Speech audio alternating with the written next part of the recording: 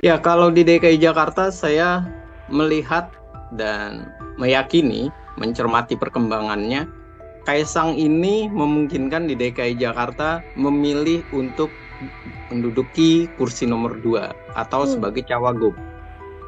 Mengapa ia memilih untuk kursi nomor 2? Jelas bahwa elektabilitasnya sangat jauh. Ini yang harus mulai dibuka oleh PDI Perjuangan untuk mulai mencairkan kondisi perpolitikan, mulai mencairkan hubungan koalisi. Jangan terlalu kaku, akhirnya wilayah-wilayah besar, provinsi, malah PDI Perjuangan tidak punya kekuatan. Bagaimana memuluskan obsesi dari Pak Presiden Jokowi dan keluarga Jokowi untuk Kaisang mendapatkan jabatan dan mendapatkan kemenangan di Jawa Tengah ataupun DKI Jakarta, sekaligus menunjukkan bahwa Jokowi dan keluarga tidak pernah kalah dalam pemilihan umum. Tribunnews on Fokus, Tribuners, kembali membersamai Anda hari ini bersama dengan saya Nila Irda. Tribuners, putra Presiden Joko Widodo sekaligus Ketua Umum PSI, Kaisang Pangarep dinilai saat ini masih dilema. Pasalnya Kaisang sendiri masih dihadapkan pada pilihan untuk maju, baik itu bisa di Pilkada Jawa Tengah atau namanya juga muncul dalam bursa di DKI Jakarta. Meski begitu, Kaisang Pangarep sendiri saat ini sudah bisa tenang melenggang maju Pilkada karena sudah mendapatkan restu dari Presiden Joko Widodo yang juga merupakan sang ayah. Lantas kiranya bagaimana kemudian peluang Kaisang Pangarep ini bisa maju di Pilkada? Saya sudah tersambung melalui Zoom dan akan membahasnya dalam diskusi Tribunnews on Fokus hari ini, Tribuners, bersama dengan pengamat politik dari Citra Institute, ada Bang Efriza. Bang Efriza, apa kabar? Terima kasih banyak sudah bergabung.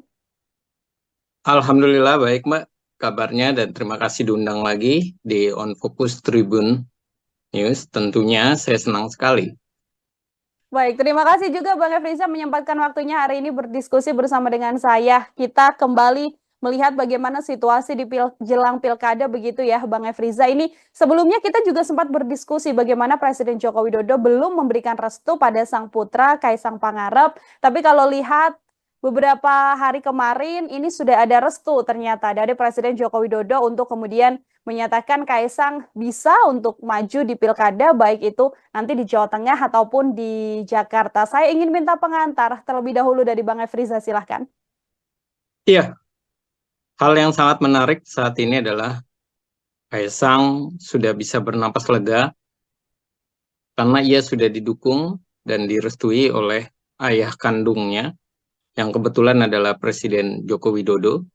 Dan tentu ini adalah suatu hal yang positif dan disambut gembira oleh Kaisang, karena bagaimanapun pernyataan restu dari Pak Presiden ataupun ayahnya itu seperti sebuah tiket yang akan membantu meyakinkan masyarakat bahwa Kaisang ini adalah selain anaknya Pak Presiden Joko Widodo, juga tentunya dia memang layak untuk memimpin negeri ini.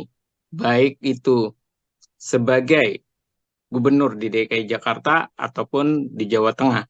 Hanya saja persoalannya, andai pun tidak direstui, semestinya ataupun kenyataannya Kaisang ini adalah ketua umum partai. Jadi saya meyakini bahwa Kaisang pun bisa tidak mendapatkan restu Pak Presiden Joko Widodo ataupun ayahnya.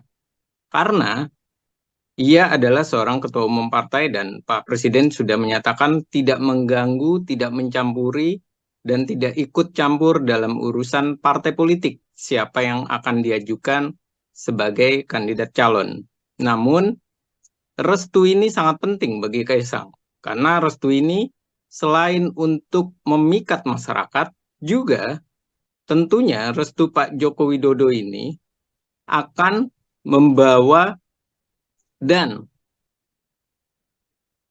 menjadi sebuah respon positif dan tentunya menjadi sebuah perhitungan bagi partai-partai politik di Hmm. Indonesia yang tentunya mereka akan berpikir bahwa saat ini walaupun elektabilitas Kaisang itu masih 1% bersama dengan Ibu Tri Risma maupun Andika Perkasa.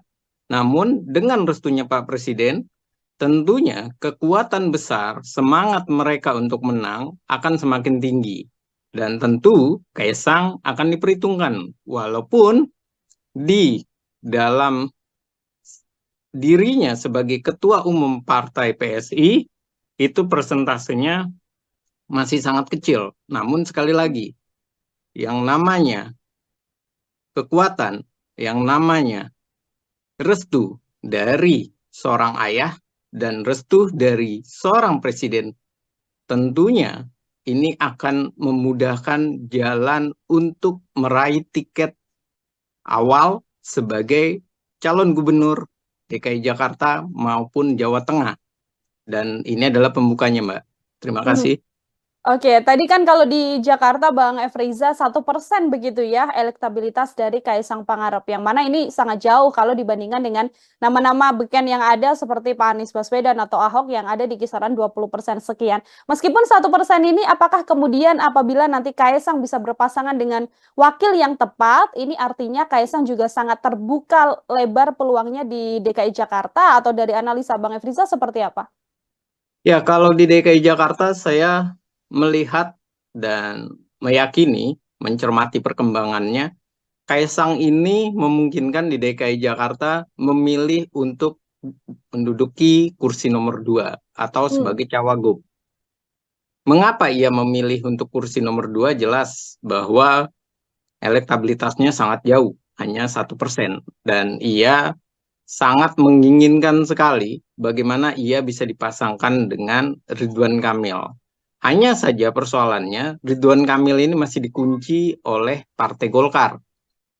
Partai Golkar mengharapkan Ridwan Kamil nantinya masuk atau maju di Jawa Barat. Sementara kalau Ridwan Kamil maju di Jawa Barat, tentunya Gerindra yang akan sangat kecewa karena Gerindra berasa atau meyakini ia bisa mencengkram Jawa Barat dan tidak berbeda satu kursi lagi kalau Golkar maju di Jakarta, sementara Jawa Barat yang diajukan adalah Deddy Mulyadi dari Gerindra, dan ini sangat diapresiasi oleh Gerindra karena peluang Gerindra mencekram Jawa Barat itu begitu tinggi. Jadi inilah yang menyebabkan nantinya optimis dari Kaisang ini begitu besar.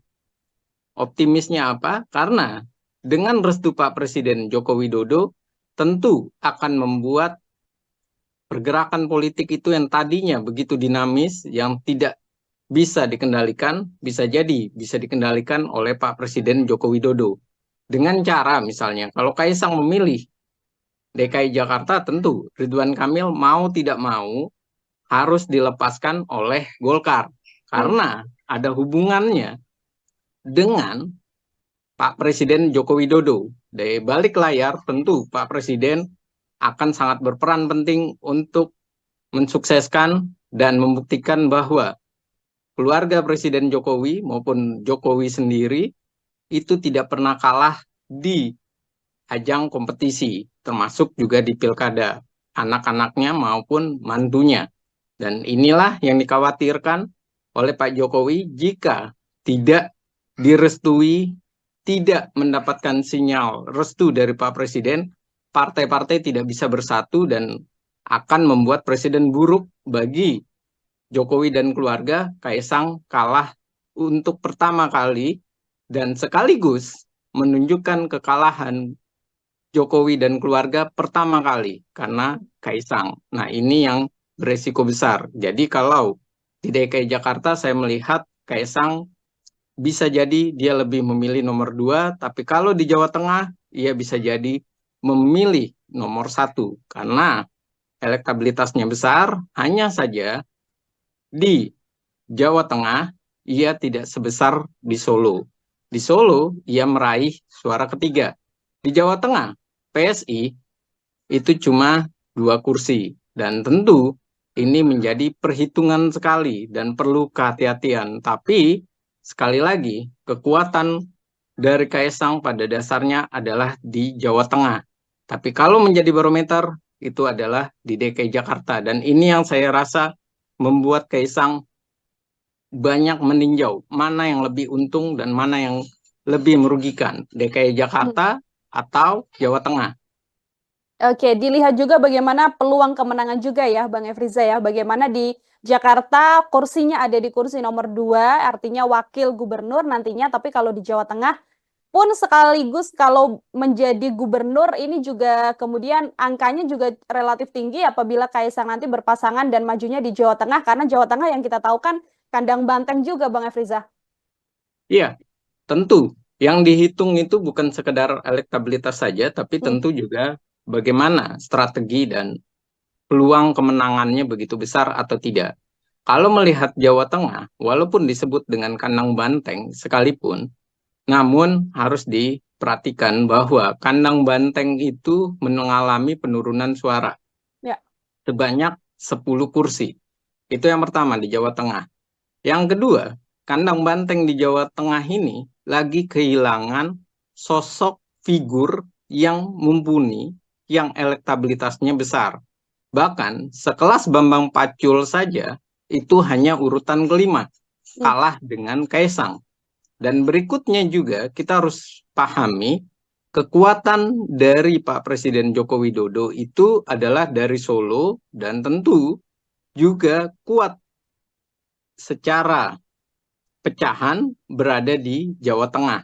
Dan ini tentunya sangat perlu kehati-hatian. Dan inilah kenapa akhirnya PDI Perjuangan juga menimbang kalau Jawa Tengah, kenapa tidak? Misalnya PDI Perjuangan berkoalisi dengan Kaisang. Karena apa?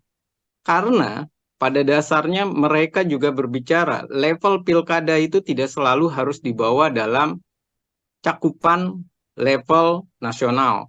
Yang pertama itu. Yang kedua, pilkada ini bagi partai adalah bagaimana meraih kemenangan, banyak kemenangan besar di berbagai daerah.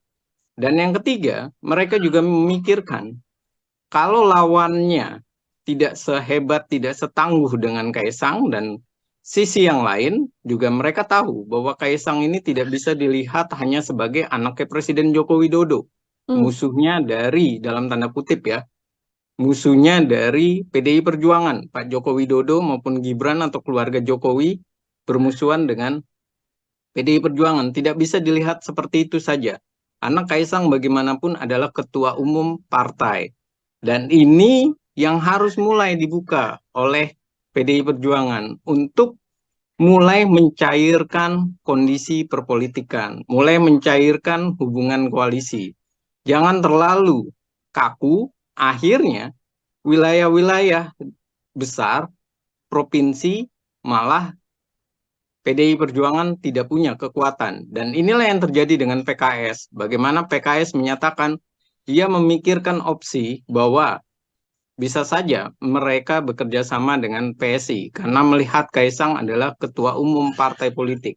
Dan ini yang harus dibangun oleh PDI Perjuangan semestinya. Jadi bukan sekedar bahwa Kaisang anak presiden, bahwa ini nantinya adalah bernilai buruk bagi organisasi partai politik. PDI Perjuangan tidak bisa dinilai seperti itu, serampangan saja dengan nalar seperti itu atau nilai seperti itu, tapi harus dilihat secara banyak hal bahwa Kaisang adalah ketua umum partai, elektabilitasnya besar, Hmm. dan kemudian PDI Perjuangan adalah ini kandang banteng, tapi sisi yang lain PDI Perjuangan lagi kehilangan sosok calon tangguh di Jawa Tengah. Kenapa tidak sama-sama membangun Jawa Tengah? Ada opsi bagaimana kemudian menjalin hubungan antara PDI Perjuangan yang basicnya juga kuat di Jawa Tengah secara kandang banteng begitu ya Bang Efriza bersama dengan PSI, yakni dalam hal ini adalah Kaisang yang secara elektabilitas memang paling tinggi di Jawa Tengah. Ini kan juga kalau dari Golkar Bang Efriza yang kemarin baru saja direkomendasikan kan pasangan Kaisang Pangarep dengan Yusuf Hamka yang digadang-gadang bisa maju juga di Jawa Tengah. Melihat duet ini, apakah ini adalah duet yang cukup ideal Bang Efriza? Dengan Yusuf Hamka ya Mbak? Mhm. Iya, kalau berbicara dengan Yusuf Hamka, saya bilang ataupun dari nadanya PSI pun baik dari PSI maupun Kaisang, saya rasa mereka tidak tertarik kalau Golkar mengajukan Yusuf Hamka. Kenapa? Karena elektabilitas Kaisang saja 1%. Sementara elektabilitas dari calon wakil gubernurnya itu tidaklah besar. Sisi yang lain, Yusuf Hamka ini memang terkenal, tapi di sisi pebisnis, pengusaha, bukan di sisi popularitas secara masif di masyarakat. Jadi ini adalah sebuah pasangan yang saya bilang pasangan bisa dikatakan adalah tidak menghasilkan suatu optimis, malah yang ada pesimis. Mengapa pesimis? Karena itu tadi, elektabilitas Kaisang begitu kecil, Yusuf Hamka pun tidak mengikuti dan tidak membesarkan elektabilitas dari Kaisang. Nah, yang kedua adalah melihat sinyal dari PSI yang menyatakan bahwa mereka masih menimbang, mereka masih mencari kandidat yang pas. Artinya, tidak serta-merta mereka mau, karena mereka tahu bahwa tujuan mereka ke Golkar itu pada dasarnya ingin mendapatkan Ridwan Kamil. Tapi Golkar mengunci dan menawarkan Yusuf Hamka. Karena Ridwan Kamil ini potensi menangnya sangat besar di Jawa Barat. Ya. Di Jawa Barat begitu besar, daerah pemilihannya begitu besar, masyarakatnya begitu besar, hanya gengsinya kurang kalau dibanding DKI Jakarta. Namun sekali lagi, kalau Golkar melepaskan Jawa Barat, maka kemungkinan besar membesarnya Gerindra. Dan ini yang dikhawatirkan sekali oleh Golkar. Bukan soal nama Kaisang itu atau soal bahwa ini adalah anak presiden, tapi ini adalah soal strategi politik dan ini adalah soal bagaimana meluaskan pengaruh dan menjaga daerah pemilihan. Jangan sampai daerah pemilihan itu kerebut oleh Gerindra, semakin besar Gerindra dan mencengkram, sedangkan Golkar semakin jauh jaraknya dengan Gerindra. Padahal saat ini jaraknya hanya 1 kursi. Dan lagi-lagi, Golkar tahu bahwa Gerindra punya calon kuat, yaitu Deddy Mulyadi, yang dulunya adalah kader Golkar. Dan ini adalah sangat berbahaya bagi Golkar, perlu kehati-hatian. Jadi mengajukan Yusuf Hamka itu seperti Golkar memberikan suatu opsi bahwa kalau mau dengan Golkar, ya sudah, ambil saja ini. Soal elektabilitas nanti bisa dibicarakan belakangan. Tapi strategi politik tidak bisa berbicara seperti itu. Di awal sudah harus ada pembicaraan elektabilitas dan potensi kemenangannya besar. Kalau kecil, buat apa diajukan? Apalagi melawan Anies Baswedan yang petahana. Maka membuat Pak Anies ini tidak begitu gentar, tidak begitu takut, bahkan iya bisa saja aman, memang benar-benar aman karena lawannya tidak sebanding. Oke, ini Golkar yang juga masih menimbang-nimbang apakah kemudian bisa membawa Ridwan Kamil ke Jakarta atau masih tetap peluang kemenangan yang justru lebih besar ya Bang Efriza apabila tetap mencalonkan Ridwan Kamil ini di Jawa Barat seperti itu. Ini kalau kita melihat peluangnya, kalau misalkan nanti Ridwan Kamil ini ke Jakarta, apakah juga berpasangan dengan Kaisang Pangarep begitu di kursi nomor 2 Wakil Gubernur, bisa seimbang kekuatannya untuk bisa melawan sosok Anies Baswedan yang memang secara elektabilitas di beberapa survei belakangan ini memang masih paling tinggi begitu Bang?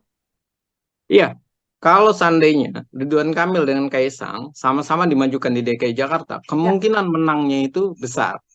Kalau tidak terjadi kocok ulang dalam komposisi pasangan yang sudah diajukan, yaitu aman, Anies Baswedan dengan Sohibul Iman.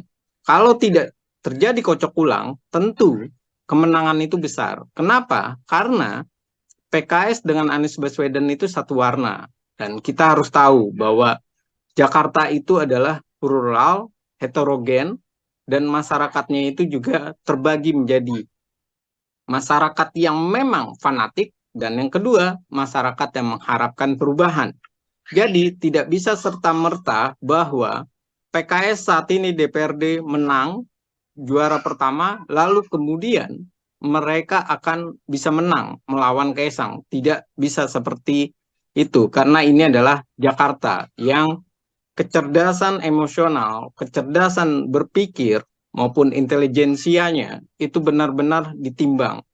mereka juga berpendidikan, berpendapatan besar, artinya mereka tahu apa yang mereka inginkan, dan mereka sudah melihat rekam jejak dari Pak Anies dan PKS, yang bisa dikatakan satu sisi memang berhasil, tapi sisi yang lain juga masih pro dan kontra keberhasilannya. Jadi kalau bisa diutarakan masih 50-50, yang menyatakan bahwa Anies Baswedan adalah sukses di DKI Jakarta. Dan ini adalah fakta yang tidak bisa dilepaskan.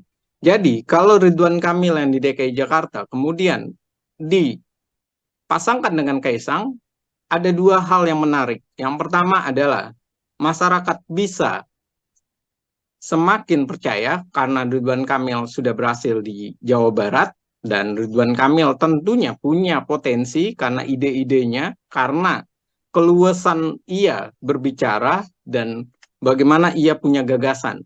Dan ini sangat menarik dinantikan oleh warga DKI. Yang kedua, soal Kaisangnya.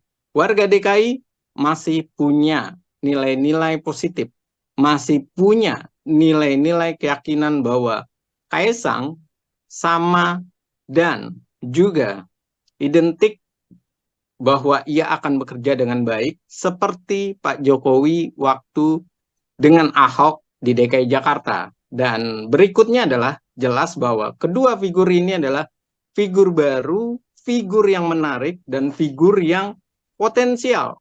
Karena satunya adalah orang yang sukses di DKI Jakarta, di Jawa Barat, yaitu Pak Ridwan Kamil, dan tentu ia juga menjadi tolok ukur bagi DKI Jakarta kesuksesannya, dan ia juga pantas untuk di DKI Jakarta diperhitungkan oleh warga DKI. Dan yang kedua adalah Kaisangnya ini. Dia adalah seorang pengusaha, dia adalah seorang partai politik, dan partai politiknya juga ada kursi lumayan besar, walaupun nomor urut ke-7, dan walaupun hanya 8 kursi, tapi masih bisa dinamis pemikiran DKI Jakarta dari PSI ini banyak menyentuh dan banyak membuat masyarakat tertarik. Contohnya saja dengan dari kader PSI yang sangat terlihat sekali mereka lebih punya kekuatan, yaitu Grace Natali yang memenangkan banyak suara di DKI Jakarta, dan tentu ini sangat menjadi animo masyarakat atau membuat masyarakat semakin meyakini bahwa peluang dua kandidat ini sama-sama baik nilainya. Hanya saja Anies Baswedan dengan Sohibul Iman harus dilakukan revisi kalau berhadapan dengan Ridwan Kamil dan Kaisang. Karena bisa jadi tidak mendapatkan mitra koalisi, yang pertama. Yang kedua, tidak mendapatkan antusias dari masyarakat. Animonya berbeda karena adanya Ridwan Kamil dan Kaisang sebagai pengusaha sekaligus duet dengan eksekutif daerah yang berhasil di Jawa Barat. Oke, terakhir Bang Efriza, ini kalau tadi analisa bagaimana Kaisang akan melenggang di Jakarta begitu ya. Sekarang apabila memang Kaisang ini majunya di Jawa Tengah seperti itu Bang Efriza. Siapa kemudian pasangan yang berpeluang bisa maju bersama dengan Kaisang? Lalu peluang kemenangan Kaisang ini akan seperti apa nantinya? Ya, tentu kalau berbicara di Jawa Tengah, saat ini Kim tentu banyak sekali menginginkan atau mengajukan calon. Bahkan dari institusi Polri pun sudah diperhitungkan yang mendapatkan elektabilitas besar. Hanya persoalannya adalah yang perlu dilakukan oleh Kaisang saat ini di Jawa Tengah meyakinkan mitra koalisinya. Itu yang pertama. Yang kedua adalah mencari figur yang pas dengan cara dia bisa untuk menjelaskan kekuatan dari nanti koalisinya, visi misinya, dan kemudian mengapa figur itu dipilih. Karena bagaimanapun, walaupun Kaisang elektabilitasnya tinggi, yang menjadi menarik di Jawa Tengah adalah siapa wakilnya. Dari institusi atau lembaga apa, itu yang pertama. Yang kedua adalah sosoknya ini diterima oleh masyarakat secara luas di berbagai partai politik atau tidak.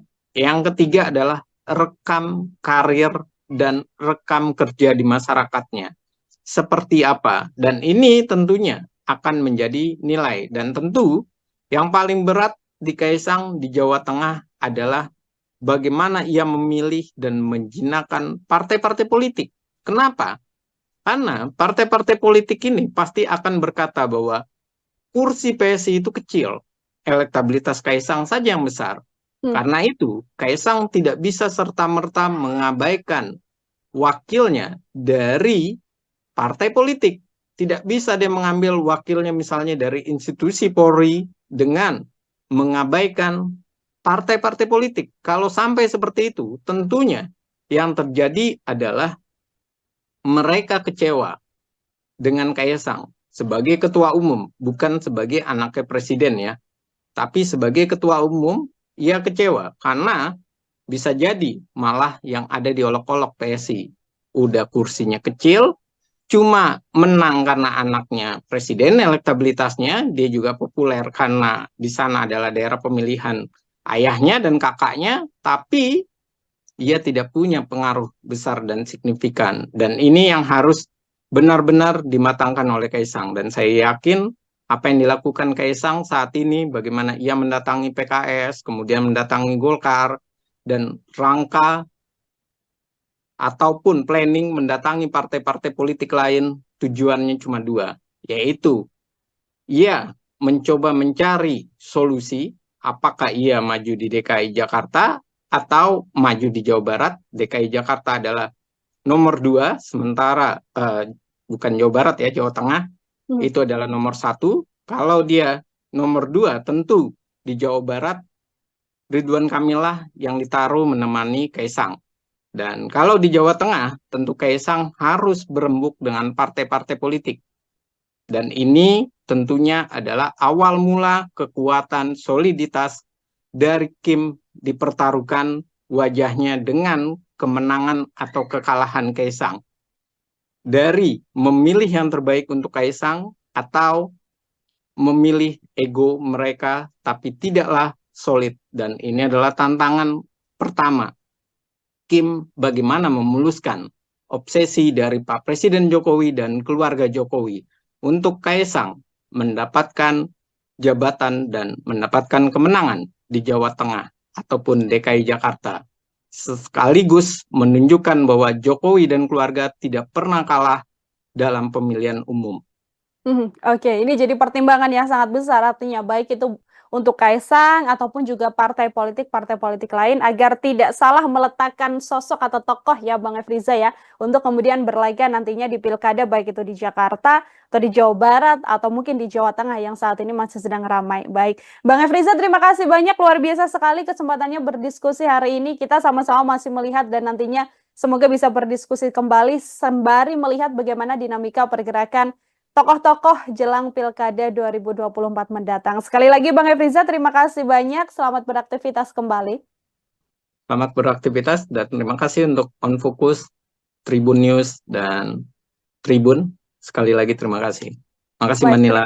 Terima kasih banyak Bang Efriza. Tribuners, demikian obrolan saya bersama dengan pengamat politik dari Citra Institute, ada Bang Efriza. Nantikan obrolan saya lainnya masih dalam program Tribun News On Focus. Saya Nila Irda pamit undur diri. Terima kasih dan sampai jumpa. Download Tribun X sekarang. Menghadirkan lokal menjadi Indonesia. Ya, kalau di DKI Jakarta saya melihat dan meyakini, mencermati perkembangannya, Kaisang ini memungkinkan di DKI Jakarta memilih untuk menduduki kursi nomor 2 atau sebagai cawagup. Mengapa ia memilih untuk kursi nomor 2? Jelas bahwa elektabilitasnya sangat jauh. Ini yang harus mulai dibuka oleh PDI Perjuangan untuk mulai mencairkan kondisi perpolitikan, mulai mencairkan hubungan koalisi. Jangan terlalu kaku, akhirnya wilayah-wilayah besar, provinsi, malah PDI Perjuangan tidak punya kekuatan. Bagaimana memuluskan obsesi dari Pak Presiden Jokowi dan keluarga Jokowi untuk Kaisang mendapatkan jabatan dan mendapatkan kemenangan di Jawa Tengah ataupun DKI Jakarta, sekaligus menunjukkan bahwa Jokowi dan keluarga tidak pernah kalah dalam pemilihan umum. Tribun News on Focus, Tribuners, kembali membersamai Anda hari ini bersama dengan saya Nila Irda. Tribuners, putra Presiden Joko Widodo sekaligus Ketua Umum PSI, Kaisang Pangarep dinilai saat ini masih dilema. Pasalnya Kaisang sendiri masih dihadapkan pada pilihan untuk maju, baik itu bisa di Pilkada Jawa Tengah atau namanya juga muncul dalam bursa di DKI Jakarta. Meski begitu, Kaisang Pangarep sendiri saat ini sudah bisa tenang melenggang maju Pilkada karena sudah mendapatkan restu dari Presiden Joko Widodo yang juga merupakan sang ayah. Lantas kiranya bagaimana kemudian peluang Kaisang Pangarep ini bisa maju di Pilkada? Saya sudah tersambung melalui Zoom dan akan membahasnya dalam diskusi Tribun News on Focus hari ini, Tribuners, bersama dengan pengamat politik dari Citra Institute, ada Bang Efriza. Bang Efriza, apa kabar? Terima kasih banyak sudah bergabung. Alhamdulillah baik Mbak kabarnya, dan terima kasih diundang lagi di On Focus Tribun News. Tentunya saya senang sekali. Baik, terima kasih juga Bang Efriza menyempatkan waktunya hari ini berdiskusi bersama dengan saya. Kita kembali melihat bagaimana situasi di jelang Pilkada begitu ya Bang Efriza. Ini sebelumnya kita juga sempat berdiskusi bagaimana Presiden Joko Widodo belum memberikan restu pada sang putra Kaisang Pangarep. Tapi kalau lihat beberapa hari kemarin ini sudah ada restu ternyata dari Presiden Joko Widodo untuk kemudian menyatakan Kaisang bisa untuk maju di Pilkada, baik itu nanti di Jawa Tengah ataupun di Jakarta. Saya ingin minta pengantar terlebih dahulu dari Bang Efriza, silahkan. Iya, hal yang sangat menarik saat ini adalah Kaisang sudah bisa bernapas lega karena ia sudah didukung dan direstui oleh ayah kandungnya, yang kebetulan adalah Presiden Joko Widodo. Dan tentu ini adalah suatu hal yang positif dan disambut gembira oleh Kaisang, karena bagaimanapun pernyataan restu dari Pak Presiden ataupun ayahnya itu seperti sebuah tiket yang akan membantu meyakinkan masyarakat bahwa Kaisang ini adalah selain anaknya Pak Presiden Joko Widodo, juga tentunya dia memang layak untuk memimpin negeri ini. Baik itu sebagai gubernur di DKI Jakarta ataupun di Jawa Tengah. Hanya saja persoalannya, andai pun tidak direstui, semestinya ataupun kenyataannya Kaisang ini adalah ketua umum partai. Jadi saya meyakini bahwa Kaisang pun bisa tidak mendapatkan restu Pak Presiden Joko Widodo ataupun ayahnya. Karena ia adalah seorang ketua umum partai dan Pak Presiden sudah menyatakan tidak mengganggu, tidak mencampuri, dan tidak ikut campur dalam urusan partai politik siapa yang akan diajukan sebagai kandidat calon. Namun, restu ini sangat penting bagi Kaisang.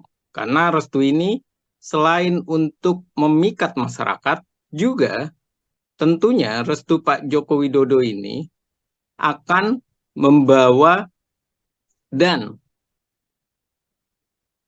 menjadi sebuah respon positif dan tentunya menjadi sebuah perhitungan bagi partai-partai politik di Indonesia yang tentunya mereka akan berpikir bahwa saat ini walaupun elektabilitas Kaisang itu masih 1% bersama dengan Ibu Tri Risma maupun Andika Perkasa, namun dengan restunya Pak Presiden, tentunya kekuatan besar, semangat mereka untuk menang akan semakin tinggi. Dan tentu Kaisang akan diperhitungkan, walaupun di dalam dirinya sebagai ketua umum partai PSI, itu persentasenya masih sangat kecil. Namun sekali lagi, yang namanya kekuatan, yang namanya restu dari seorang ayah dan restu dari seorang presiden, tentunya ini akan memudahkan jalan untuk meraih tiket awal sebagai calon gubernur DKI Jakarta maupun Jawa Tengah. Dan ini adalah pembukanya, Mbak. Terima kasih. Oke, tadi kan kalau di Jakarta Bang Efriza 1% begitu ya elektabilitas dari Kaisang Pangarep. Yang mana ini sangat jauh kalau dibandingkan dengan nama-nama beken yang ada seperti Pak Anies Baswedan atau Ahok yang ada di kisaran 20% sekian. Meskipun 1% ini apakah kemudian apabila nanti Kaisang bisa berpasangan dengan wakil yang tepat, ini artinya Kaisang juga sangat terbuka lebar peluangnya di DKI Jakarta atau dari analisa Bang Efriza seperti apa? Ya, kalau di DKI Jakarta saya melihat dan meyakini, mencermati perkembangannya, Kaisang ini memungkinkan di DKI Jakarta memilih untuk menduduki kursi nomor 2 atau sebagai cawagup. Mengapa ia memilih untuk kursi nomor 2? Jelas bahwa elektabilitasnya sangat jauh, hanya 1%. Dan ia sangat menginginkan sekali bagaimana ia bisa dipasangkan dengan Ridwan Kamil. Hanya saja persoalannya, Ridwan Kamil ini masih dikunci oleh Partai Golkar. Partai Golkar mengharapkan Ridwan Kamil nantinya masuk atau maju di Jawa Barat. Sementara kalau Ridwan Kamil maju di Jawa Barat, tentunya Gerindra yang akan sangat kecewa karena Gerindra berasa atau meyakini ia bisa mencengkram Jawa Barat dan tidak berbeda satu kursi lagi kalau Golkar maju di Jakarta, sementara Jawa Barat yang diajukan adalah Deddy Mulyadi dari Gerindra, dan ini sangat diapresiasi oleh Gerindra karena peluang Gerindra mencengkram Jawa Barat itu begitu tinggi. Jadi inilah yang menyebabkan nantinya optimis dari Kaisang ini begitu besar. Optimisnya apa? Karena dengan restu Pak Presiden Joko Widodo tentu akan membuat pergerakan politik itu yang tadinya begitu dinamis, yang tidak bisa dikendalikan, bisa jadi bisa dikendalikan oleh Pak Presiden Joko Widodo. Dengan cara misalnya, kalau Kaisang memilih DKI Jakarta, tentu Ridwan Kamil mau tidak mau harus dilepaskan oleh Golkar. Karena ada hubungannya dengan Pak Presiden Joko Widodo. Dari balik layar tentu Pak Presiden akan sangat berperan penting untuk mensukseskan dan membuktikan bahwa keluarga Presiden Jokowi maupun Jokowi sendiri itu tidak pernah kalah di ajang kompetisi, termasuk juga di pilkada, anak-anaknya maupun mantunya.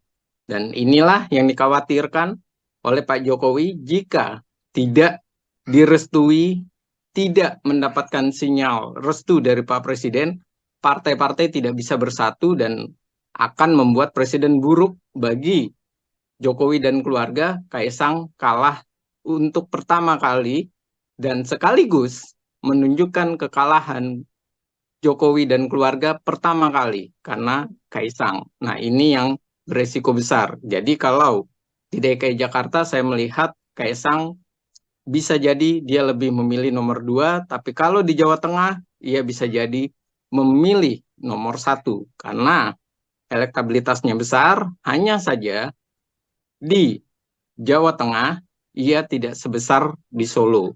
Di Solo ia meraih suara ketiga.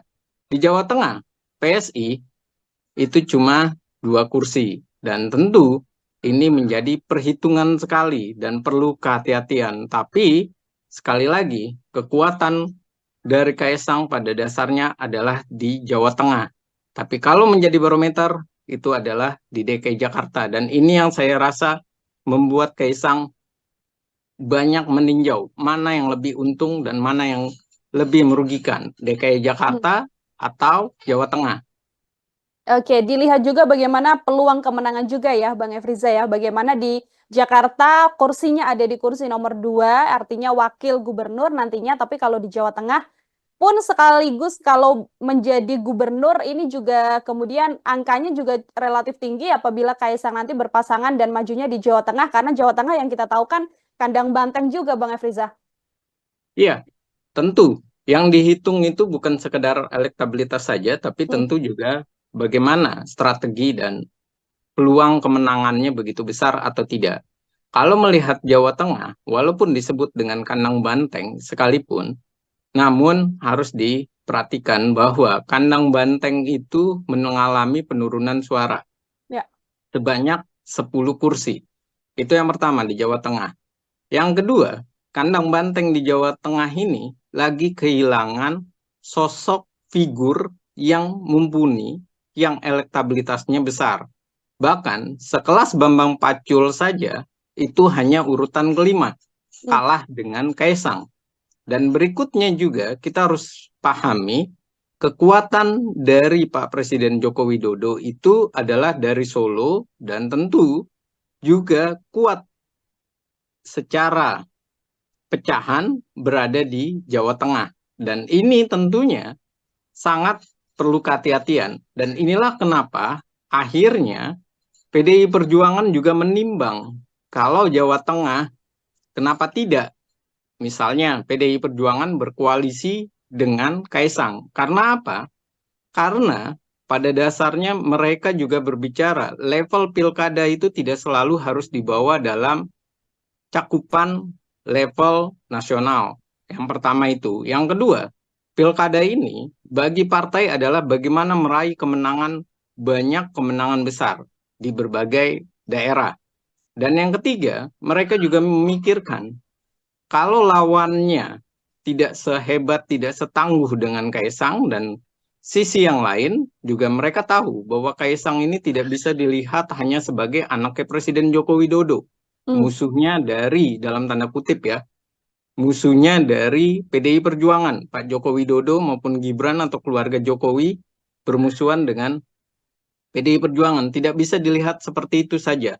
Anak Kaisang bagaimanapun adalah ketua umum partai. Dan ini yang harus mulai dibuka oleh PDI Perjuangan untuk mulai mencairkan kondisi perpolitikan, mulai mencairkan hubungan koalisi. Jangan terlalu kaku, akhirnya wilayah-wilayah besar, provinsi, malah PDI Perjuangan tidak punya kekuatan. Dan inilah yang terjadi dengan PKS. Bagaimana PKS menyatakan dia memikirkan opsi bahwa bisa saja mereka bekerja sama dengan PSI karena melihat Kaisang adalah ketua umum partai politik. Dan ini yang harus dibangun oleh PDI Perjuangan semestinya. Jadi bukan sekedar bahwa Kaisang anak presiden, bahwa ini nantinya adalah bernilai buruk bagi organisasi partai politik. PDI Perjuangan tidak bisa dinilai seperti itu, serampangan saja dengan nalar seperti itu atau nilai seperti itu, tapi harus dilihat secara banyak hal, bahwa Kaisang adalah ketua umum partai, elektabilitasnya besar, dan kemudian PDI Perjuangan adalah ini kandang banteng, tapi sisi yang lain, PDI Perjuangan lagi kehilangan sosok calon tangguh di Jawa Tengah. Kenapa tidak sama-sama membangun Jawa Tengah? Ada opsi bagaimana kemudian menjalin hubungan antara PDI Perjuangan yang basicnya juga kuat di Jawa Tengah secara kandang banteng begitu ya Bang Efriza bersama dengan PSI. Yakni dalam hal ini adalah Kaisang yang secara elektabilitas memang paling tinggi di Jawa Tengah. Ini kan juga kalau dari Golkar Bang Efriza yang kemarin baru saja direkomendasikan kan pasangan Kaisang Pangarep dengan Yusuf Hamka yang digadang-gadang bisa maju juga di Jawa Tengah. Melihat duet ini, apakah ini adalah duet yang cukup ideal Bang Efriza?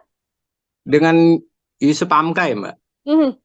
Ya, kalau berbicara dengan Yusuf Hamka, saya bilang, ataupun dari nadanya PSI pun, baik dari PSI maupun Kaisang, saya rasa mereka tidak tertarik kalau Golkar mengajukan Yusuf Hamka. Kenapa? Karena elektabilitas Kaisang saja 1%. Sementara elektabilitas dari calon wakil gubernurnya itu tidaklah besar. Sisi yang lain, Yusuf Hamka ini memang terkenal, tapi di sisi pebisnis, pengusaha, bukan di sisi popularitas secara masif di masyarakat. Jadi ini adalah sebuah pasangan yang saya bilang pasangan bisa dikatakan adalah tidak menghasilkan suatu optimis, malah yang ada pesimis. Mengapa pesimis? Karena yaitu tadi, elektabilitas Kaisang begitu kecil, Yusuf Hamka pun tidak mengikuti dan tidak membesarkan elektabilitas dari Kaisang. Nah, yang kedua adalah melihat sinyal dari PSI yang menyatakan bahwa mereka masih menimbang, mereka masih mencari kandidat yang pas. Artinya, tidak serta-merta mereka mau, karena mereka tahu bahwa tujuan mereka ke Golkar itu pada dasarnya ingin mendapatkan Ridwan Kamil. Tapi Golkar mengunci dan menawarkan Yusuf Hamka.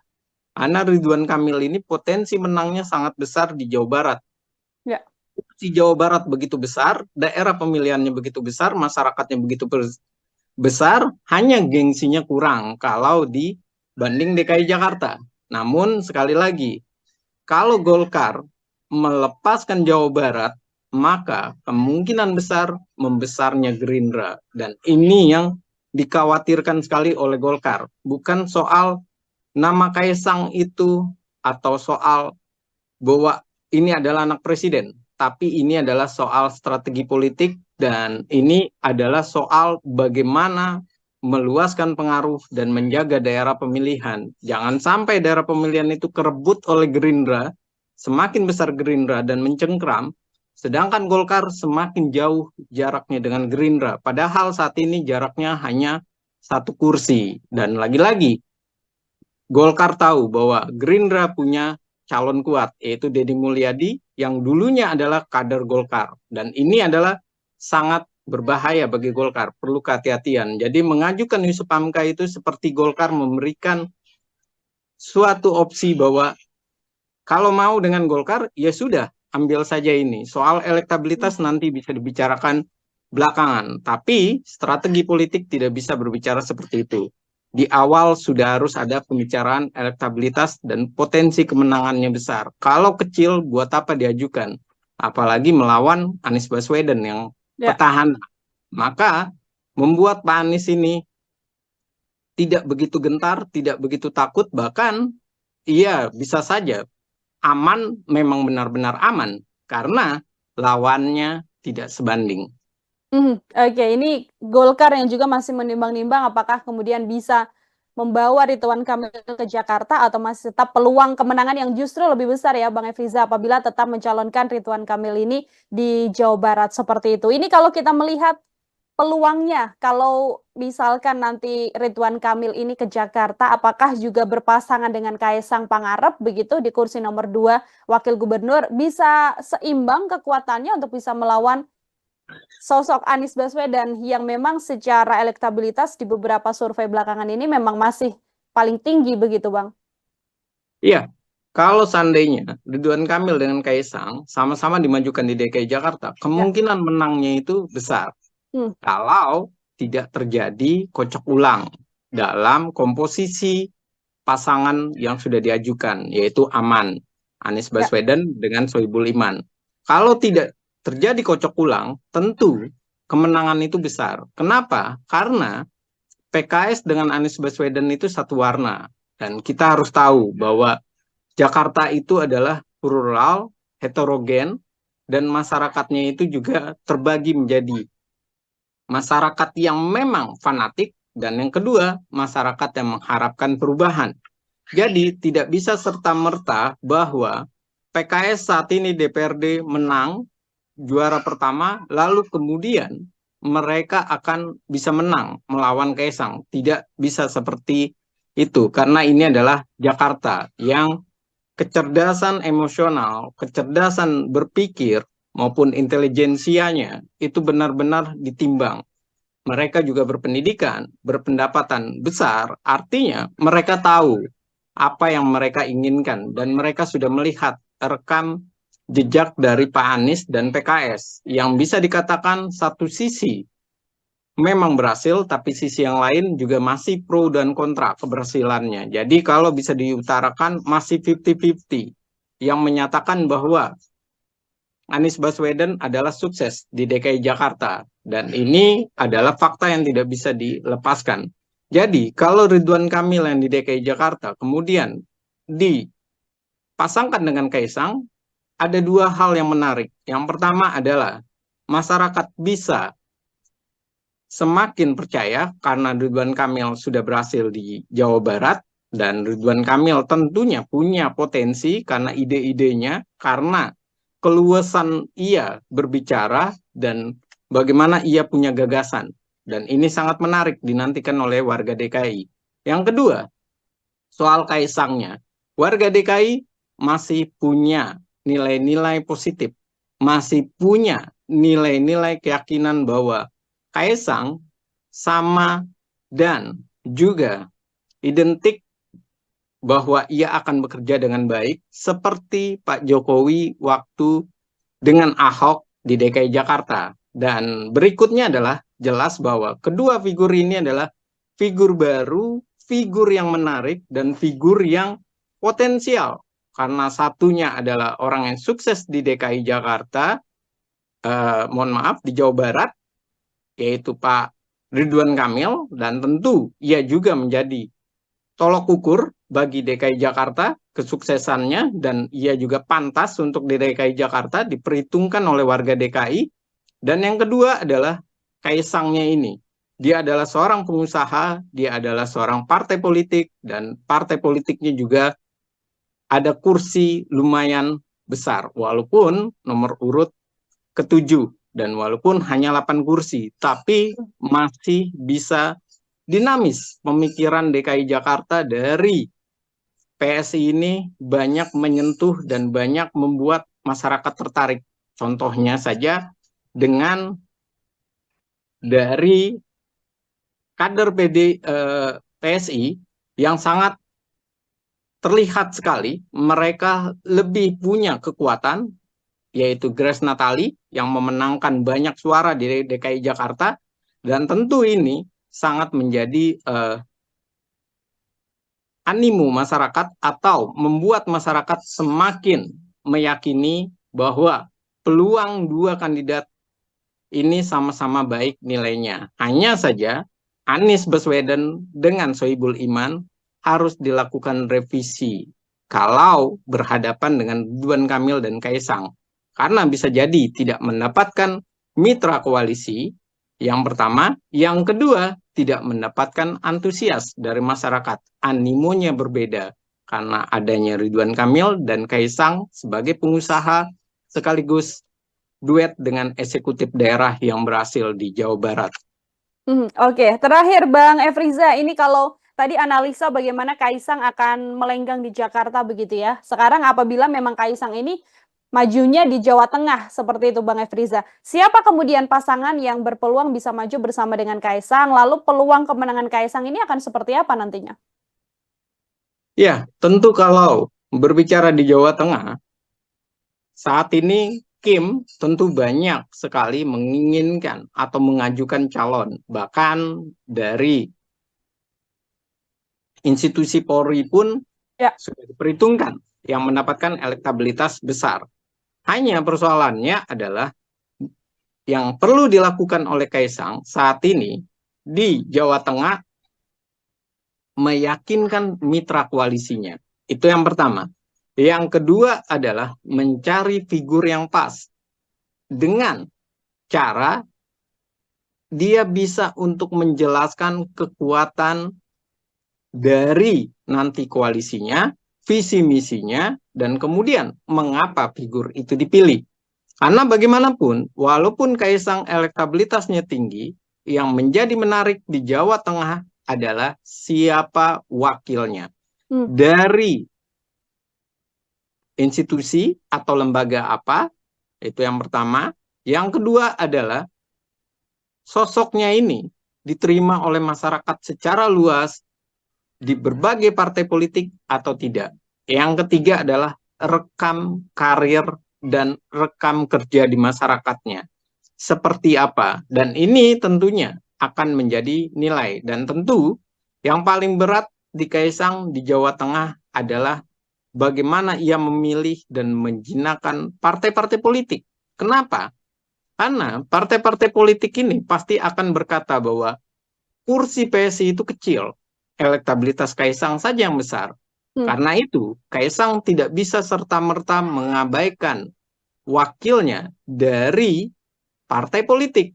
Tidak bisa dia mengambil wakilnya misalnya dari institusi Polri dengan mengabaikan partai-partai politik. Kalau sampai seperti itu, tentunya yang terjadi adalah mereka kecewa dengan Kaisang sebagai ketua umum, bukan sebagai anaknya presiden ya, tapi sebagai ketua umum, ia kecewa karena bisa jadi malah yang ada di olok-olok PSI.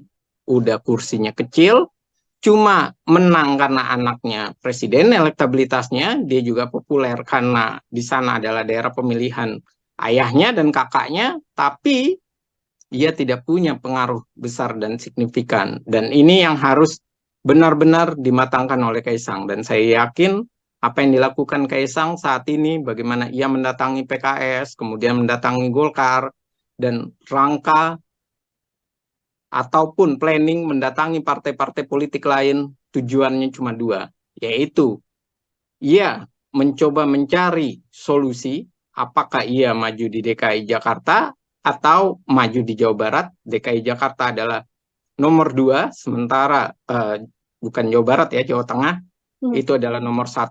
Kalau dia nomor 2, tentu di Jawa Barat Ridwan Kamil lah yang ditaruh menemani Kaisang. Dan kalau di Jawa Tengah, tentu Kaisang harus berembuk dengan partai-partai politik. Dan ini tentunya adalah awal mula kekuatan soliditas dari Kim dipertaruhkan wajahnya dengan kemenangan atau kekalahan Kaisang.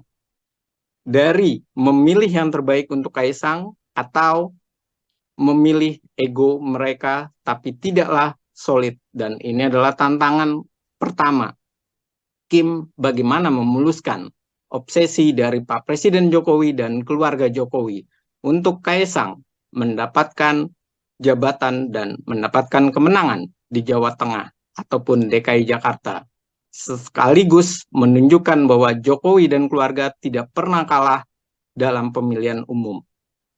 Oke, ini jadi pertimbangan yang sangat besar, artinya baik itu untuk Kaisang ataupun juga partai politik lain agar tidak salah meletakkan sosok atau tokoh ya Bang Efriza ya, untuk kemudian berlaga nantinya di pilkada baik itu di Jakarta atau di Jawa Barat atau mungkin di Jawa Tengah yang saat ini masih sedang ramai. Baik, Bang Efriza terima kasih banyak, luar biasa sekali kesempatannya berdiskusi hari ini. Kita sama-sama masih melihat dan nantinya semoga bisa berdiskusi kembali sembari melihat bagaimana dinamika pergerakan tokoh-tokoh jelang Pilkada 2024 mendatang. Sekali lagi Bang Efriza, terima kasih banyak. Selamat beraktivitas kembali.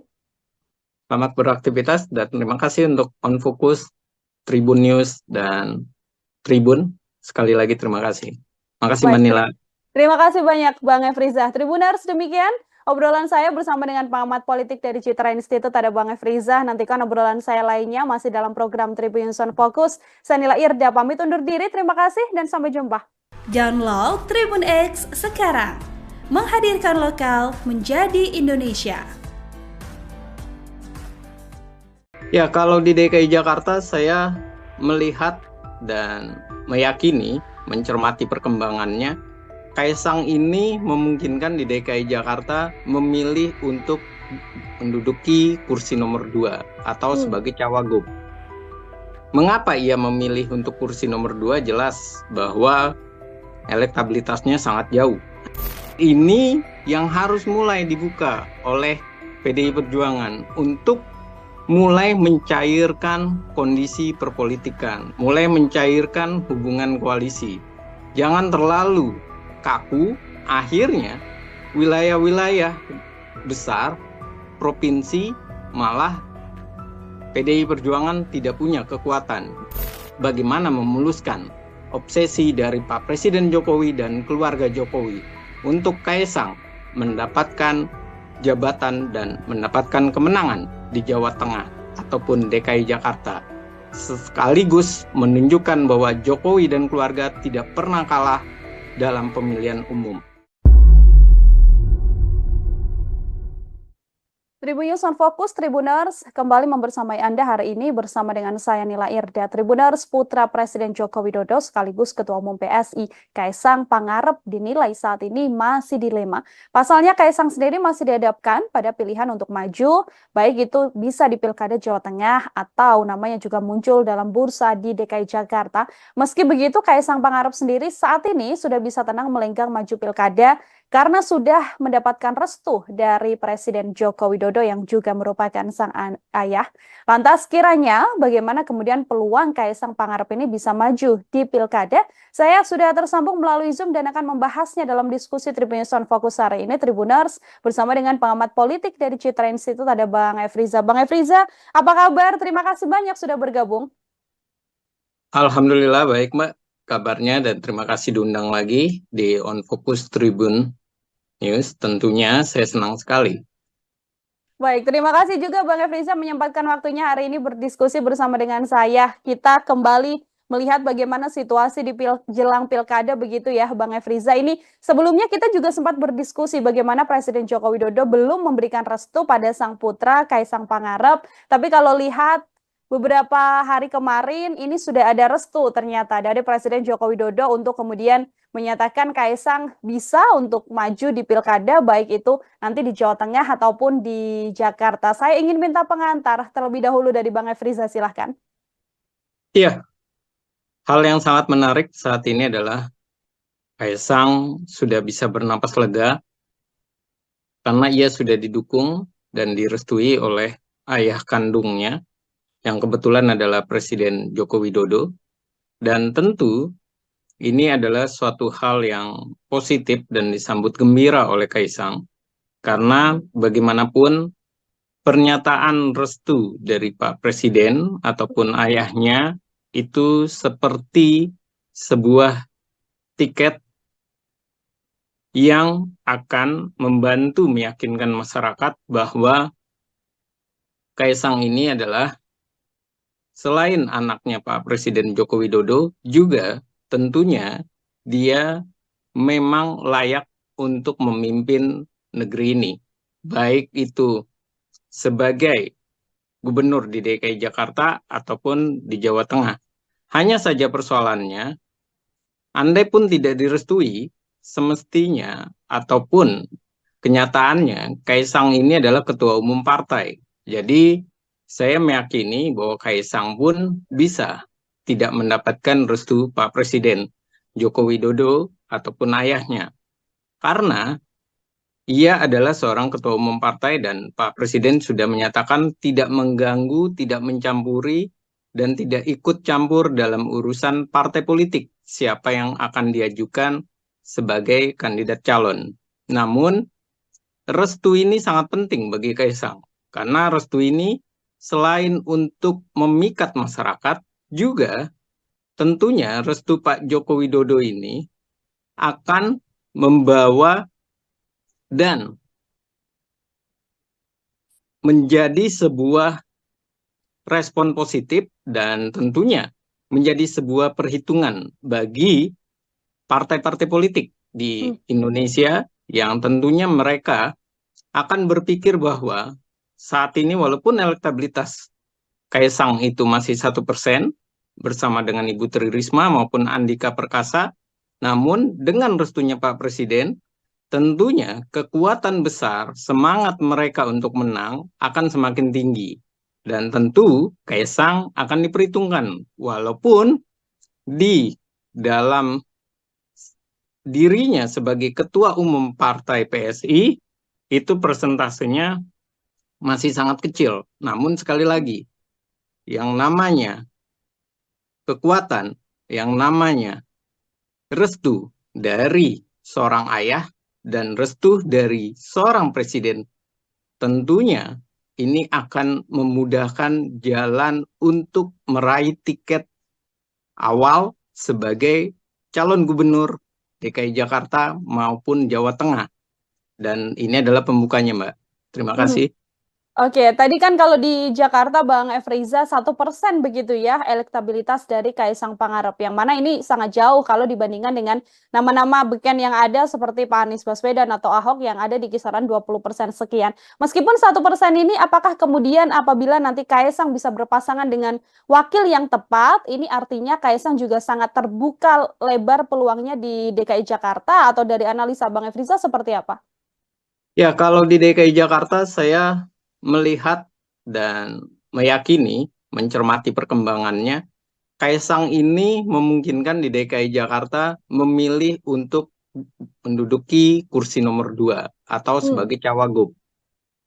Mengapa ia memilih untuk kursi nomor 2? Jelas bahwa elektabilitasnya sangat jauh, hanya 1%. Dan ia sangat menginginkan sekali bagaimana ia bisa dipasangkan dengan Ridwan Kamil. Hanya saja persoalannya, Ridwan Kamil ini masih dikunci oleh Partai Golkar. Partai Golkar mengharapkan Ridwan Kamil nantinya masuk atau maju di Jawa Barat. Sementara kalau Ridwan Kamil maju di Jawa Barat, tentunya Gerindra yang akan sangat kecewa karena Gerindra berasa atau meyakini ia bisa mencengkram Jawa Barat dan tidak berbeda satu kursi lagi kalau Golkar maju di Jakarta, sementara Jawa Barat yang diajukan adalah Dedi Mulyadi dari Gerindra, dan ini sangat diapresiasi oleh Gerindra karena peluang Gerindra mencekram Jawa Barat itu begitu tinggi. Jadi inilah yang menyebabkan nantinya optimis dari Kaisang ini begitu besar. Optimisnya apa? Karena dengan restu Pak Presiden Joko Widodo tentu akan membuat pergerakan politik itu yang tadinya begitu dinamis, yang tidak bisa dikendalikan, bisa jadi bisa dikendalikan oleh Pak Presiden Joko Widodo. Dengan cara misalnya, kalau Kaisang memilih DKI Jakarta, tentu Ridwan Kamil mau tidak mau harus dilepaskan oleh Golkar. Karena ada hubungannya dengan Pak Presiden Joko Widodo. Dari balik layar tentu Pak Presiden akan sangat berperan penting untuk mensukseskan dan membuktikan bahwa keluarga Presiden Jokowi maupun Jokowi sendiri itu tidak pernah kalah di ajang kompetisi, termasuk juga di pilkada, anak-anaknya maupun mantunya. Dan inilah yang dikhawatirkan oleh Pak Jokowi jika tidak direstui, tidak mendapatkan sinyal restu dari Pak Presiden, partai-partai tidak bisa bersatu dan akan membuat presiden buruk bagi Jokowi dan keluarga. Kaisang kalah untuk pertama kali dan sekaligus menunjukkan kekalahan Jokowi dan keluarga pertama kali karena Kaisang. Nah, ini yang beresiko besar. Jadi kalau di DKI Jakarta saya melihat Kaisang bisa jadi dia lebih memilih nomor 2, tapi kalau di Jawa Tengah ia bisa jadi memilih nomor 1 karena elektabilitasnya besar. Hanya saja di Jawa Tengah ia tidak sebesar di Solo. Di Solo ia meraih suara ketiga. Di Jawa Tengah PSI itu cuma 2 kursi, dan tentu ini menjadi perhitungan sekali dan perlu kehati-hatian. Tapi sekali lagi kekuatan dari Kaisang pada dasarnya adalah di Jawa Tengah. Tapi kalau menjadi barometer itu adalah di DKI Jakarta, dan ini yang saya rasa membuat Kaisang banyak meninjau mana yang lebih untung dan mana yang lebih merugikan, DKI Jakarta atau Jawa Tengah. Oke, dilihat juga bagaimana peluang kemenangan juga ya Bang Efriza ya. Bagaimana di Jakarta kursinya ada di kursi nomor 2, artinya wakil gubernur nantinya. Tapi kalau di Jawa Tengah pun sekaligus kalau menjadi gubernur ini juga kemudian angkanya juga relatif tinggi apabila Kaisang nanti berpasangan dan majunya di Jawa Tengah. Karena Jawa Tengah yang kita tahu kan kandang banteng juga Bang Efriza. Iya, tentu. Yang dihitung itu bukan sekedar elektabilitas saja, tapi tentu juga bagaimana strategi dan peluang kemenangannya begitu besar atau tidak. Kalau melihat Jawa Tengah, walaupun disebut dengan kandang banteng sekalipun, namun harus perhatikan bahwa kandang banteng itu mengalami penurunan suara Ya. sebanyak 10 kursi. Itu yang pertama di Jawa Tengah. Yang kedua, kandang banteng di Jawa Tengah ini lagi kehilangan sosok figur yang mumpuni, yang elektabilitasnya besar. Bahkan sekelas Bambang Pacul saja itu hanya urutan kelima, kalah dengan Kaisang. Dan berikutnya juga kita harus pahami kekuatan dari Pak Presiden Joko Widodo itu adalah dari Solo dan tentu juga kuat secara pecahan berada di Jawa Tengah. Dan ini tentunya sangat perlu kehati-hatian. Dan inilah kenapa akhirnya PDI Perjuangan juga menimbang kalau Jawa Tengah, kenapa tidak? Misalnya PDI Perjuangan berkoalisi dengan Kaisang. Karena apa?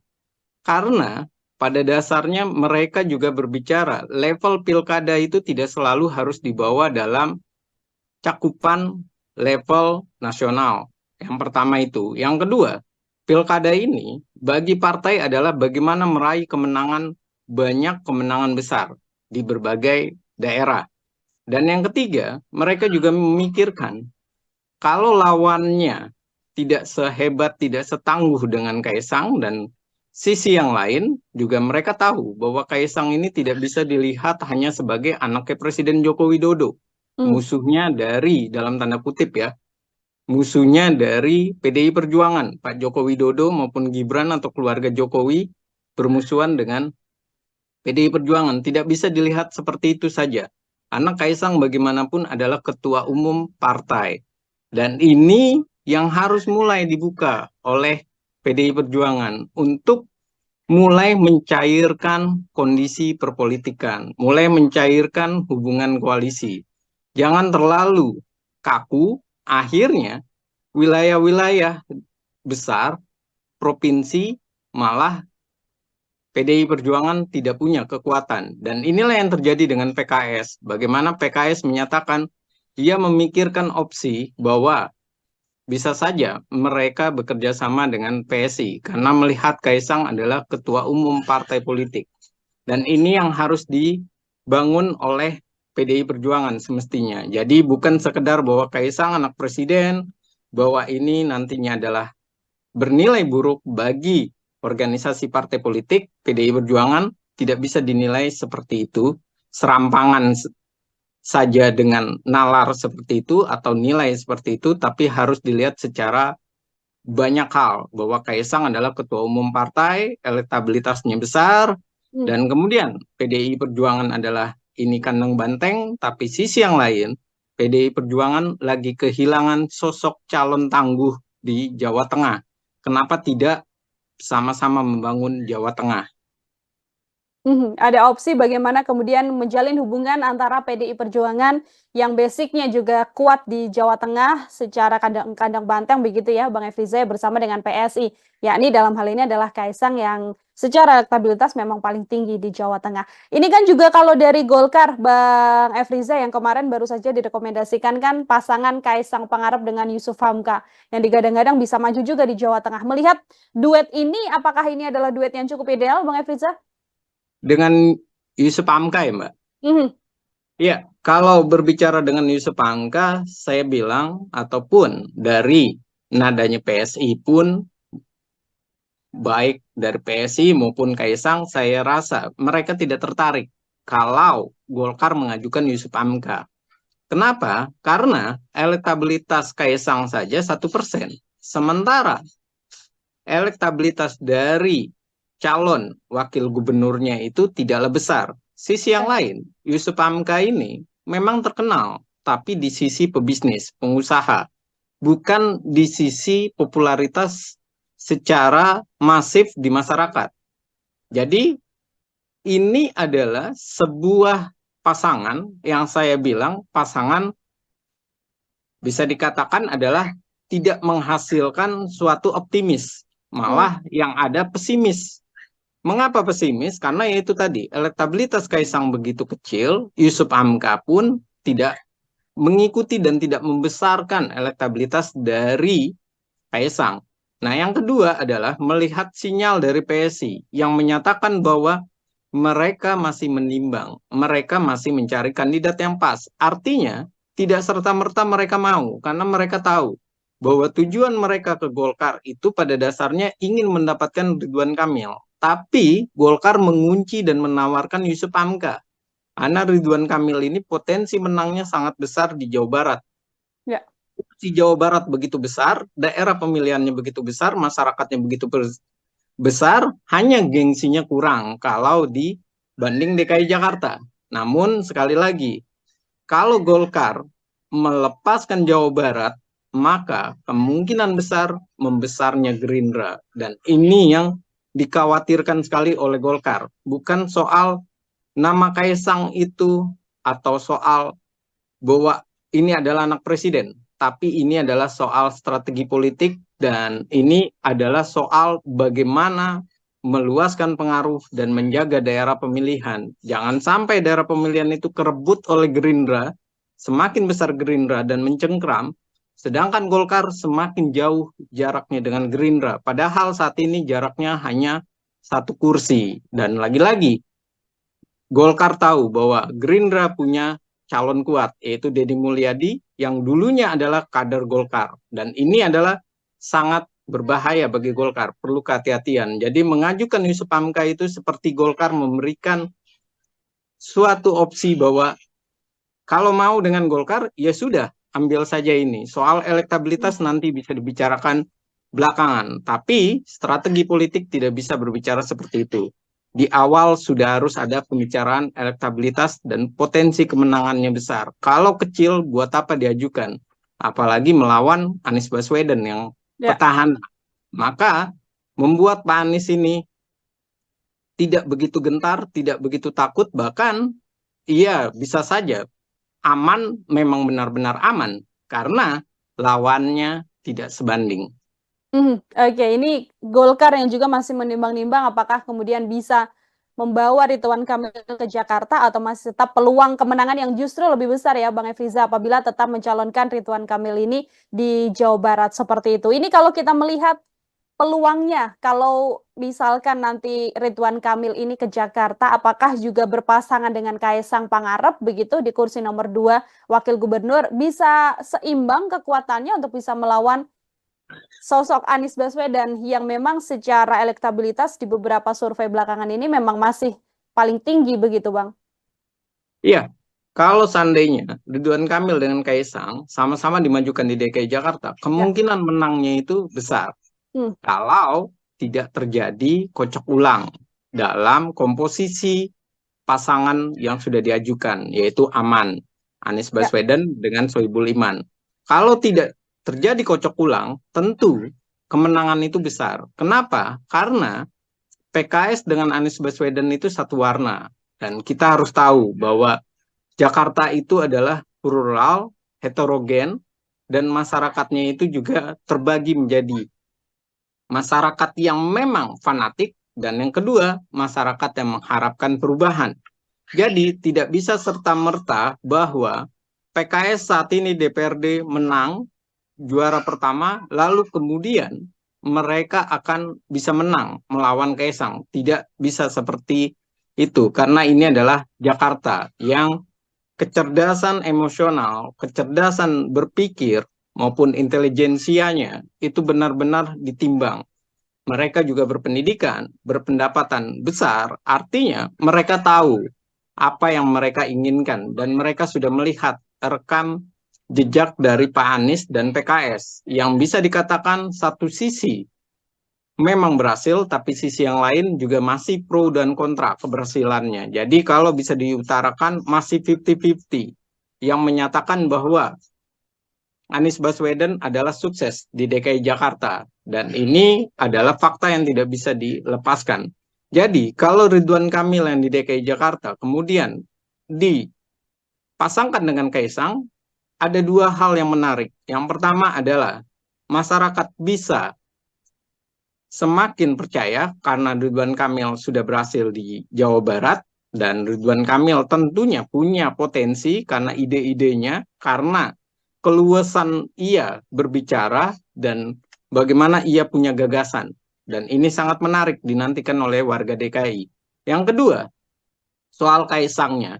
Warga DKI masih punya nilai-nilai positif, masih punya nilai-nilai keyakinan bahwa Kaisang sama dan juga identik bahwa ia akan bekerja dengan baik seperti Pak Jokowi waktu dengan Ahok di DKI Jakarta. Dan berikutnya adalah jelas bahwa kedua figur ini adalah figur baru, figur yang menarik, dan figur yang potensial. Karena satunya adalah orang yang sukses di DKI Jakarta, mohon maaf, di Jawa Barat, yaitu Pak Ridwan Kamil, dan tentu ia juga menjadi tolok ukur bagi DKI Jakarta kesuksesannya, dan ia juga pantas untuk di DKI Jakarta diperhitungkan oleh warga DKI. Dan yang kedua adalah Kaisangnya ini. Dia adalah seorang pengusaha, dia adalah seorang partai politik, dan partai politiknya juga ada kursi lumayan besar, walaupun nomor urut ke-7, dan walaupun hanya 8 kursi, tapi masih bisa dinamis pemikiran DKI Jakarta dari PSI ini banyak menyentuh dan banyak membuat masyarakat tertarik. Contohnya saja dengan dari kader PSI yang sangat terlihat sekali mereka lebih punya kekuatan, yaitu Grace Natali yang memenangkan banyak suara di DKI Jakarta, dan tentu ini sangat menjadi animo masyarakat atau membuat masyarakat semakin meyakini bahwa peluang dua kandidat ini sama-sama baik nilainya. Hanya saja Anies Baswedan dengan Sohibul Iman harus dilakukan revisi kalau berhadapan dengan Ridwan Kamil dan Kaisang. Karena bisa jadi tidak mendapatkan mitra koalisi, yang pertama. Yang kedua, tidak mendapatkan antusias dari masyarakat. Animonya berbeda karena adanya Ridwan Kamil dan Kaisang sebagai pengusaha sekaligus duet dengan eksekutif daerah yang berhasil di Jawa Barat. Oke, terakhir Bang Efriza, ini kalau tadi analisa bagaimana Kaisang akan melenggang di Jakarta begitu ya. Sekarang apabila memang Kaisang ini majunya di Jawa Tengah seperti itu Bang Efriza, siapa kemudian pasangan yang berpeluang bisa maju bersama dengan Kaisang? Lalu peluang kemenangan Kaisang ini akan seperti apa nantinya? Ya, tentu kalau berbicara di Jawa Tengah, saat ini Kim tentu banyak sekali menginginkan atau mengajukan calon, bahkan dari institusi Polri pun sudah diperhitungkan yang mendapatkan elektabilitas besar. Hanya persoalannya adalah yang perlu dilakukan oleh Kaisang saat ini di Jawa Tengah meyakinkan mitra koalisinya. Itu yang pertama. Yang kedua adalah mencari figur yang pas dengan cara dia bisa untuk menjelaskan kekuatan dari nanti koalisinya, visi misinya, dan kemudian mengapa figur itu dipilih. Karena bagaimanapun, walaupun Kaisang elektabilitasnya tinggi, yang menjadi menarik di Jawa Tengah adalah siapa wakilnya. Dari institusi atau lembaga apa, itu yang pertama.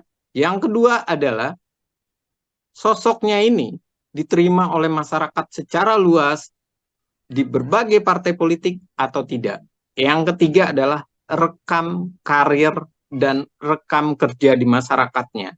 Seperti apa? Dan ini tentunya akan menjadi nilai. Dan tentu yang paling berat di Kaisang di Jawa Tengah adalah bagaimana ia memilih dan menjinakkan partai-partai politik.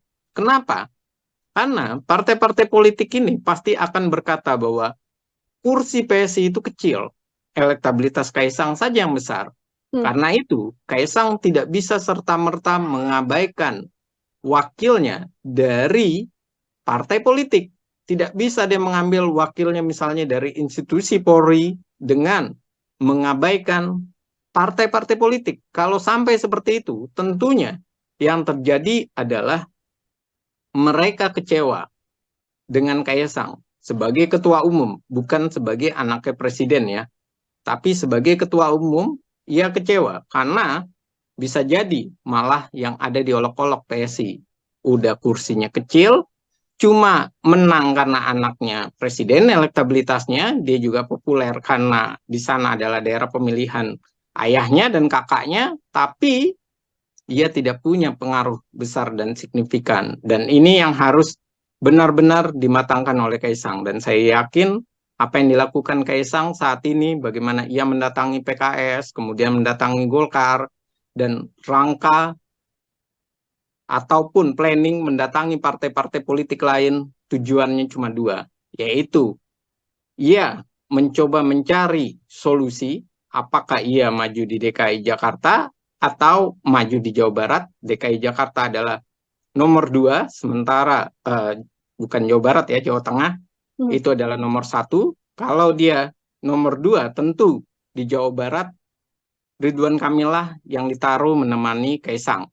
Dan kalau di Jawa Tengah, tentu Kaisang harus berembuk dengan partai-partai politik.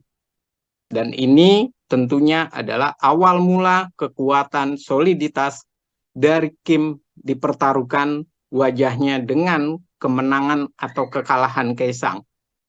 Dari memilih yang terbaik untuk Kaisang atau memilih ego mereka tapi tidaklah solid. Dan ini adalah tantangan pertama Kim bagaimana memuluskan obsesi dari Pak Presiden Jokowi dan keluarga Jokowi untuk Kaisang mendapatkan jabatan dan mendapatkan kemenangan di Jawa Tengah ataupun DKI Jakarta. Sekaligus menunjukkan bahwa Jokowi dan keluarga tidak pernah kalah dalam pemilihan umum. Oke, ini jadi pertimbangan yang sangat besar, artinya baik itu untuk Kaisang ataupun juga partai politik lain agar tidak salah meletakkan sosok atau tokoh ya Bang Efriza ya, untuk kemudian berlaga nantinya di pilkada baik itu di Jakarta atau di Jawa Barat atau mungkin di Jawa Tengah yang saat ini masih sedang ramai. Baik, Bang Efriza terima kasih banyak, luar biasa sekali kesempatannya berdiskusi hari ini. Kita sama-sama masih melihat dan nantinya semoga bisa berdiskusi kembali sembari melihat bagaimana dinamika pergerakan tokoh-tokoh jelang Pilkada 2024 mendatang. Sekali lagi Bang Efriza, terima kasih banyak. Selamat beraktivitas kembali. Selamat beraktivitas dan terima kasih untuk On Focus, Tribun News, dan Tribun. Sekali lagi terima kasih. Terima kasih Mbak Nila. Terima kasih banyak Bang Efriza. Tribuners, demikian obrolan saya bersama dengan pengamat politik dari Citra Institute, ada Bang Efriza. Nantikan obrolan saya lainnya masih dalam program Tribun News On Focus. Saya Nila Irda pamit undur diri. Terima kasih dan sampai jumpa. Download Tribun X sekarang. Menghadirkan lokal menjadi Indonesia. Ya, kalau di DKI Jakarta saya melihat dan meyakini, mencermati perkembangannya, Kaisang ini memungkinkan di DKI Jakarta memilih untuk menduduki kursi nomor 2 atau sebagai cawagup. Mengapa ia memilih untuk kursi nomor 2? Jelas bahwa elektabilitasnya sangat jauh.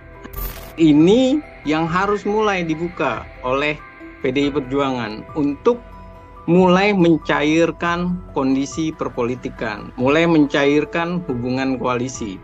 Jangan terlalu kaku, akhirnya wilayah-wilayah besar, provinsi, malah PDI Perjuangan tidak punya kekuatan.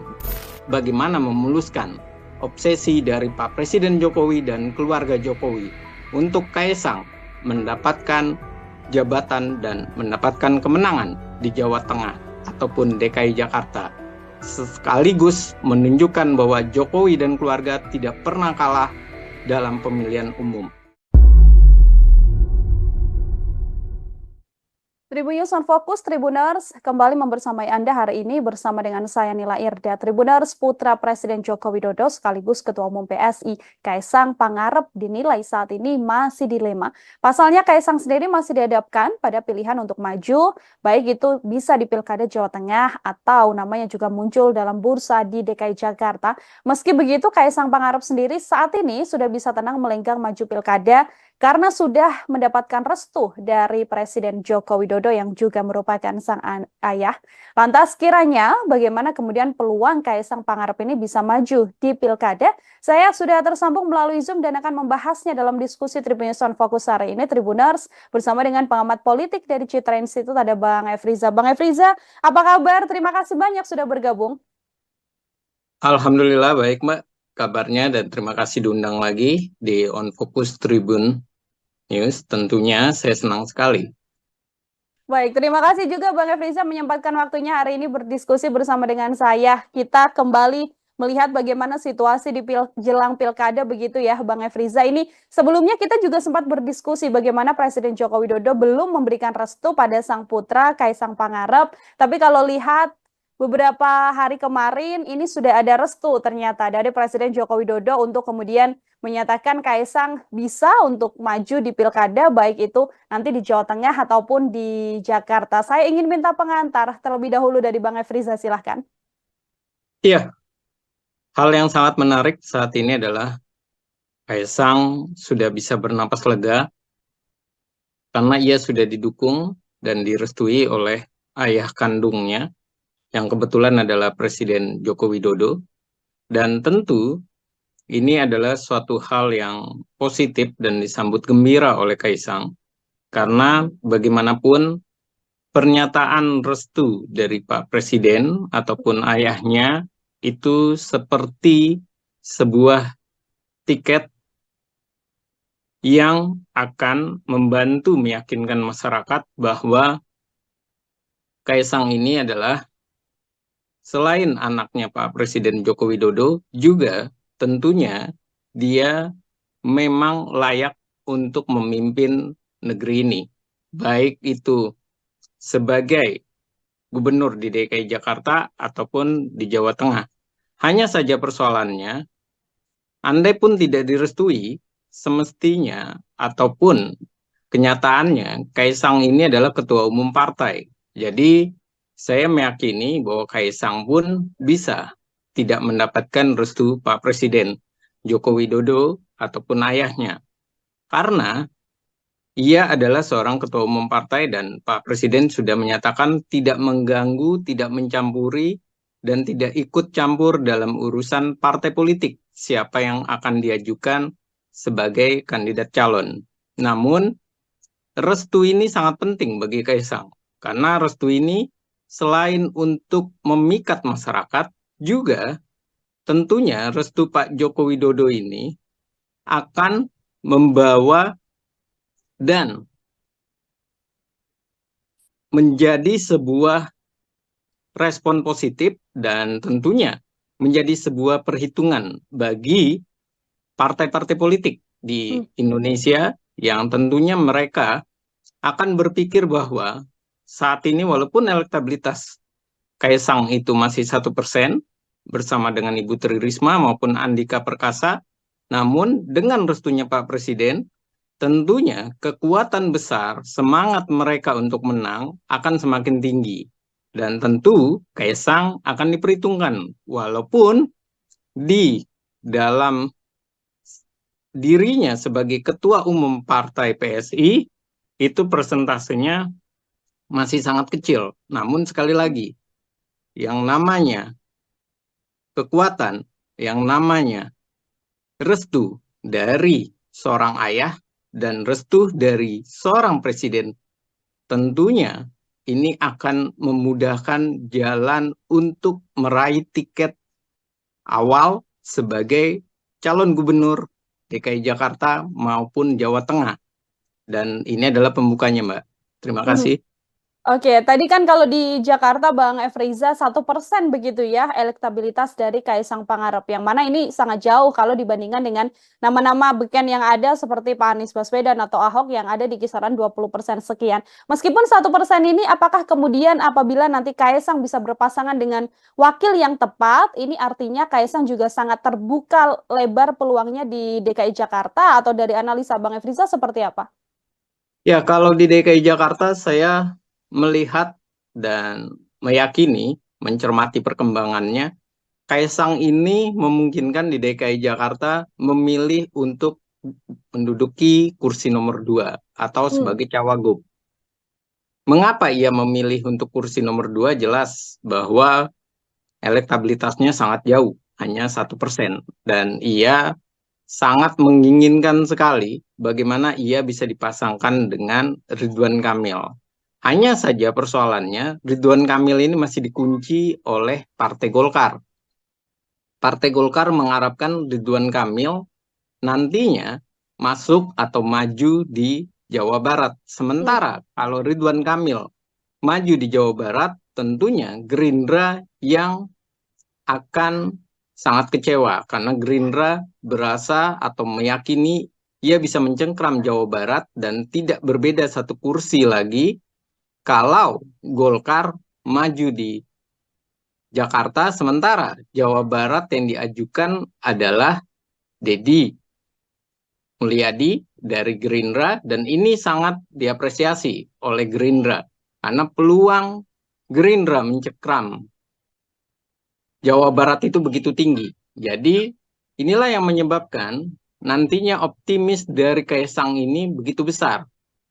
Optimisnya apa? Karena dengan restu Pak Presiden Joko Widodo tentu akan membuat pergerakan politik itu yang tadinya begitu dinamis, yang tidak bisa dikendalikan, bisa jadi bisa dikendalikan oleh Pak Presiden Joko Widodo. Dengan cara misalnya, kalau Kaisang memilih DKI Jakarta, tentu Ridwan Kamil mau tidak mau harus dilepaskan oleh Golkar. Karena ada hubungannya dengan Pak Presiden Joko Widodo. Dari balik layar tentu Pak Presiden akan sangat berperan penting untuk mensukseskan dan membuktikan bahwa keluarga Presiden Jokowi maupun Jokowi sendiri itu tidak pernah kalah di ajang kompetisi, termasuk juga di pilkada, anak-anaknya maupun mantunya. Dan inilah yang dikhawatirkan oleh Pak Jokowi jika tidak direstui, tidak mendapatkan sinyal restu dari Pak Presiden, partai-partai tidak bisa bersatu dan akan membuat presiden buruk bagi Jokowi dan keluarga. Kaisang kalah untuk pertama kali dan sekaligus menunjukkan kekalahan Jokowi dan keluarga pertama kali karena Kaisang. Nah, ini yang beresiko besar. Jadi kalau di DKI Jakarta saya melihat Kaisang bisa jadi dia lebih memilih nomor 2, tapi kalau di Jawa Tengah ia bisa jadi memilih nomor 1 karena elektabilitasnya besar. Hanya saja di Jawa Tengah, ia tidak sebesar di Solo. Di Solo, ia meraih suara ketiga. Di Jawa Tengah, PSI itu cuma 2 kursi. Dan tentu ini menjadi perhitungan sekali dan perlu kehati-hatian. Tapi, sekali lagi, kekuatan dari Kaisang pada dasarnya adalah di Jawa Tengah. Tapi kalau menjadi barometer, itu adalah di DKI Jakarta. Dan ini yang saya rasa membuat Kaisang banyak meninjau mana yang lebih untung dan mana yang lebih merugikan, DKI Jakarta atau Jawa Tengah. Oke, dilihat juga bagaimana peluang kemenangan juga ya Bang Efriza ya, bagaimana di Jakarta kursinya ada di kursi nomor 2, artinya wakil gubernur nantinya, tapi kalau di Jawa Tengah pun sekaligus kalau menjadi gubernur ini juga kemudian angkanya juga relatif tinggi apabila Kaisang nanti berpasangan dan majunya di Jawa Tengah, karena Jawa Tengah yang kita tahu kan kandang banteng juga Bang Efriza. Iya, tentu. Yang dihitung itu bukan sekedar elektabilitas saja, tapi tentu juga bagaimana strategi dan peluang kemenangannya begitu besar atau tidak. Kalau melihat Jawa Tengah, walaupun disebut dengan kandang banteng sekalipun, namun harus diperhatikan bahwa kandang banteng itu mengalami penurunan suara sebanyak 10 kursi. Itu yang pertama di Jawa Tengah. Yang kedua, kandang banteng di Jawa Tengah ini lagi kehilangan sosok figur yang mumpuni, yang elektabilitasnya besar. Bahkan sekelas Bambang Pacul saja itu hanya urutan kelima, kalah dengan Kaisang. Dan berikutnya juga kita harus pahami kekuatan dari Pak Presiden Joko Widodo itu adalah dari Solo dan tentu juga kuat secara pecahan berada di Jawa Tengah. Dan ini tentunya sangat perlu kehati-hatian. Dan inilah kenapa akhirnya PDI Perjuangan juga menimbang kalau Jawa Tengah, kenapa tidak? Misalnya PDI Perjuangan berkoalisi dengan Kaisang. Karena apa? Karena pada dasarnya mereka juga berbicara level pilkada itu tidak selalu harus dibawa dalam cakupan level nasional. Yang pertama itu. Yang kedua, pilkada ini bagi partai adalah bagaimana meraih banyak kemenangan besar di berbagai daerah. Dan yang ketiga, mereka juga memikirkan kalau lawannya tidak sehebat, tidak setangguh dengan Kaisang, dan sisi yang lain juga mereka tahu bahwa Kaisang ini tidak bisa dilihat hanya sebagai anaknya Presiden Joko Widodo. Musuhnya dari, dalam tanda kutip ya, musuhnya dari PDI Perjuangan, Pak Joko Widodo maupun Gibran atau keluarga Jokowi bermusuhan dengan PDI Perjuangan. Tidak bisa dilihat seperti itu saja. Karena Kaisang bagaimanapun adalah ketua umum partai. Dan ini yang harus mulai dibuka oleh PDI Perjuangan untuk mulai mencairkan kondisi perpolitikan, mulai mencairkan hubungan koalisi. Jangan terlalu kaku, akhirnya wilayah-wilayah besar, provinsi, malah PDI Perjuangan tidak punya kekuatan. Dan inilah yang terjadi dengan PKS. Bagaimana PKS menyatakan dia memikirkan opsi bahwa bisa saja mereka bekerja sama dengan PSI karena melihat Kaisang adalah ketua umum partai politik. Dan ini yang harus dibangun oleh PDI Perjuangan semestinya. Jadi bukan sekedar bahwa Kaisang anak presiden, bahwa ini nantinya adalah bernilai buruk bagi organisasi partai politik. PDI Perjuangan tidak bisa dinilai seperti itu, serampangan saja dengan nalar seperti itu atau nilai seperti itu, tapi harus dilihat secara banyak hal, bahwa Kaisang adalah ketua umum partai, elektabilitasnya besar, dan kemudian PDI Perjuangan adalah ini kandang banteng, tapi sisi yang lain, PDI Perjuangan lagi kehilangan sosok calon tangguh di Jawa Tengah. Kenapa tidak sama-sama membangun Jawa Tengah? Ada opsi bagaimana kemudian menjalin hubungan antara PDI Perjuangan yang basicnya juga kuat di Jawa Tengah secara kandang banteng begitu ya Bang Efriza bersama dengan PSI. Yakni dalam hal ini adalah Kaisang yang secara elektabilitas memang paling tinggi di Jawa Tengah. Ini kan juga kalau dari Golkar Bang Efriza yang kemarin baru saja direkomendasikan kan pasangan Kaisang Pangarep dengan Yusuf Hamka yang digadang-gadang bisa maju juga di Jawa Tengah. Melihat duet ini, apakah ini adalah duet yang cukup ideal Bang Efriza? Dengan Yusuf Hamka ya Mbak? Ya, kalau berbicara dengan Yusuf Hamka, saya bilang, ataupun dari nadanya PSI pun, baik dari PSI maupun Kaisang, saya rasa mereka tidak tertarik kalau Golkar mengajukan Yusuf Hamka.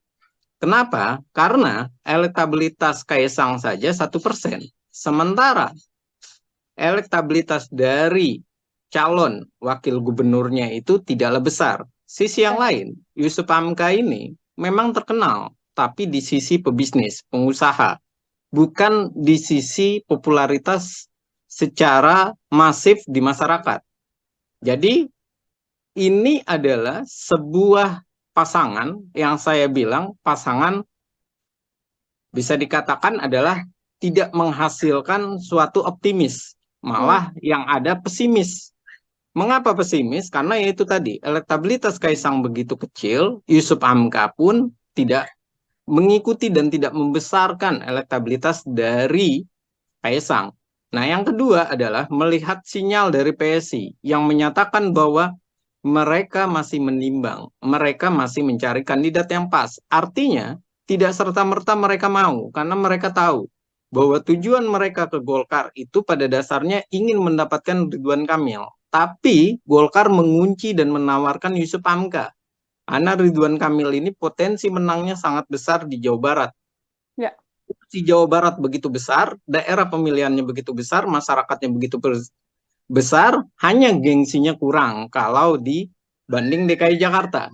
Namun sekali lagi, kalau Golkar melepaskan Jawa Barat, maka kemungkinan besar membesarnya Gerindra. Dan ini yang dikhawatirkan sekali oleh Golkar. Bukan soal nama Kaisang itu atau soal bahwa ini adalah anak presiden, tapi ini adalah soal strategi politik dan ini adalah soal bagaimana meluaskan pengaruh dan menjaga daerah pemilihan. Jangan sampai daerah pemilihan itu kerebut oleh Gerindra, semakin besar Gerindra dan mencengkram, sedangkan Golkar semakin jauh jaraknya dengan Gerindra. Padahal saat ini jaraknya hanya 1 kursi. Dan lagi-lagi, Golkar tahu bahwa Gerindra punya calon kuat, yaitu Deddy Mulyadi, yang dulunya adalah kader Golkar. Dan ini adalah sangat berbahaya bagi Golkar, perlu kehati-hatian. Jadi mengajukan Yusuf Hamka itu seperti Golkar memberikan suatu opsi bahwa kalau mau dengan Golkar, ya sudah, ambil saja ini. Soal elektabilitas nanti bisa dibicarakan belakangan. Tapi strategi politik tidak bisa berbicara seperti itu. Di awal sudah harus ada pembicaraan elektabilitas dan potensi kemenangannya besar. Kalau kecil, buat apa diajukan? Apalagi melawan Anies Baswedan yang petahana. Maka membuat Pak Anies ini tidak begitu gentar, tidak begitu takut, bahkan iya bisa saja aman, memang benar-benar aman karena lawannya tidak sebanding.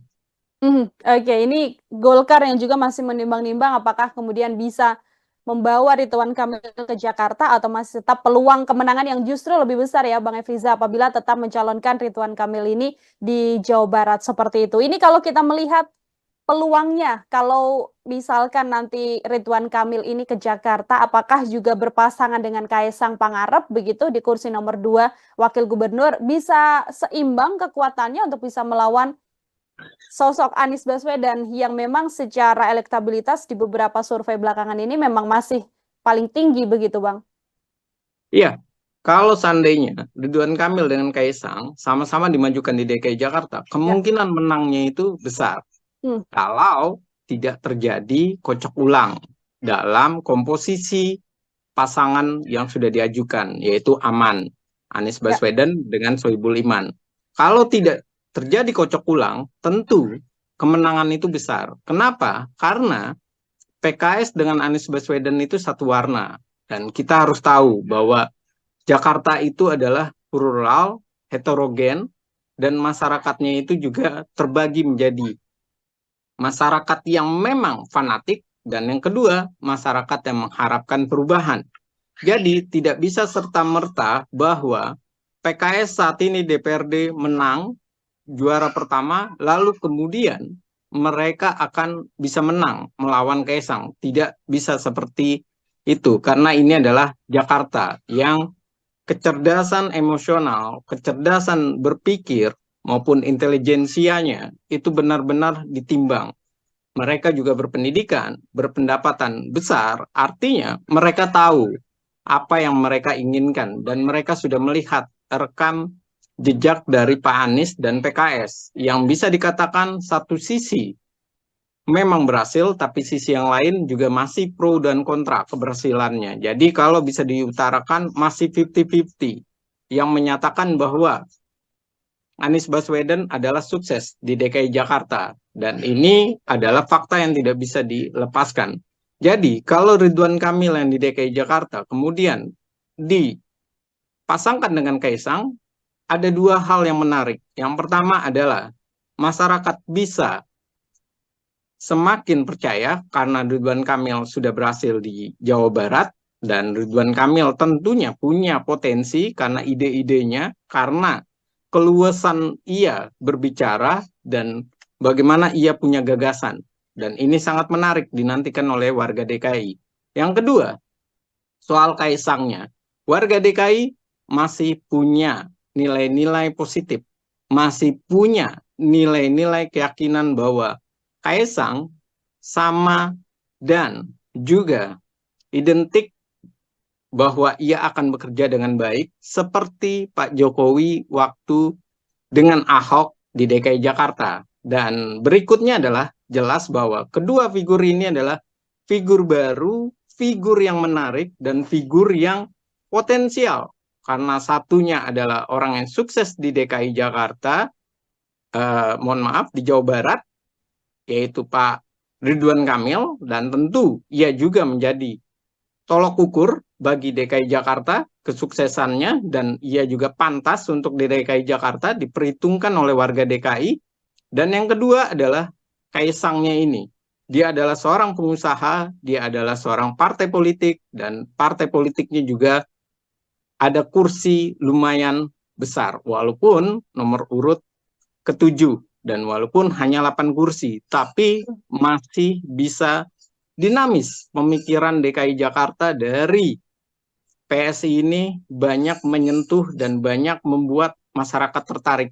Contohnya saja dengan dari kader PSI yang sangat terlihat sekali mereka lebih punya kekuatan, yaitu Grace Natali yang memenangkan banyak suara di DKI Jakarta, dan tentu ini sangat menjadi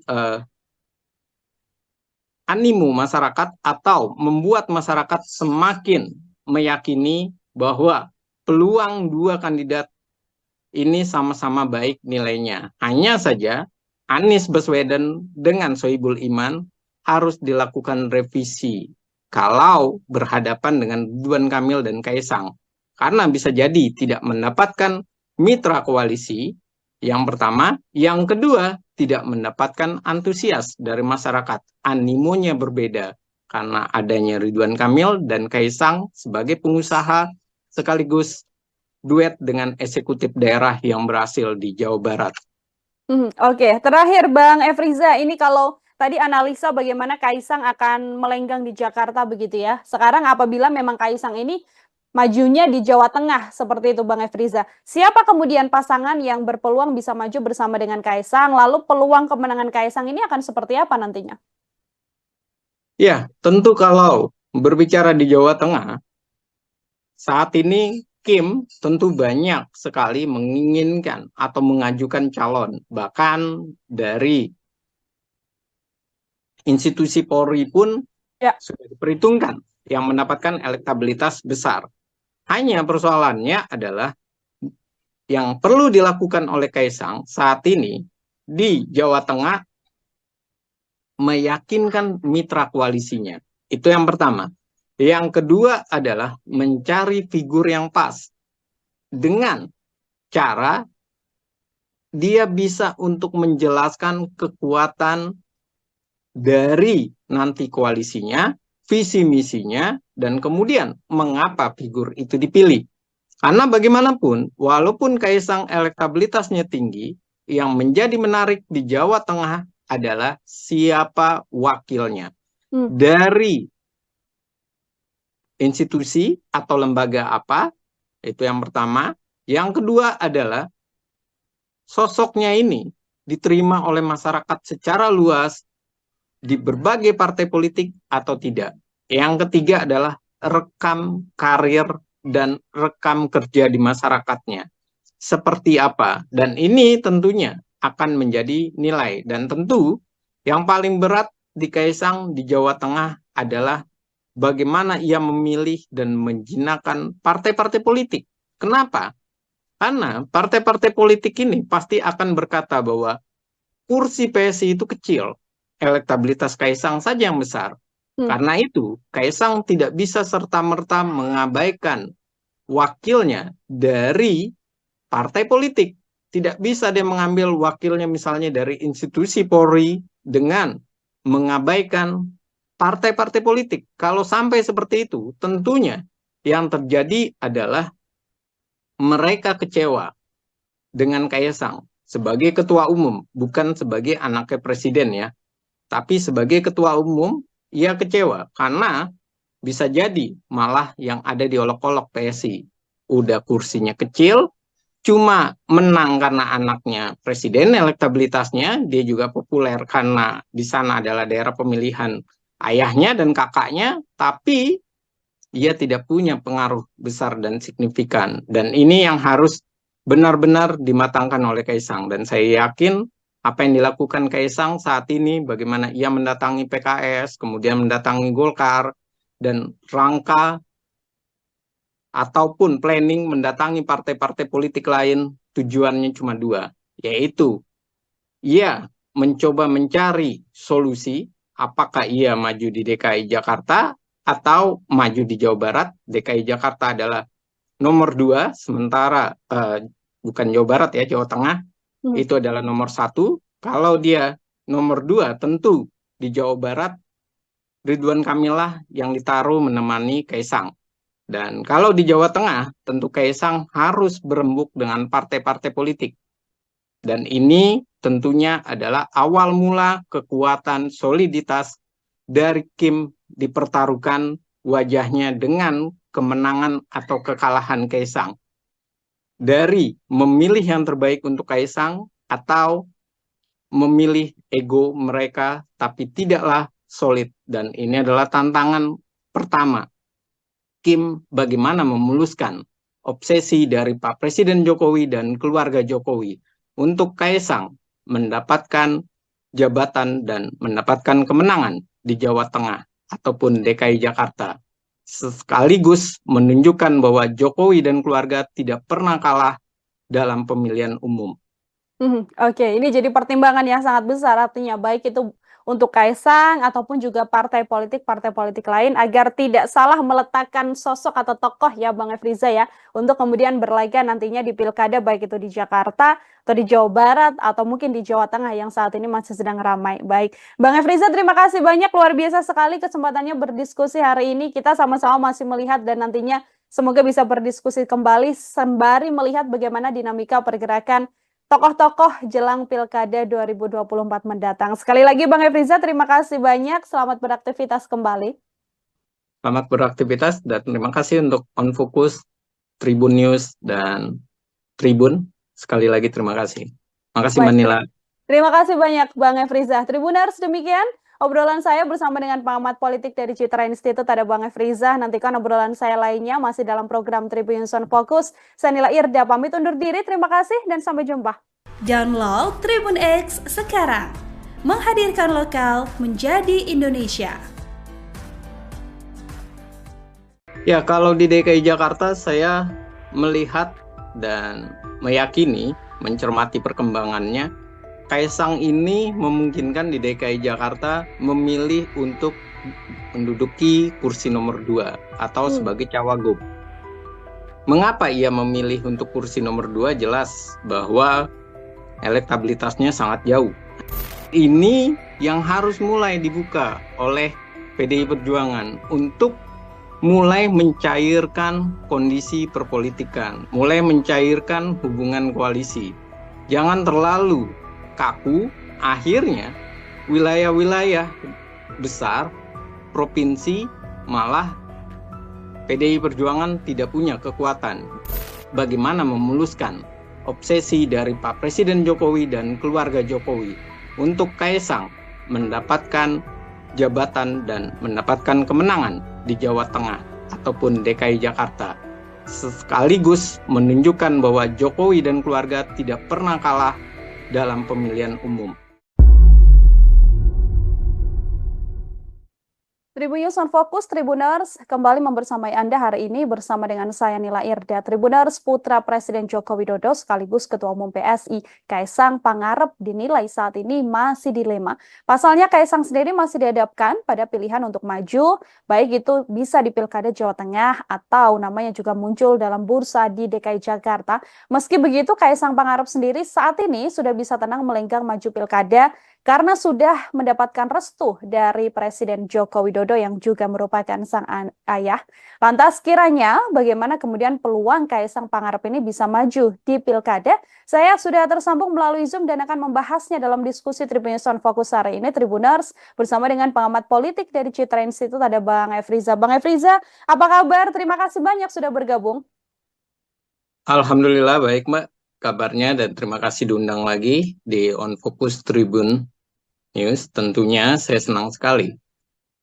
Baik, terima kasih juga Bang Efriza menyempatkan waktunya hari ini berdiskusi bersama dengan saya. Kita kembali melihat bagaimana situasi di jelang pilkada begitu ya Bang Efriza. Ini sebelumnya kita juga sempat berdiskusi bagaimana Presiden Joko Widodo belum memberikan restu pada sang putra Kaisang Pangarep. Tapi kalau lihat beberapa hari kemarin ini sudah ada restu ternyata dari Presiden Joko Widodo untuk kemudian menyatakan Kaisang bisa untuk maju di pilkada baik itu nanti di Jawa Tengah ataupun di Jakarta. Saya ingin minta pengantar terlebih dahulu dari Bang Efriza, silahkan.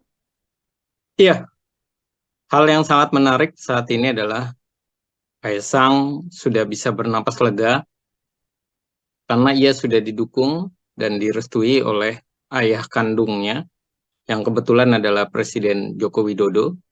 Dan tentu ini adalah suatu hal yang positif dan disambut gembira oleh Kaisang.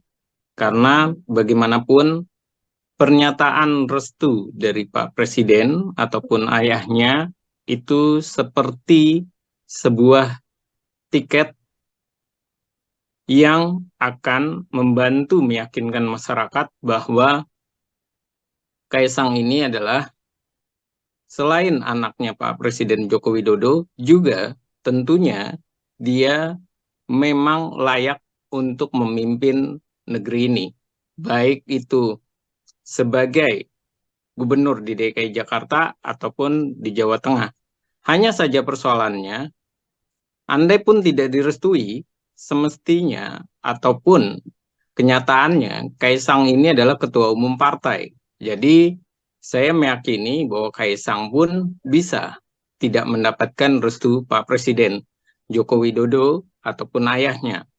Karena ia adalah seorang ketua umum partai dan Pak Presiden sudah menyatakan tidak mengganggu, tidak mencampuri, dan tidak ikut campur dalam urusan partai politik siapa yang akan diajukan sebagai kandidat calon.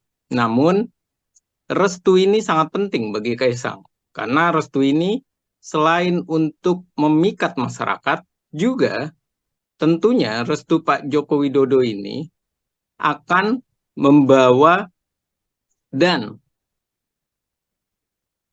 menjadi sebuah respon positif dan tentunya menjadi sebuah perhitungan bagi partai-partai politik di Indonesia yang tentunya mereka akan berpikir bahwa saat ini walaupun elektabilitas Kaisang itu masih 1% bersama dengan Ibu Tri Risma maupun Andika Perkasa, namun dengan restunya Pak Presiden, tentunya kekuatan besar, semangat mereka untuk menang akan semakin tinggi. Dan tentu Kaisang akan diperhitungkan, walaupun di dalam dirinya sebagai ketua umum partai PSI, itu persentasenya masih sangat kecil. Namun sekali lagi, yang namanya kekuatan, yang namanya restu dari seorang ayah dan restu dari seorang presiden, tentunya ini akan memudahkan jalan untuk meraih tiket awal sebagai calon gubernur DKI Jakarta maupun Jawa Tengah. Dan ini adalah pembukanya, Mbak. Terima kasih.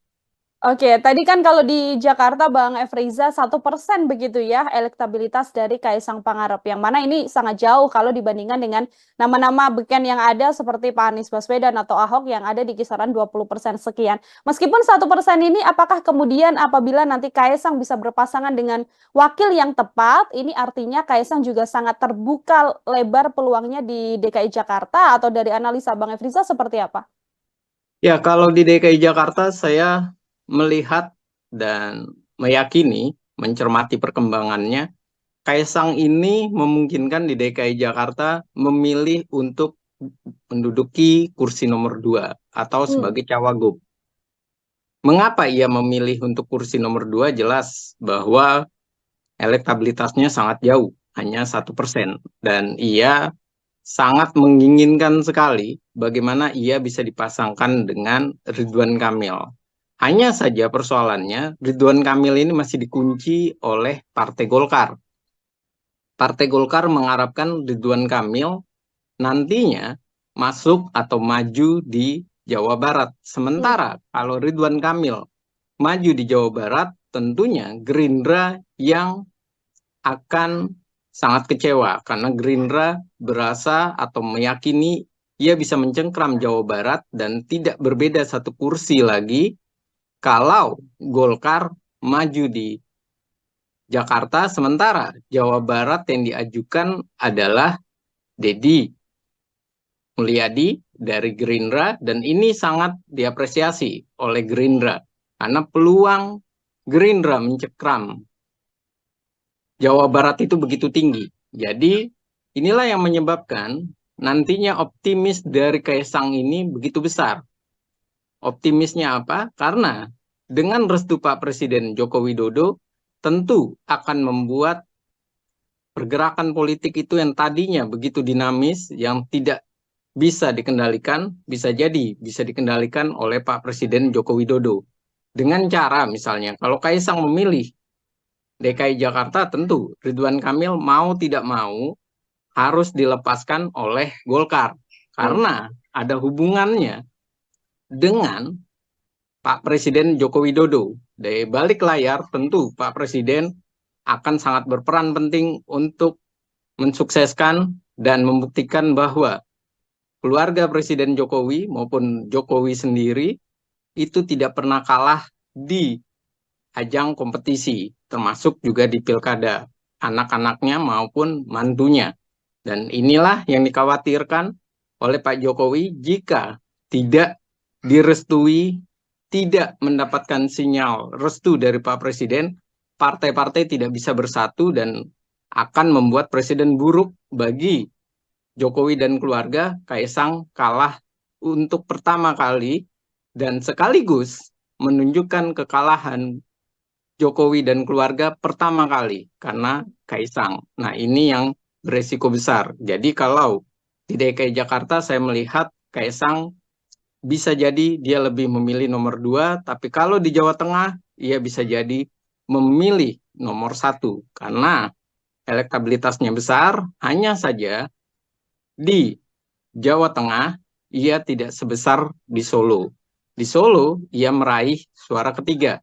Di Jawa Tengah PSI itu cuma 2 kursi, dan tentu ini menjadi perhitungan sekali dan perlu kehati-hatian. Tapi sekali lagi kekuatan dari Kaisang pada dasarnya adalah di Jawa Tengah.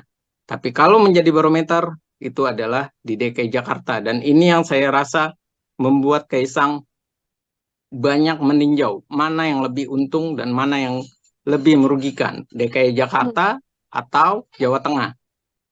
Oke, dilihat juga bagaimana peluang kemenangan juga ya Bang Efriza ya. Bagaimana di Jakarta kursinya ada di kursi nomor 2, artinya wakil gubernur nantinya. Tapi kalau di Jawa Tengah pun sekaligus kalau menjadi gubernur ini juga kemudian angkanya juga relatif tinggi apabila Kaisang nanti berpasangan dan majunya di Jawa Tengah. Karena Jawa Tengah yang kita tahu kan kandang banteng juga Bang Efriza. Iya, tentu. Yang dihitung itu bukan sekedar elektabilitas saja, tapi tentu juga bagaimana strategi dan peluang kemenangannya begitu besar atau tidak. Kalau melihat Jawa Tengah, walaupun disebut dengan kandang banteng sekalipun, namun harus diperhatikan bahwa kandang banteng itu mengalami penurunan suara sebanyak 10 kursi. Itu yang pertama di Jawa Tengah. Yang kedua, kandang banteng di Jawa Tengah ini lagi kehilangan sosok figur yang mumpuni, yang elektabilitasnya besar. Bahkan sekelas Bambang Pacul saja itu hanya urutan kelima, kalah dengan Kaisang. Dan berikutnya juga kita harus pahami kekuatan dari Pak Presiden Joko Widodo itu adalah dari Solo, dan tentu juga kuat secara pecahan berada di Jawa Tengah. Dan ini tentunya sangat perlu kehati-hatian. Dan inilah kenapa akhirnya PDI Perjuangan juga menimbang kalau Jawa Tengah, kenapa tidak misalnya PDI Perjuangan berkoalisi dengan Kaisang. Karena apa? Karena pada dasarnya mereka juga berbicara level pilkada itu tidak selalu harus dibawa dalam cakupan level nasional. Yang pertama itu. Yang kedua, pilkada ini bagi partai adalah bagaimana meraih kemenangan, banyak kemenangan besar. di berbagai daerah. Dan yang ketiga, mereka juga memikirkan kalau lawannya tidak sehebat, tidak setangguh dengan Kaisang, dan sisi yang lain juga mereka tahu bahwa Kaisang ini tidak bisa dilihat hanya sebagai anaknya Presiden Joko Widodo.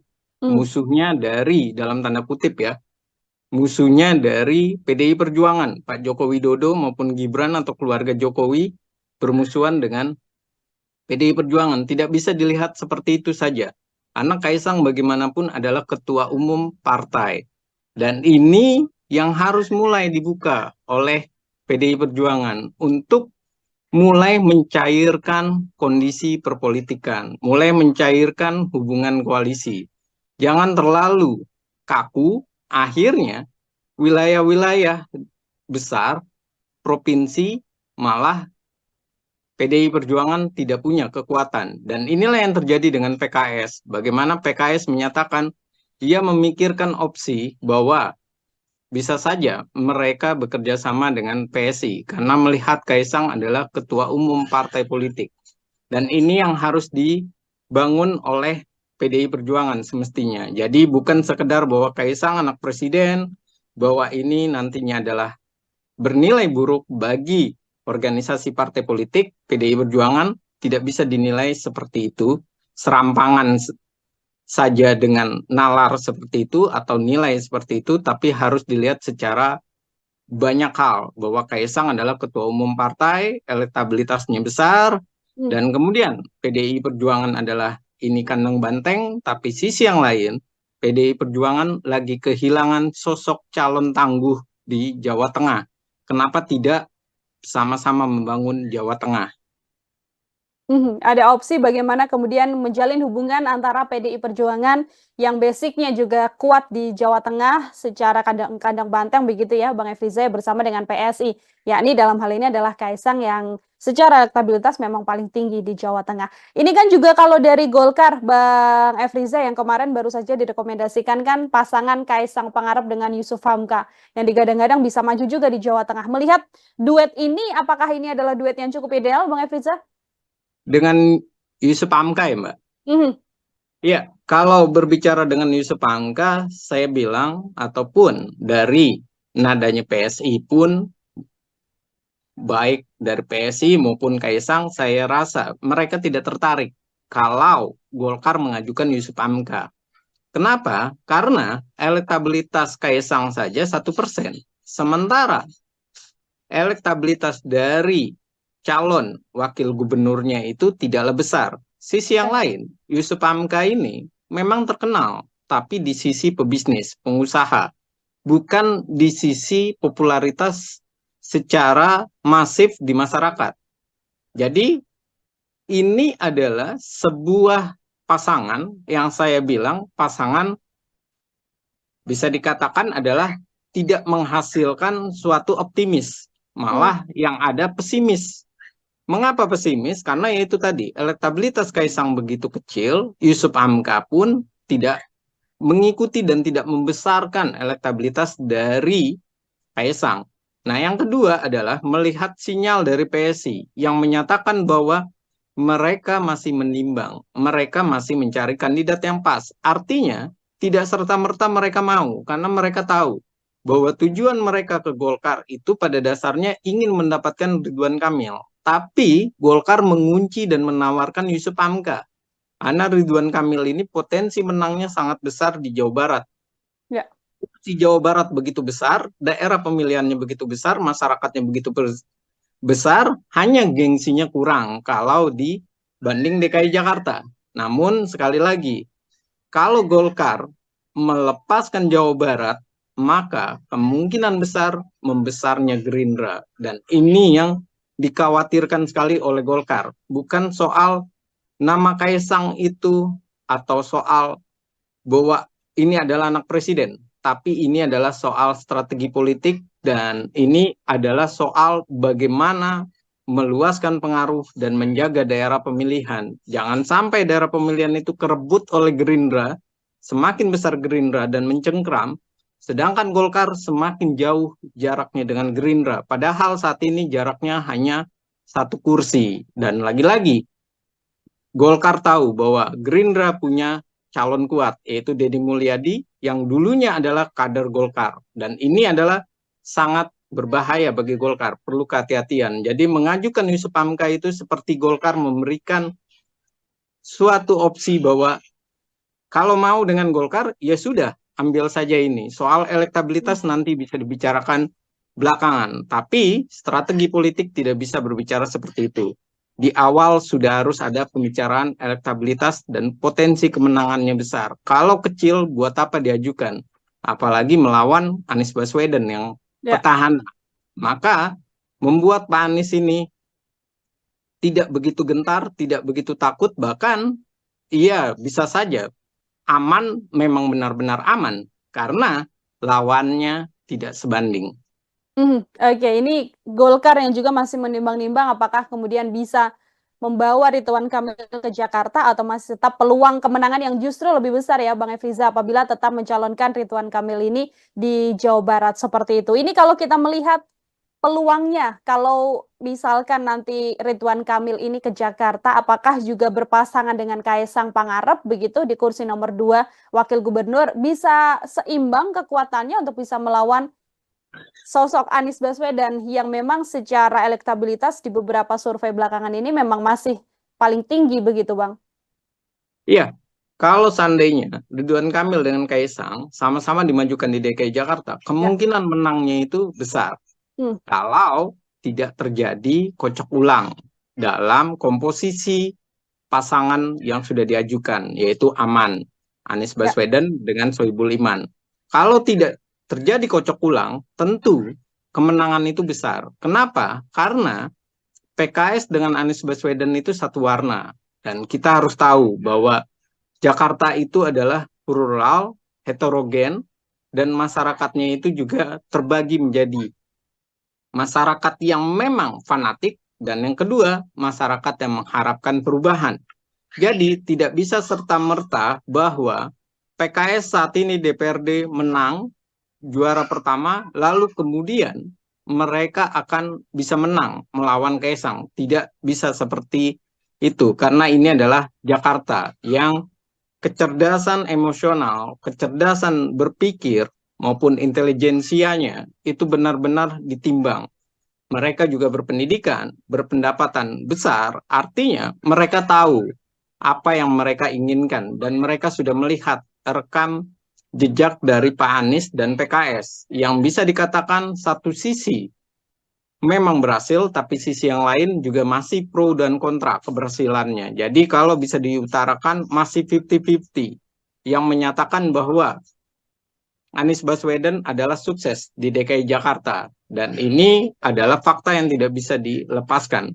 Jadi kalau Ridwan Kamil yang di DKI Jakarta kemudian dipasangkan dengan Kaesang, ada dua hal yang menarik. Yang pertama adalah masyarakat bisa semakin percaya karena Ridwan Kamil sudah berhasil di Jawa Barat, dan Ridwan Kamil tentunya punya potensi karena ide-idenya, karena keluasan ia berbicara, dan bagaimana ia punya gagasan. Dan ini sangat menarik dinantikan oleh warga DKI. Yang kedua, soal Kaesangnya. Warga DKI masih punya nilai-nilai positif, masih punya nilai-nilai keyakinan bahwa Kaesang sama dan juga identik bahwa ia akan bekerja dengan baik seperti Pak Jokowi waktu dengan Ahok di DKI Jakarta. Dan berikutnya adalah jelas bahwa kedua figur ini adalah figur baru, figur yang menarik, dan figur yang potensial. Karena satunya adalah orang yang sukses di DKI Jakarta, di Jawa Barat, yaitu Pak Ridwan Kamil, dan tentu ia juga menjadi tolok ukur bagi DKI Jakarta kesuksesannya, dan ia juga pantas untuk di DKI Jakarta diperhitungkan oleh warga DKI. Dan yang kedua adalah Kaesangnya ini. Dia adalah seorang pengusaha, dia adalah seorang partai politik, dan partai politiknya juga ada kursi lumayan besar, walaupun nomor urut ke-7, dan walaupun hanya 8 kursi, tapi masih bisa dinamis pemikiran DKI Jakarta dari PSI ini banyak menyentuh dan banyak membuat masyarakat tertarik. Contohnya saja dengan dari kader PSI yang sangat terlihat sekali mereka lebih punya kekuatan, yaitu Grace Natali yang memenangkan banyak suara di DKI Jakarta, dan tentu ini sangat menjadi animo masyarakat atau membuat masyarakat semakin meyakini bahwa peluang dua kandidat ini sama-sama baik nilainya. Hanya saja Anies Baswedan dengan Sohibul Iman harus dilakukan revisi kalau berhadapan dengan Ridwan Kamil dan Kaisang. Karena bisa jadi tidak mendapatkan mitra koalisi, yang pertama. Yang kedua, tidak mendapatkan antusias dari masyarakat. Animonya berbeda karena adanya Ridwan Kamil dan Kaisang sebagai pengusaha sekaligus duet dengan eksekutif daerah yang berhasil di Jawa Barat.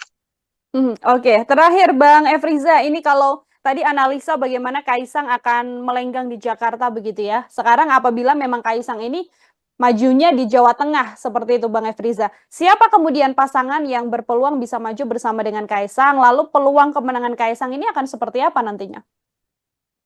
Ya, tentu kalau berbicara di Jawa Tengah, saat ini Kim tentu banyak sekali menginginkan atau mengajukan calon. Bahkan dari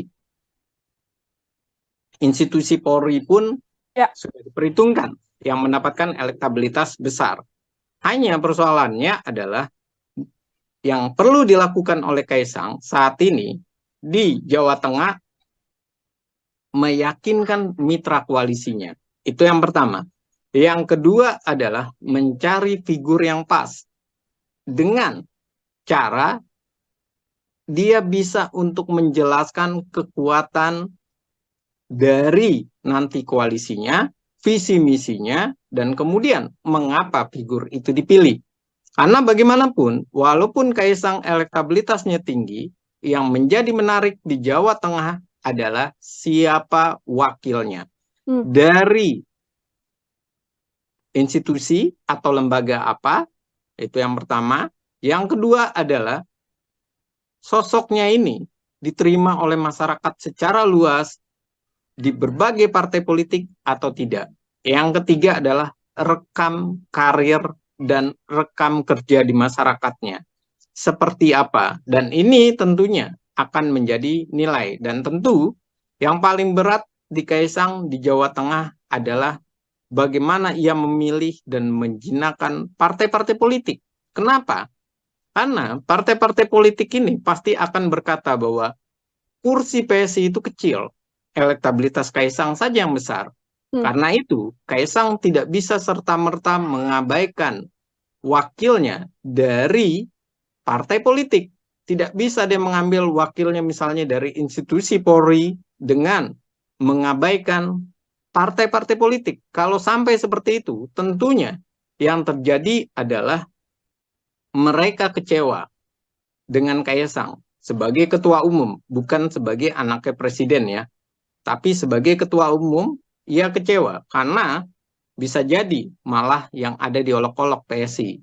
Udah kursinya kecil, cuma menang karena anaknya presiden, elektabilitasnya, dia juga populer karena di sana adalah daerah pemilihan ayahnya dan kakaknya, tapi ia tidak punya pengaruh besar dan signifikan. Dan ini yang harus benar-benar dimatangkan oleh Kaisang. Dan saya yakin apa yang dilakukan Kaisang saat ini, bagaimana ia mendatangi PKS, kemudian mendatangi Golkar, dan rangka ataupun planning mendatangi partai-partai politik lain, tujuannya cuma dua, yaitu ia mencoba mencari solusi, apakah ia maju di DKI Jakarta atau maju di Jawa Barat. DKI Jakarta adalah nomor 2, sementara bukan Jawa Barat ya, Jawa Tengah itu adalah nomor 1.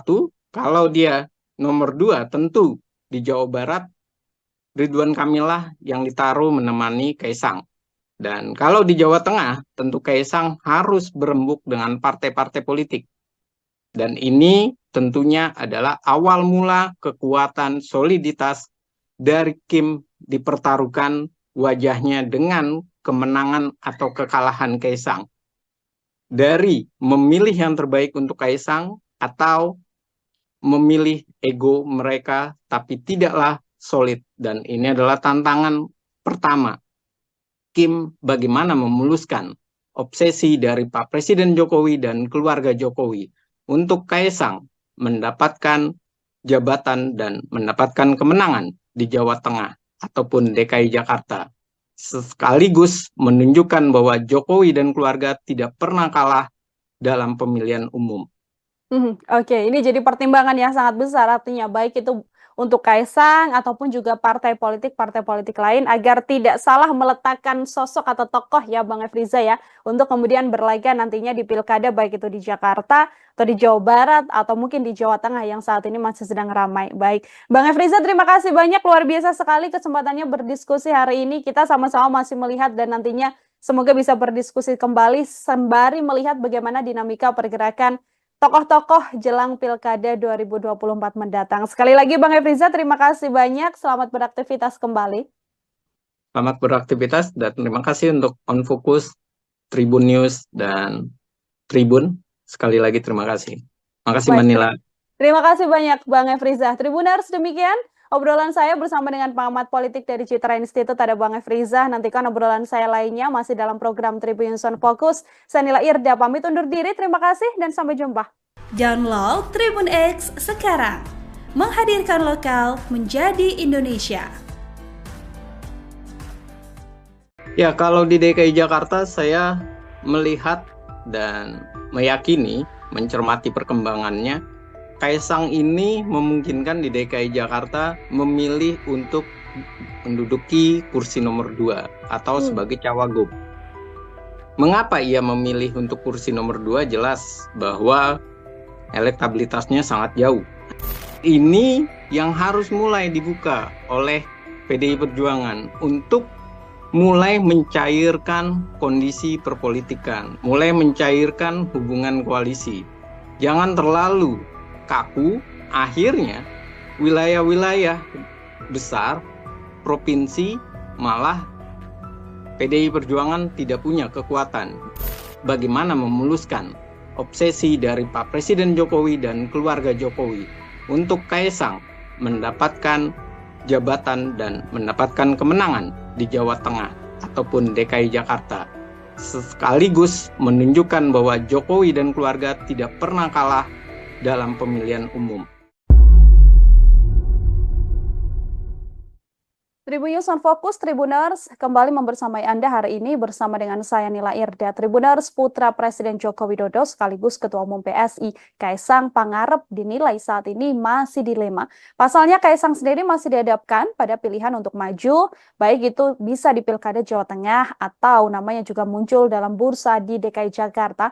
Meski begitu, Kaisang Pangarep sendiri saat ini sudah bisa tenang melenggang maju Pilkada karena sudah mendapatkan restu dari Presiden Joko Widodo yang juga merupakan sang ayah. Lantas kiranya bagaimana kemudian peluang Kaisang Pangarep ini bisa maju di Pilkada? Saya sudah tersambung melalui Zoom dan akan membahasnya dalam diskusi Tribun News On Focus hari ini, Tribuners, bersama dengan pengamat politik dari Citra Institute, ada Bang Efriza. Bang Efriza, apa kabar? Terima kasih banyak sudah bergabung.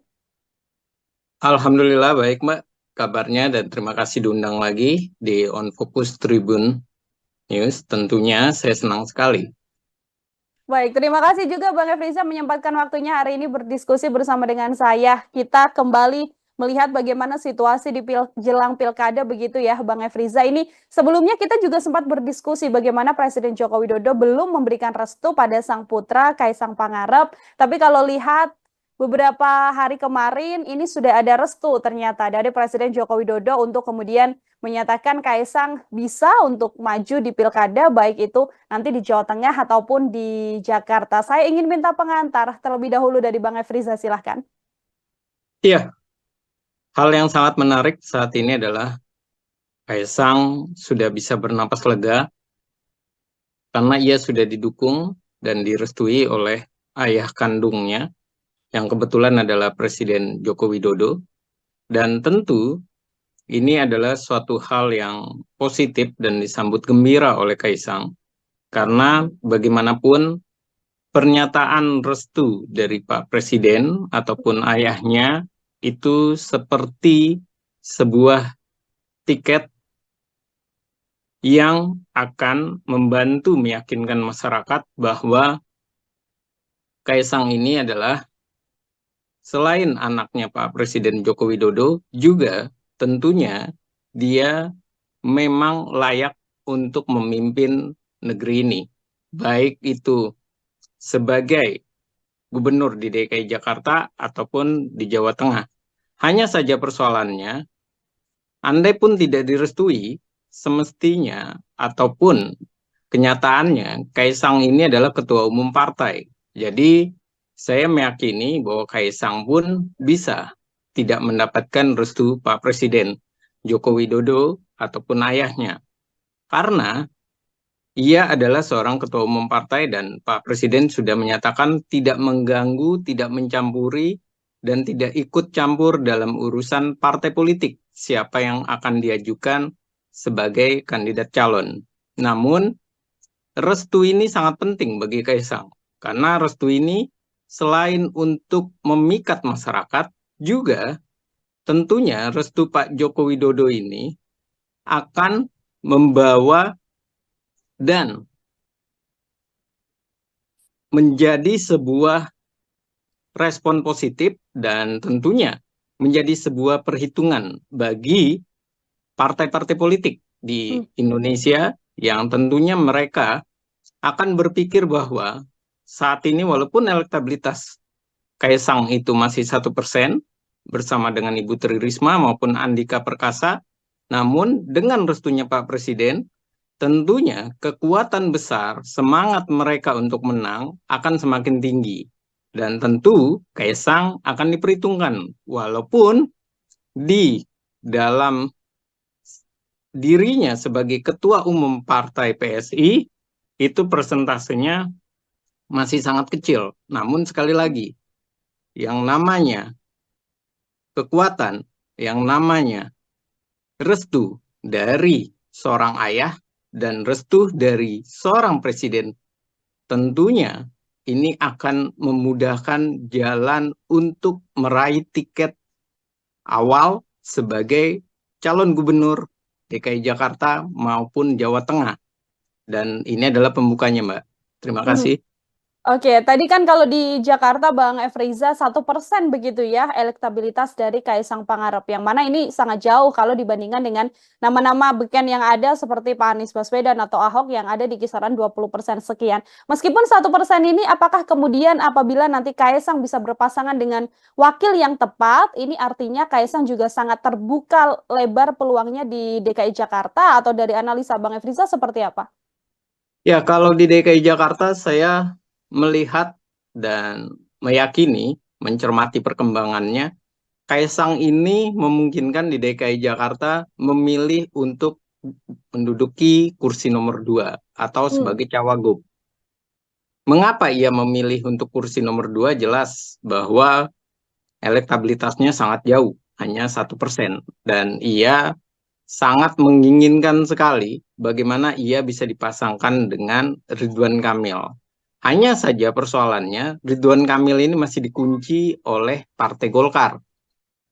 Partai Golkar mengharapkan Ridwan Kamil nantinya masuk atau maju di Jawa Barat. Sementara kalau Ridwan Kamil maju di Jawa Barat, tentunya Gerindra yang akan sangat kecewa. Karena Gerindra berasa atau meyakini ia bisa mencengkram Jawa Barat dan tidak berbeda satu kursi lagi kalau Golkar maju di Jakarta, sementara Jawa Barat yang diajukan adalah Deddy Mulyadi dari Gerindra, dan ini sangat diapresiasi oleh Gerindra karena peluang Gerindra mencengkram Jawa Barat itu begitu tinggi. Jadi inilah yang menyebabkan nantinya optimis dari Kaisang ini begitu besar. Optimisnya apa? Karena dengan restu Pak Presiden Joko Widodo tentu akan membuat pergerakan politik itu yang tadinya begitu dinamis, yang tidak bisa dikendalikan, bisa jadi bisa dikendalikan oleh Pak Presiden Joko Widodo. Dengan cara misalnya, kalau Kaisang memilih DKI Jakarta, tentu Ridwan Kamil mau tidak mau harus dilepaskan oleh Golkar. Karena ada hubungannya dengan Pak Presiden Joko Widodo. Dari balik layar tentu Pak Presiden akan sangat berperan penting untuk mensukseskan dan membuktikan bahwa keluarga Presiden Jokowi maupun Jokowi sendiri itu tidak pernah kalah di ajang kompetisi, termasuk juga di pilkada, anak-anaknya maupun mantunya. Dan inilah yang dikhawatirkan oleh Pak Jokowi jika tidak direstui, tidak mendapatkan sinyal restu dari Pak Presiden, partai-partai tidak bisa bersatu dan akan membuat presiden buruk bagi Jokowi dan keluarga. Kaisang kalah untuk pertama kali dan sekaligus menunjukkan kekalahan Jokowi dan keluarga pertama kali karena Kaisang. Nah, ini yang beresiko besar. Jadi kalau di DKI Jakarta saya melihat Kaisang bisa jadi dia lebih memilih nomor 2, tapi kalau di Jawa Tengah ia bisa jadi memilih nomor 1 karena elektabilitasnya besar. Hanya saja di Jawa Tengah ia tidak sebesar di Solo. Di Solo ia meraih suara ketiga. Di Jawa Tengah PSI itu cuma 2 kursi dan tentu ini menjadi perhitungan sekali dan perlu kehati-hatian. Tapi sekali lagi, kekuatan dari Kaisang pada dasarnya adalah di Jawa Tengah. Tapi kalau menjadi barometer, itu adalah di DKI Jakarta. Dan ini yang saya rasa membuat Kaisang banyak meninjau mana yang lebih untung dan mana yang lebih merugikan, DKI Jakarta atau Jawa Tengah. Oke, dilihat juga bagaimana peluang kemenangan juga ya, Bang Efriza ya. Bagaimana di Jakarta kursinya ada di kursi nomor 2, artinya wakil gubernur nantinya. Tapi kalau di Jawa Tengah pun sekaligus kalau menjadi gubernur ini juga kemudian angkanya juga relatif tinggi apabila Kaisang nanti berpasangan dan majunya di Jawa Tengah. Karena Jawa Tengah yang kita tahu kan kandang banteng juga, Bang Efriza. Iya, tentu. Yang dihitung itu bukan sekedar elektabilitas saja, tapi tentu juga bagaimana strategi dan peluang kemenangannya begitu besar atau tidak. Kalau melihat Jawa Tengah, walaupun disebut dengan kandang banteng sekalipun, namun harus diperhatikan bahwa kandang banteng itu mengalami penurunan suara sebanyak 10 kursi. Itu yang pertama di Jawa Tengah. Yang kedua, kandang banteng di Jawa Tengah ini lagi kehilangan sosok figur yang mumpuni, yang elektabilitasnya besar. Bahkan sekelas Bambang Pacul saja itu hanya urutan kelima, kalah dengan Kaisang. Dan berikutnya juga kita harus pahami kekuatan dari Pak Presiden Joko Widodo itu adalah dari Solo dan tentu juga kuat secara pecahan berada di Jawa Tengah. Dan ini tentunya sangat perlu kehati-hatian. Dan inilah kenapa akhirnya PDI Perjuangan juga menimbang kalau Jawa Tengah kenapa tidak misalnya PDI Perjuangan berkoalisi dengan Kaisang. Karena apa? Karena pada dasarnya mereka juga berbicara level pilkada itu tidak selalu harus dibawa dalam cakupan level nasional. Yang pertama itu. Yang kedua, pilkada ini bagi partai adalah bagaimana meraih kemenangan, banyak kemenangan besar di berbagai daerah. Dan yang ketiga, mereka juga memikirkan kalau lawannya tidak sehebat, tidak setangguh dengan Kaisang, dan sisi yang lain juga mereka tahu bahwa Kaisang ini tidak bisa dilihat hanya sebagai anaknya Presiden Joko Widodo. Musuhnya dari, dalam tanda kutip ya, musuhnya dari PDI Perjuangan, Pak Joko Widodo maupun Gibran atau keluarga Jokowi bermusuhan dengan PDI Perjuangan. Tidak bisa dilihat seperti itu saja. Karena Kaisang bagaimanapun adalah ketua umum partai. Dan ini yang harus mulai dibuka oleh PDI Perjuangan untuk mulai mencairkan kondisi perpolitikan, mulai mencairkan hubungan koalisi. Jangan terlalu kaku, akhirnya wilayah-wilayah besar, provinsi, malah PDI Perjuangan tidak punya kekuatan. Dan inilah yang terjadi dengan PKS. Bagaimana PKS menyatakan dia memikirkan opsi bahwa bisa saja mereka bekerja sama dengan PSI karena melihat Kaisang adalah ketua umum partai politik. Dan ini yang harus dibangun oleh PDI Perjuangan semestinya. Jadi bukan sekedar bahwa Kaisang anak presiden, bahwa ini nantinya adalah bernilai buruk bagi organisasi partai politik. PDI Perjuangan tidak bisa dinilai seperti itu, serampangan saja dengan nalar seperti itu atau nilai seperti itu, tapi harus dilihat secara banyak hal, bahwa Kaisang adalah ketua umum partai, elektabilitasnya besar, dan kemudian PDI Perjuangan adalah ini kandang banteng, tapi sisi yang lain, PDI Perjuangan lagi kehilangan sosok calon tangguh di Jawa Tengah. Kenapa tidak sama-sama membangun Jawa Tengah? Ada opsi bagaimana kemudian menjalin hubungan antara PDI Perjuangan yang basicnya juga kuat di Jawa Tengah secara kandang banteng begitu ya Bang Efriza bersama dengan PSI. Yakni dalam hal ini adalah Kaisang yang secara elektabilitas memang paling tinggi di Jawa Tengah. Ini kan juga kalau dari Golkar Bang Efriza yang kemarin baru saja direkomendasikan kan pasangan Kaisang Pangarep dengan Yusuf Hamka yang digadang-gadang bisa maju juga di Jawa Tengah. Melihat duet ini, apakah ini adalah duet yang cukup ideal Bang Efriza? Dengan Yusuf Hamka ya Mbak? Ya, kalau berbicara dengan Yusuf Hamka, saya bilang, ataupun dari nadanya PSI pun, baik dari PSI maupun Kaisang, saya rasa mereka tidak tertarik kalau Golkar mengajukan Yusuf Hamka. Kenapa? Karena elektabilitas Kaisang saja 1%. Sementara elektabilitas dari calon wakil gubernurnya itu tidaklah besar. Sisi yang lain, Yusuf Hamka ini memang terkenal, tapi di sisi pebisnis, pengusaha, bukan di sisi popularitas secara masif di masyarakat.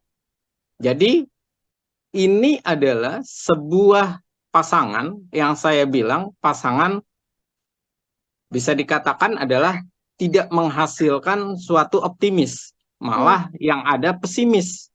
Mengapa pesimis? Karena yaitu tadi, elektabilitas Kaisang begitu kecil, Yusuf Hamka pun tidak mengikuti dan tidak membesarkan elektabilitas dari Kaisang.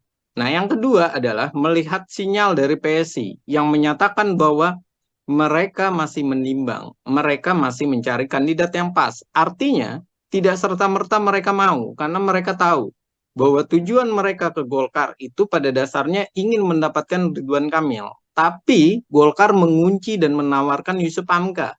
Karena Ridwan Kamil ini potensi menangnya sangat besar di Jawa Barat. Ya.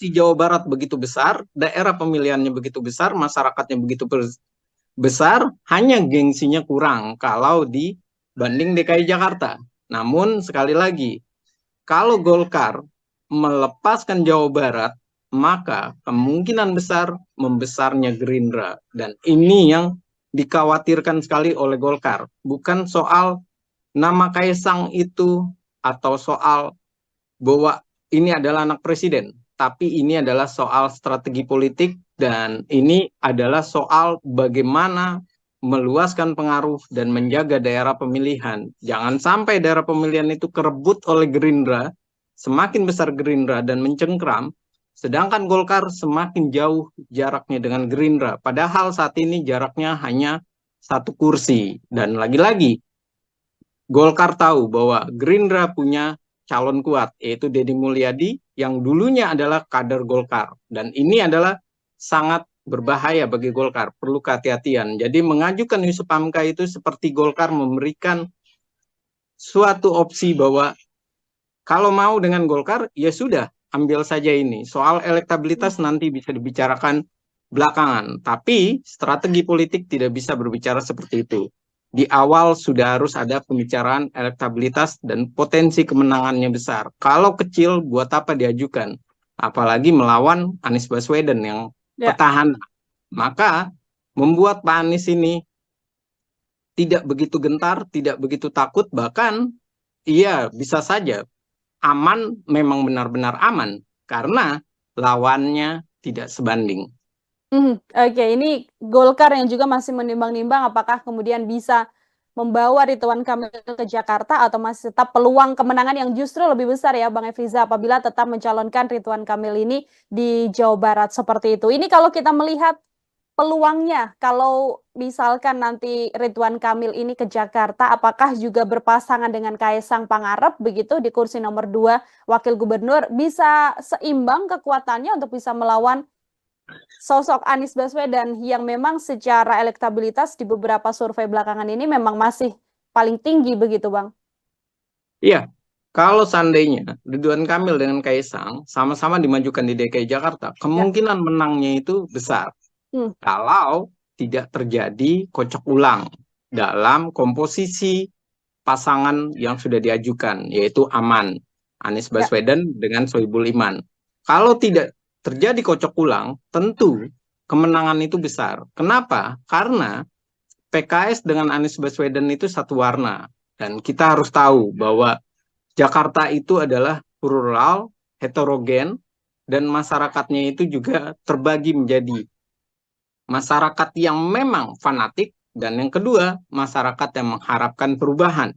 Jadi tidak bisa serta-merta bahwa PKS saat ini DPRD menang, juara pertama, lalu kemudian mereka akan bisa menang melawan Kaesang. Tidak bisa seperti itu, karena ini adalah Jakarta yang kecerdasan emosional, kecerdasan berpikir, maupun intelijensianya itu benar-benar ditimbang. Mereka juga berpendidikan, berpendapatan besar, artinya mereka tahu apa yang mereka inginkan, dan mereka sudah melihat rekam jejak dari Pak Anies dan PKS, yang bisa dikatakan satu sisi memang berhasil, tapi sisi yang lain juga masih pro dan kontra keberhasilannya. Jadi kalau bisa diutarakan masih 50-50, yang menyatakan bahwa Anies Baswedan adalah sukses di DKI Jakarta. Dan ini adalah fakta yang tidak bisa dilepaskan. Jadi kalau Ridwan Kamil yang di DKI Jakarta kemudian dipasangkan dengan Kaesang, ada dua hal yang menarik. Yang pertama adalah masyarakat bisa semakin percaya karena Ridwan Kamil sudah berhasil di Jawa Barat, dan Ridwan Kamil tentunya punya potensi karena ide-idenya, karena keluasan ia berbicara, dan bagaimana ia punya gagasan. Dan ini sangat menarik dinantikan oleh warga DKI. Yang kedua, soal Kaesangnya. Warga DKI masih punya nilai-nilai positif, masih punya nilai-nilai keyakinan bahwa Kaesang sama dan juga identik bahwa ia akan bekerja dengan baik seperti Pak Jokowi waktu dengan Ahok di DKI Jakarta. Dan berikutnya adalah jelas bahwa kedua figur ini adalah figur baru, figur yang menarik, dan figur yang potensial. Karena satunya adalah orang yang sukses di DKI Jakarta, di Jawa Barat, yaitu Pak Ridwan Kamil, dan tentu ia juga menjadi tolok ukur bagi DKI Jakarta kesuksesannya, dan ia juga pantas untuk di DKI Jakarta diperhitungkan oleh warga DKI. Dan yang kedua adalah Kaesangnya ini. Dia adalah seorang pengusaha, dia adalah seorang partai politik, dan partai politiknya juga ada kursi lumayan besar, walaupun nomor urut ke-7, dan walaupun hanya 8 kursi, tapi masih bisa dinamis pemikiran DKI Jakarta dari PSI ini banyak menyentuh dan banyak membuat masyarakat tertarik. Contohnya saja dengan dari kader PSI yang sangat terlihat sekali mereka lebih punya kekuatan, yaitu Grace Natali yang memenangkan banyak suara di DKI Jakarta, dan tentu ini sangat menjadi animo masyarakat atau membuat masyarakat semakin meyakini bahwa peluang dua kandidat ini sama-sama baik nilainya. Hanya saja Anies Baswedan dengan Sohibul Iman harus dilakukan revisi kalau berhadapan dengan Ridwan Kamil dan Kaesang.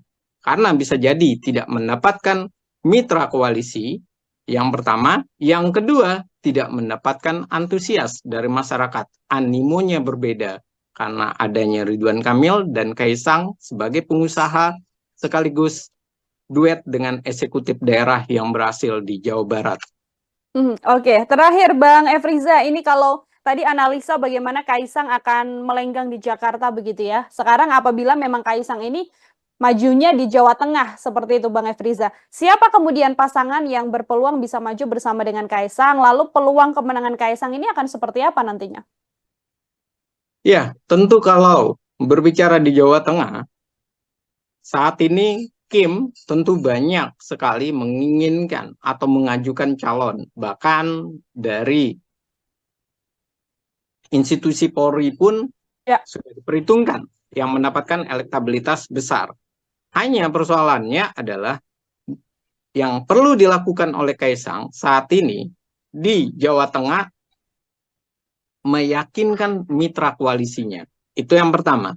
Yang kedua adalah mencari figur yang pas dengan cara dia bisa untuk menjelaskan kekuatan dari nanti koalisinya, visi misinya, dan kemudian mengapa figur itu dipilih.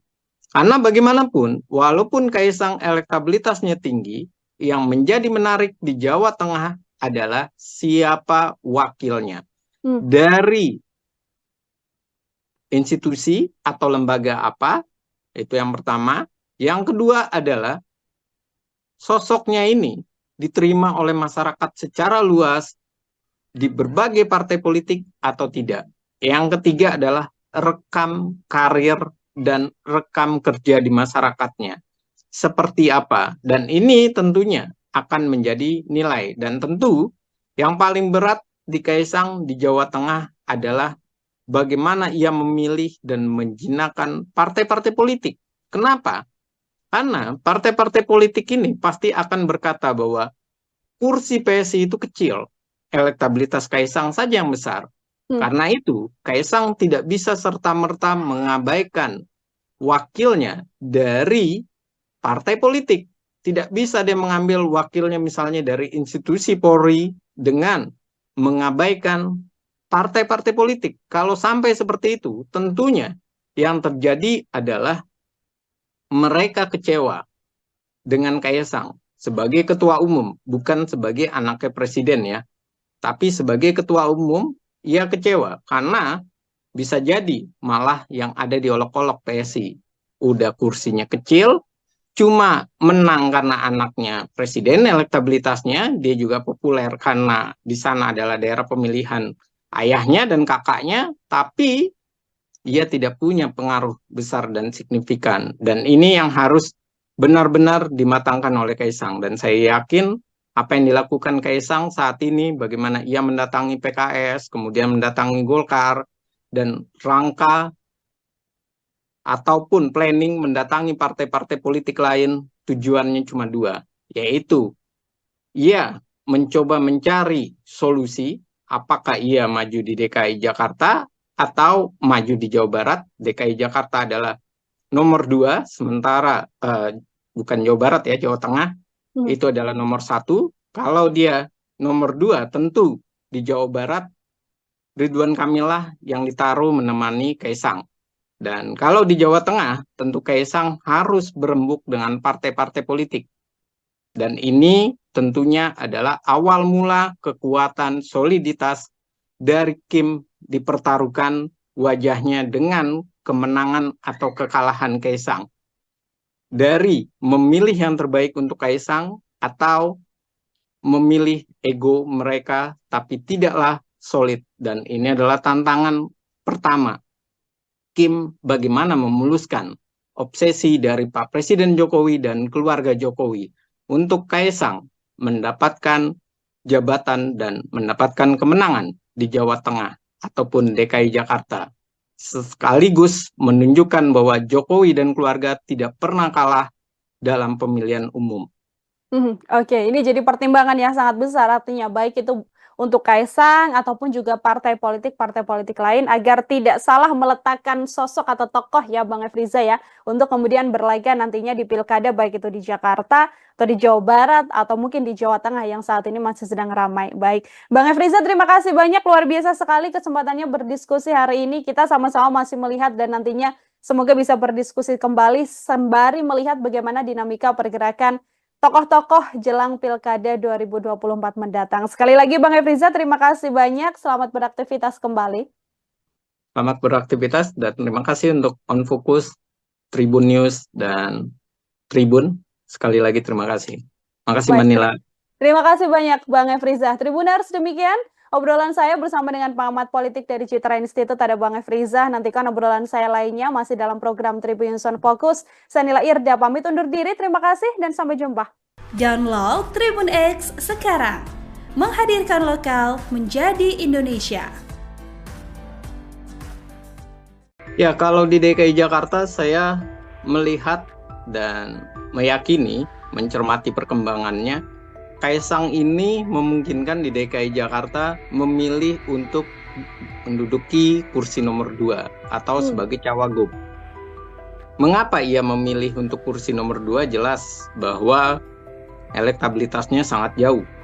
Ini yang harus mulai dibuka oleh PDI Perjuangan untuk mulai mencairkan kondisi perpolitikan, mulai mencairkan hubungan koalisi. Jangan terlalu kaku, akhirnya wilayah-wilayah besar, provinsi, malah PDI Perjuangan tidak punya kekuatan. Bagaimana memuluskan obsesi dari Pak Presiden Jokowi dan keluarga Jokowi untuk Kaisang mendapatkan jabatan dan mendapatkan kemenangan di Jawa Tengah ataupun DKI Jakarta, sekaligus menunjukkan bahwa Jokowi dan keluarga tidak pernah kalah dalam pemilihan umum. Tribun News On Focus, Tribuners, kembali membersamai Anda hari ini bersama dengan saya Nila Irda. Tribuners, putra Presiden Joko Widodo sekaligus Ketua Umum PSI, Kaisang Pangarep dinilai saat ini masih dilema. Pasalnya Kaisang sendiri masih dihadapkan pada pilihan untuk maju, baik itu bisa di Pilkada Jawa Tengah atau namanya juga muncul dalam bursa di DKI Jakarta. Meski begitu, Kaisang Pangarep sendiri saat ini sudah bisa tenang melenggang maju Pilkada karena sudah mendapatkan restu dari Presiden Joko Widodo yang juga merupakan sang ayah. Lantas kiranya bagaimana kemudian peluang Kaisang Pangarep ini bisa maju di Pilkada? Saya sudah tersambung melalui Zoom dan akan membahasnya dalam diskusi Tribun News On Focus hari ini, Tribuners, bersama dengan pengamat politik dari Citra Institute, ada Bang Efriza. Bang Efriza, apa kabar? Terima kasih banyak sudah bergabung. Alhamdulillah baik Mbak kabarnya, dan terima kasih diundang lagi di On Focus Tribun News. Tentunya saya senang sekali. Baik, terima kasih juga Bang Efriza menyempatkan waktunya hari ini berdiskusi bersama dengan saya. Kita kembali melihat bagaimana situasi di jelang Pilkada begitu ya Bang Efriza. Ini sebelumnya kita juga sempat berdiskusi bagaimana Presiden Joko Widodo belum memberikan restu pada sang putra Kaisang Pangarep. Tapi kalau lihat beberapa hari kemarin ini sudah ada restu ternyata dari Presiden Joko Widodo untuk kemudian menyatakan Kaisang bisa untuk maju di Pilkada baik itu nanti di Jawa Tengah ataupun di Jakarta. Saya ingin minta pengantar terlebih dahulu dari Bang Efriza, silahkan. Iya, hal yang sangat menarik saat ini adalah Kaisang sudah bisa bernapas lega karena ia sudah didukung dan direstui oleh ayah kandungnya yang kebetulan adalah Presiden Joko Widodo. Dan tentu ini adalah suatu hal yang positif dan disambut gembira oleh Kaisang. Karena bagaimanapun pernyataan restu dari Pak Presiden ataupun ayahnya itu seperti sebuah tiket yang akan membantu meyakinkan masyarakat bahwa Kaisang ini adalah selain anaknya Pak Presiden Joko Widodo, juga tentunya dia memang layak untuk memimpin negeri ini. Baik itu sebagai gubernur di DKI Jakarta ataupun di Jawa Tengah. Hanya saja persoalannya, andai pun tidak direstui, semestinya ataupun kenyataannya Kaisang ini adalah ketua umum partai. Jadi saya meyakini bahwa Kaisang pun bisa tidak mendapatkan restu Pak Presiden Joko Widodo ataupun ayahnya. Karena ia adalah seorang ketua umum partai dan Pak Presiden sudah menyatakan tidak mengganggu, tidak mencampuri, dan tidak ikut campur dalam urusan partai politik siapa yang akan diajukan sebagai kandidat calon. Namun, restu ini sangat penting bagi Kaisang. Karena restu ini selain untuk memikat masyarakat, juga tentunya restu Pak Joko Widodo ini akan membawa dan menjadi sebuah respon positif dan tentunya menjadi sebuah perhitungan bagi partai-partai politik di Indonesia yang tentunya mereka akan berpikir bahwa saat ini walaupun elektabilitas Kaisang itu masih 1% bersama dengan Ibu Tri Risma maupun Andika Perkasa, namun dengan restunya Pak Presiden, tentunya kekuatan besar, semangat mereka untuk menang akan semakin tinggi. Dan tentu Kaisang akan diperhitungkan, walaupun di dalam dirinya sebagai ketua umum partai PSI, itu persentasenya masih sangat kecil. Namun sekali lagi, yang namanya kekuatan, yang namanya restu dari seorang ayah dan restu dari seorang presiden, tentunya ini akan memudahkan jalan untuk meraih tiket awal sebagai calon gubernur DKI Jakarta maupun Jawa Tengah. Dan ini adalah pembukanya, Mbak. Terima kasih.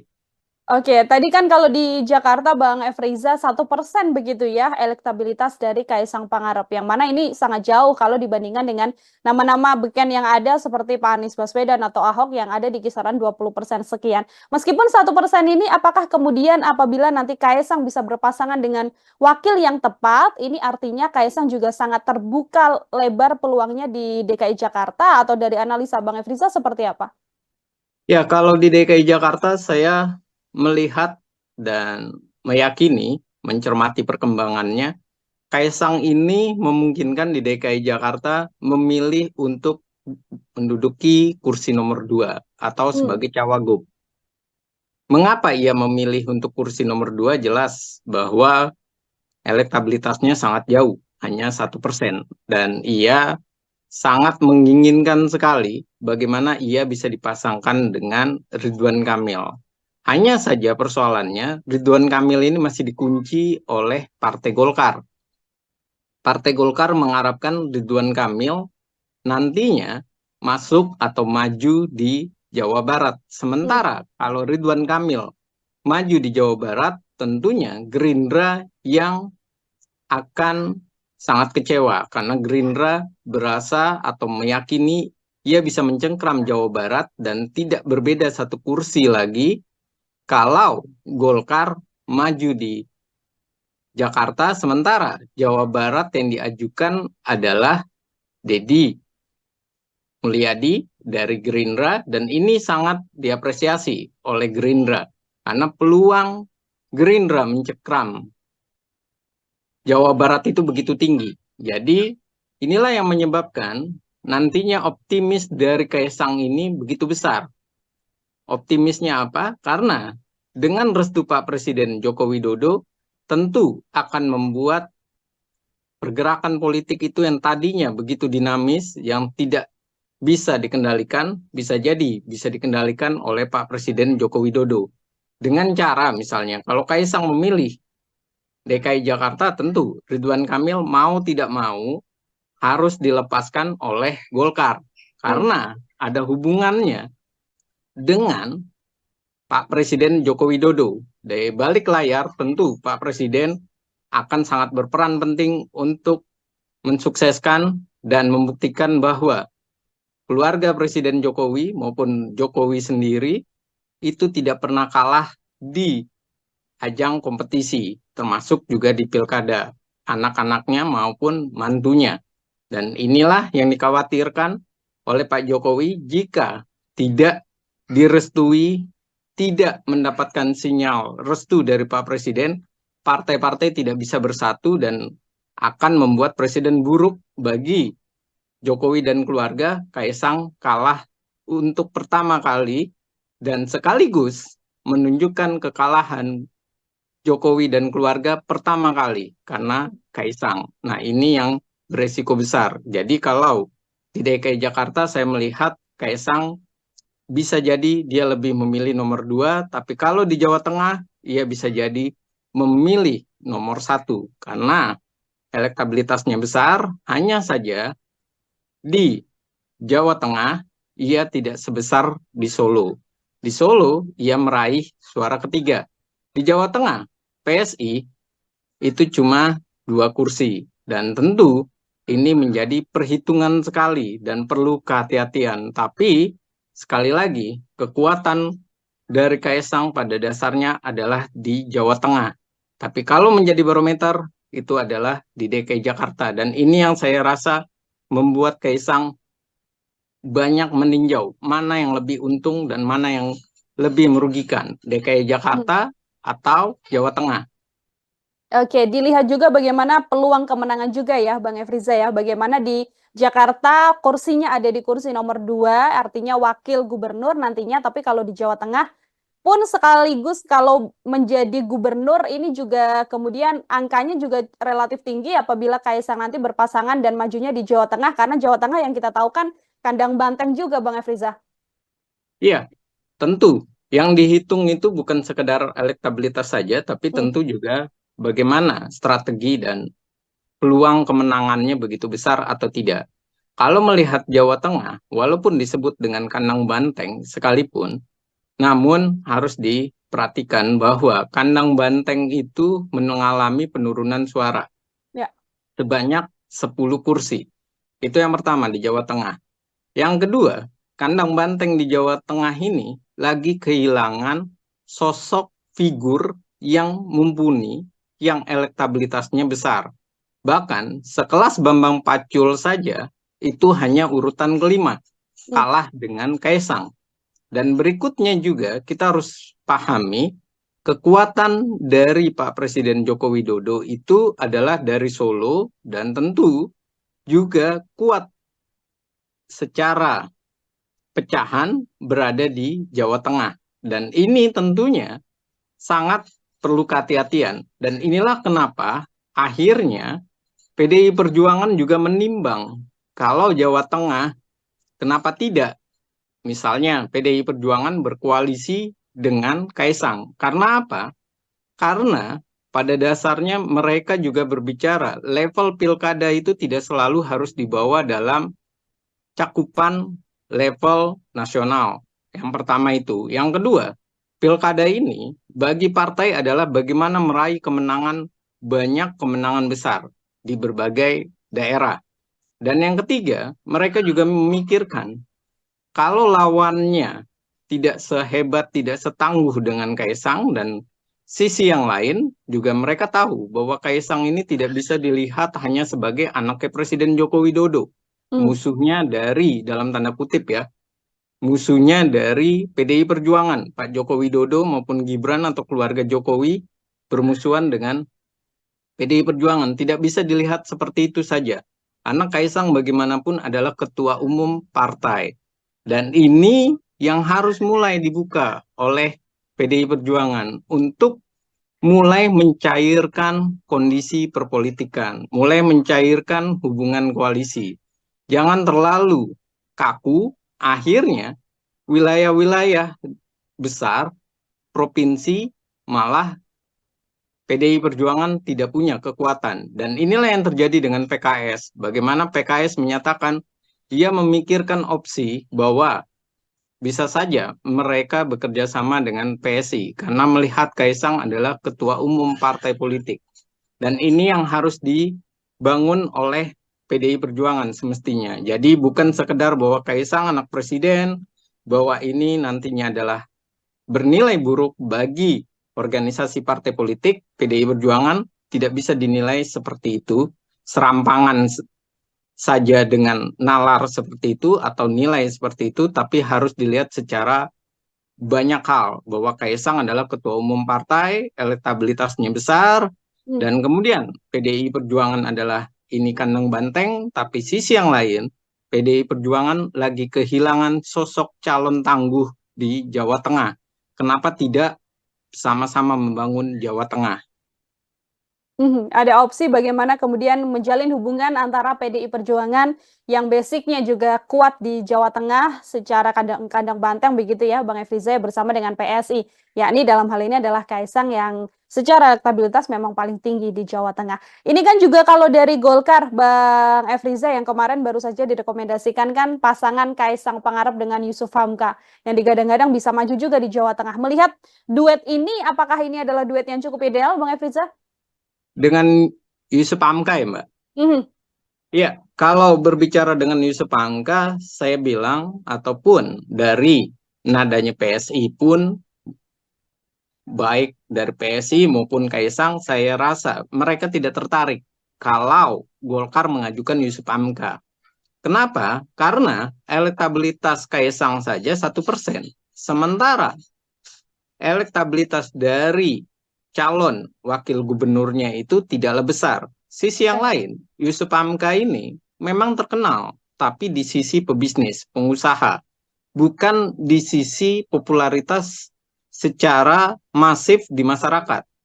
Jadi ini adalah sebuah pasangan yang saya bilang pasangan bisa dikatakan adalah tidak menghasilkan suatu optimis, malah yang ada pesimis. Mengapa pesimis? Karena yaitu tadi, elektabilitas Kaisang begitu kecil, Yusuf Hamka pun tidak mengikuti dan tidak membesarkan elektabilitas dari Kaisang. Nah, yang kedua adalah melihat sinyal dari PSI yang menyatakan bahwa mereka masih menimbang, mereka masih mencari kandidat yang pas. Artinya, tidak serta-merta mereka mau, karena mereka tahu bahwa tujuan mereka ke Golkar itu pada dasarnya ingin mendapatkan Ridwan Kamil. Tapi Golkar mengunci dan menawarkan Yusuf Hamka. Karena Ridwan Kamil ini potensi menangnya sangat besar di Jawa Barat. Ya. Di Jawa Barat begitu besar, daerah pemilihannya begitu besar, masyarakatnya begitu besar, hanya gengsinya kurang kalau dibanding DKI Jakarta. Namun sekali lagi, kalau Golkar melepaskan Jawa Barat, maka kemungkinan besar membesarnya Gerindra. Dan ini yang dikhawatirkan sekali oleh Golkar. Bukan soal nama Kaisang itu atau soal bahwa ini adalah anak presiden, tapi ini adalah soal strategi politik dan ini adalah soal bagaimana meluaskan pengaruh dan menjaga daerah pemilihan. Jangan sampai daerah pemilihan itu kerebut oleh Gerindra, semakin besar Gerindra dan mencengkram, sedangkan Golkar semakin jauh jaraknya dengan Gerindra. Padahal saat ini jaraknya hanya 1 kursi. Dan lagi-lagi, Golkar tahu bahwa Gerindra punya calon kuat, yaitu Deddy Mulyadi, yang dulunya adalah kader Golkar. Dan ini adalah sangat berbahaya bagi Golkar, perlu kehati-hatian. Jadi mengajukan Yusuf Hamka itu seperti Golkar memberikan suatu opsi bahwa kalau mau dengan Golkar, ya sudah, ambil saja ini. Soal elektabilitas nanti bisa dibicarakan belakangan. Tapi strategi politik tidak bisa berbicara seperti itu. Di awal sudah harus ada pembicaraan elektabilitas dan potensi kemenangannya besar. Kalau kecil, buat apa diajukan? Apalagi melawan Anies Baswedan yang petahana. Maka membuat Pak Anies ini tidak begitu gentar, tidak begitu takut, bahkan iya bisa saja aman, memang benar-benar aman karena lawannya tidak sebanding. Oke, ini Golkar yang juga masih menimbang-nimbang apakah kemudian bisa membawa Ridwan Kamil ke Jakarta atau masih tetap peluang kemenangan yang justru lebih besar ya Bang Efriza apabila tetap mencalonkan Ridwan Kamil ini di Jawa Barat seperti itu. Ini kalau kita melihat peluangnya, kalau misalkan nanti Ridwan Kamil ini ke Jakarta, apakah juga berpasangan dengan Kaisang Pangarep begitu di kursi nomor 2 Wakil Gubernur, bisa seimbang kekuatannya untuk bisa melawan sosok Anies Baswedan yang memang secara elektabilitas di beberapa survei belakangan ini memang masih paling tinggi begitu Bang? Iya, Kalau seandainya Ridwan Kamil dengan Kaisang sama-sama dimajukan di DKI Jakarta, kemungkinan menangnya itu besar. Kalau tidak terjadi kocok ulang dalam komposisi pasangan yang sudah diajukan, yaitu aman, Anies Baswedan dengan Sohibul Iman. Kalau tidak terjadi kocok ulang, tentu kemenangan itu besar. Kenapa? Karena PKS dengan Anies Baswedan itu satu warna. Dan kita harus tahu bahwa Jakarta itu adalah plural, heterogen, dan masyarakatnya itu juga terbagi menjadi masyarakat yang memang fanatik, dan yang kedua, masyarakat yang mengharapkan perubahan.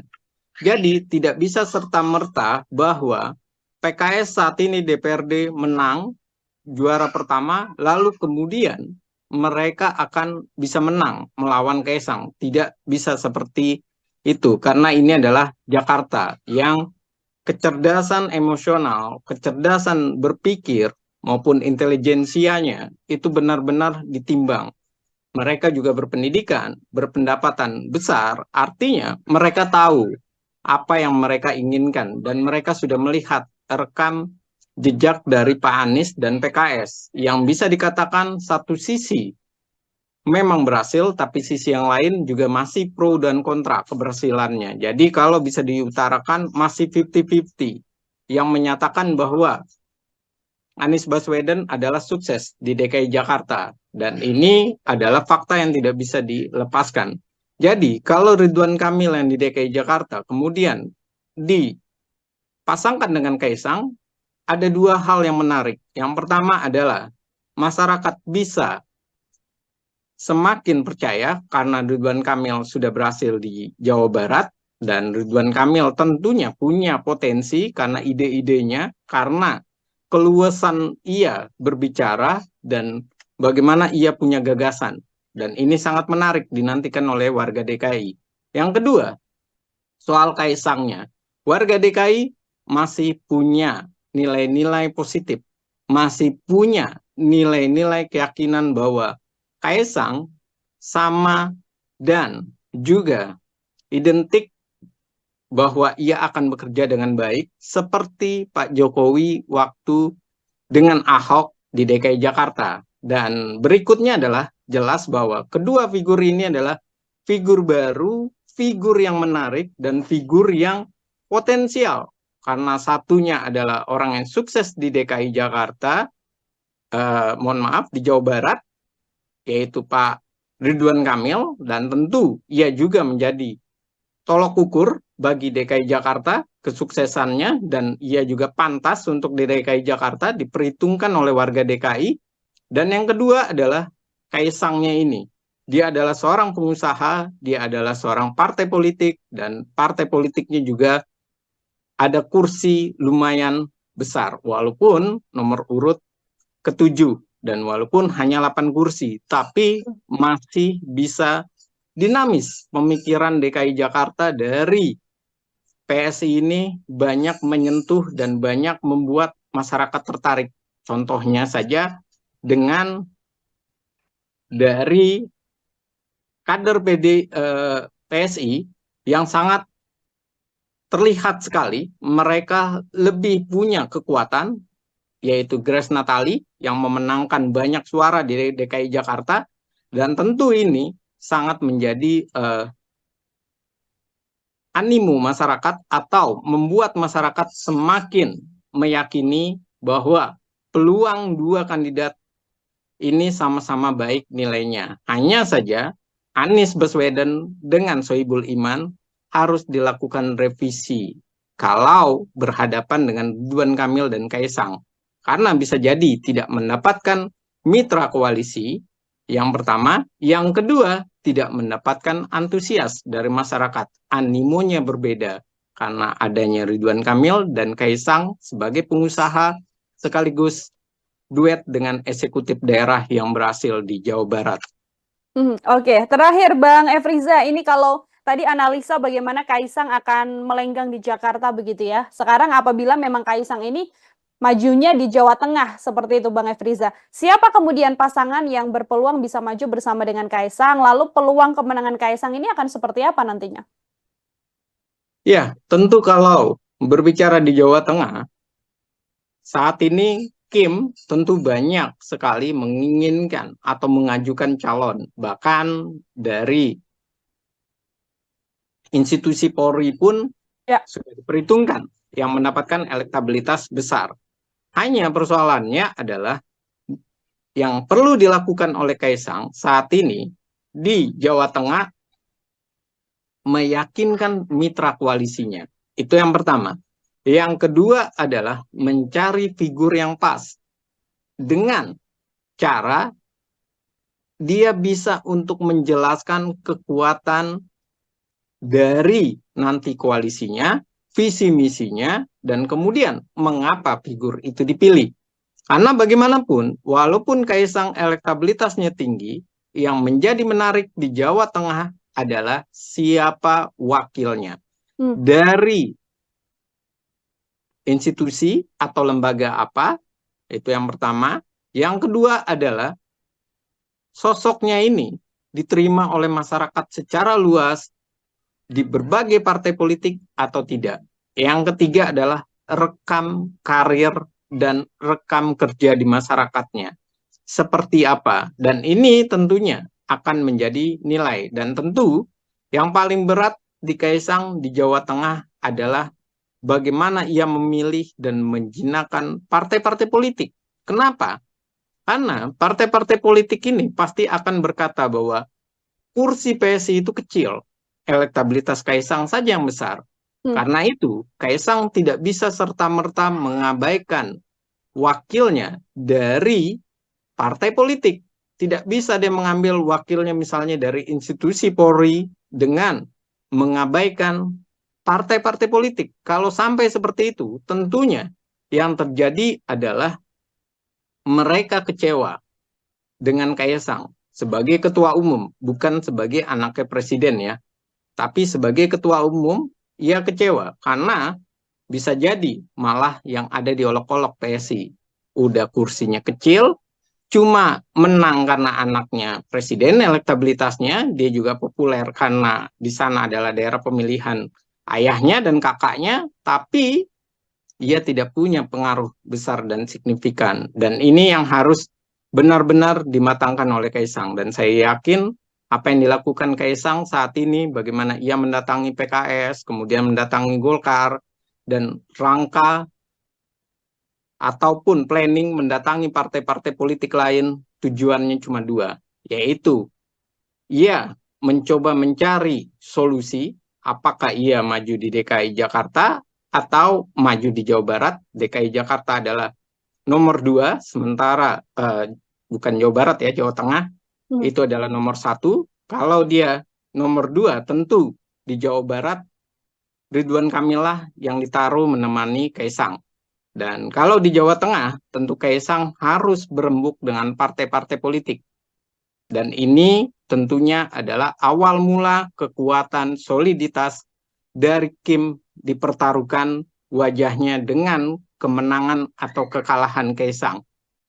Dari memilih yang terbaik untuk Kaisang atau memilih ego mereka tapi tidaklah solid. Dan ini adalah tantangan pertama Kim bagaimana memuluskan obsesi dari Pak Presiden Jokowi dan keluarga Jokowi untuk Kaisang mendapatkan jabatan dan mendapatkan kemenangan di Jawa Tengah ataupun DKI Jakarta.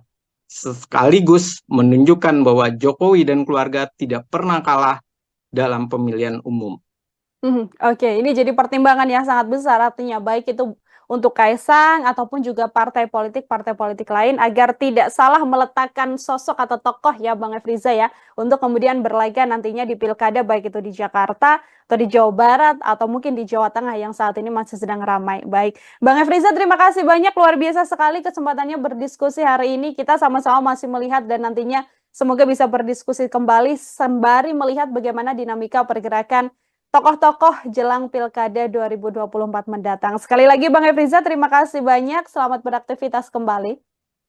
Selamat beraktivitas dan terima kasih untuk On Focus, Tribun News, dan Tribun. Sekali lagi terima kasih. Terima kasih Mbak Nila. Terima kasih banyak Bang Efriza. Tribuners, demikian obrolan saya bersama dengan pengamat politik dari Citra Institute, ada Bang Efriza. Nantikan obrolan saya lainnya masih dalam program Tribun News on Focus. Saya Nila Irda, pamit undur diri. Terima kasih dan sampai jumpa. Download Tribun X sekarang. Menghadirkan lokal menjadi Indonesia. Ya, kalau di DKI Jakarta saya melihat dan meyakini, mencermati perkembangannya, Kaisang ini memungkinkan di DKI Jakarta memilih untuk menduduki kursi nomor 2 atau sebagai cawagup. Mengapa ia memilih untuk kursi nomor 2? Jelas bahwa elektabilitasnya sangat jauh. Ini yang harus mulai dibuka oleh PDI Perjuangan untuk mulai mencairkan kondisi perpolitikan, mulai mencairkan hubungan koalisi. Jangan terlalu kaku, akhirnya wilayah-wilayah besar, provinsi, malah PDI Perjuangan tidak punya kekuatan.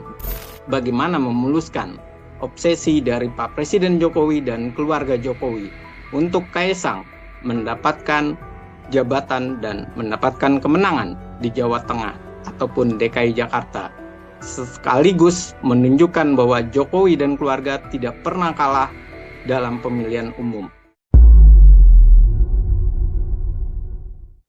Tribun News on Focus, Tribuners, kembali membersamai Anda hari ini bersama dengan saya Nila Irda. Tribuners, putra Presiden Joko Widodo sekaligus Ketua Umum PSI, Kaisang Pangarep, dinilai saat ini masih dilema. Pasalnya Kaisang sendiri masih dihadapkan pada pilihan untuk maju, baik itu bisa di Pilkada Jawa Tengah atau namanya juga muncul dalam bursa di DKI Jakarta. Meski begitu, Kaisang Pangarep sendiri saat ini sudah bisa tenang melenggang maju Pilkada karena sudah mendapatkan restu dari Presiden Joko Widodo yang juga merupakan sang ayah. Lantas kiranya bagaimana kemudian peluang Kaisang Pangarep ini bisa maju di Pilkada? Saya sudah tersambung melalui Zoom dan akan membahasnya dalam diskusi Tribun News on Focus hari ini, Tribuners, bersama dengan pengamat politik dari Citra Institute, ada Bang Efriza. Bang Efriza, apa kabar? Terima kasih banyak sudah bergabung. Alhamdulillah baik, Mbak, kabarnya, dan terima kasih diundang lagi di On Focus Tribun News. Tentunya saya senang sekali.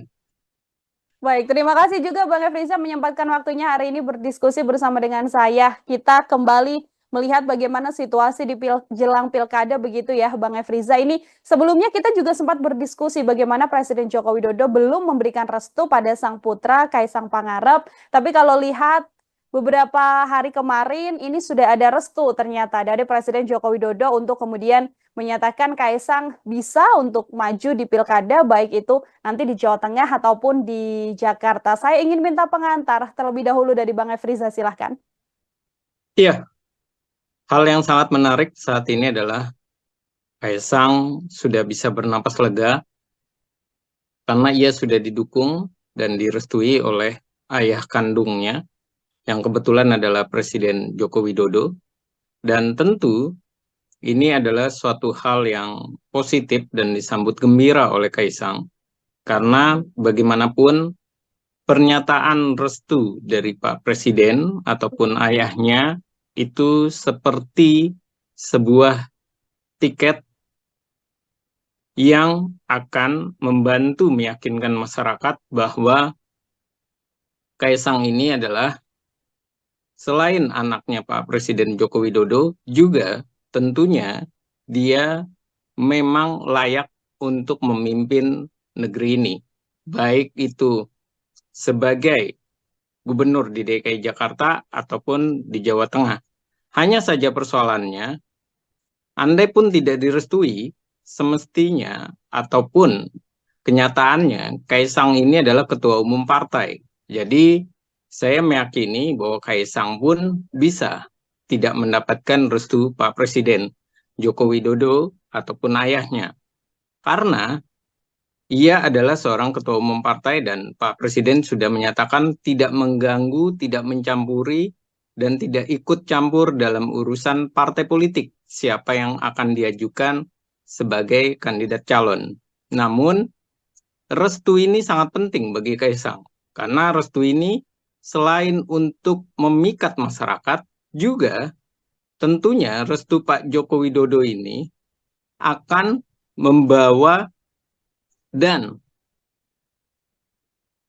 menjadi sebuah respon positif dan tentunya menjadi sebuah perhitungan bagi partai-partai politik di Indonesia yang tentunya mereka akan berpikir bahwa saat ini walaupun elektabilitas Kaisang itu masih 1% bersama dengan Ibu Tri Risma maupun Andika Perkasa, namun dengan restunya Pak Presiden, tentunya kekuatan besar, semangat mereka untuk menang akan semakin tinggi.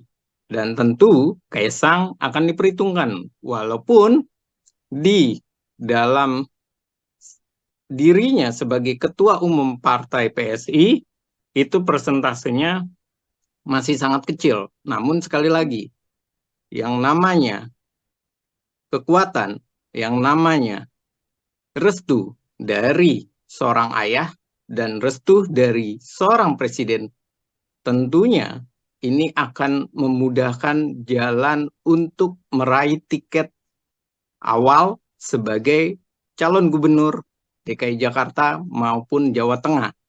Dan ini adalah pembukanya, Mbak. Terima kasih. Oke, tadi kan kalau di Jakarta Bang Efriza 1% begitu ya elektabilitas dari Kaisang Pangarep. Yang mana ini sangat jauh kalau dibandingkan dengan nama-nama beken yang ada seperti Pak Anies Baswedan atau Ahok yang ada di kisaran 20% sekian. Meskipun 1% ini apakah kemudian apabila nanti Kaisang bisa berpasangan dengan wakil yang tepat, ini artinya Kaisang juga sangat terbuka lebar peluangnya di DKI Jakarta atau dari analisa Bang Efriza seperti apa?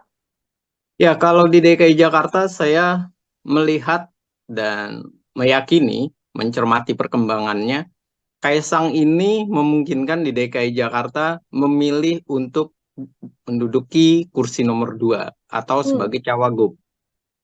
Mengapa ia memilih untuk kursi nomor 2? Jelas bahwa elektabilitasnya sangat jauh, hanya 1%. Dan ia sangat menginginkan sekali bagaimana ia bisa dipasangkan dengan Ridwan Kamil.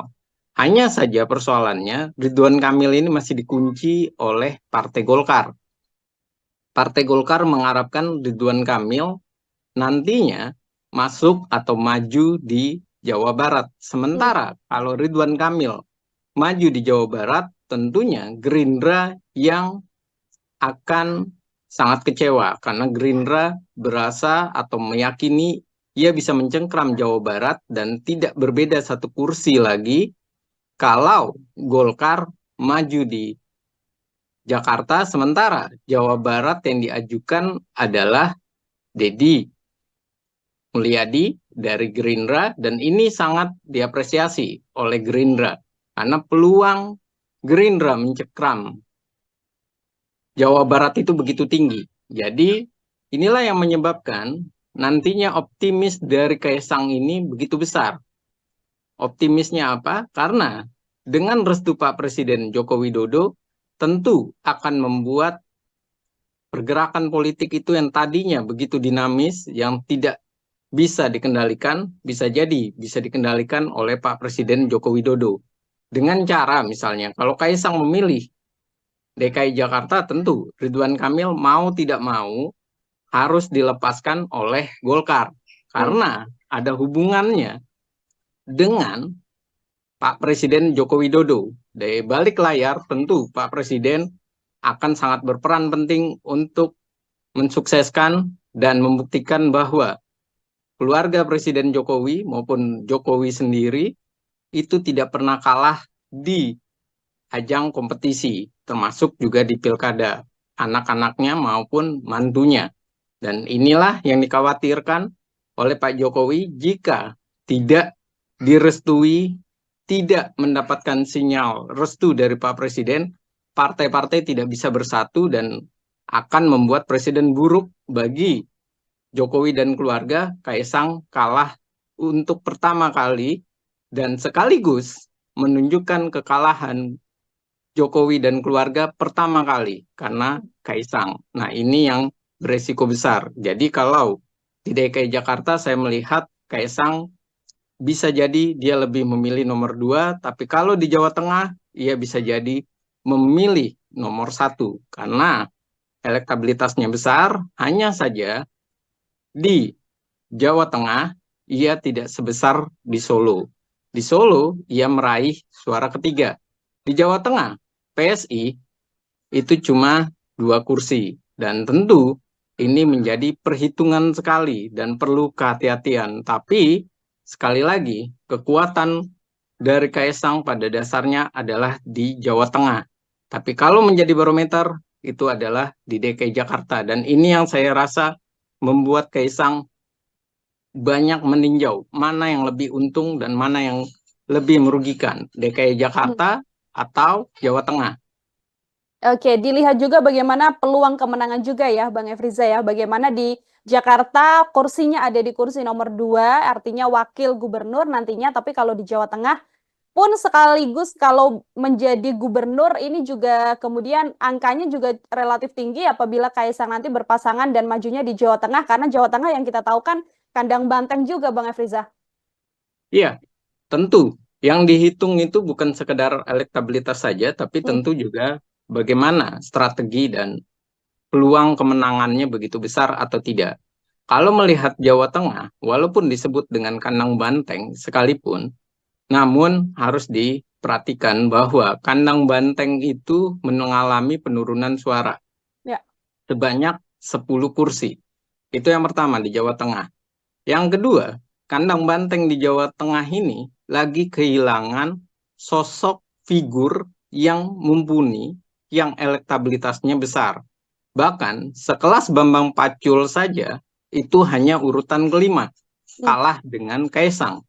Dan berikutnya juga kita harus pahami kekuatan dari Pak Presiden Joko Widodo itu adalah dari Solo dan tentu juga kuat secara pecahan berada di Jawa Tengah. Dan ini tentunya sangat perlu kehati-hatian. Dan inilah kenapa akhirnya PDI Perjuangan juga menimbang kalau Jawa Tengah kenapa tidak. Misalnya PDI Perjuangan berkoalisi dengan Kaisang. Karena apa? Karena pada dasarnya mereka juga berbicara level pilkada itu tidak selalu harus dibawa dalam cakupan level nasional. Yang pertama itu. Yang kedua, pilkada ini bagi partai adalah bagaimana meraih kemenangan, banyak kemenangan besar di berbagai daerah. Dan yang ketiga, mereka juga memikirkan kalau lawannya tidak sehebat, tidak setangguh dengan Kaisang, dan sisi yang lain juga mereka tahu bahwa Kaisang ini tidak bisa dilihat hanya sebagai anaknya Presiden Joko Widodo. Musuhnya dari, dalam tanda kutip ya, musuhnya dari PDI Perjuangan, Pak Joko Widodo maupun Gibran atau keluarga Jokowi bermusuhan dengan PDI Perjuangan. Tidak bisa dilihat seperti itu saja. Anak Kaisang bagaimanapun adalah ketua umum partai. Dan ini yang harus mulai dibuka oleh PDI Perjuangan untuk mulai mencairkan kondisi perpolitikan, mulai mencairkan hubungan koalisi. Jangan terlalu kaku, akhirnya wilayah-wilayah besar, provinsi, malah PDI Perjuangan tidak punya kekuatan. Dan inilah yang terjadi dengan PKS. Bagaimana PKS menyatakan dia memikirkan opsi bahwa bisa saja mereka bekerja sama dengan PSI karena melihat Kaisang adalah ketua umum partai politik. Dan ini yang harus dibangun oleh PDI Perjuangan semestinya. Jadi bukan sekedar bahwa Kaisang anak presiden, bahwa ini nantinya adalah bernilai buruk bagi organisasi partai politik. PDI Perjuangan tidak bisa dinilai seperti itu, serampangan saja dengan nalar seperti itu atau nilai seperti itu, tapi harus dilihat secara banyak hal bahwa Kaisang adalah ketua umum partai, elektabilitasnya besar, dan kemudian PDI Perjuangan adalah ini kandang banteng, tapi sisi yang lain PDI Perjuangan lagi kehilangan sosok calon tangguh di Jawa Tengah. Kenapa tidak sama-sama membangun Jawa Tengah? Ada opsi bagaimana kemudian menjalin hubungan antara PDI Perjuangan yang basicnya juga kuat di Jawa Tengah secara kandang banteng begitu ya Bang Efriza bersama dengan PSI. Yakni dalam hal ini adalah Kaisang yang secara elektabilitas memang paling tinggi di Jawa Tengah. Ini kan juga kalau dari Golkar Bang Efriza yang kemarin baru saja direkomendasikan kan pasangan Kaisang Pangarep dengan Yusuf Hamka yang digadang-gadang bisa maju juga di Jawa Tengah. Melihat duet ini, apakah ini adalah duet yang cukup ideal Bang Efriza? Dengan Yusuf Hamka ya Mbak? Ya, kalau berbicara dengan Yusuf Hamka, saya bilang ataupun dari nadanya PSI pun, baik dari PSI maupun Kaisang, saya rasa mereka tidak tertarik kalau Golkar mengajukan Yusuf Hamka. Kenapa? Karena elektabilitas Kaisang saja 1%. Sementara elektabilitas dari calon wakil gubernurnya itu tidaklah besar. Sisi yang lain, Yusuf Hamka ini memang terkenal, tapi di sisi pebisnis, pengusaha, bukan di sisi popularitas secara masif di masyarakat. Jadi ini adalah sebuah pasangan yang saya bilang pasangan bisa dikatakan adalah tidak menghasilkan suatu optimis, malah yang ada pesimis. Mengapa pesimis? Karena yaitu tadi, elektabilitas Kaisang begitu kecil, Yusuf Hamka pun tidak mengikuti dan tidak membesarkan elektabilitas dari Kaisang. Nah, yang kedua adalah melihat sinyal dari PSI yang menyatakan bahwa mereka masih menimbang, mereka masih mencari kandidat yang pas. Artinya, tidak serta-merta mereka mau, karena mereka tahu bahwa tujuan mereka ke Golkar itu pada dasarnya ingin mendapatkan Ridwan Kamil. Tapi Golkar mengunci dan menawarkan Yusuf Hamka. Karena Ridwan Kamil ini potensi menangnya sangat besar di Jawa Barat. Ya. Di Jawa Barat begitu besar, daerah pemilihannya begitu besar, masyarakatnya begitu besar, hanya gengsinya kurang kalau dibanding DKI Jakarta. Namun sekali lagi, kalau Golkar melepaskan Jawa Barat, maka kemungkinan besar membesarnya Gerindra. Dan ini yang dikhawatirkan sekali oleh Golkar. Bukan soal nama Kaisang itu atau soal bahwa ini adalah anak presiden, tapi ini adalah soal strategi politik dan ini adalah soal bagaimana meluaskan pengaruh dan menjaga daerah pemilihan. Jangan sampai daerah pemilihan itu kerebut oleh Gerindra, semakin besar Gerindra dan mencengkram, sedangkan Golkar semakin jauh jaraknya dengan Gerindra. Padahal saat ini jaraknya hanya 1 kursi. Dan lagi-lagi, Golkar tahu bahwa Gerindra punya calon kuat, yaitu Deddy Mulyadi, yang dulunya adalah kader Golkar. Dan ini adalah sangat berbahaya bagi Golkar, perlu kehati-hatian. Jadi mengajukan Yusuf Hamka itu seperti Golkar memberikan suatu opsi bahwa kalau mau dengan Golkar, ya sudah, ambil saja ini. Soal elektabilitas nanti bisa dibicarakan belakangan. Tapi strategi politik tidak bisa berbicara seperti itu. Di awal sudah harus ada pembicaraan elektabilitas dan potensi kemenangannya besar. Kalau kecil, buat apa diajukan? Apalagi melawan Anies Baswedan yang petahana. Maka membuat Pak Anies ini tidak begitu gentar, tidak begitu takut, bahkan iya bisa saja aman, memang benar-benar aman karena lawannya tidak sebanding.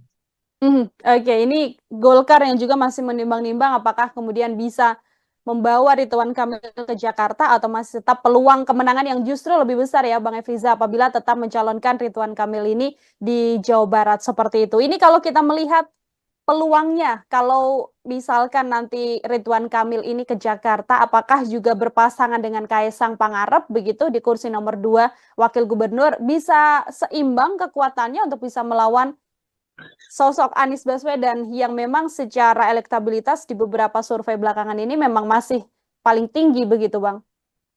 Iya, kalau seandainya Ridwan Kamil dengan Kaisang sama-sama dimajukan di DKI Jakarta, kemungkinan menangnya itu besar. Kalau tidak terjadi kocok ulang dalam komposisi pasangan yang sudah diajukan, yaitu aman, Anies Baswedan dengan Sohibul Iman. Kalau tidak terjadi kocok ulang, tentu kemenangan itu besar. Kenapa? Karena PKS dengan Anies Baswedan itu satu warna. Dan kita harus tahu bahwa Jakarta itu adalah plural, heterogen, dan masyarakatnya itu juga terbagi menjadi masyarakat yang memang fanatik, dan yang kedua, masyarakat yang mengharapkan perubahan.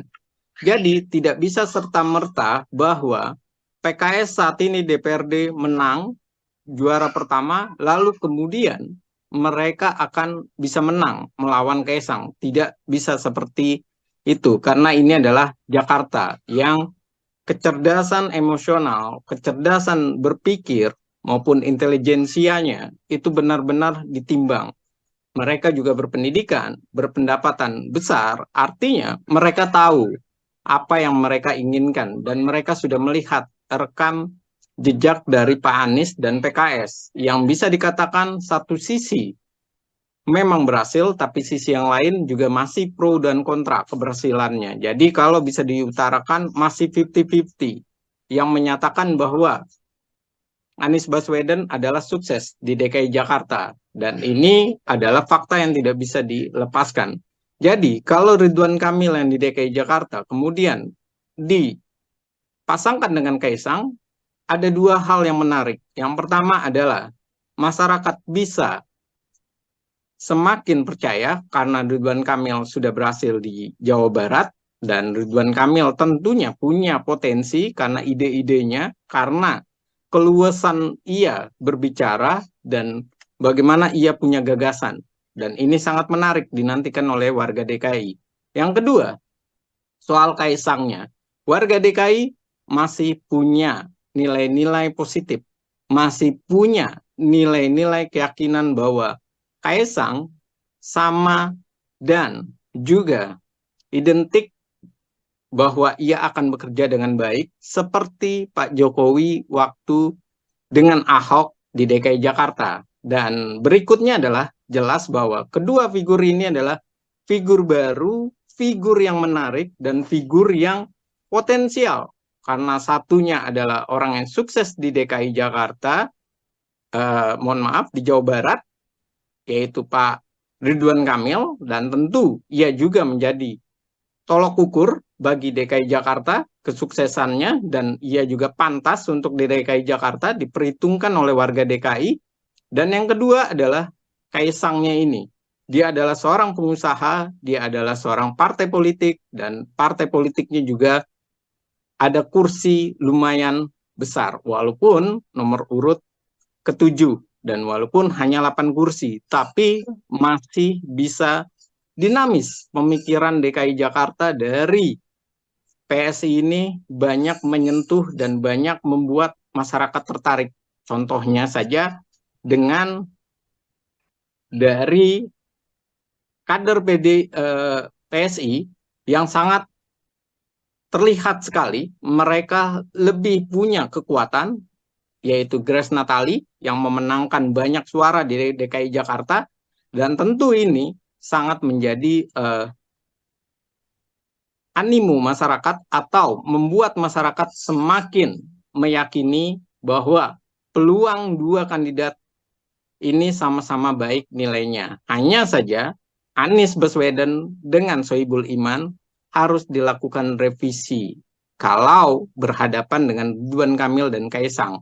Karena bisa jadi tidak mendapatkan mitra koalisi, yang pertama. Yang kedua, tidak mendapatkan antusias dari masyarakat. Animonya berbeda karena adanya Ridwan Kamil dan Kaisang sebagai pengusaha sekaligus duet dengan eksekutif daerah yang berhasil di Jawa Barat.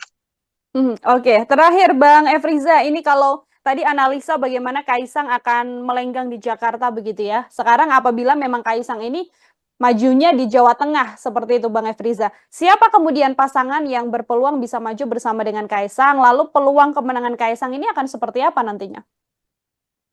Ya, tentu kalau berbicara di Jawa Tengah, saat ini Kim tentu banyak sekali menginginkan atau mengajukan calon. Bahkan dari institusi Polri pun sudah diperhitungkan yang mendapatkan elektabilitas besar. Hanya persoalannya adalah yang perlu dilakukan oleh Kaisang saat ini di Jawa Tengah meyakinkan mitra koalisinya. Itu yang pertama. Yang kedua adalah mencari figur yang pas dengan cara dia bisa untuk menjelaskan kekuatan dari nanti koalisinya, visi misinya, dan kemudian mengapa figur itu dipilih. Karena bagaimanapun, walaupun Kaisang elektabilitasnya tinggi, yang menjadi menarik di Jawa Tengah adalah siapa wakilnya. Dari institusi atau lembaga apa, itu yang pertama. Yang kedua adalah sosoknya ini diterima oleh masyarakat secara luas di berbagai partai politik atau tidak. Yang ketiga adalah rekam karir dan rekam kerja di masyarakatnya. Seperti apa? Dan ini tentunya akan menjadi nilai. Dan tentu yang paling berat di Kaisang di Jawa Tengah adalah bagaimana ia memilih dan menjinakkan partai-partai politik. Kenapa? Karena partai-partai politik ini pasti akan berkata bahwa kursi PSI itu kecil, elektabilitas Kaisang saja yang besar. Karena itu, Kaisang tidak bisa serta-merta mengabaikan wakilnya dari partai politik. Tidak bisa dia mengambil wakilnya misalnya dari institusi Polri dengan mengabaikan partai-partai politik. Kalau sampai seperti itu, tentunya yang terjadi adalah mereka kecewa dengan Kaisang sebagai ketua umum, bukan sebagai anaknya presiden ya, tapi sebagai ketua umum, ia kecewa karena bisa jadi malah yang ada di olok-olok PSI. Udah kursinya kecil, cuma menang karena anaknya presiden, elektabilitasnya, dia juga populer karena di sana adalah daerah pemilihan ayahnya dan kakaknya, tapi ia tidak punya pengaruh besar dan signifikan. Dan ini yang harus benar-benar dimatangkan oleh Kaisang. Dan saya yakin apa yang dilakukan Kaisang saat ini, bagaimana ia mendatangi PKS, kemudian mendatangi Golkar, dan rangka ataupun planning mendatangi partai-partai politik lain, tujuannya cuma dua, yaitu ia mencoba mencari solusi, apakah ia maju di DKI Jakarta atau maju di Jawa Barat. DKI Jakarta adalah nomor 2, sementara bukan Jawa Barat ya, Jawa Tengah itu adalah nomor 1. Kalau dia nomor 2, tentu di Jawa Barat Ridwan Kamil lah yang ditaruh menemani Kaisang. Dan kalau di Jawa Tengah, tentu Kaisang harus berembuk dengan partai-partai politik. Dan ini tentunya adalah awal mula kekuatan soliditas dari Kim dipertaruhkan wajahnya dengan kemenangan atau kekalahan Kaisang. Dari memilih yang terbaik untuk Kaisang atau memilih ego mereka tapi tidaklah solid. Dan ini adalah tantangan pertama Kim bagaimana memuluskan obsesi dari Pak Presiden Jokowi dan keluarga Jokowi untuk Kaisang mendapatkan jabatan dan mendapatkan kemenangan di Jawa Tengah ataupun DKI Jakarta. Sekaligus menunjukkan bahwa Jokowi dan keluarga tidak pernah kalah dalam pemilihan umum. Oke, ini jadi pertimbangan yang sangat besar, artinya baik itu untuk Kaisang ataupun juga partai politik lain agar tidak salah meletakkan sosok atau tokoh ya Bang Efriza ya, untuk kemudian berlaga nantinya di pilkada baik itu di Jakarta atau di Jawa Barat atau mungkin di Jawa Tengah yang saat ini masih sedang ramai. Baik, Bang Efriza terima kasih banyak, luar biasa sekali kesempatannya berdiskusi hari ini. Kita sama-sama masih melihat dan nantinya semoga bisa berdiskusi kembali sembari melihat bagaimana dinamika pergerakan tokoh-tokoh jelang Pilkada 2024 mendatang. Sekali lagi Bang Efriza, terima kasih banyak. Selamat beraktivitas kembali. Selamat beraktivitas dan terima kasih untuk On Focus, Tribun News, dan Tribun. Sekali lagi terima kasih. Terima kasih Mbak Nila. Terima kasih banyak Bang Efriza. Tribuners, demikian obrolan saya bersama dengan pengamat politik dari Citra Institute, ada Bang Efriza. Nantikan obrolan saya lainnya masih dalam program Tribun News On Focus. Saya Nila Irda, pamit undur diri. Terima kasih dan sampai jumpa. Download Tribun X sekarang. Menghadirkan lokal menjadi Indonesia. Ya, kalau di DKI Jakarta saya melihat dan meyakini, mencermati perkembangannya, Kaisang ini memungkinkan di DKI Jakarta memilih untuk menduduki kursi nomor 2 atau sebagai cawagup. Mengapa ia memilih untuk kursi nomor 2? Jelas bahwa elektabilitasnya sangat jauh. Ini yang harus mulai dibuka oleh PDI Perjuangan untuk mulai mencairkan kondisi perpolitikan, mulai mencairkan hubungan koalisi. Jangan terlalu kaku, akhirnya wilayah-wilayah besar, provinsi, malah PDI Perjuangan tidak punya kekuatan.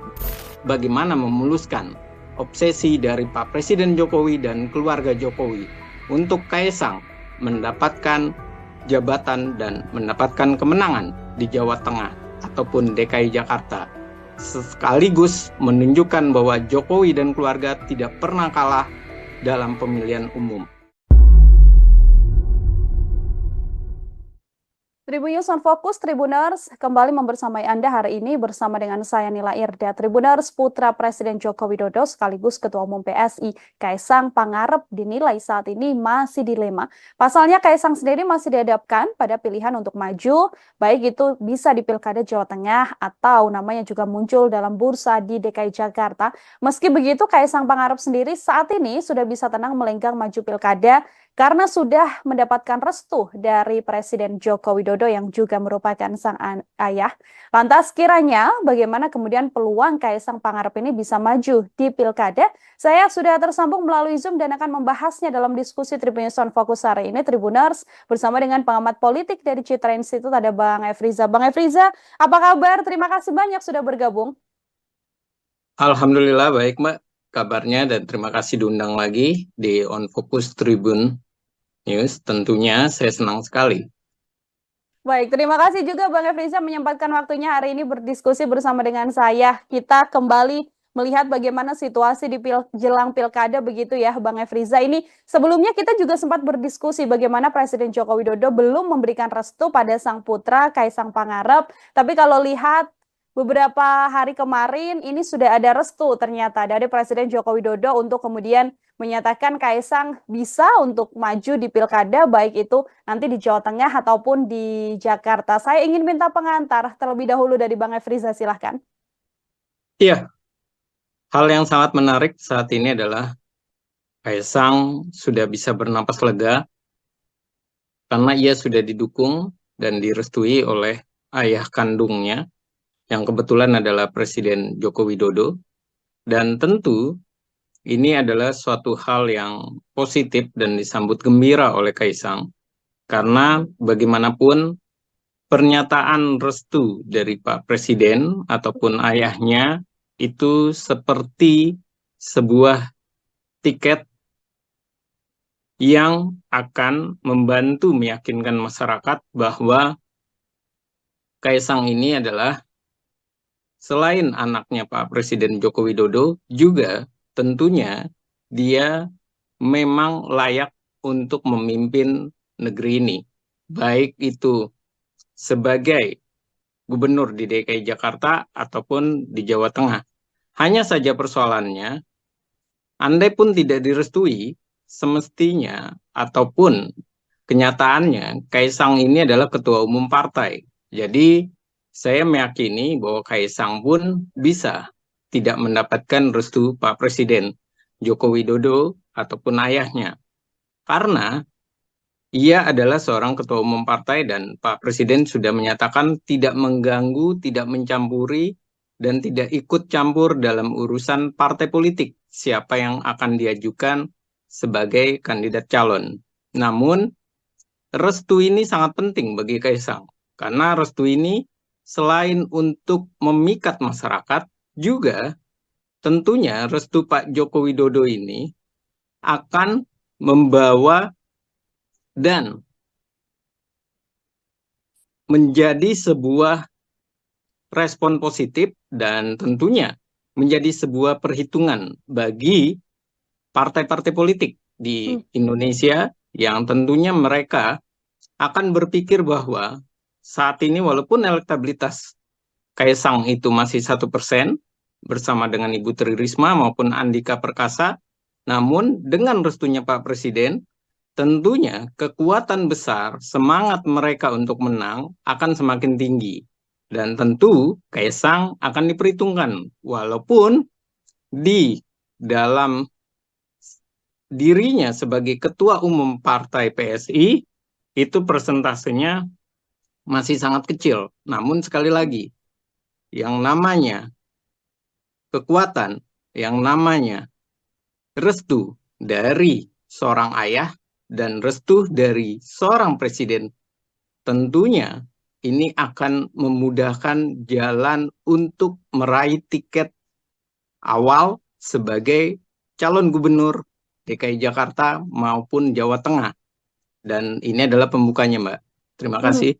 Oke, tadi kan kalau di Jakarta Bang Efriza 1% begitu ya elektabilitas dari Kaisang Pangarep, yang mana ini sangat jauh kalau dibandingkan dengan nama-nama beken yang ada seperti Pak Anies Baswedan atau Ahok yang ada di kisaran 20% sekian. Meskipun 1% ini, apakah kemudian apabila nanti Kaisang bisa berpasangan dengan wakil yang tepat, ini artinya Kaisang juga sangat terbuka lebar peluangnya di DKI Jakarta, atau dari analisa Bang Efriza seperti apa? Ya, kalau di DKI Jakarta saya melihat dan meyakini, mencermati perkembangannya, Kaisang ini memungkinkan di DKI Jakarta memilih untuk menduduki kursi nomor 2 atau sebagai cawagup. Mengapa ia memilih untuk kursi nomor 2? Jelas bahwa elektabilitasnya sangat jauh, hanya 1%. Dan ia sangat menginginkan sekali bagaimana ia bisa dipasangkan dengan Ridwan Kamil. Hanya saja persoalannya, Ridwan Kamil ini masih dikunci oleh Partai Golkar. Partai Golkar mengharapkan Ridwan Kamil nantinya masuk atau maju di Jawa Barat. Sementara kalau Ridwan Kamil maju di Jawa Barat, tentunya Gerindra yang akan sangat kecewa karena Gerindra berasa atau meyakini ia bisa mencengkram Jawa Barat dan tidak berbeda satu kursi lagi kalau Golkar maju di Jakarta, sementara Jawa Barat yang diajukan adalah Deddy Mulyadi dari Gerindra, dan ini sangat diapresiasi oleh Gerindra karena peluang Gerindra mencengkram Jawa Barat itu begitu tinggi. Jadi inilah yang menyebabkan nantinya optimis dari Kaisang ini begitu besar. Optimisnya apa? Karena dengan restu Pak Presiden Joko Widodo tentu akan membuat pergerakan politik itu yang tadinya begitu dinamis, yang tidak bisa dikendalikan, bisa jadi bisa dikendalikan oleh Pak Presiden Joko Widodo. Dengan cara misalnya, kalau Kaisang memilih DKI Jakarta, tentu Ridwan Kamil mau tidak mau harus dilepaskan oleh Golkar. Karena ada hubungannya dengan Pak Presiden Joko Widodo. Dari balik layar tentu Pak Presiden akan sangat berperan penting untuk mensukseskan dan membuktikan bahwa keluarga Presiden Jokowi maupun Jokowi sendiri itu tidak pernah kalah di ajang kompetisi, termasuk juga di pilkada, anak-anaknya maupun mantunya. Dan inilah yang dikhawatirkan oleh Pak Jokowi jika tidak direstui, tidak mendapatkan sinyal restu dari Pak Presiden, partai-partai tidak bisa bersatu dan akan membuat presiden buruk bagi Jokowi dan keluarga. Kaisang kalah untuk pertama kali dan sekaligus menunjukkan kekalahan Jokowi dan keluarga pertama kali karena Kaisang. Nah, ini yang beresiko besar. Jadi kalau di DKI Jakarta saya melihat Kaisang bisa jadi dia lebih memilih nomor 2, tapi kalau di Jawa Tengah ia bisa jadi memilih nomor 1 karena elektabilitasnya besar. Hanya saja di Jawa Tengah ia tidak sebesar di Solo. Di Solo ia meraih suara ketiga. Di Jawa Tengah PSI itu cuma 2 kursi, dan tentu ini menjadi perhitungan sekali dan perlu kehati-hatian. Tapi sekali lagi, kekuatan dari Kaisang pada dasarnya adalah di Jawa Tengah. Tapi kalau menjadi barometer, itu adalah di DKI Jakarta. Dan ini yang saya rasa membuat Kaisang banyak meninjau mana yang lebih untung dan mana yang lebih merugikan, DKI Jakarta atau Jawa Tengah. Oke, dilihat juga bagaimana peluang kemenangan juga ya, Bang Efriza ya. Bagaimana di Jakarta kursinya ada di kursi nomor 2, artinya wakil gubernur nantinya. Tapi kalau di Jawa Tengah pun sekaligus kalau menjadi gubernur ini juga kemudian angkanya juga relatif tinggi apabila Kaisang nanti berpasangan dan majunya di Jawa Tengah. Karena Jawa Tengah yang kita tahu kan kandang banteng juga, Bang Efriza. Iya, tentu. Yang dihitung itu bukan sekedar elektabilitas saja, tapi tentu juga bagaimana strategi dan peluang kemenangannya begitu besar atau tidak. Kalau melihat Jawa Tengah, walaupun disebut dengan kandang banteng sekalipun, namun harus diperhatikan bahwa kandang banteng itu mengalami penurunan suara Ya. sebanyak 10 kursi. Itu yang pertama di Jawa Tengah. Yang kedua, kandang banteng di Jawa Tengah ini lagi kehilangan sosok figur yang mumpuni, yang elektabilitasnya besar. Bahkan sekelas Bambang Pacul saja itu hanya urutan kelima, kalah dengan Kaisang. Dan berikutnya juga kita harus pahami kekuatan dari Pak Presiden Joko Widodo itu adalah dari Solo dan tentu juga kuat secara pecahan berada di Jawa Tengah. Dan ini tentunya sangat perlu kehati-hatian. Dan inilah kenapa akhirnya PDI Perjuangan juga menimbang kalau Jawa Tengah, kenapa tidak? Misalnya PDI Perjuangan berkoalisi dengan Kaisang. Karena apa? Karena pada dasarnya mereka juga berbicara level pilkada itu tidak selalu harus dibawa dalam cakupan level nasional. Yang pertama itu. Yang kedua, pilkada ini bagi partai adalah bagaimana meraih kemenangan, banyak kemenangan besar di berbagai daerah. Dan yang ketiga, mereka juga memikirkan kalau lawannya tidak sehebat, tidak setangguh dengan Kaisang, dan sisi yang lain juga mereka tahu bahwa Kaisang ini tidak bisa dilihat hanya sebagai anaknya Presiden Joko Widodo. Musuhnya dari, dalam tanda kutip ya, musuhnya dari PDI Perjuangan, Pak Joko Widodo maupun Gibran atau keluarga Jokowi bermusuhan dengan PDI Perjuangan. Tidak bisa dilihat seperti itu saja. Anak Kaisang bagaimanapun adalah ketua umum partai. Dan ini yang harus mulai dibuka oleh PDI Perjuangan untuk mulai mencairkan kondisi perpolitikan, mulai mencairkan hubungan koalisi. Jangan terlalu kaku, akhirnya wilayah-wilayah besar, provinsi, malah PDI Perjuangan tidak punya kekuatan. Dan inilah yang terjadi dengan PKS. Bagaimana PKS menyatakan dia memikirkan opsi bahwa bisa saja mereka bekerja sama dengan PSI karena melihat Kaisang adalah ketua umum partai politik. Dan ini yang harus dibangun oleh PDI Perjuangan semestinya. Jadi bukan sekedar bahwa Kaisang anak presiden, bahwa ini nantinya adalah bernilai buruk bagi organisasi partai politik. PDI Perjuangan tidak bisa dinilai seperti itu, serampangan saja dengan nalar seperti itu atau nilai seperti itu, tapi harus dilihat secara banyak hal, bahwa Kaisang adalah ketua umum partai, elektabilitasnya besar, dan kemudian PDI Perjuangan adalah ini kandang banteng, tapi sisi yang lain, PDI Perjuangan lagi kehilangan sosok calon tangguh di Jawa Tengah. Kenapa tidak sama-sama membangun Jawa Tengah? Ada opsi bagaimana kemudian menjalin hubungan antara PDI Perjuangan yang basicnya juga kuat di Jawa Tengah secara kandang banteng begitu ya Bang Efriza bersama dengan PSI, yakni dalam hal ini adalah Kaisang yang secara elektabilitas memang paling tinggi di Jawa Tengah. Ini kan juga kalau dari Golkar Bang Efriza yang kemarin baru saja direkomendasikan kan pasangan Kaisang Pangarep dengan Yusuf Hamka yang digadang-gadang bisa maju juga di Jawa Tengah. Melihat duet ini, apakah ini adalah duet yang cukup ideal Bang Efriza? Dengan Yusuf Hamka ya Mbak? Ya, kalau berbicara dengan Yusuf Hamka, saya bilang, ataupun dari nadanya PSI pun, baik dari PSI maupun Kaisang, saya rasa mereka tidak tertarik kalau Golkar mengajukan Yusuf Hamka. Kenapa? Karena elektabilitas Kaisang saja 1%.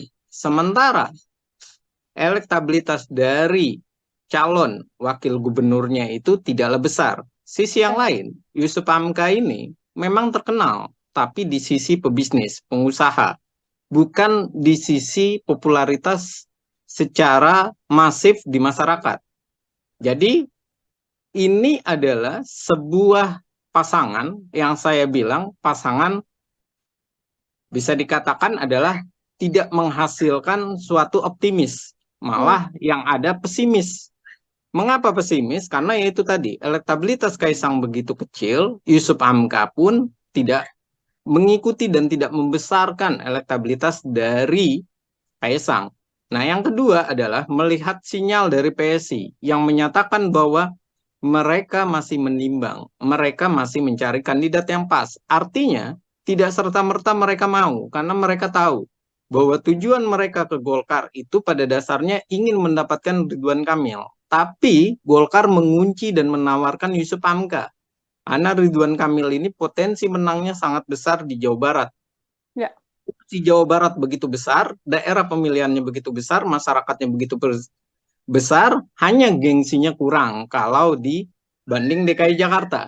Namun sekali lagi, kalau Golkar melepaskan Jawa Barat, maka kemungkinan besar membesarnya Gerindra. Dan ini yang dikhawatirkan sekali oleh Golkar. Bukan soal nama Kaisang itu atau soal bahwa ini adalah anak presiden, tapi ini adalah soal strategi politik. Dan ini adalah soal bagaimana meluaskan pengaruh dan menjaga daerah pemilihan. Jangan sampai daerah pemilihan itu kerebut oleh Gerindra, semakin besar Gerindra dan mencengkram, sedangkan Golkar semakin jauh jaraknya dengan Gerindra. Padahal saat ini jaraknya hanya 1 kursi. Dan lagi-lagi, Golkar tahu bahwa Gerindra punya calon kuat, yaitu Deddy Mulyadi, yang dulunya adalah kader Golkar. Dan ini adalah sangat berbahaya bagi Golkar, perlu kehati-hatian. Jadi mengajukan Yusuf Hamka itu seperti Golkar memberikan suatu opsi bahwa kalau mau dengan Golkar, ya sudah, ambil saja ini. Soal elektabilitas nanti bisa dibicarakan belakangan, tapi strategi politik tidak bisa berbicara seperti itu. Di awal sudah harus ada pembicaraan elektabilitas dan potensi kemenangannya besar. Kalau kecil, buat apa diajukan? Apalagi melawan Anies Baswedan yang petahana. Maka membuat Pak Anies ini tidak begitu gentar, tidak begitu takut, bahkan iya bisa saja aman, memang benar-benar aman, karena lawannya tidak sebanding.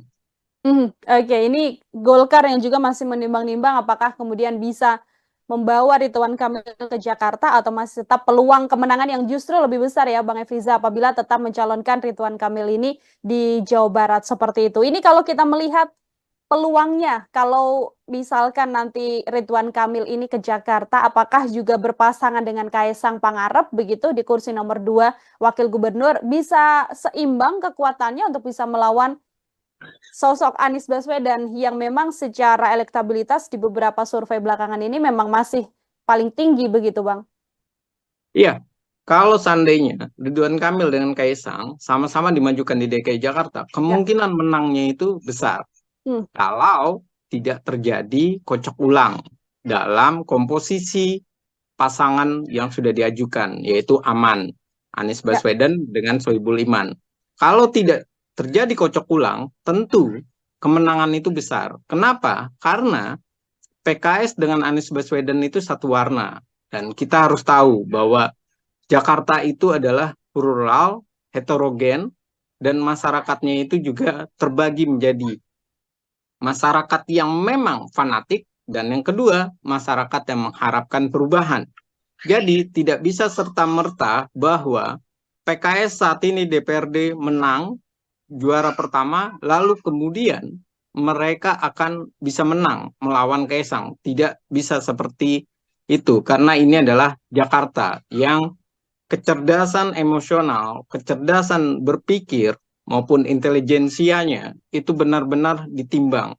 Mereka juga berpendidikan, berpendapatan besar, artinya mereka tahu apa yang mereka inginkan, dan mereka sudah melihat rekam jejak dari Pak Anies dan PKS yang bisa dikatakan satu sisi memang berhasil, tapi sisi yang lain juga masih pro dan kontra keberhasilannya. Jadi kalau bisa diutarakan masih 50-50, yang menyatakan bahwa Anies Baswedan adalah sukses di DKI Jakarta. Dan ini adalah fakta yang tidak bisa dilepaskan.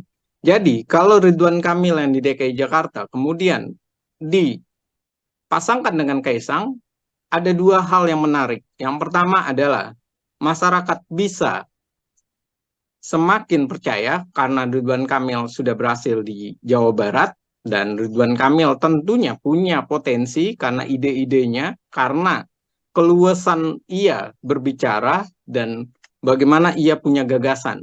Dan ini sangat menarik dinantikan oleh warga DKI. Yang kedua, soal Kaisangnya. Warga DKI masih punya nilai-nilai positif, masih punya nilai-nilai keyakinan bahwa Kaisang sama dan juga identik bahwa ia akan bekerja dengan baik seperti Pak Jokowi waktu dengan Ahok di DKI Jakarta. Dan berikutnya adalah jelas bahwa kedua figur ini adalah figur baru, figur yang menarik, dan figur yang potensial. Karena satunya adalah orang yang sukses di DKI Jakarta, di Jawa Barat, yaitu Pak Ridwan Kamil, dan tentu ia juga menjadi tolok ukur bagi DKI Jakarta kesuksesannya, dan ia juga pantas untuk di DKI Jakarta diperhitungkan oleh warga DKI. Dan yang kedua adalah Kaisangnya ini.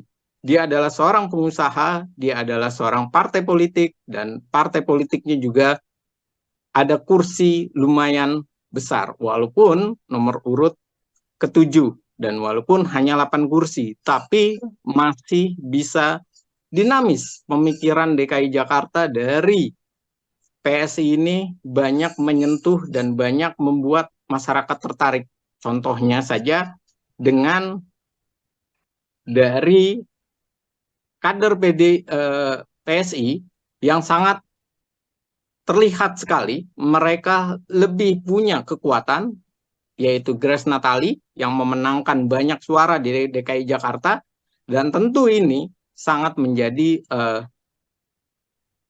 animo masyarakat atau membuat masyarakat semakin meyakini bahwa peluang dua kandidat ini sama-sama baik nilainya. Hanya saja Anies Baswedan dengan Sohibul Iman harus dilakukan revisi kalau berhadapan dengan Ridwan Kamil dan Kaisang.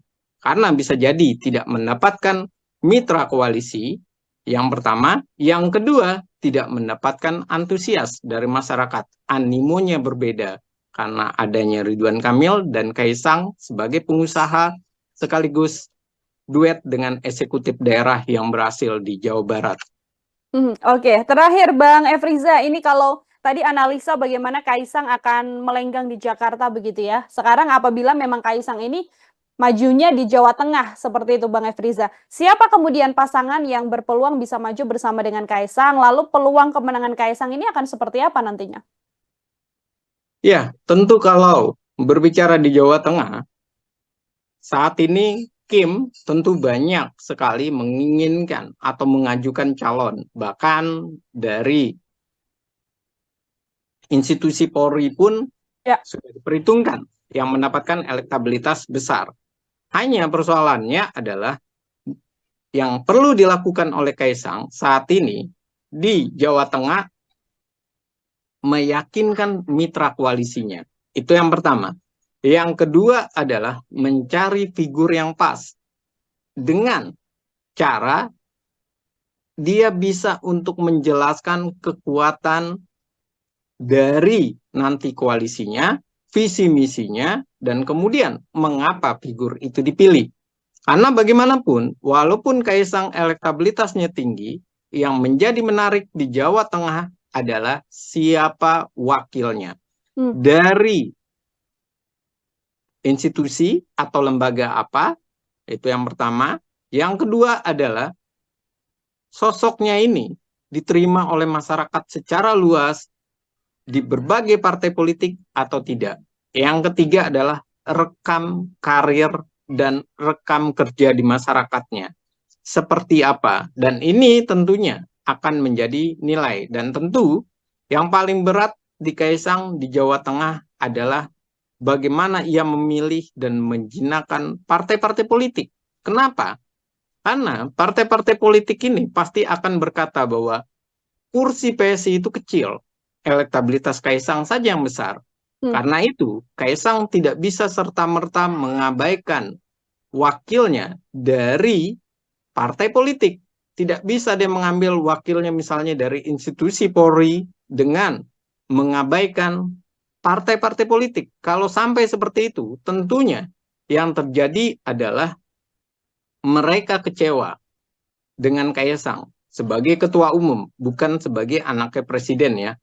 Tapi sebagai ketua umum, ia kecewa karena bisa jadi malah yang ada di olok-olok PSI. Udah kursinya kecil, cuma menang karena anaknya presiden, elektabilitasnya, dia juga populer karena di sana adalah daerah pemilihan ayahnya dan kakaknya, tapi ia tidak punya pengaruh besar dan signifikan. Dan ini yang harus benar-benar dimatangkan oleh Kaisang. Dan saya yakin apa yang dilakukan Kaisang saat ini, bagaimana ia mendatangi PKS, kemudian mendatangi Golkar, dan rangka ataupun planning mendatangi partai-partai politik lain, tujuannya cuma dua, yaitu ia mencoba mencari solusi, apakah ia maju di DKI Jakarta atau maju di Jawa Barat. DKI Jakarta adalah nomor 2, sementara bukan Jawa Barat ya, Jawa Tengah itu adalah nomor 1. Kalau dia nomor 2, tentu di Jawa Barat Ridwan Kamil lah yang ditaruh menemani Kaisang. Dan kalau di Jawa Tengah, tentu Kaisang harus berembuk dengan partai-partai politik. Dan ini tentunya adalah awal mula kekuatan soliditas dari Kim dipertaruhkan wajahnya dengan kemenangan atau kekalahan Kaisang. Dari memilih yang terbaik untuk Kaisang atau memilih ego mereka tapi tidaklah solid. Dan ini adalah tantangan pertama Kim bagaimana memuluskan obsesi dari Pak Presiden Jokowi dan keluarga Jokowi untuk Kaisang mendapatkan jabatan dan mendapatkan kemenangan di Jawa Tengah ataupun DKI Jakarta. Sekaligus menunjukkan bahwa Jokowi dan keluarga tidak pernah kalah dalam pemilihan umum. Oke, ini jadi pertimbangan yang sangat besar, artinya baik itu untuk Kaisang ataupun juga partai politik lain agar tidak salah meletakkan sosok atau tokoh ya Bang Efriza ya, untuk kemudian berlaga nantinya di pilkada baik itu di Jakarta atau di Jawa Barat atau mungkin di Jawa Tengah yang saat ini masih sedang ramai. Baik, Bang Efriza terima kasih banyak, luar biasa sekali kesempatannya berdiskusi hari ini. Kita sama-sama masih melihat dan nantinya semoga bisa berdiskusi kembali sembari melihat bagaimana dinamika pergerakan tokoh-tokoh jelang Pilkada 2024 mendatang. Sekali lagi Bang Efriza, terima kasih banyak. Selamat beraktivitas kembali. Selamat beraktivitas dan terima kasih untuk On Focus, Tribun News, dan Tribun. Sekali lagi terima kasih. Terima kasih Mbak Nila. Terima kasih banyak Bang Efriza. Tribuners, demikian obrolan saya bersama dengan pengamat politik dari Citra Institute, ada Bang Efriza. Nantikan obrolan saya lainnya masih dalam program Tribun News On Focus. Saya Nila Irda pamit undur diri. Terima kasih dan sampai jumpa. Download Tribun X sekarang. Menghadirkan lokal menjadi Indonesia.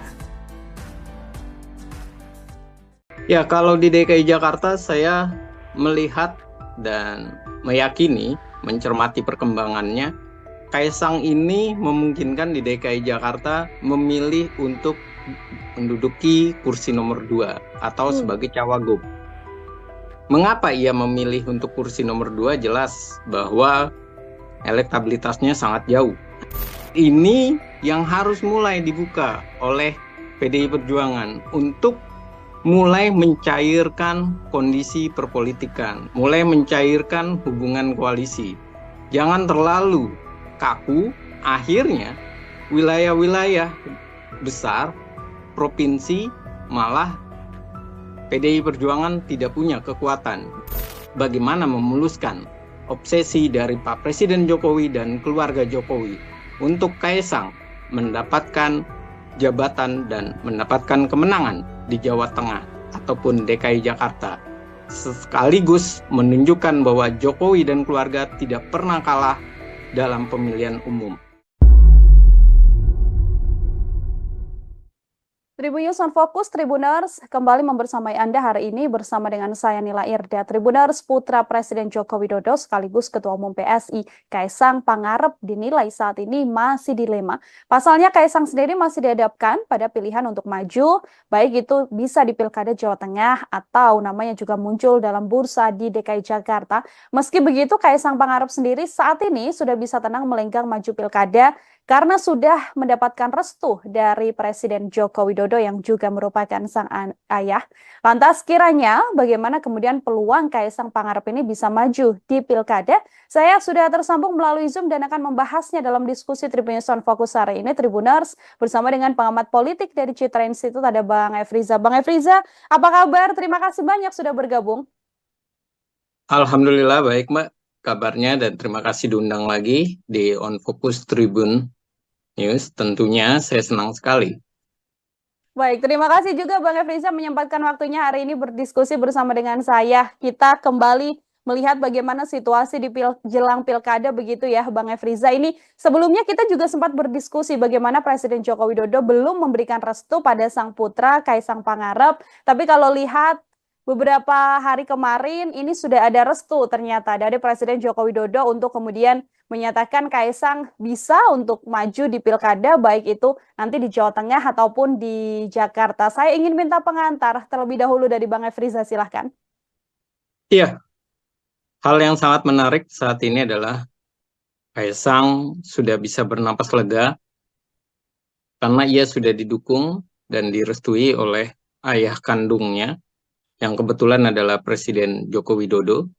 Dan tentu ini adalah suatu hal yang positif dan disambut gembira oleh Kaisang, karena bagaimanapun pernyataan restu dari Pak Presiden ataupun ayahnya itu seperti sebuah tiket yang akan membantu meyakinkan masyarakat bahwa Kaisang ini adalah selain anaknya Pak Presiden Joko Widodo, juga tentunya dia memang layak untuk memimpin negeri ini.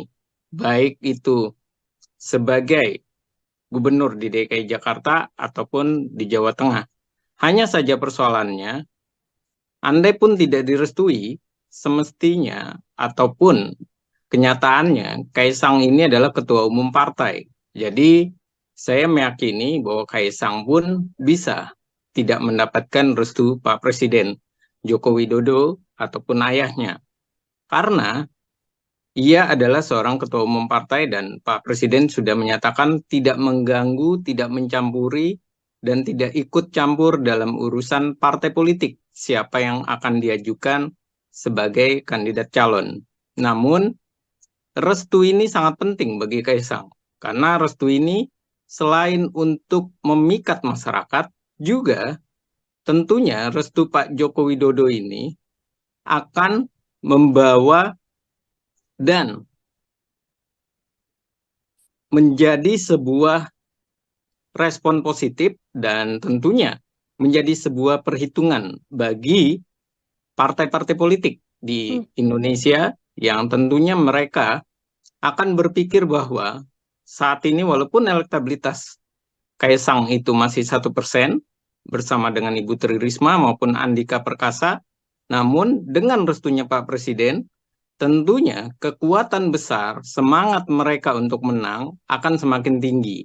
Dan tentu Kaisang akan diperhitungkan, walaupun di dalam dirinya sebagai ketua umum partai PSI, itu persentasenya masih sangat kecil. Namun sekali lagi, yang namanya kekuatan, yang namanya restu dari seorang ayah dan restu dari seorang presiden, tentunya ini akan memudahkan jalan untuk meraih tiket awal sebagai calon gubernur DKI Jakarta maupun Jawa Tengah.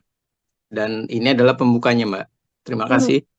Oke, tadi kan kalau di Jakarta Bang Efriza 1% begitu ya elektabilitas dari Kaisang Pangarep. Yang mana ini sangat jauh kalau dibandingkan dengan nama-nama beken yang ada seperti Pak Anies Baswedan atau Ahok yang ada di kisaran 20% sekian. Meskipun 1% ini apakah kemudian apabila nanti Kaisang bisa berpasangan dengan wakil yang tepat, ini artinya Kaisang juga sangat terbuka lebar peluangnya di DKI Jakarta atau dari analisa Bang Efriza seperti apa? Ya, kalau di DKI Jakarta saya melihat dan meyakini, mencermati perkembangannya, Kaisang ini memungkinkan di DKI Jakarta memilih untuk menduduki kursi nomor 2 atau Hmm. sebagai cawagup. Mengapa ia memilih untuk kursi nomor 2? Jelas bahwa elektabilitasnya sangat jauh, hanya 1%. Dan ia sangat menginginkan sekali bagaimana ia bisa dipasangkan dengan Ridwan Kamil. Hanya saja persoalannya, Ridwan Kamil ini masih dikunci oleh Partai Golkar.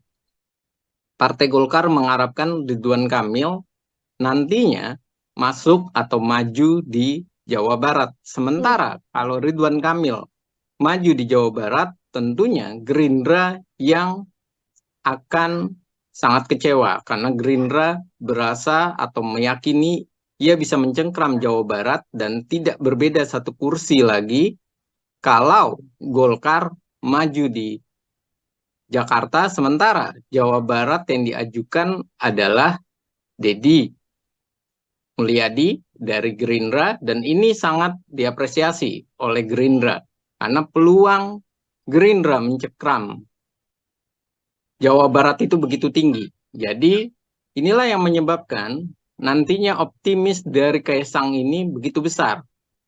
Optimisnya apa? Karena dengan restu Pak Presiden Joko Widodo tentu akan membuat pergerakan politik itu yang tadinya begitu dinamis, yang tidak bisa dikendalikan, bisa jadi bisa dikendalikan oleh Pak Presiden Joko Widodo.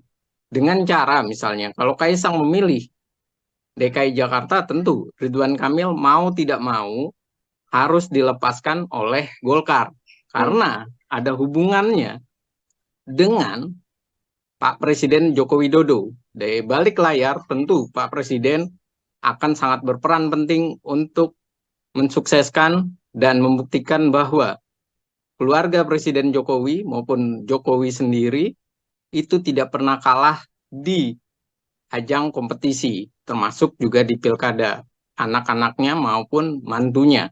Dan inilah yang dikhawatirkan oleh Pak Jokowi jika tidak direstui, tidak mendapatkan sinyal restu dari Pak Presiden, partai-partai tidak bisa bersatu dan akan membuat presiden buruk bagi Jokowi dan keluarga. Kaisang kalah untuk pertama kali dan sekaligus menunjukkan kekalahan Jokowi dan keluarga pertama kali karena Kaisang. Nah, ini yang beresiko besar. Jadi kalau di DKI Jakarta saya melihat Kaisang bisa jadi dia lebih memilih nomor 2, tapi kalau di Jawa Tengah ia bisa jadi memilih nomor 1 karena elektabilitasnya besar. Hanya saja di Jawa Tengah ia tidak sebesar di Solo. Di Solo ia meraih suara ketiga. Di Jawa Tengah PSI itu cuma 2 kursi, dan tentu ini menjadi perhitungan sekali dan perlu kehati-hatian. Tapi sekali lagi kekuatan dari Kaisang pada dasarnya adalah di Jawa Tengah. Tapi kalau menjadi barometer itu adalah di DKI Jakarta, dan ini yang saya rasa membuat Kaisang banyak meninjau mana yang lebih untung dan mana yang lebih merugikan, DKI Jakarta atau Jawa Tengah. Oke, dilihat juga bagaimana peluang kemenangan juga ya, Bang Efriza ya. Bagaimana di Jakarta kursinya ada di kursi nomor 2, artinya wakil gubernur nantinya. Tapi kalau di Jawa Tengah pun sekaligus kalau menjadi gubernur ini juga kemudian angkanya juga relatif tinggi apabila Kaisang nanti berpasangan dan majunya di Jawa Tengah. Karena Jawa Tengah yang kita tahu kan kandang banteng juga, Bang Efriza. Iya, tentu. Yang dihitung itu bukan sekedar elektabilitas saja, tapi Hmm. tentu juga bagaimana strategi dan peluang kemenangannya begitu besar atau tidak. Kalau melihat Jawa Tengah, walaupun disebut dengan kandang banteng sekalipun, Namun harus diperhatikan bahwa kandang banteng itu mengalami penurunan suara Ya. sebanyak 10 kursi. Itu yang pertama di Jawa Tengah. Yang kedua, kandang banteng di Jawa Tengah ini lagi kehilangan sosok figur yang mumpuni, yang elektabilitasnya besar. Bahkan sekelas Bambang Pacul saja itu hanya urutan kelima, kalah dengan Kaisang. Dan berikutnya juga kita harus pahami kekuatan dari Pak Presiden Joko Widodo itu adalah dari Solo dan tentu juga kuat secara pecahan berada di Jawa Tengah. Dan ini tentunya sangat perlu kehati-hatian. Dan inilah kenapa akhirnya PDI Perjuangan juga menimbang kalau Jawa Tengah, kenapa tidak? Misalnya PDI Perjuangan berkoalisi dengan Kaisang. Karena apa? Karena pada dasarnya mereka juga berbicara level pilkada itu tidak selalu harus dibawa dalam cakupan level nasional. Yang pertama itu. Yang kedua, pilkada ini bagi partai adalah bagaimana meraih banyak kemenangan besar di berbagai daerah. Dan yang ketiga, mereka juga memikirkan kalau lawannya tidak sehebat, tidak setangguh dengan Kaisang, dan sisi yang lain juga mereka tahu bahwa Kaisang ini tidak bisa dilihat hanya sebagai anaknya Presiden Joko Widodo. Musuhnya dari, dalam tanda kutip ya, musuhnya dari PDI Perjuangan, Pak Joko Widodo maupun Gibran atau keluarga Jokowi bermusuhan dengan PDI Perjuangan. Tidak bisa dilihat seperti itu saja. Anak Kaisang bagaimanapun adalah ketua umum partai. Dan ini yang harus mulai dibuka oleh PDI Perjuangan untuk mulai mencairkan kondisi perpolitikan, mulai mencairkan hubungan koalisi. Jangan terlalu kaku, akhirnya wilayah-wilayah besar, provinsi, malah PDI Perjuangan tidak punya kekuatan. Dan inilah yang terjadi dengan PKS. Bagaimana PKS menyatakan dia memikirkan opsi bahwa bisa saja mereka bekerja sama dengan PSI karena melihat Kaisang adalah ketua umum partai politik. Dan ini yang harus dibangun oleh PDI Perjuangan semestinya. Jadi bukan sekedar bahwa Kaisang anak presiden, bahwa ini nantinya adalah bernilai buruk bagi organisasi partai politik. PDI Perjuangan tidak bisa dinilai seperti itu, serampangan saja dengan nalar seperti itu atau nilai seperti itu, tapi harus dilihat secara banyak hal, bahwa Kaisang adalah ketua umum partai, elektabilitasnya besar, dan kemudian PDI Perjuangan adalah ini kandang banteng, tapi sisi yang lain, PDI Perjuangan lagi kehilangan sosok calon tangguh di Jawa Tengah. Kenapa tidak sama-sama membangun Jawa Tengah? Ada opsi bagaimana kemudian menjalin hubungan antara PDI Perjuangan yang basicnya juga kuat di Jawa Tengah secara kandang banteng begitu ya Bang Efriza bersama dengan PSI. Yakni dalam hal ini adalah Kaisang yang secara elektabilitas memang paling tinggi di Jawa Tengah. Ini kan juga kalau dari Golkar Bang Efriza yang kemarin baru saja direkomendasikan kan pasangan Kaisang Pangarep dengan Yusuf Hamka yang digadang-gadang bisa maju juga di Jawa Tengah. Melihat duet ini, apakah ini adalah duet yang cukup ideal Bang Efriza? Dengan Yusuf Hamka ya Mbak? Ya, kalau berbicara dengan Yusuf Hamka, saya bilang ataupun dari nadanya PSI pun, baik dari PSI maupun Kaisang, saya rasa mereka tidak tertarik kalau Golkar mengajukan Yusuf Hamka. Kenapa? Karena elektabilitas Kaisang saja 1%. Sementara elektabilitas dari calon wakil gubernurnya itu tidaklah besar. Sisi yang lain, Yusuf Hamka ini memang terkenal, tapi di sisi pebisnis, pengusaha, bukan di sisi popularitas secara masif di masyarakat.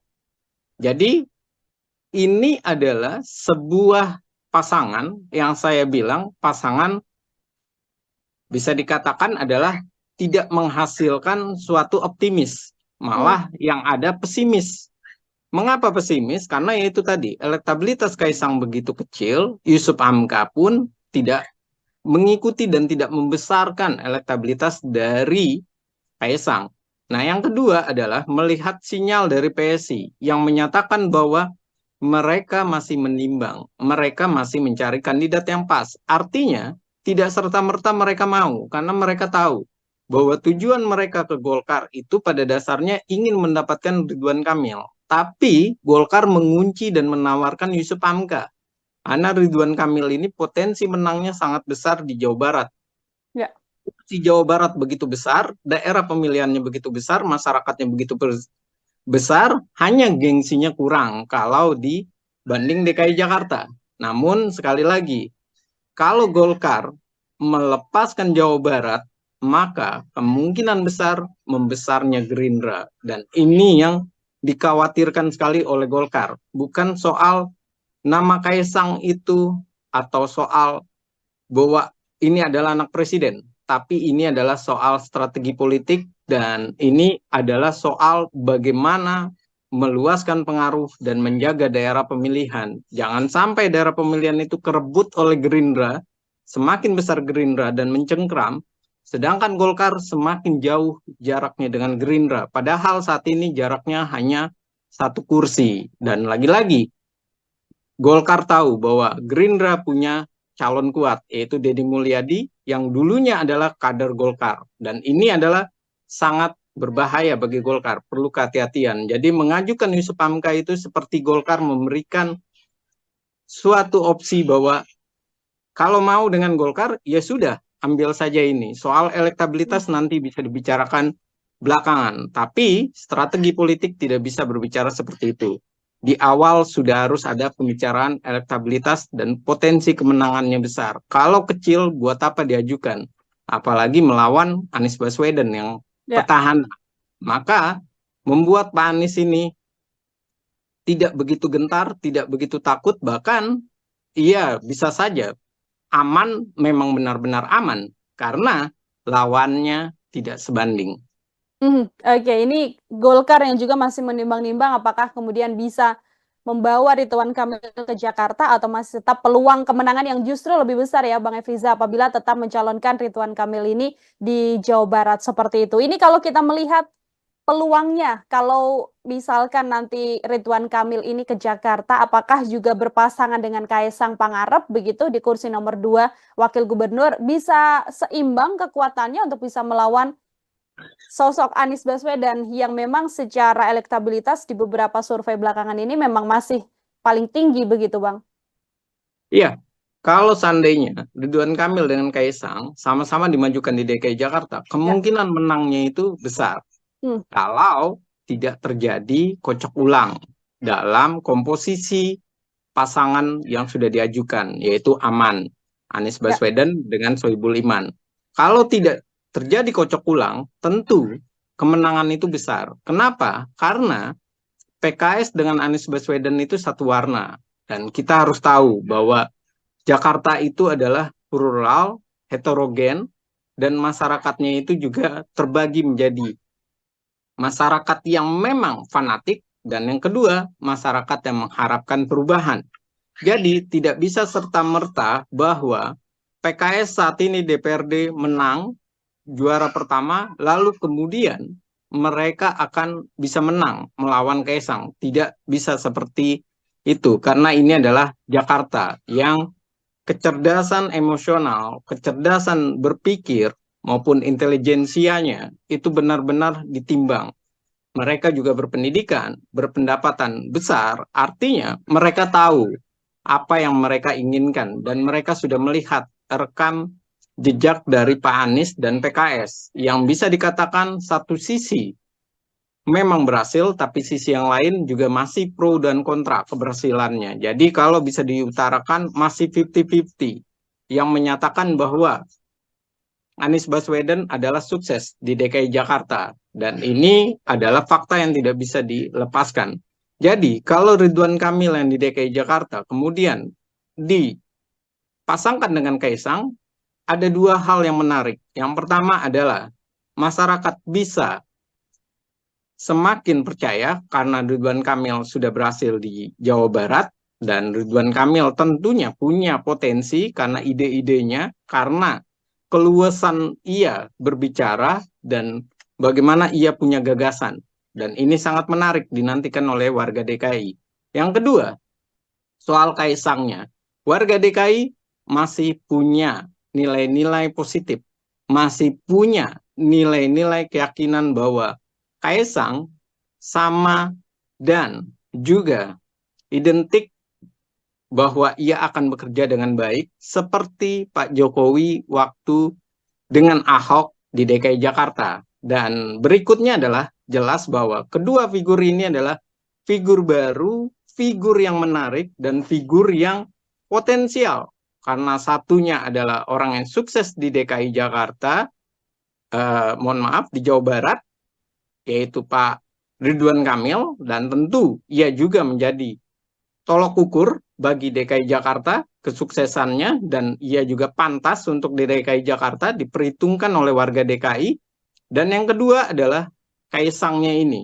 Dia adalah seorang pengusaha, dia adalah seorang partai politik, dan partai politiknya juga ada kursi lumayan besar, walaupun nomor urut ke-7, dan walaupun hanya 8 kursi, tapi masih bisa dinamis pemikiran DKI Jakarta dari PSI ini banyak menyentuh dan banyak membuat masyarakat tertarik.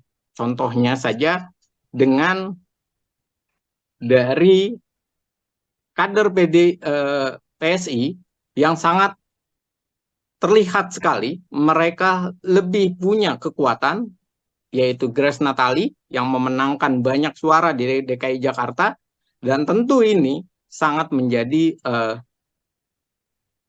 animo masyarakat atau membuat masyarakat semakin meyakini bahwa peluang dua kandidat ini sama-sama baik nilainya. Hanya saja Anies Baswedan dengan Sohibul Iman harus dilakukan revisi kalau berhadapan dengan Ridwan Kamil dan Kaisang. Karena bisa jadi tidak mendapatkan mitra koalisi, yang pertama. Yang kedua, tidak mendapatkan antusias dari masyarakat. Animonya berbeda karena adanya Ridwan Kamil dan Kaisang sebagai pengusaha sekaligus duet dengan eksekutif daerah yang berhasil di Jawa Barat.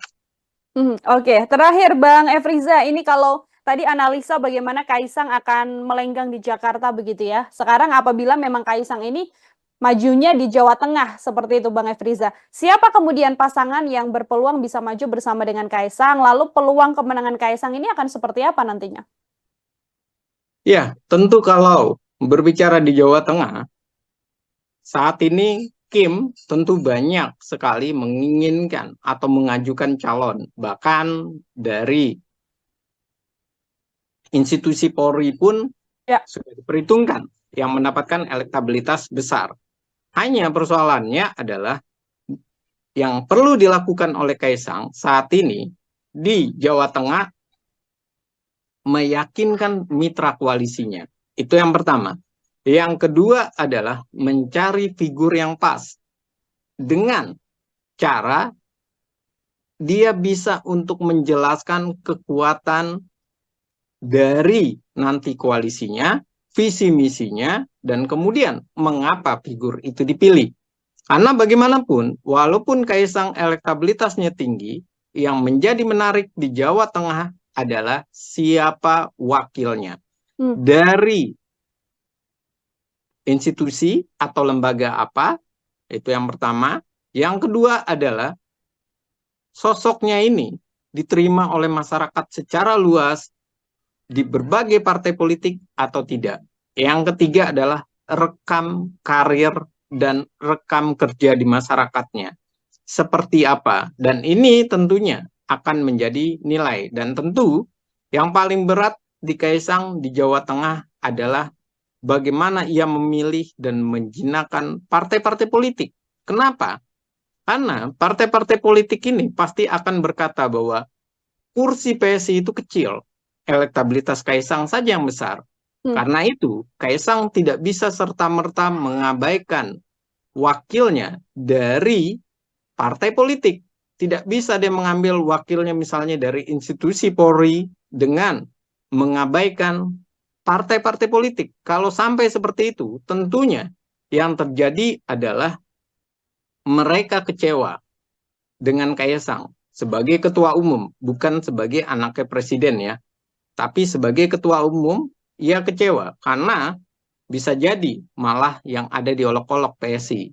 Udah kursinya kecil, cuma menang karena anaknya presiden, elektabilitasnya, dia juga populer karena di sana adalah daerah pemilihan ayahnya dan kakaknya, tapi ia tidak punya pengaruh besar dan signifikan. Dan ini yang harus benar-benar dimatangkan oleh Kaisang. Dan saya yakin apa yang dilakukan Kaisang saat ini, bagaimana ia mendatangi PKS, kemudian mendatangi Golkar, dan rangka ataupun planning mendatangi partai-partai politik lain, tujuannya cuma dua, yaitu ia mencoba mencari solusi apakah ia maju di DKI Jakarta atau maju di Jawa Barat. DKI Jakarta adalah nomor 2, sementara bukan Jawa Barat ya, Jawa Tengah itu adalah nomor 1.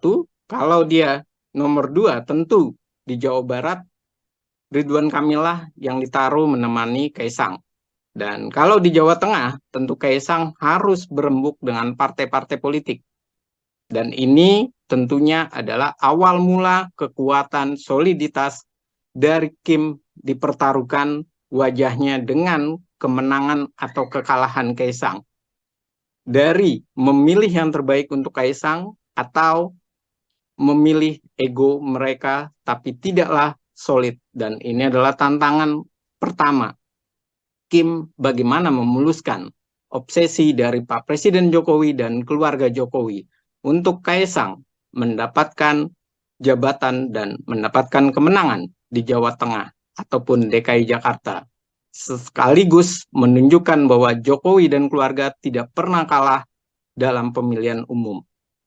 Oke, ini jadi pertimbangan yang sangat besar, artinya baik itu untuk Kaisang ataupun juga partai politik lain agar tidak salah meletakkan sosok atau tokoh ya Bang Efriza ya, untuk kemudian berlaga nantinya di pilkada baik itu di Jakarta atau di Jawa Barat atau mungkin di Jawa Tengah yang saat ini masih sedang ramai. Baik, Bang Efriza terima kasih banyak, luar biasa sekali kesempatannya berdiskusi hari ini. Kita sama-sama masih melihat dan nantinya semoga bisa berdiskusi kembali sembari melihat bagaimana dinamika pergerakan tokoh-tokoh jelang Pilkada 2024 mendatang. Sekali lagi Bang Efriza, terima kasih banyak. Selamat beraktivitas kembali. Selamat beraktivitas dan terima kasih untuk On Focus, Tribun News, dan Tribun. Sekali lagi terima kasih. Terima kasih Mbak Nila.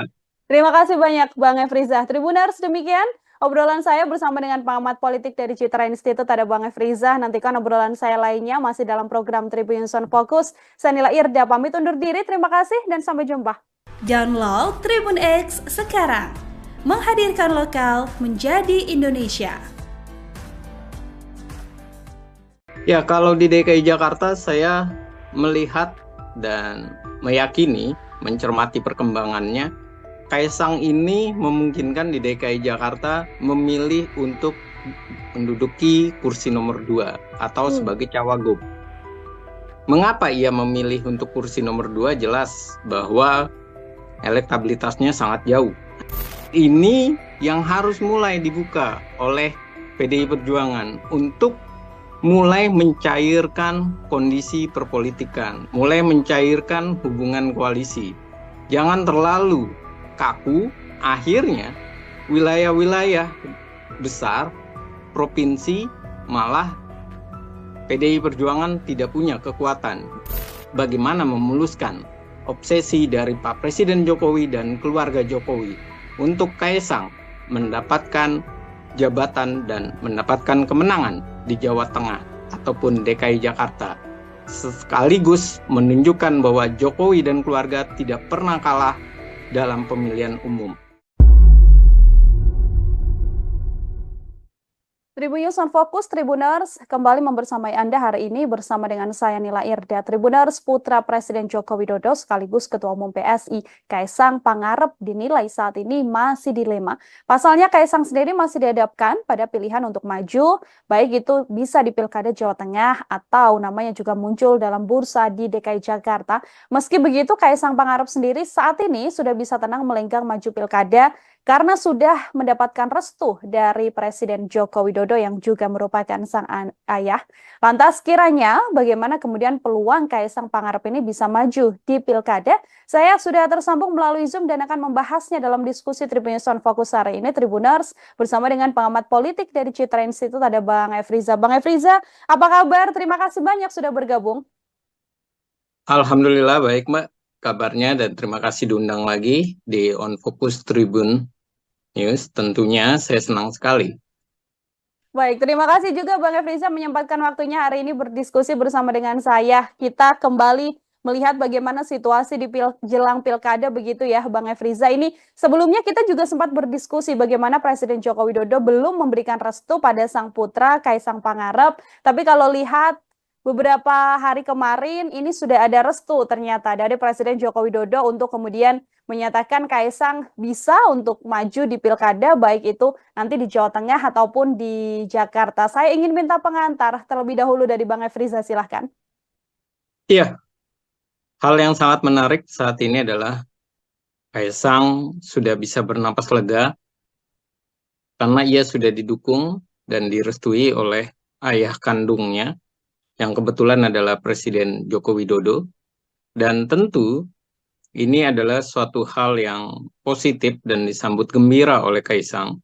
Karena bagaimanapun pernyataan restu dari Pak Presiden ataupun ayahnya itu seperti sebuah tiket yang akan membantu meyakinkan masyarakat bahwa Kaisang ini adalah selain anaknya Pak Presiden Joko Widodo, juga tentunya dia memang layak untuk memimpin negeri ini. Baik itu sebagai gubernur di DKI Jakarta ataupun di Jawa Tengah. Hanya saja persoalannya, andai pun tidak direstui, semestinya ataupun kenyataannya Kaisang ini adalah ketua umum partai. Jadi saya meyakini bahwa Kaisang pun bisa tidak mendapatkan restu Pak Presiden Joko Widodo ataupun ayahnya. Karena ia adalah seorang ketua umum partai dan Pak Presiden sudah menyatakan tidak mengganggu, tidak mencampuri, dan tidak ikut campur dalam urusan partai politik siapa yang akan diajukan sebagai kandidat calon. Namun, restu ini sangat penting bagi Kaisang. Karena restu ini selain untuk memikat masyarakat, juga tentunya restu Pak Joko Widodo ini akan membawa dan menjadi sebuah respon positif dan tentunya menjadi sebuah perhitungan bagi partai-partai politik di Indonesia yang tentunya mereka akan berpikir bahwa saat ini walaupun elektabilitas Kaisang itu masih 1% bersama dengan Ibu Tri Risma maupun Andika Perkasa, namun dengan restunya Pak Presiden, tentunya kekuatan besar, semangat mereka untuk menang akan semakin tinggi. Dan tentu Kaisang akan diperhitungkan, walaupun di dalam dirinya sebagai ketua umum partai PSI, itu persentasenya masih sangat kecil. Namun sekali lagi, yang namanya kekuatan, yang namanya restu dari seorang ayah dan restu dari seorang presiden, tentunya ini akan memudahkan jalan untuk meraih tiket awal sebagai calon gubernur DKI Jakarta maupun Jawa Tengah. Dan ini adalah pembukanya, Mbak. Terima kasih.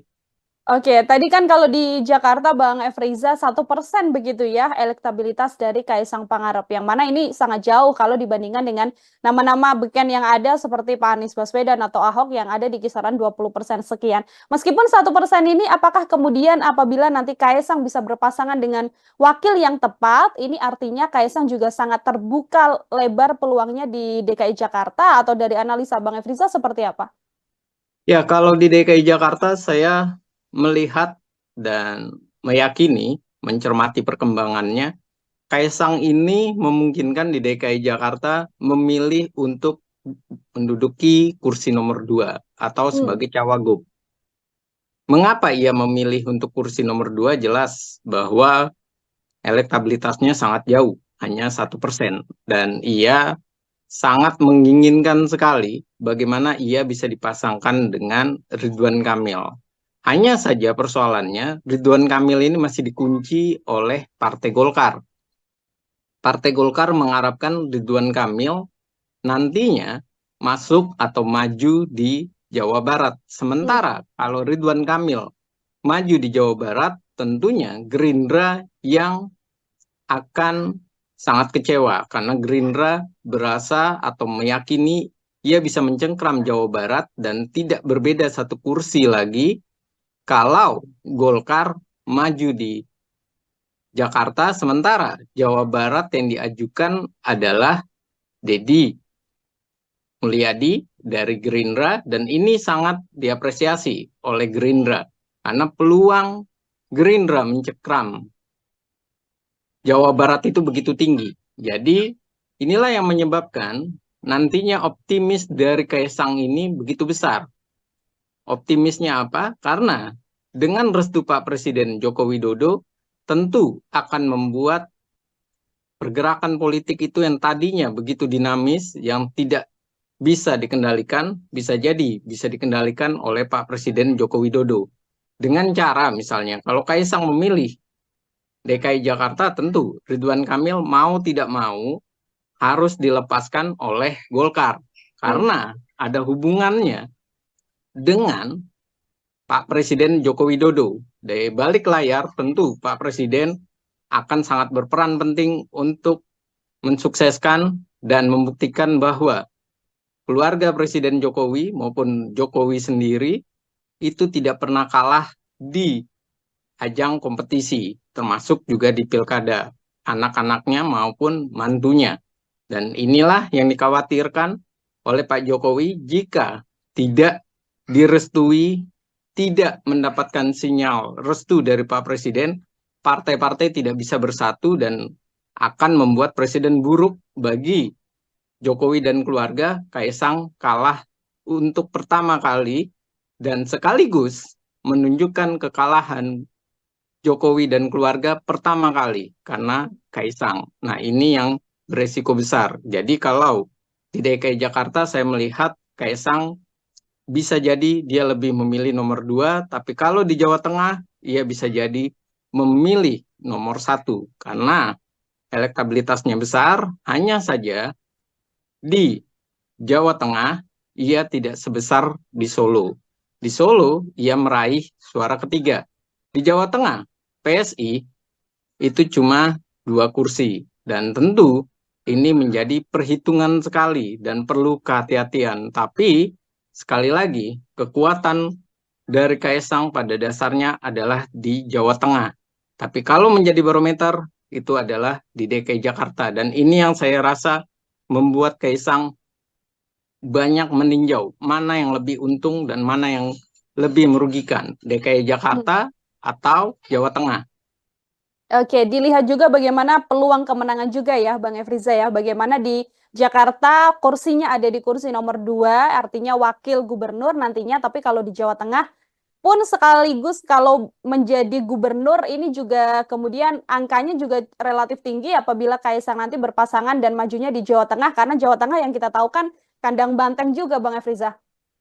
Iya, tentu. Yang dihitung itu bukan sekedar elektabilitas saja, tapi tentu juga bagaimana strategi dan peluang kemenangannya begitu besar atau tidak.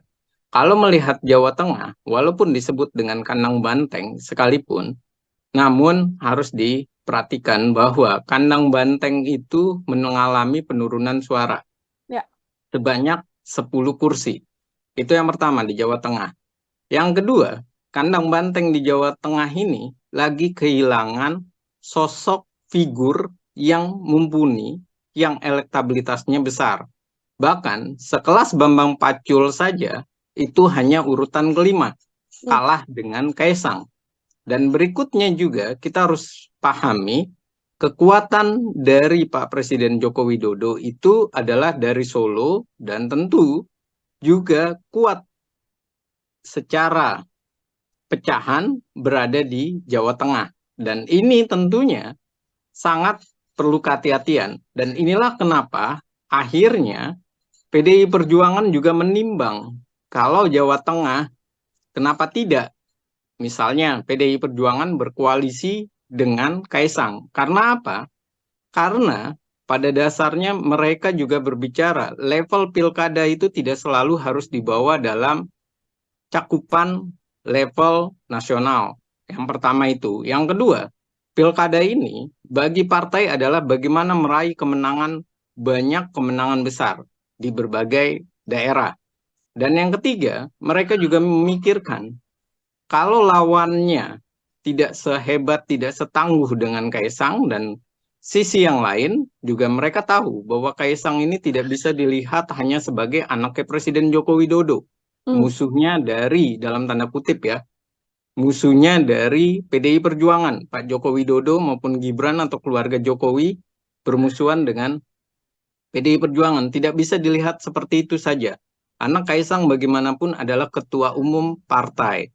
Dan ini yang harus mulai dibuka oleh PDI Perjuangan untuk mulai mencairkan kondisi perpolitikan, mulai mencairkan hubungan koalisi. Jangan terlalu kaku, akhirnya wilayah-wilayah besar, provinsi, malah PDI Perjuangan tidak punya kekuatan. Dan inilah yang terjadi dengan PKS. Bagaimana PKS menyatakan dia memikirkan opsi bahwa bisa saja mereka bekerja sama dengan PSI karena melihat Kaisang adalah ketua umum partai politik. Dan ini yang harus dibangun oleh PDI Perjuangan semestinya. Jadi bukan sekedar bahwa Kaisang anak presiden, bahwa ini nantinya adalah bernilai buruk bagi organisasi partai politik. PDI Perjuangan tidak bisa dinilai seperti itu, serampangan saja dengan nalar seperti itu atau nilai seperti itu, tapi harus dilihat secara banyak hal, bahwa Kaisang adalah ketua umum partai, elektabilitasnya besar, dan kemudian PDI Perjuangan adalah ini kandang banteng, tapi sisi yang lain, PDI Perjuangan lagi kehilangan sosok calon tangguh di Jawa Tengah. Kenapa tidak sama-sama membangun Jawa Tengah? Ada opsi bagaimana kemudian menjalin hubungan antara PDI Perjuangan yang basicnya juga kuat di Jawa Tengah secara kandang banteng begitu ya Bang Efriza, bersama dengan PSI, yakni dalam hal ini adalah Kaisang yang secara elektabilitas memang paling tinggi di Jawa Tengah. Ini kan juga kalau dari Golkar Bang Efriza, yang kemarin baru saja direkomendasikan kan pasangan Kaisang Pangarep dengan Yusuf Hamka yang digadang-gadang bisa maju juga di Jawa Tengah. Melihat duet ini, apakah ini adalah duet yang cukup ideal Bang Efriza? Dengan Yusuf Hamka ya Mbak? Ya, kalau berbicara dengan Yusuf Hamka, saya bilang, ataupun dari nadanya PSI pun, baik dari PSI maupun Kaisang, saya rasa mereka tidak tertarik kalau Golkar mengajukan Yusuf Hamka. Kenapa? Karena elektabilitas Kaisang saja 1%. Sementara elektabilitas dari calon wakil gubernurnya itu tidaklah besar. Sisi yang lain, Yusuf Hamka ini memang terkenal, tapi di sisi pebisnis, pengusaha, bukan di sisi popularitas secara masif di masyarakat. Jadi ini adalah sebuah pasangan yang saya bilang pasangan bisa dikatakan adalah tidak menghasilkan suatu optimis, malah yang ada pesimis. Mengapa pesimis? Karena itu tadi, elektabilitas Kaisang begitu kecil, Yusuf Hamka pun tidak mengikuti dan tidak membesarkan elektabilitas dari Kaisang. Nah, yang kedua adalah melihat sinyal dari PSI yang menyatakan bahwa mereka masih menimbang, mereka masih mencari kandidat yang pas. Artinya, tidak serta-merta mereka mau, karena mereka tahu bahwa tujuan mereka ke Golkar itu pada dasarnya ingin mendapatkan Ridwan Kamil. Tapi Golkar mengunci dan menawarkan Yusuf Hamka. Karena Ridwan Kamil ini potensi menangnya sangat besar di Jawa Barat. Ya. Di Jawa Barat begitu besar, daerah pemilihannya begitu besar, masyarakatnya begitu besar, hanya gengsinya kurang kalau dibanding DKI Jakarta. Namun sekali lagi, kalau Golkar melepaskan Jawa Barat, maka kemungkinan besar membesarnya Gerindra. Dan ini yang dikhawatirkan sekali oleh Golkar. Bukan soal nama Kaisang itu atau soal bahwa ini adalah anak presiden, tapi ini adalah soal strategi politik dan ini adalah soal bagaimana meluaskan pengaruh dan menjaga daerah pemilihan. Jangan sampai daerah pemilihan itu kerebut oleh Gerindra, semakin besar Gerindra dan mencengkram, sedangkan Golkar semakin jauh jaraknya dengan Gerindra. Padahal saat ini jaraknya hanya 1 kursi. Dan lagi-lagi, Golkar tahu bahwa Gerindra punya calon kuat, yaitu Deddy Mulyadi, yang dulunya adalah kader Golkar. Dan ini adalah sangat berbahaya bagi Golkar, perlu kehati-hatian. Jadi mengajukan Yusuf Hamka itu seperti Golkar memberikan suatu opsi bahwa kalau mau dengan Golkar, ya sudah, ambil saja ini. Soal elektabilitas nanti bisa dibicarakan belakangan. Tapi strategi politik tidak bisa berbicara seperti itu. Di awal sudah harus ada pembicaraan elektabilitas dan potensi kemenangannya besar. Kalau kecil, buat apa diajukan? Apalagi melawan Anies Baswedan yang petahana. Maka membuat Pak Anies ini tidak begitu gentar, tidak begitu takut, bahkan ia bisa saja aman, memang benar-benar aman, karena lawannya tidak sebanding. Oke, ini Golkar yang juga masih menimbang-nimbang apakah kemudian bisa membawa Ridwan Kamil ke Jakarta atau masih tetap peluang kemenangan yang justru lebih besar ya Bang Efriza apabila tetap mencalonkan Ridwan Kamil ini di Jawa Barat seperti itu. Ini kalau kita melihat peluangnya, kalau misalkan nanti Ridwan Kamil ini ke Jakarta, apakah juga berpasangan dengan Kaisang Pangarep begitu di kursi nomor 2 Wakil Gubernur, bisa seimbang kekuatannya untuk bisa melawan sosok Anies Baswedan yang memang secara elektabilitas di beberapa survei belakangan ini memang masih paling tinggi begitu Bang? Iya, kalau seandainya Ridwan Kamil dengan Kaisang sama-sama dimajukan di DKI Jakarta, kemungkinan menangnya itu besar. Kalau tidak terjadi kocok ulang dalam komposisi pasangan yang sudah diajukan, yaitu aman, Anies Baswedan dengan Sohibul Iman. Kalau tidak terjadi kocok ulang, tentu kemenangan itu besar. Kenapa? Karena PKS dengan Anies Baswedan itu satu warna. Dan kita harus tahu bahwa Jakarta itu adalah plural, heterogen, dan masyarakatnya itu juga terbagi menjadi masyarakat yang memang fanatik, dan yang kedua, masyarakat yang mengharapkan perubahan. Jadi tidak bisa serta-merta bahwa PKS saat ini DPRD menang, juara pertama, lalu kemudian mereka akan bisa menang melawan Kaisang. Tidak bisa seperti itu, karena ini adalah Jakarta yang kecerdasan emosional, kecerdasan berpikir, maupun intelijensianya itu benar-benar ditimbang. Mereka juga berpendidikan, berpendapatan besar, artinya mereka tahu apa yang mereka inginkan, dan mereka sudah melihat rekam jejak dari Pak Anies dan PKS yang bisa dikatakan satu sisi memang berhasil, tapi sisi yang lain juga masih pro dan kontra keberhasilannya. Jadi kalau bisa diutarakan masih 50-50, yang menyatakan bahwa Anies Baswedan adalah sukses di DKI Jakarta, dan ini adalah fakta yang tidak bisa dilepaskan. Jadi kalau Ridwan Kamil yang di DKI Jakarta kemudian dipasangkan dengan Kaisang, ada dua hal yang menarik. Yang pertama adalah masyarakat bisa semakin percaya karena Ridwan Kamil sudah berhasil di Jawa Barat, dan Ridwan Kamil tentunya punya potensi karena ide-idenya, karena keluasan ia berbicara, dan bagaimana ia punya gagasan. Dan ini sangat menarik dinantikan oleh warga DKI. Yang kedua, soal Kaisangnya. Warga DKI masih punya nilai-nilai positif, masih punya nilai-nilai keyakinan bahwa Kaisang sama dan juga identik bahwa ia akan bekerja dengan baik seperti Pak Jokowi waktu dengan Ahok di DKI Jakarta. Dan berikutnya adalah jelas bahwa kedua figur ini adalah figur baru, figur yang menarik, dan figur yang potensial karena satunya adalah orang yang sukses di DKI Jakarta, mohon maaf, di Jawa Barat, yaitu Pak Ridwan Kamil, dan tentu ia juga menjadi tolok ukur bagi DKI Jakarta kesuksesannya, dan ia juga pantas untuk di DKI Jakarta diperhitungkan oleh warga DKI. Dan yang kedua adalah Kaisangnya ini. Dia adalah seorang pengusaha, dia adalah seorang partai politik, dan partai politiknya juga ada kursi lumayan besar, walaupun nomor urut ke-7, dan walaupun hanya 8 kursi, tapi masih bisa dinamis pemikiran DKI Jakarta dari PSI ini banyak menyentuh dan banyak membuat masyarakat tertarik.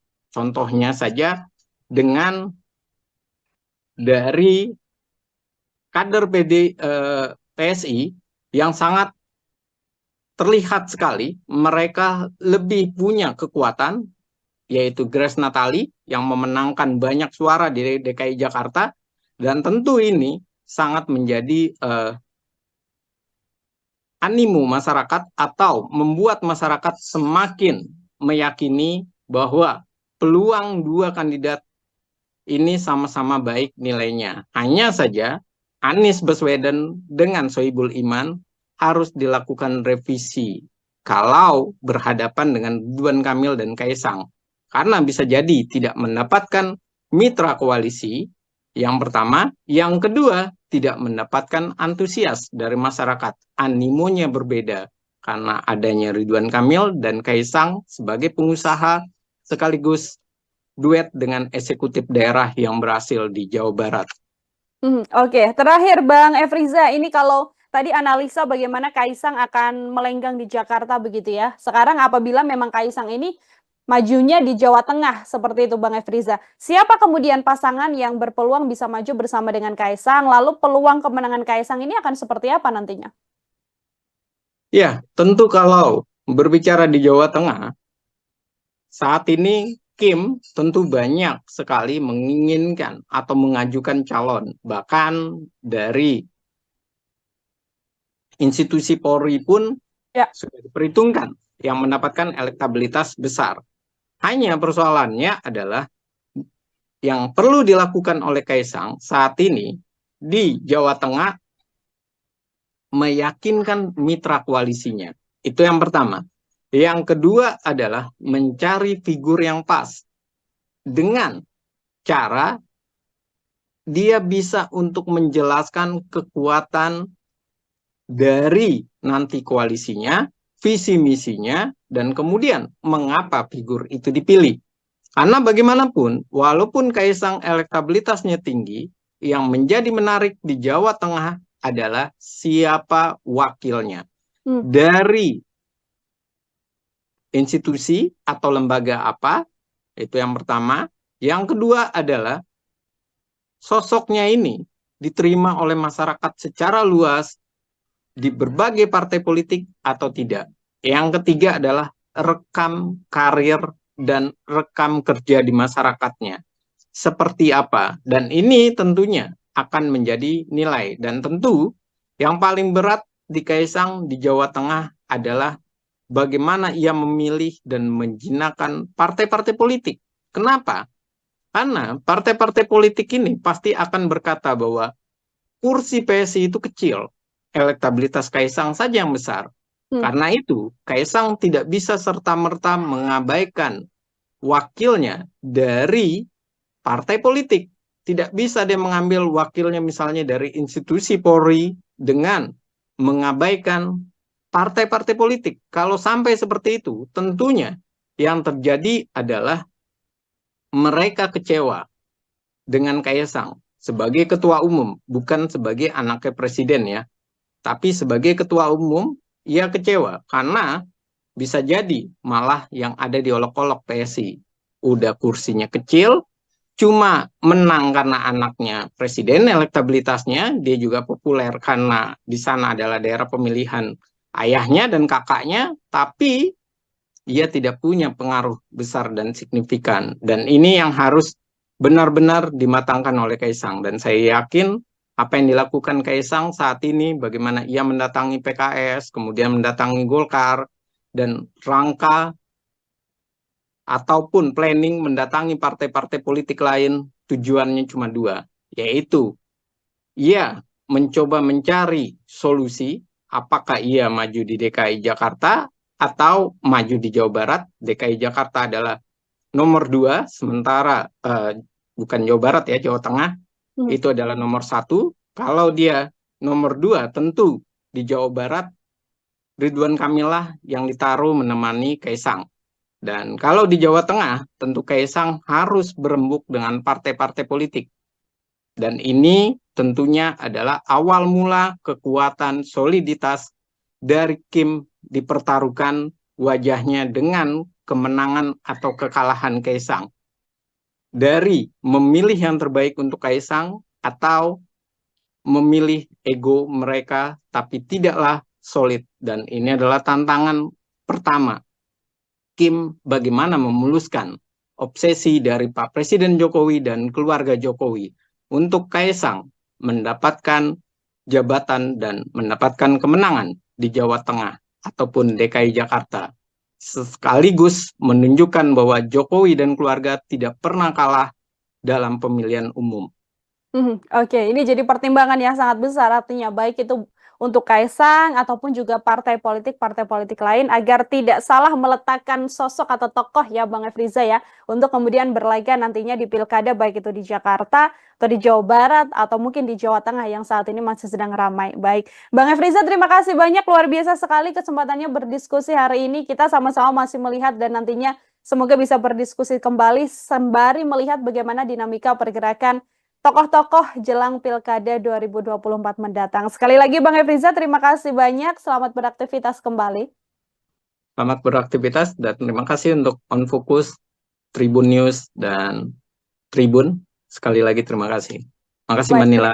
Terima kasih banyak Bang Efriza. Tribuners, demikian obrolan saya bersama dengan pengamat politik dari Citra Institute, ada Bang Efriza. Nantikan obrolan saya lainnya masih dalam program Tribun News On Focus. Saya Nila Irda pamit undur diri. Terima kasih dan sampai jumpa. Download Tribun X sekarang. Menghadirkan lokal menjadi Indonesia. Ya, kalau di DKI Jakarta saya melihat dan meyakini, mencermati perkembangannya, Kaisang ini memungkinkan di DKI Jakarta memilih untuk menduduki kursi nomor 2 atau sebagai cawagup. Mengapa ia memilih untuk kursi nomor 2? Jelas bahwa elektabilitasnya sangat jauh.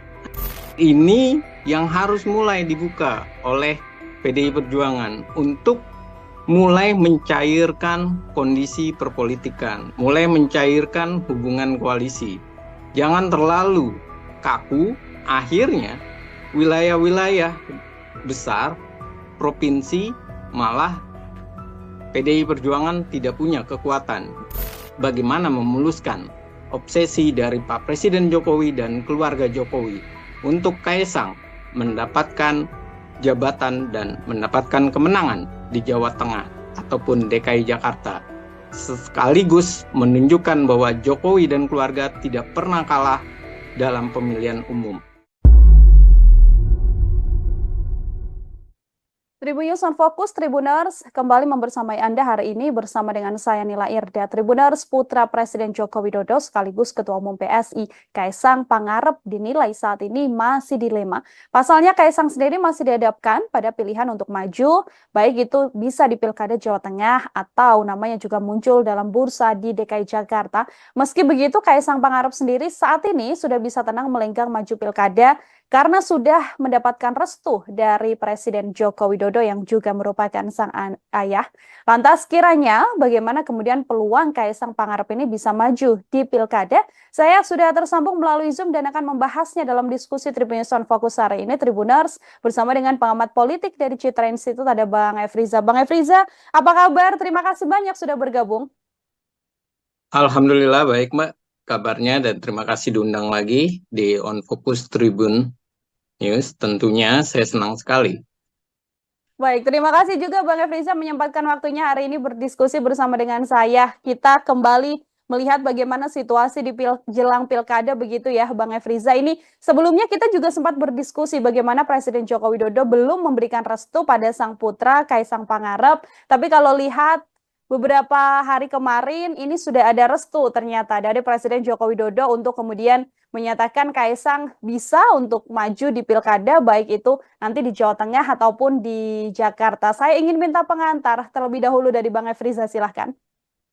Iya, hal yang sangat menarik saat ini adalah Kaisang sudah bisa bernapas lega karena ia sudah didukung dan direstui oleh ayah kandungnya yang kebetulan adalah Presiden Joko Widodo.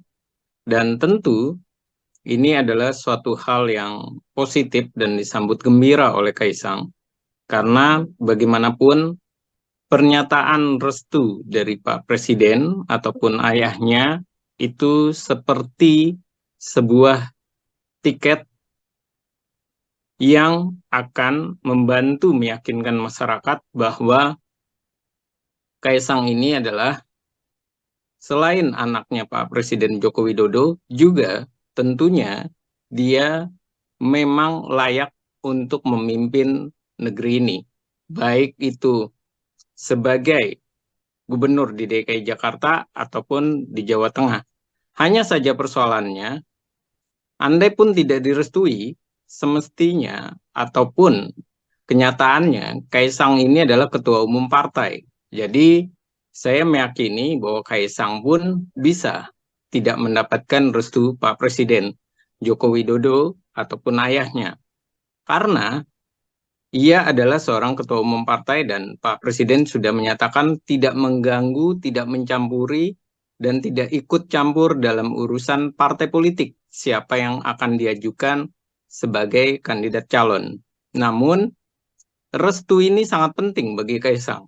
Karena restu ini selain untuk memikat masyarakat, juga tentunya restu Pak Joko Widodo ini akan membawa dan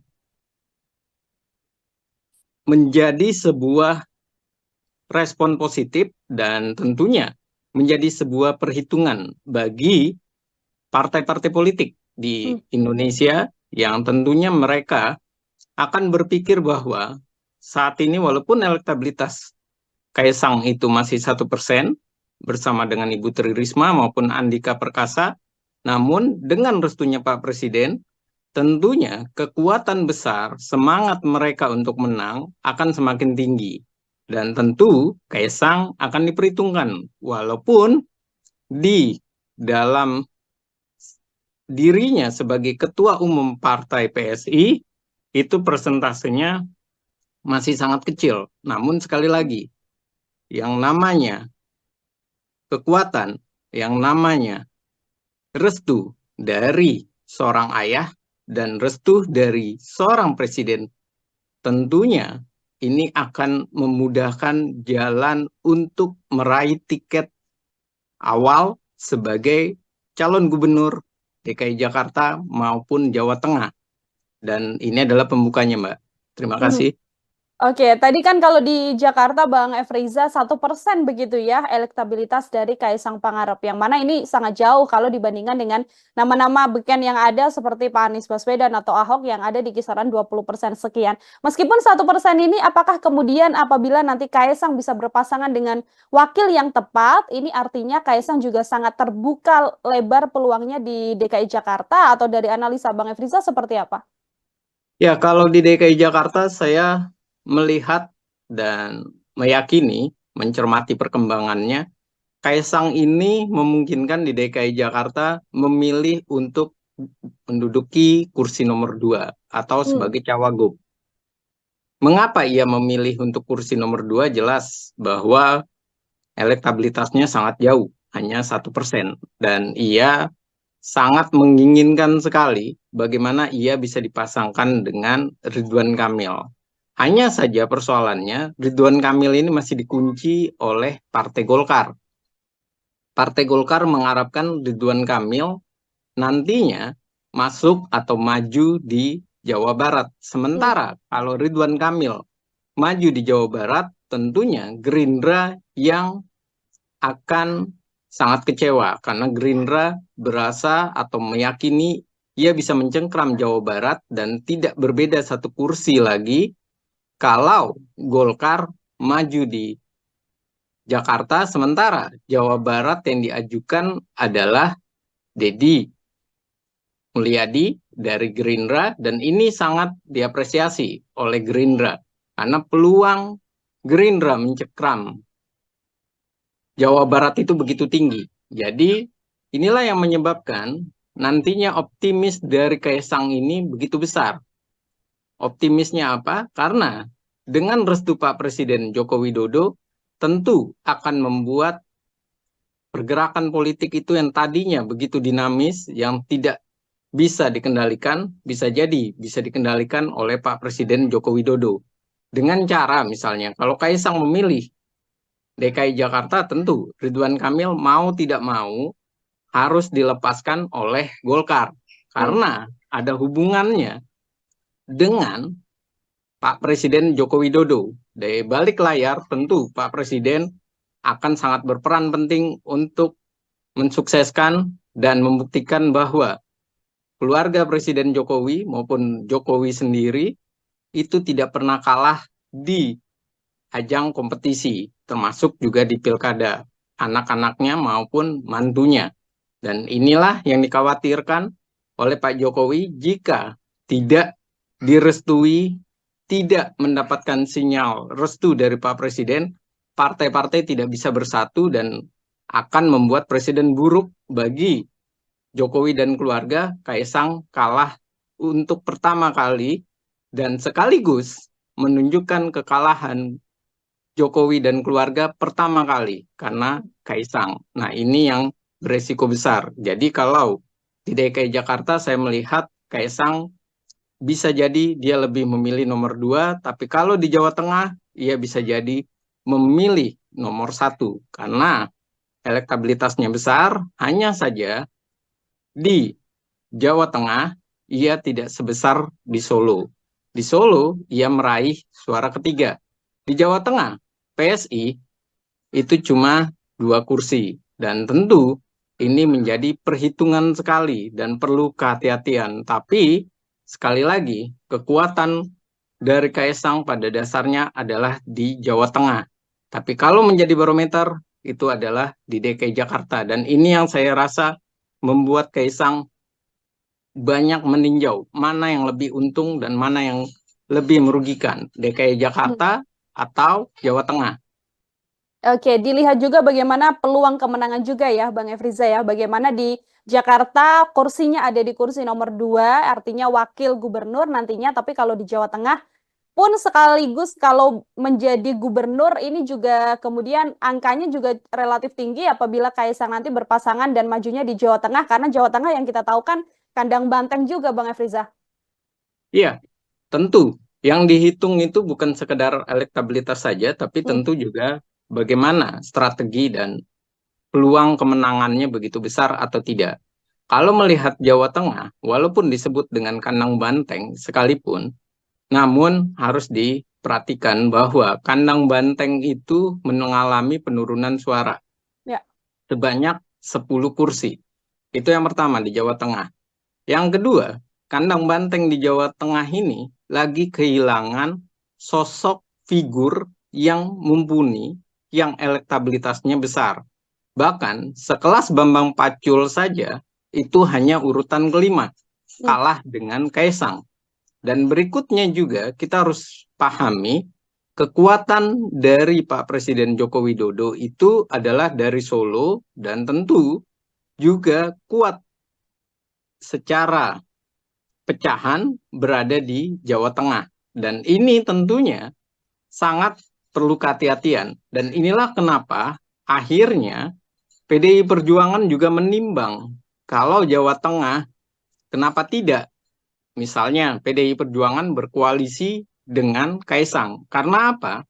Karena pada dasarnya mereka juga berbicara level pilkada itu tidak selalu harus dibawa dalam cakupan level nasional. Yang pertama itu. Yang kedua, pilkada ini bagi partai adalah bagaimana meraih kemenangan, banyak kemenangan besar. di berbagai daerah. Dan yang ketiga, mereka juga memikirkan kalau lawannya tidak sehebat, tidak setangguh dengan Kaisang, dan sisi yang lain juga mereka tahu bahwa Kaisang ini tidak bisa dilihat hanya sebagai anaknya Presiden Joko Widodo. Musuhnya dari, dalam tanda kutip ya, musuhnya dari PDI Perjuangan, Pak Joko Widodo maupun Gibran atau keluarga Jokowi bermusuhan dengan PDI Perjuangan. Tidak bisa dilihat seperti itu saja. Anak Kaisang bagaimanapun adalah ketua umum partai. Dan ini yang harus mulai dibuka oleh PDI Perjuangan untuk mulai mencairkan kondisi perpolitikan, mulai mencairkan hubungan koalisi.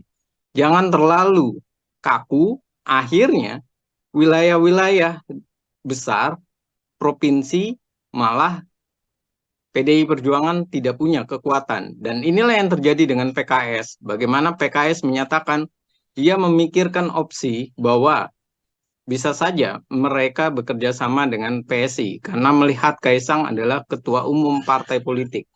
Dan ini yang harus dibangun oleh PDI Perjuangan semestinya. Jadi bukan sekedar bahwa Kaisang anak presiden, bahwa ini nantinya adalah bernilai buruk bagi organisasi partai politik. PDI Perjuangan tidak bisa dinilai seperti itu, serampangan saja dengan nalar seperti itu atau nilai seperti itu, tapi harus dilihat secara banyak hal, bahwa Kaisang adalah ketua umum partai, elektabilitasnya besar, dan kemudian PDI Perjuangan adalah ini kandang banteng, tapi sisi yang lain, PDI Perjuangan lagi kehilangan sosok calon tangguh di Jawa Tengah.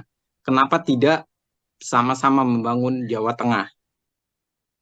Ada opsi bagaimana kemudian menjalin hubungan antara PDI Perjuangan yang basicnya juga kuat di Jawa Tengah secara kandang banteng begitu ya Bang Efriza, bersama dengan PSI, yakni dalam hal ini adalah Kaisang yang secara elektabilitas memang paling tinggi di Jawa Tengah. Ini kan juga kalau dari Golkar, Bang Efriza, yang kemarin baru saja direkomendasikan kan pasangan Kaisang Pangarep dengan Yusuf Hamka yang digadang-gadang bisa maju juga di Jawa Tengah. Melihat duet ini, apakah ini adalah duet yang cukup ideal, Bang Efriza? Dengan Yusuf Hamka ya Mbak? Ya, kalau berbicara dengan Yusuf Hamka, saya bilang, ataupun dari nadanya PSI pun, baik dari PSI maupun Kaisang, saya rasa mereka tidak tertarik kalau Golkar mengajukan Yusuf Hamka. Kenapa? Karena elektabilitas Kaisang saja 1%. Sementara elektabilitas dari calon wakil gubernurnya itu tidaklah besar. Sisi yang lain, Yusuf Hamka ini memang terkenal, tapi di sisi pebisnis, pengusaha, bukan di sisi popularitas secara masif di masyarakat. Jadi ini adalah sebuah pasangan yang saya bilang pasangan bisa dikatakan adalah tidak menghasilkan suatu optimis, malah yang ada pesimis. Mengapa pesimis? Karena itu tadi, elektabilitas Kaisang begitu kecil, Yusuf Hamka pun tidak mengikuti dan tidak membesarkan elektabilitas dari Kaisang. Nah, yang kedua adalah melihat sinyal dari PSI yang menyatakan bahwa mereka masih menimbang, mereka masih mencari kandidat yang pas. Artinya, tidak serta-merta mereka mau, karena mereka tahu bahwa tujuan mereka ke Golkar itu pada dasarnya ingin mendapatkan Ridwan Kamil. Tapi Golkar mengunci dan menawarkan Yusuf Hamka. Karena Ridwan Kamil ini potensi menangnya sangat besar di Jawa Barat. Ya. Di Jawa Barat begitu besar, daerah pemilihannya begitu besar, masyarakatnya begitu besar, hanya gengsinya kurang kalau dibanding DKI Jakarta.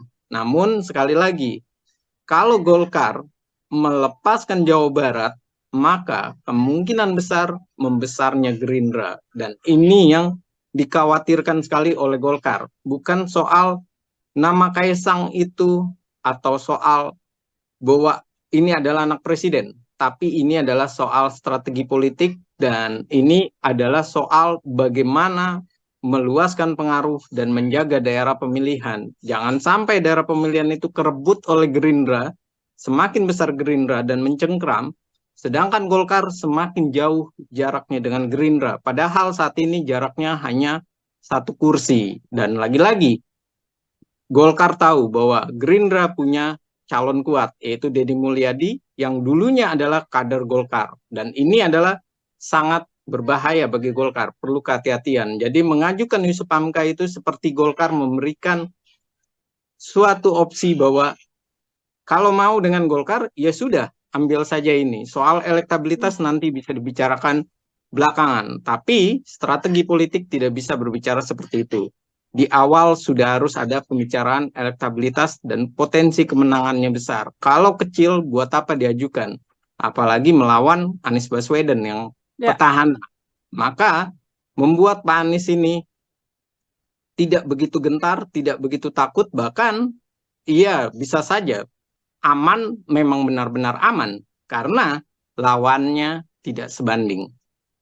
Oke, ini Golkar yang juga masih menimbang-nimbang apakah kemudian bisa membawa Ridwan Kamil ke Jakarta atau masih tetap peluang kemenangan yang justru lebih besar ya Bang Efriza apabila tetap mencalonkan Ridwan Kamil ini di Jawa Barat seperti itu. Ini kalau kita melihat peluangnya, kalau misalkan nanti Ridwan Kamil ini ke Jakarta, apakah juga berpasangan dengan Kaesang Pangarep begitu di kursi nomor 2 Wakil Gubernur, bisa seimbang kekuatannya untuk bisa melawan sosok Anies Baswedan yang memang secara elektabilitas di beberapa survei belakangan ini memang masih paling tinggi begitu Bang?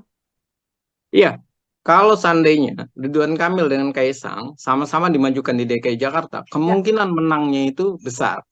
Kalau tidak terjadi kocok ulang dalam komposisi pasangan yang sudah diajukan, yaitu aman, Anies Baswedan dengan Sohibul Iman. Kalau tidak terjadi kocok ulang, tentu kemenangan itu besar. Kenapa? Karena PKS dengan Anies Baswedan itu satu warna. Dan kita harus tahu bahwa Jakarta itu adalah plural, heterogen, dan masyarakatnya itu juga terbagi menjadi masyarakat yang memang fanatik, dan yang kedua, masyarakat yang mengharapkan perubahan. Jadi tidak bisa serta-merta bahwa PKS saat ini DPRD menang, juara pertama, lalu kemudian mereka akan bisa menang melawan Kaesang. Tidak bisa seperti itu, karena ini adalah Jakarta yang kecerdasan emosional, kecerdasan berpikir, maupun intelijensianya itu benar-benar ditimbang. Mereka juga berpendidikan, berpendapatan besar, artinya mereka tahu apa yang mereka inginkan, dan mereka sudah melihat rekam jejak dari Pak Anies dan PKS, yang bisa dikatakan satu sisi memang berhasil, tapi sisi yang lain juga masih pro dan kontra keberhasilannya. Jadi kalau bisa diutarakan masih 50-50, yang menyatakan bahwa Anies Baswedan adalah sukses di DKI Jakarta. Dan ini adalah fakta yang tidak bisa dilepaskan. Jadi kalau Ridwan Kamil yang di DKI Jakarta kemudian dipasangkan dengan Kaesang, ada dua hal yang menarik. Yang pertama adalah masyarakat bisa semakin percaya karena Ridwan Kamil sudah berhasil di Jawa Barat, dan Ridwan Kamil tentunya punya potensi karena ide-idenya, karena keluasan ia berbicara, dan bagaimana ia punya gagasan. Dan ini sangat menarik dinantikan oleh warga DKI. Yang kedua, soal Kaesangnya. Warga DKI masih punya nilai-nilai positif, masih punya nilai-nilai keyakinan bahwa Kaesang sama dan juga identik bahwa ia akan bekerja dengan baik seperti Pak Jokowi waktu dengan Ahok di DKI Jakarta. Dan berikutnya adalah jelas bahwa kedua figur ini adalah figur baru, figur yang menarik, dan figur yang potensial. Karena satunya adalah orang yang sukses di DKI Jakarta, di Jawa Barat, yaitu Pak Ridwan Kamil, dan tentu ia juga menjadi tolok ukur bagi DKI Jakarta kesuksesannya, dan ia juga pantas untuk di DKI Jakarta diperhitungkan oleh warga DKI. Dan yang kedua adalah Kaesangnya ini. Dia adalah seorang pengusaha, dia adalah seorang partai politik, dan partai politiknya juga ada kursi lumayan besar, walaupun nomor urut ke-7, dan walaupun hanya 8 kursi, tapi masih bisa dinamis pemikiran DKI Jakarta dari PSI ini banyak menyentuh dan banyak membuat masyarakat tertarik. Contohnya saja dengan dari kader PSI yang sangat terlihat sekali mereka lebih punya kekuatan, yaitu Grace Natali yang memenangkan banyak suara di DKI Jakarta, dan tentu ini sangat menjadi animo masyarakat atau membuat masyarakat semakin meyakini bahwa peluang dua kandidat ini sama-sama baik nilainya. Hanya saja Anies Baswedan dengan Sohibul Iman harus dilakukan revisi kalau berhadapan dengan Ridwan Kamil dan Kaisang. Karena bisa jadi tidak mendapatkan mitra koalisi, yang pertama. Yang kedua, tidak mendapatkan antusias dari masyarakat. Animonya berbeda karena adanya Ridwan Kamil dan Kaisang sebagai pengusaha sekaligus duet dengan eksekutif daerah yang berhasil di Jawa Barat. Oke, terakhir Bang Efriza, ini kalau tadi analisa bagaimana Kaisang akan melenggang di Jakarta begitu ya. Sekarang apabila memang Kaisang ini majunya di Jawa Tengah seperti itu Bang Efriza. Siapa kemudian pasangan yang berpeluang bisa maju bersama dengan Kaisang? Lalu peluang kemenangan Kaisang ini akan seperti apa nantinya? Ya, tentu kalau berbicara di Jawa Tengah, saat ini Kim tentu banyak sekali menginginkan atau mengajukan calon. Bahkan dari institusi Polri pun sudah diperhitungkan yang mendapatkan elektabilitas besar. Hanya persoalannya adalah yang perlu dilakukan oleh Kaisang saat ini di Jawa Tengah meyakinkan mitra koalisinya. Itu yang pertama. Yang kedua adalah mencari figur yang pas dengan cara dia bisa untuk menjelaskan kekuatan dari nanti koalisinya, visi misinya, dan kemudian mengapa figur itu dipilih. Karena bagaimanapun, walaupun Kaisang elektabilitasnya tinggi, yang menjadi menarik di Jawa Tengah adalah siapa wakilnya. Dari institusi atau lembaga apa, itu yang pertama. Yang kedua adalah sosoknya ini diterima oleh masyarakat secara luas di berbagai partai politik atau tidak. Yang ketiga adalah rekam karir dan rekam kerja di masyarakatnya. Seperti apa? Dan ini tentunya akan menjadi nilai. Dan tentu yang paling berat di Kaisang di Jawa Tengah adalah bagaimana ia memilih dan menjinakkan partai-partai politik. Kenapa? Karena partai-partai politik ini pasti akan berkata bahwa kursi PSI itu kecil, elektabilitas Kaisang saja yang besar. Karena itu, Kaisang tidak bisa serta-merta mengabaikan wakilnya dari partai politik.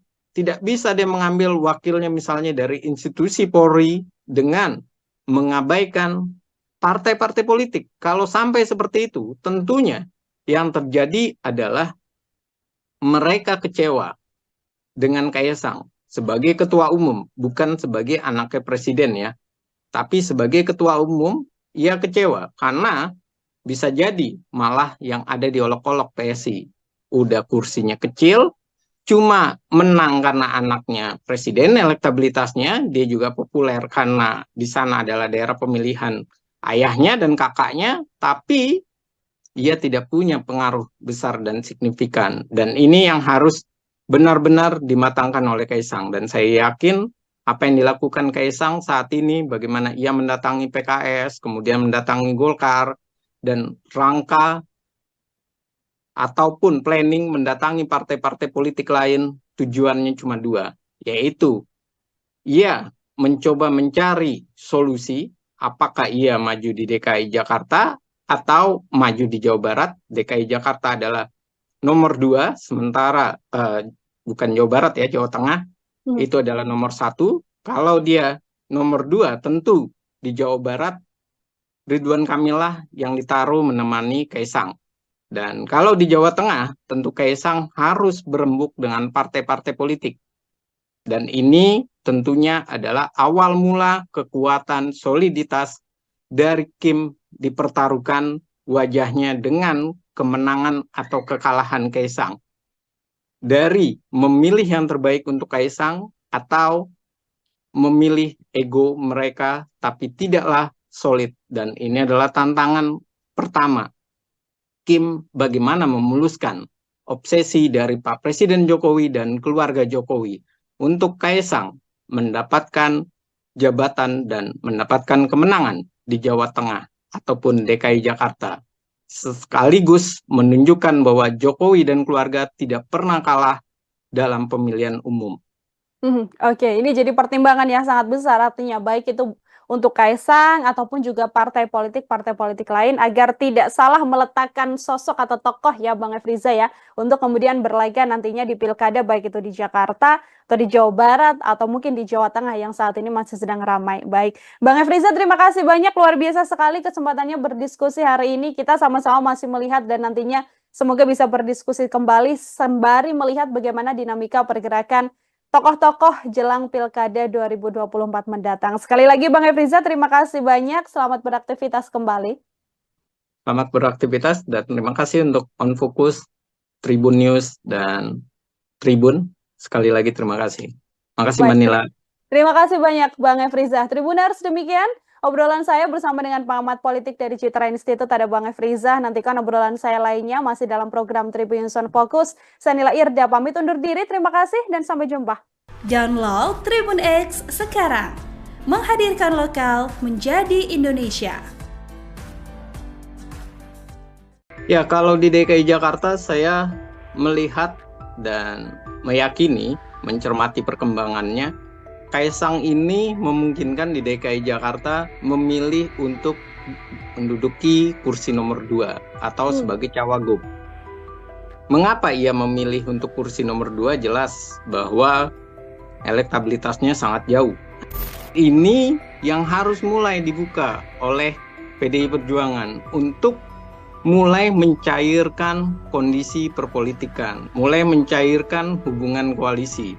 Jangan terlalu kaku, akhirnya wilayah-wilayah besar, provinsi, malah PDI Perjuangan tidak punya kekuatan. Bagaimana memuluskan obsesi dari Pak Presiden Jokowi dan keluarga Jokowi untuk Kaisang mendapatkan jabatan dan mendapatkan kemenangan di Jawa Tengah ataupun DKI Jakarta, sekaligus menunjukkan bahwa Jokowi dan keluarga tidak pernah kalah dalam pemilihan umum.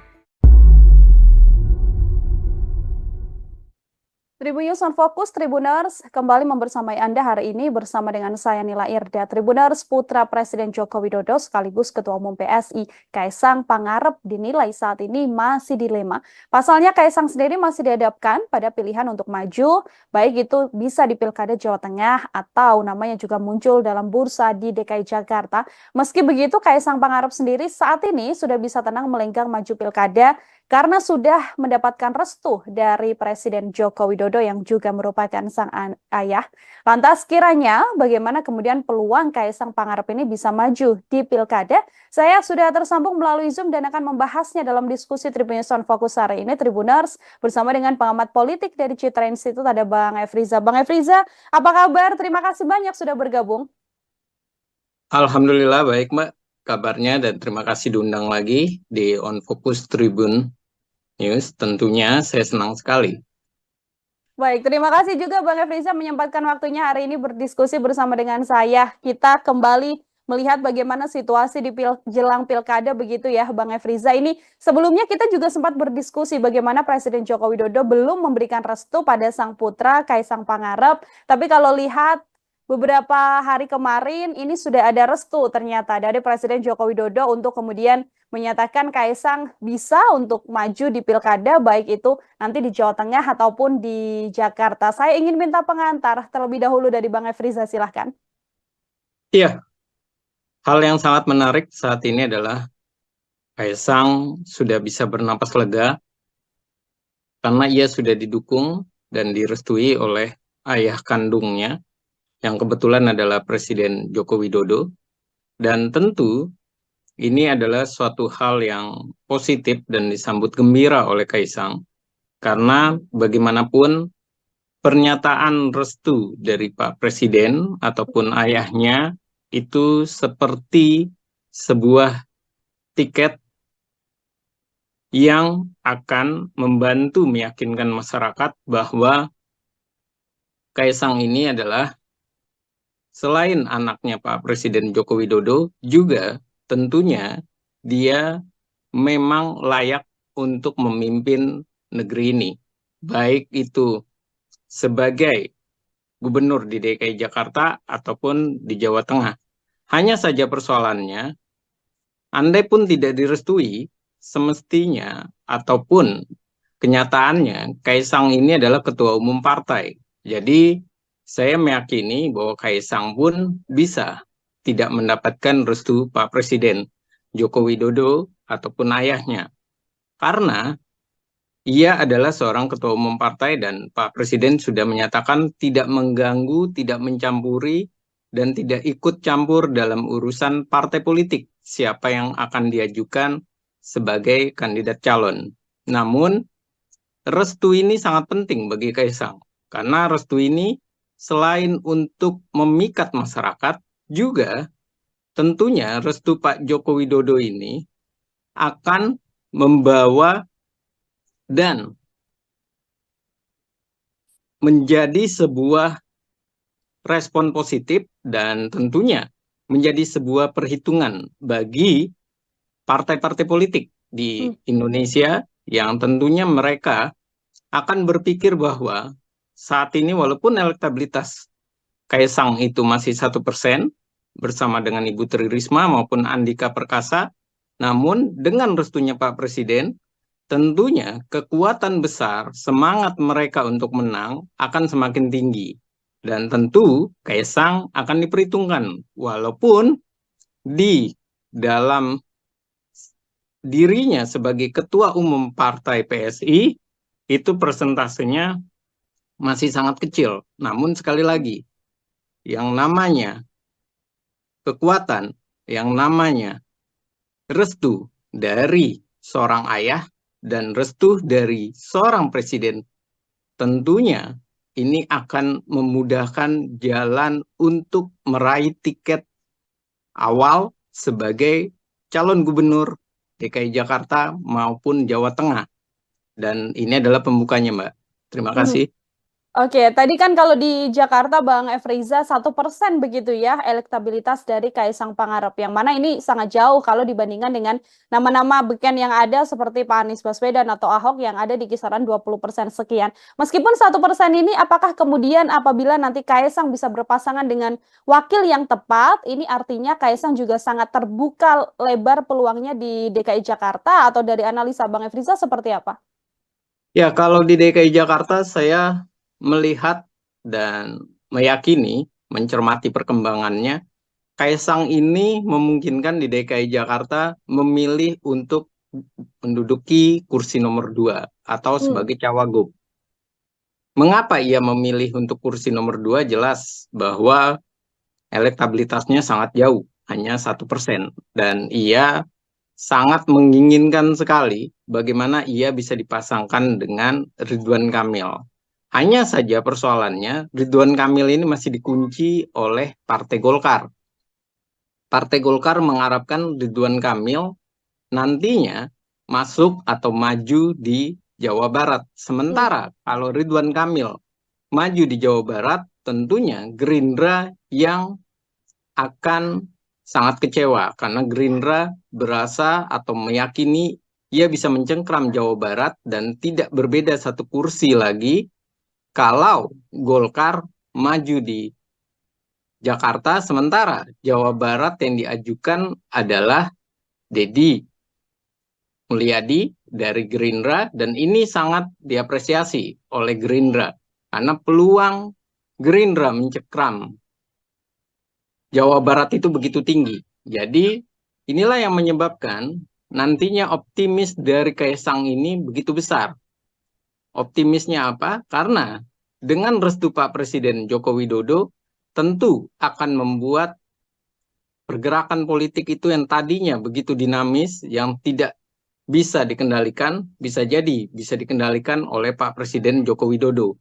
Dengan cara misalnya, kalau Kaisang memilih DKI Jakarta, tentu Ridwan Kamil mau tidak mau harus dilepaskan oleh Golkar. Karena ada hubungannya dengan Pak Presiden Joko Widodo. Dari balik layar tentu Pak Presiden akan sangat berperan penting untuk mensukseskan dan membuktikan bahwa keluarga Presiden Jokowi maupun Jokowi sendiri itu tidak pernah kalah di ajang kompetisi, termasuk juga di pilkada, anak-anaknya maupun mantunya.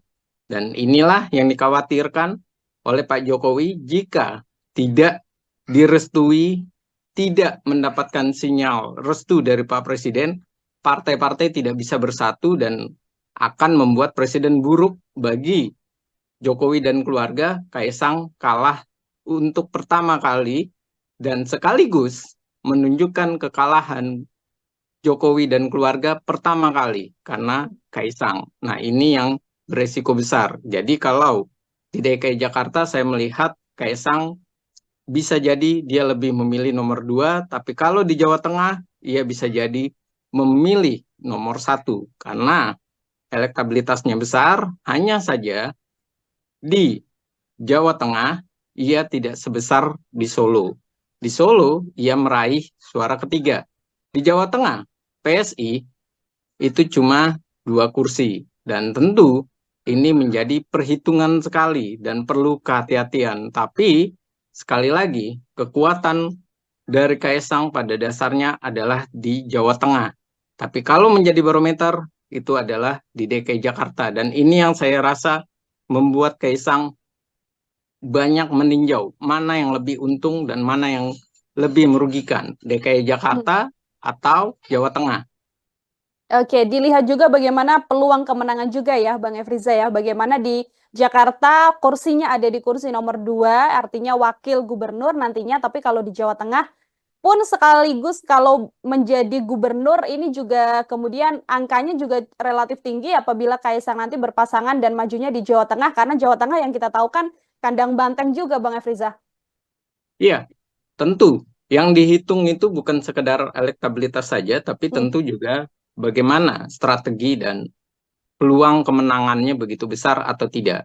Kalau melihat Jawa Tengah, walaupun disebut dengan kandang banteng sekalipun, namun harus diperhatikan bahwa kandang banteng itu mengalami penurunan suara Ya. sebanyak 10 kursi. Itu yang pertama di Jawa Tengah.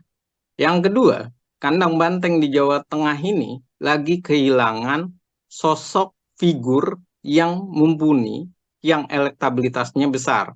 Bahkan sekelas Bambang Pacul saja itu hanya urutan kelima, kalah dengan Kaisang.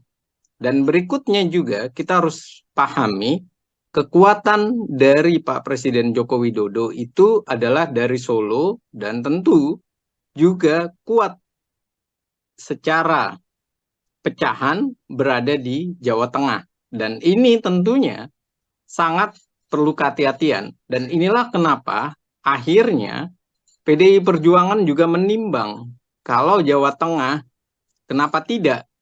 Misalnya PDI Perjuangan berkoalisi dengan Kaisang. Karena apa? Karena pada dasarnya mereka juga berbicara level pilkada itu tidak selalu harus dibawa dalam cakupan level nasional. Yang pertama itu. Yang kedua, pilkada ini bagi partai adalah bagaimana meraih kemenangan, banyak kemenangan besar di berbagai daerah. Dan yang ketiga, mereka juga memikirkan kalau lawannya tidak sehebat, tidak setangguh dengan Kaisang, dan sisi yang lain juga mereka tahu bahwa Kaisang ini tidak bisa dilihat hanya sebagai anaknya Presiden Joko Widodo. Musuhnya dari, dalam tanda kutip ya, musuhnya dari PDI Perjuangan, Pak Joko Widodo maupun Gibran atau keluarga Jokowi bermusuhan dengan PDI Perjuangan. Tidak bisa dilihat seperti itu saja. Anak Kaisang bagaimanapun adalah ketua umum partai.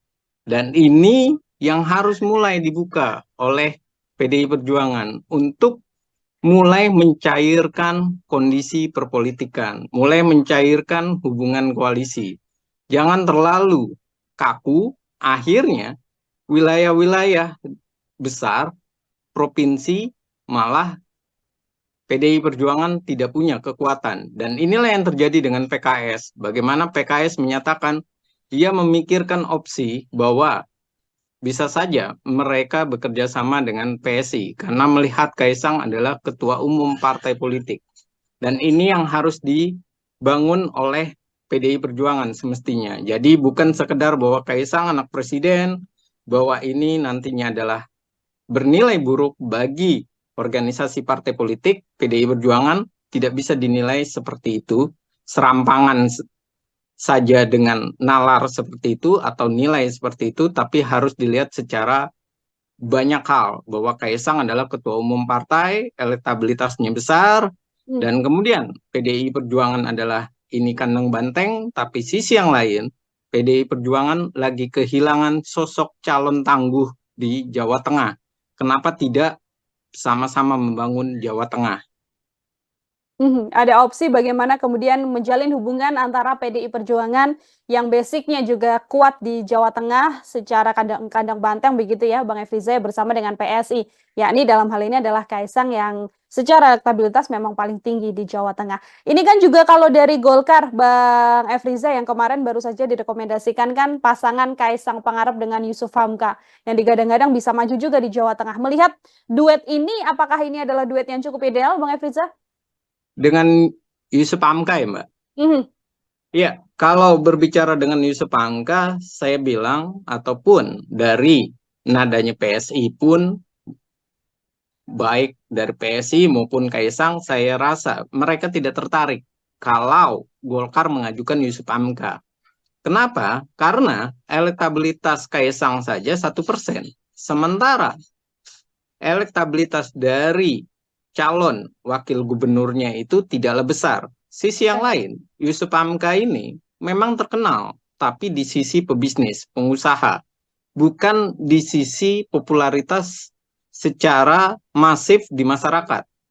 Jadi ini adalah sebuah pasangan yang saya bilang pasangan bisa dikatakan adalah tidak menghasilkan suatu optimis, malah yang ada pesimis.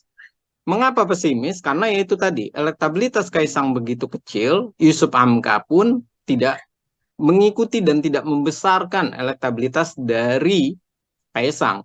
Nah, yang kedua adalah melihat sinyal dari PSI yang menyatakan bahwa mereka masih menimbang, mereka masih mencari kandidat yang pas. Artinya, tidak serta-merta mereka mau, karena mereka tahu bahwa tujuan mereka ke Golkar itu pada dasarnya ingin mendapatkan Ridwan Kamil. Tapi Golkar mengunci dan menawarkan Yusuf Hamka. Karena Ridwan Kamil ini potensi menangnya sangat besar di Jawa Barat. Ya. Di Jawa Barat begitu besar, daerah pemilihannya begitu besar, masyarakatnya begitu besar, hanya gengsinya kurang kalau dibanding DKI Jakarta.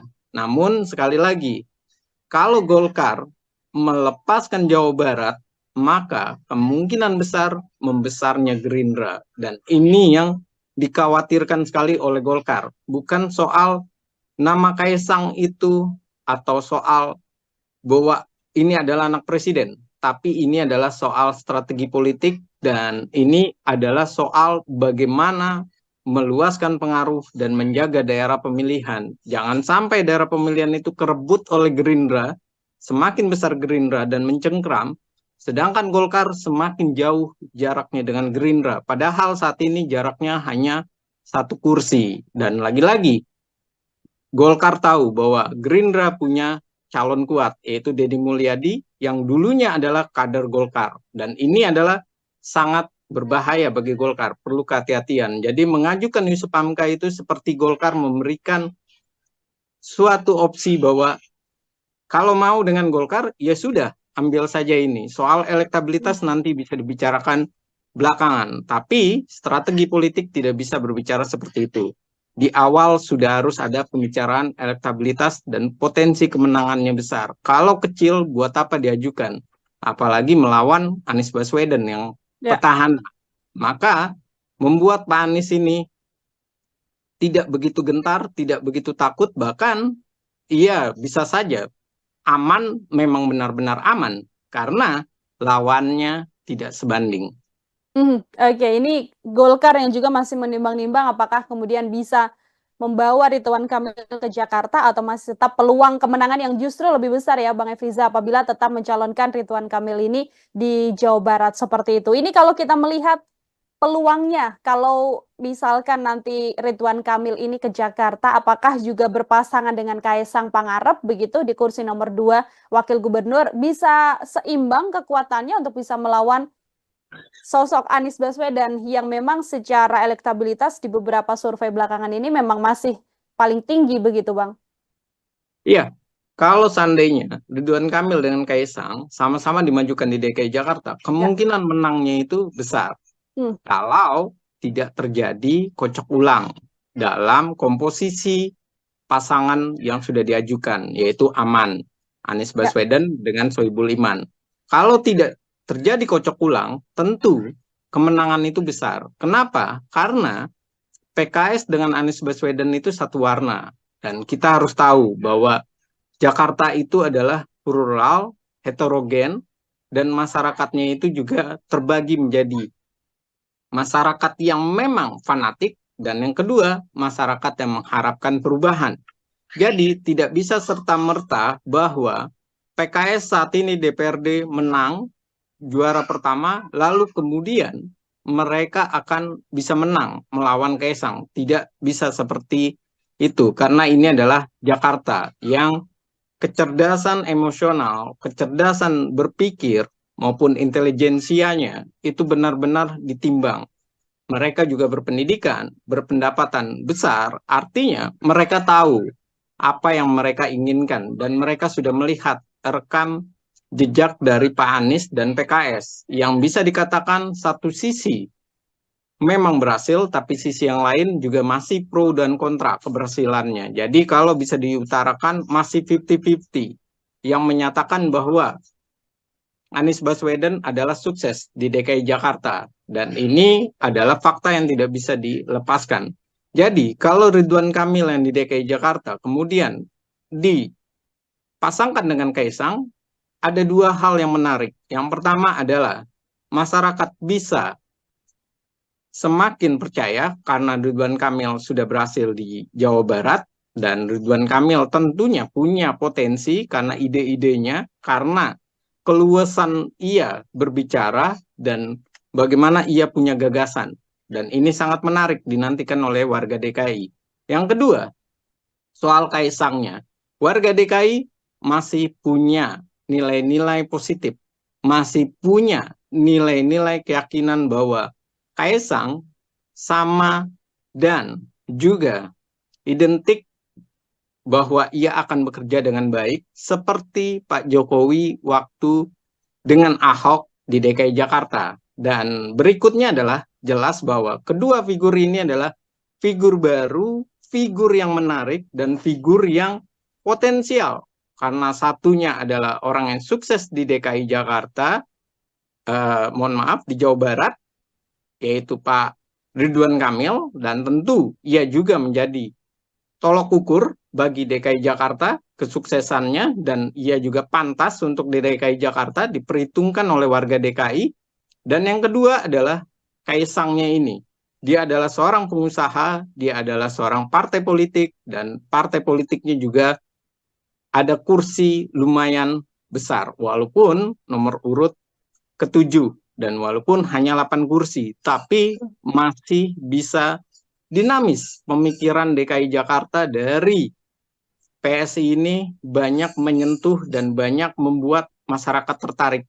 Contohnya saja dengan dari kader PSI yang sangat terlihat sekali mereka lebih punya kekuatan, yaitu Grace Natali yang memenangkan banyak suara di DKI Jakarta, dan tentu ini sangat menjadi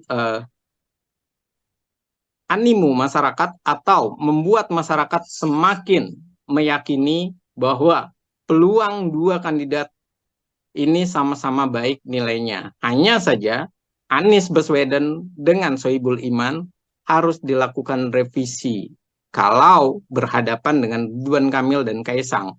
Karena bisa jadi tidak mendapatkan mitra koalisi Yang pertama. Yang kedua, tidak mendapatkan antusias dari masyarakat. Animonya berbeda karena adanya Ridwan Kamil dan Kaisang sebagai pengusaha sekaligus duet dengan eksekutif daerah yang berhasil di Jawa Barat.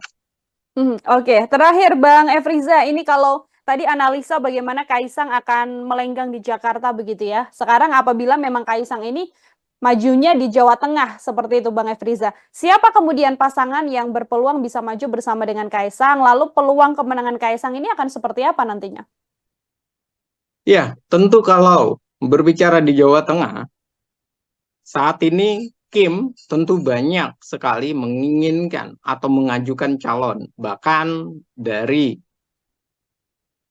institusi Polri pun sudah diperhitungkan yang mendapatkan elektabilitas besar. Hanya persoalannya adalah yang perlu dilakukan oleh Kaisang saat ini di Jawa Tengah meyakinkan mitra koalisinya. Itu yang pertama. Yang kedua adalah mencari figur yang pas dengan cara dia bisa untuk menjelaskan kekuatan dari nanti koalisinya, visi misinya, dan kemudian mengapa figur itu dipilih. Karena bagaimanapun, walaupun Kaisang elektabilitasnya tinggi, yang menjadi menarik di Jawa Tengah adalah siapa wakilnya. Dari institusi atau lembaga apa, itu yang pertama. Yang kedua adalah sosoknya ini diterima oleh masyarakat secara luas di berbagai partai politik atau tidak. Yang ketiga adalah rekam karir dan rekam kerja di masyarakatnya. Seperti apa? Dan ini tentunya akan menjadi nilai. Dan tentu yang paling berat di Kaisang di Jawa Tengah adalah bagaimana ia memilih dan menjinakkan partai-partai politik. Kenapa? Karena partai-partai politik ini pasti akan berkata bahwa kursi PSI itu kecil, elektabilitas Kaisang saja yang besar. Karena itu, Kaisang tidak bisa serta-merta mengabaikan wakilnya dari partai politik.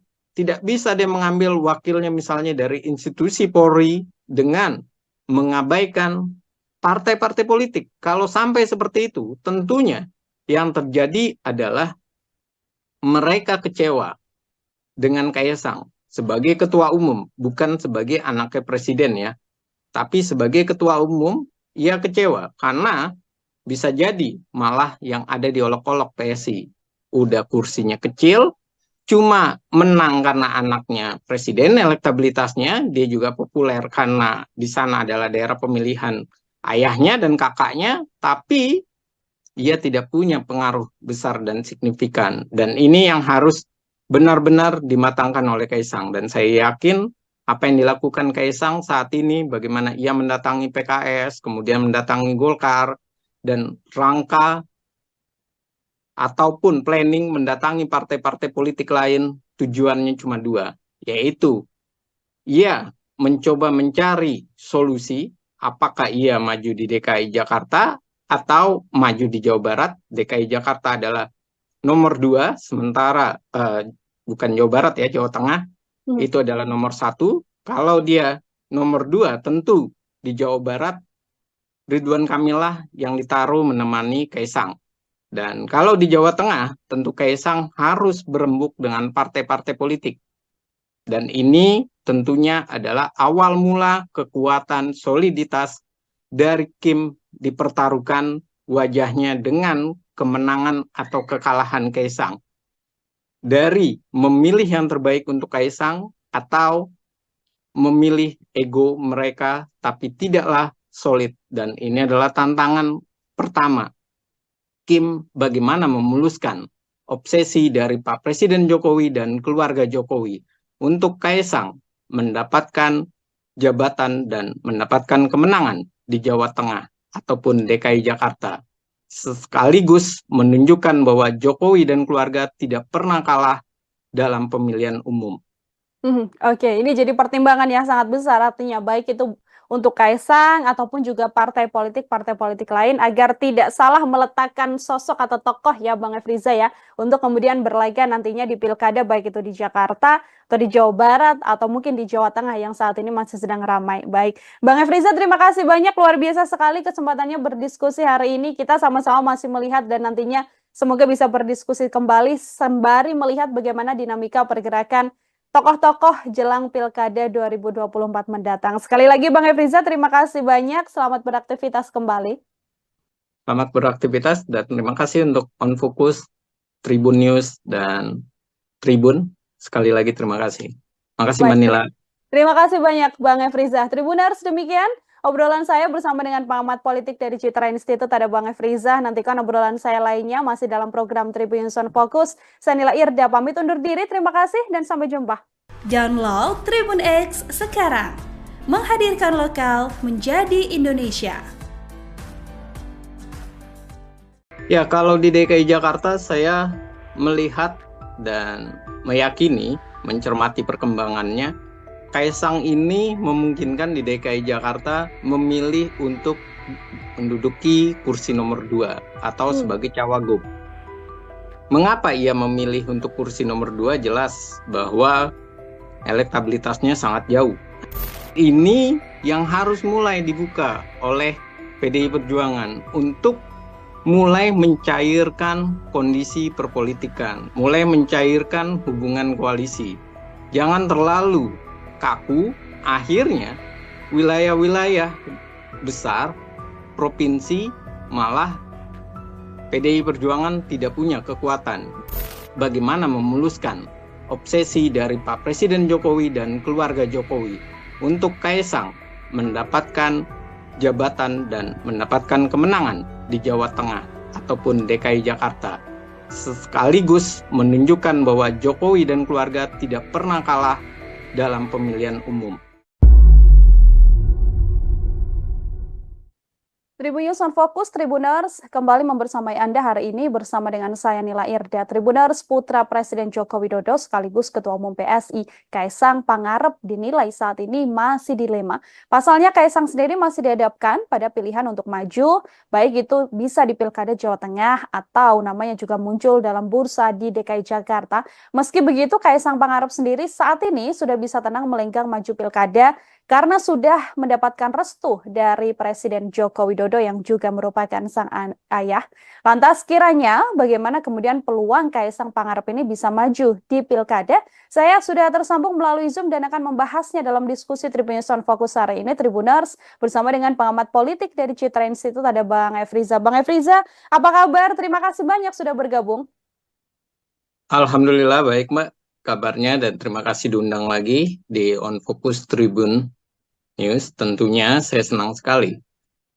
Baik, terima kasih juga Bang Efriza menyempatkan waktunya hari ini berdiskusi bersama dengan saya. Kita kembali melihat bagaimana situasi di jelang Pilkada begitu ya Bang Efriza. Ini sebelumnya kita juga sempat berdiskusi bagaimana Presiden Joko Widodo belum memberikan restu pada sang putra Kaisang Pangarep. Tapi kalau lihat beberapa hari kemarin ini sudah ada restu ternyata dari Presiden Joko Widodo untuk kemudian menyatakan Kaisang bisa untuk maju di Pilkada baik itu nanti di Jawa Tengah ataupun di Jakarta. Saya ingin minta pengantar terlebih dahulu dari Bang Efriza, silahkan.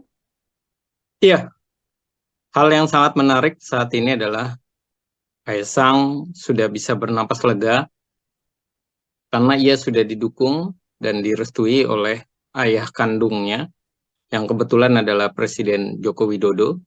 Dan tentu ini adalah suatu hal yang positif dan disambut gembira oleh Kaisang, karena bagaimanapun pernyataan restu dari Pak Presiden ataupun ayahnya itu seperti sebuah tiket yang akan membantu meyakinkan masyarakat bahwa Kaisang ini adalah selain anaknya Pak Presiden Joko Widodo, juga tentunya dia memang layak untuk memimpin negeri ini. Baik itu sebagai gubernur di DKI Jakarta ataupun di Jawa Tengah. Hanya saja persoalannya, andai pun tidak direstui, semestinya ataupun kenyataannya Kaisang ini adalah ketua umum partai. Jadi saya meyakini bahwa Kaisang pun bisa tidak mendapatkan restu Pak Presiden Joko Widodo ataupun ayahnya.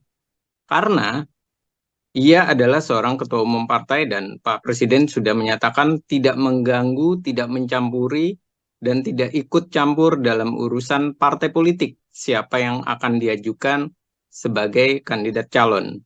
Namun, restu ini sangat penting bagi Kaisang, karena restu ini selain untuk memikat masyarakat, juga tentunya restu Pak Joko Widodo ini akan membawa dan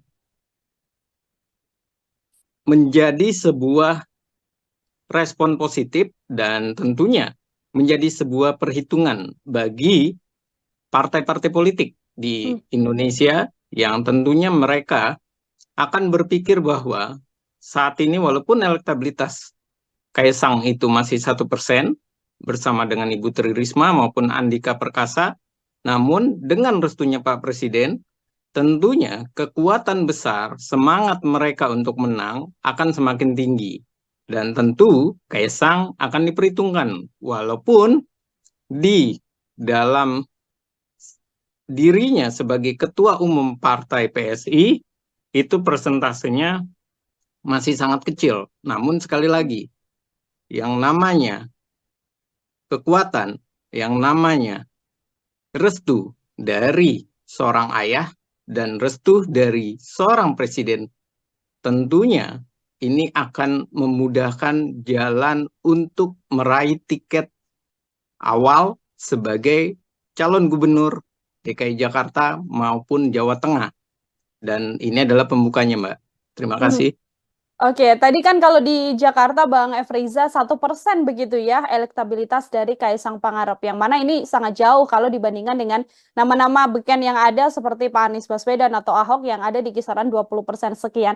Meskipun 1% ini, apakah kemudian apabila nanti Kaisang bisa berpasangan dengan wakil yang tepat, ini artinya Kaisang juga sangat terbuka lebar peluangnya di DKI Jakarta, atau dari analisa Bang Efriza seperti apa? Ya, kalau di DKI Jakarta saya melihat dan meyakini, mencermati perkembangannya, Kaisang ini memungkinkan di DKI Jakarta memilih untuk menduduki kursi nomor 2 atau sebagai cawagup. Mengapa ia memilih untuk kursi nomor 2? Jelas bahwa elektabilitasnya sangat jauh, hanya 1%. Dan ia sangat menginginkan sekali bagaimana ia bisa dipasangkan dengan Ridwan Kamil. Hanya saja persoalannya, Ridwan Kamil ini masih dikunci oleh Partai Golkar. Partai Golkar mengharapkan Ridwan Kamil nantinya masuk atau maju di Jawa Barat. Sementara kalau Ridwan Kamil maju di Jawa Barat, tentunya Gerindra yang akan sangat kecewa, karena Gerindra berasa atau meyakini ia bisa mencengkram Jawa Barat dan tidak berbeda satu kursi lagi kalau Golkar maju di Jakarta, sementara Jawa Barat yang diajukan adalah Deddy Mulyadi dari Gerindra, dan ini sangat diapresiasi oleh Gerindra karena peluang Gerindra mencengkram Jawa Barat itu begitu tinggi. Jadi inilah yang menyebabkan nantinya optimis dari Kaisang ini begitu besar. Optimisnya apa? Karena dengan restu Pak Presiden Joko Widodo tentu akan membuat pergerakan politik itu yang tadinya begitu dinamis, yang tidak bisa dikendalikan, bisa jadi bisa dikendalikan oleh Pak Presiden Joko Widodo. Dengan cara misalnya, kalau Kaisang memilih DKI Jakarta, tentu Ridwan Kamil mau tidak mau harus dilepaskan oleh Golkar. Karena ada hubungannya dengan Pak Presiden Joko Widodo. Dari balik layar tentu Pak Presiden akan sangat berperan penting untuk mensukseskan dan membuktikan bahwa keluarga Presiden Jokowi maupun Jokowi sendiri itu tidak pernah kalah di ajang kompetisi, termasuk juga di pilkada, anak-anaknya maupun mantunya. Dan inilah yang dikhawatirkan oleh Pak Jokowi jika tidak direstui, tidak mendapatkan sinyal restu dari Pak Presiden, partai-partai tidak bisa bersatu dan akan membuat presiden buruk bagi Jokowi dan keluarga. Kaisang kalah untuk pertama kali dan sekaligus menunjukkan kekalahan Jokowi dan keluarga pertama kali karena Kaisang. Nah, ini yang beresiko besar. Jadi kalau di DKI Jakarta saya melihat Kaisang bisa jadi dia lebih memilih nomor 2, tapi kalau di Jawa Tengah, ia bisa jadi memilih nomor 1, karena elektabilitasnya besar, hanya saja di Jawa Tengah, ia tidak sebesar di Solo. Di Solo, ia meraih suara ketiga. Di Jawa Tengah, PSI itu cuma 2 kursi. Dan tentu ini menjadi perhitungan sekali dan perlu kehati-hatian. Tapi sekali lagi, kekuatan dari Kaisang pada dasarnya adalah di Jawa Tengah. Tapi kalau menjadi barometer, itu adalah di DKI Jakarta. Dan ini yang saya rasa membuat Kaisang banyak meninjau mana yang lebih untung dan mana yang lebih merugikan, DKI Jakarta atau Jawa Tengah. Oke, dilihat juga bagaimana peluang kemenangan juga ya, Bang Efriza ya. Bagaimana di Jakarta kursinya ada di kursi nomor 2, artinya wakil gubernur nantinya. Tapi kalau di Jawa Tengah pun sekaligus kalau menjadi gubernur ini juga kemudian angkanya juga relatif tinggi apabila Kaisang nanti berpasangan dan majunya di Jawa Tengah. Karena Jawa Tengah yang kita tahu kan kandang banteng juga, Bang Efriza. Iya, tentu. Yang dihitung itu bukan sekedar elektabilitas saja, tapi tentu juga bagaimana strategi dan peluang kemenangannya begitu besar atau tidak. Kalau melihat Jawa Tengah, walaupun disebut dengan kandang banteng sekalipun, namun harus diperhatikan bahwa kandang banteng itu mengalami penurunan suara sebanyak 10 kursi. Itu yang pertama di Jawa Tengah.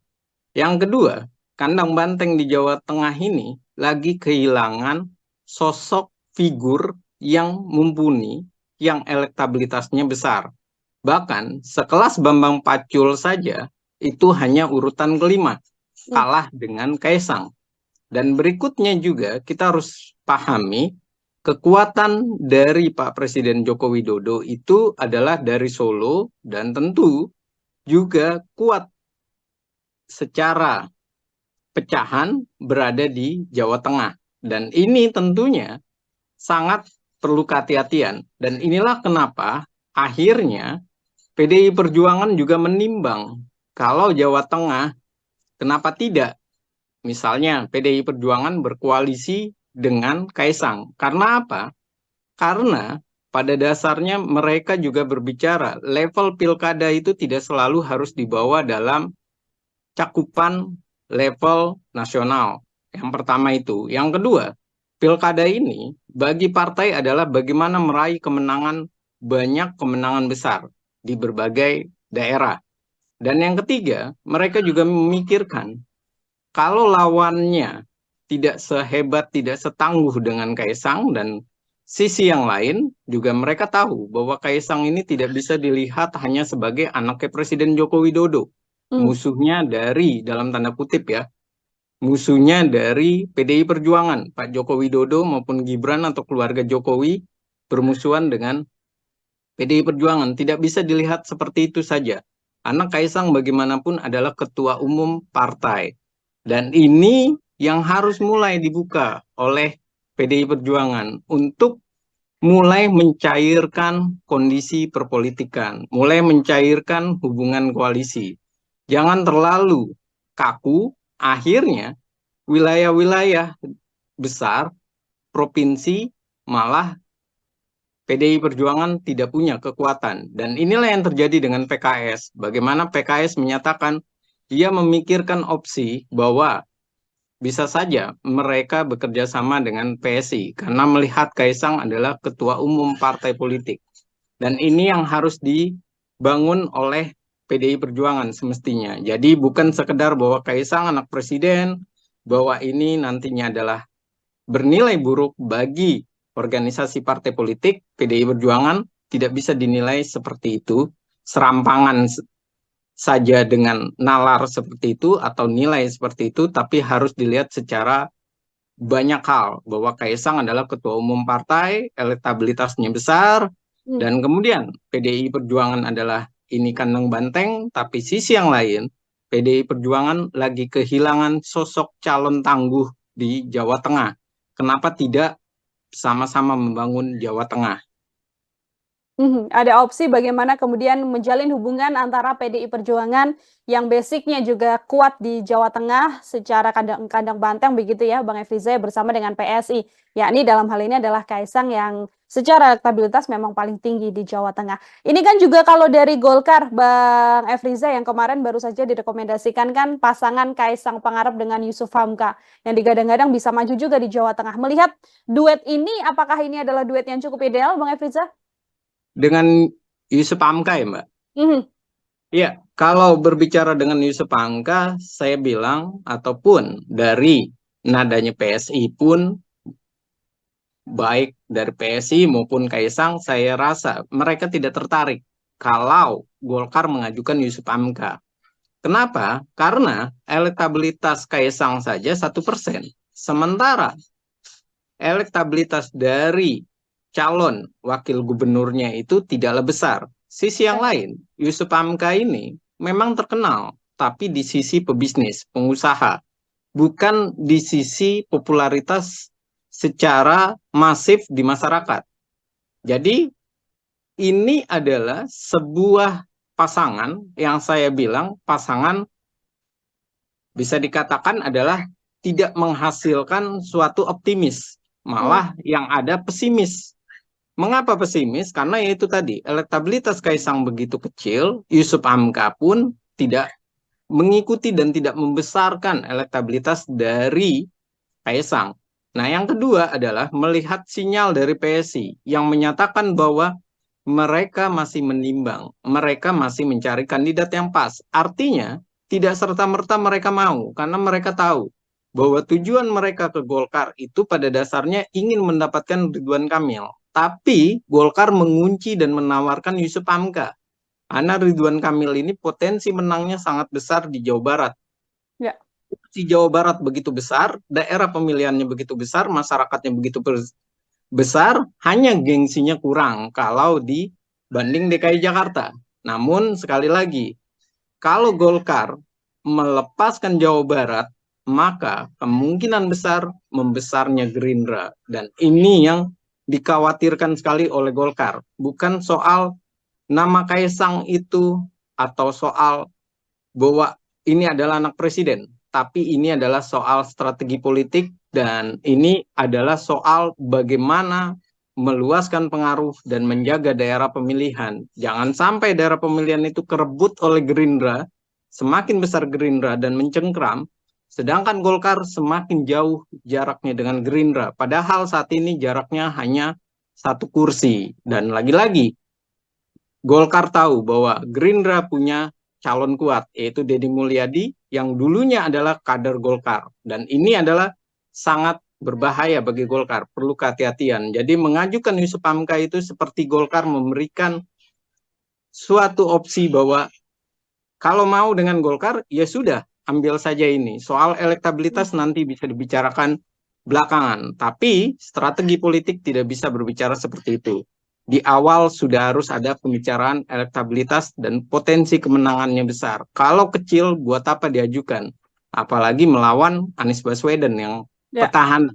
Maka membuat Pak Anies ini tidak begitu gentar, tidak begitu takut, bahkan iya bisa saja aman, memang benar-benar aman karena lawannya tidak sebanding.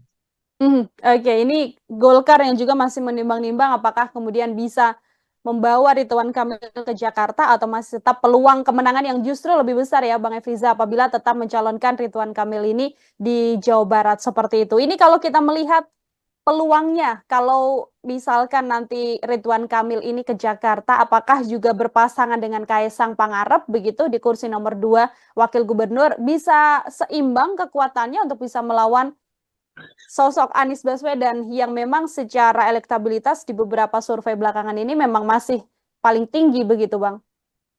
Iya, kalau seandainya Ridwan Kamil dengan Kaisang sama-sama dimajukan di DKI Jakarta, kemungkinan menangnya itu besar. Kalau tidak terjadi kocok ulang dalam komposisi pasangan yang sudah diajukan, yaitu Aman, Anies Baswedan dengan Sohibul Iman.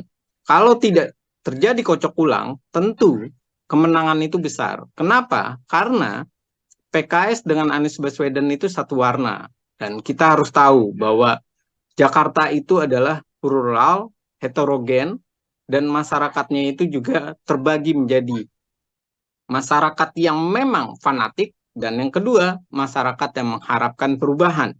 Jadi tidak bisa serta-merta bahwa PKS saat ini DPRD menang juara pertama, lalu kemudian mereka akan bisa menang melawan Kaisang. Tidak bisa seperti itu, karena ini adalah Jakarta yang kecerdasan emosional, kecerdasan berpikir, maupun intelijensianya itu benar-benar ditimbang.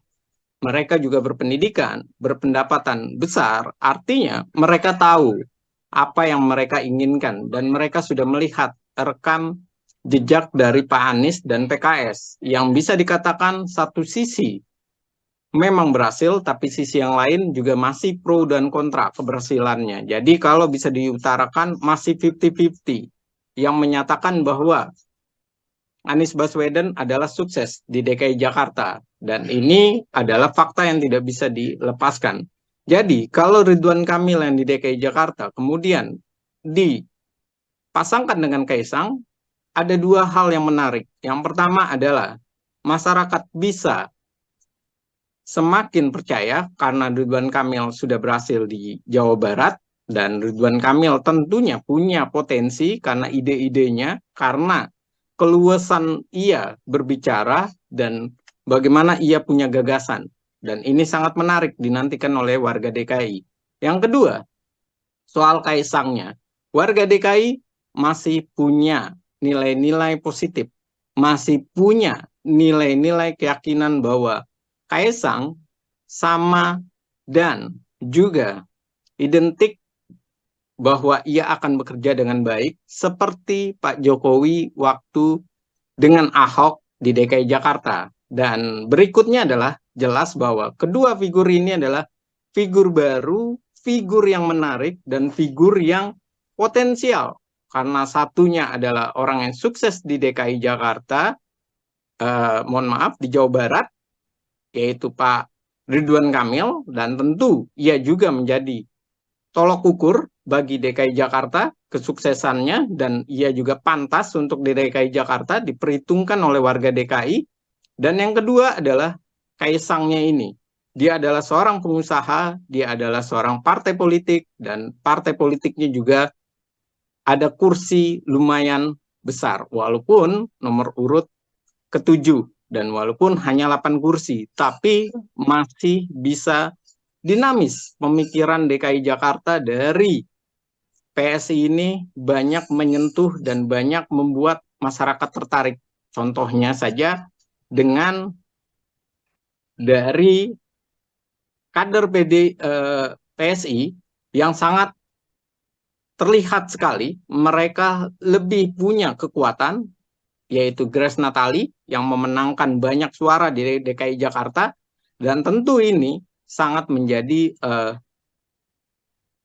animo masyarakat atau membuat masyarakat semakin meyakini bahwa peluang dua kandidat ini sama-sama baik nilainya. Hanya saja Anies Baswedan dengan Sohibul Iman harus dilakukan revisi kalau berhadapan dengan Ridwan Kamil dan Kaisang. Karena bisa jadi tidak mendapatkan mitra koalisi, yang pertama. Yang kedua, tidak mendapatkan antusias dari masyarakat. Animonya berbeda karena adanya Ridwan Kamil dan Kaisang sebagai pengusaha sekaligus duet dengan eksekutif daerah yang berhasil di Jawa Barat. Oke, terakhir Bang Efriza, ini kalau tadi analisa bagaimana Kaisang akan melenggang di Jakarta begitu ya. Sekarang apabila memang Kaisang ini majunya di Jawa Tengah seperti itu Bang Efriza, siapa kemudian pasangan yang berpeluang bisa maju bersama dengan Kaisang? Lalu peluang kemenangan Kaisang ini akan seperti apa nantinya? Ya, tentu kalau berbicara di Jawa Tengah, saat ini Kim tentu banyak sekali menginginkan atau mengajukan calon, bahkan dari institusi Polri pun sudah diperhitungkan yang mendapatkan elektabilitas besar. Hanya persoalannya adalah yang perlu dilakukan oleh Kaisang saat ini di Jawa Tengah meyakinkan mitra koalisinya. Itu yang pertama. Yang kedua adalah mencari figur yang pas dengan cara dia bisa untuk menjelaskan kekuatan dari nanti koalisinya, visi misinya, dan kemudian mengapa figur itu dipilih. Karena bagaimanapun, walaupun Kaisang elektabilitasnya tinggi, yang menjadi menarik di Jawa Tengah adalah siapa wakilnya. Dari institusi atau lembaga apa, itu yang pertama. Yang kedua adalah sosoknya ini diterima oleh masyarakat secara luas di berbagai partai politik atau tidak. Yang ketiga adalah rekam karir dan rekam kerja di masyarakatnya. Seperti apa? Dan ini tentunya akan menjadi nilai. Dan tentu yang paling berat di Kaisang di Jawa Tengah adalah bagaimana ia memilih dan menjinakkan partai-partai politik.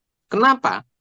Karena partai-partai politik ini pasti akan berkata bahwa kursi PSI itu kecil, elektabilitas Kaisang saja yang besar.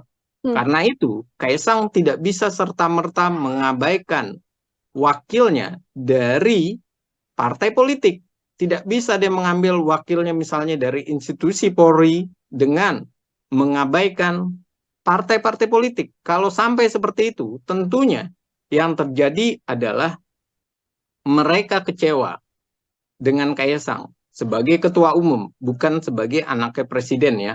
Tapi sebagai ketua umum, ia kecewa karena bisa jadi malah yang ada di olok-olok PSI.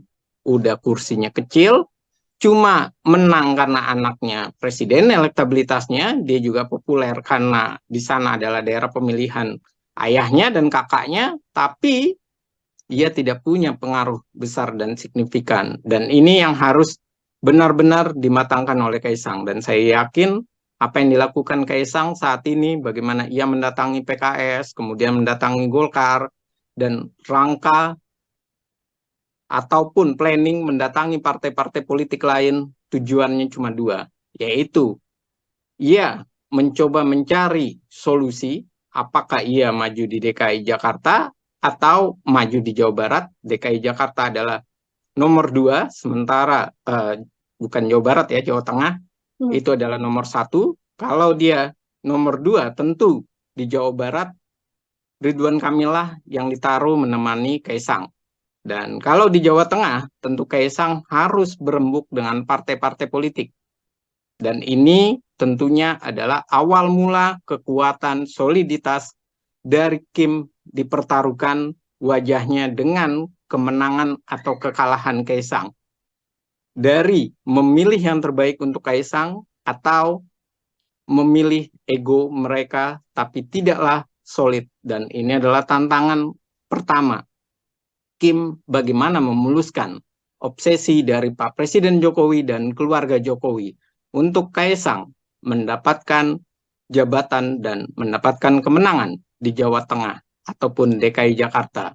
Sekaligus menunjukkan bahwa Jokowi dan keluarga tidak pernah kalah dalam pemilihan umum. Oke, ini jadi pertimbangan yang sangat besar, artinya baik itu untuk Kaisang ataupun juga partai politik lain agar tidak salah meletakkan sosok atau tokoh ya Bang Efriza ya, untuk kemudian berlaga nantinya di pilkada baik itu di Jakarta atau di Jawa Barat atau mungkin di Jawa Tengah yang saat ini masih sedang ramai. Baik, Bang Efriza terima kasih banyak, luar biasa sekali kesempatannya berdiskusi hari ini. Kita sama-sama masih melihat dan nantinya semoga bisa berdiskusi kembali sembari melihat bagaimana dinamika pergerakan tokoh-tokoh jelang Pilkada 2024 mendatang. Sekali lagi Bang Efriza, terima kasih banyak. Selamat beraktivitas kembali. Selamat beraktivitas dan terima kasih untuk On Focus, Tribun News, dan Tribun. Sekali lagi terima kasih. Terima kasih Mbak Nila. Terima kasih banyak Bang Efriza. Tribuners, demikian obrolan saya bersama dengan pengamat politik dari Citra Institute, ada Bang Efriza. Nantikan obrolan saya lainnya masih dalam program Tribun News Fokus. Saya Nila Irda, pamit undur diri. Terima kasih dan sampai jumpa. Download Tribun X sekarang. Menghadirkan lokal menjadi Indonesia. Ya, kalau di DKI Jakarta saya melihat dan meyakini, mencermati perkembangannya, Kaisang ini memungkinkan di DKI Jakarta memilih untuk menduduki kursi nomor 2 atau sebagai cawagup. Mengapa ia memilih untuk kursi nomor 2? Jelas bahwa elektabilitasnya sangat jauh. Ini yang harus mulai dibuka oleh PDI Perjuangan untuk mulai mencairkan kondisi perpolitikan, mulai mencairkan hubungan koalisi. Jangan terlalu kaku, akhirnya wilayah-wilayah besar, provinsi, malah PDI Perjuangan tidak punya kekuatan. Bagaimana memuluskan obsesi dari Pak Presiden Jokowi dan keluarga Jokowi untuk Kaisang mendapatkan jabatan dan mendapatkan kemenangan di Jawa Tengah ataupun DKI Jakarta, sekaligus menunjukkan bahwa Jokowi dan keluarga tidak pernah kalah dalam pemilihan umum. Tribun News on Fokus, Tribuners, kembali membersamai Anda hari ini bersama dengan saya Nila Irda. Tribuners, putra Presiden Joko Widodo sekaligus Ketua Umum PSI, Kaisang Pangarep, dinilai saat ini masih dilema. Pasalnya Kaisang sendiri masih dihadapkan pada pilihan untuk maju, baik itu bisa di Pilkada Jawa Tengah atau namanya juga muncul dalam bursa di DKI Jakarta. Meski begitu, Kaisang Pangarep sendiri saat ini sudah bisa tenang melenggang maju Pilkada karena sudah mendapatkan restu dari Presiden Joko Widodo yang juga merupakan sang ayah. Lantas kiranya bagaimana kemudian peluang Kaisang Pangarep ini bisa maju di Pilkada? Saya sudah tersambung melalui Zoom dan akan membahasnya dalam diskusi Tribun News on Fokus hari ini, Tribuners, bersama dengan pengamat politik dari Citra Institute, ada Bang Efriza. Bang Efriza, apa kabar? Terima kasih banyak sudah bergabung. Alhamdulillah baik Mbak kabarnya, dan terima kasih diundang lagi di On Focus Tribun News. Tentunya saya senang sekali. Baik, terima kasih juga Bang Efriza menyempatkan waktunya hari ini berdiskusi bersama dengan saya. Kita kembali melihat bagaimana situasi di jelang Pilkada begitu ya Bang Efriza. Ini sebelumnya kita juga sempat berdiskusi bagaimana Presiden Joko Widodo belum memberikan restu pada sang putra Kaisang Pangarep. Tapi kalau lihat beberapa hari kemarin ini sudah ada restu ternyata dari Presiden Joko Widodo untuk kemudian menyatakan Kaisang bisa untuk maju di Pilkada, baik itu nanti di Jawa Tengah ataupun di Jakarta. Saya ingin minta pengantar terlebih dahulu dari Bang Efriza, silahkan. Iya, hal yang sangat menarik saat ini adalah Kaisang sudah bisa bernapas lega karena ia sudah didukung dan direstui oleh ayah kandungnya, yang kebetulan adalah Presiden Joko Widodo. Dan tentu ini adalah suatu hal yang positif dan disambut gembira oleh Kaisang, karena bagaimanapun pernyataan restu dari Pak Presiden ataupun ayahnya itu seperti sebuah tiket yang akan membantu meyakinkan masyarakat bahwa Kaisang ini adalah selain anaknya Pak Presiden Joko Widodo, juga tentunya dia memang layak untuk memimpin negeri ini. Baik itu sebagai gubernur di DKI Jakarta ataupun di Jawa Tengah. Hanya saja persoalannya, andai pun tidak direstui, semestinya ataupun kenyataannya Kaisang ini adalah ketua umum partai. Jadi saya meyakini bahwa Kaisang pun bisa tidak mendapatkan restu Pak Presiden Joko Widodo ataupun ayahnya. Karena ia adalah seorang ketua umum partai dan Pak Presiden sudah menyatakan tidak mengganggu, tidak mencampuri, dan tidak ikut campur dalam urusan partai politik siapa yang akan diajukan sebagai kandidat calon. Namun, restu ini sangat penting bagi Kaisang. Karena restu ini selain untuk memikat masyarakat, juga tentunya restu Pak Joko Widodo ini akan membawa dan menjadi sebuah respon positif dan tentunya menjadi sebuah perhitungan bagi partai-partai politik di Indonesia yang tentunya mereka akan berpikir bahwa saat ini walaupun elektabilitas Kaisang itu masih 1% bersama dengan Ibu Tri Risma maupun Andika Perkasa, namun dengan restunya Pak Presiden, tentunya kekuatan besar, semangat mereka untuk menang akan semakin tinggi.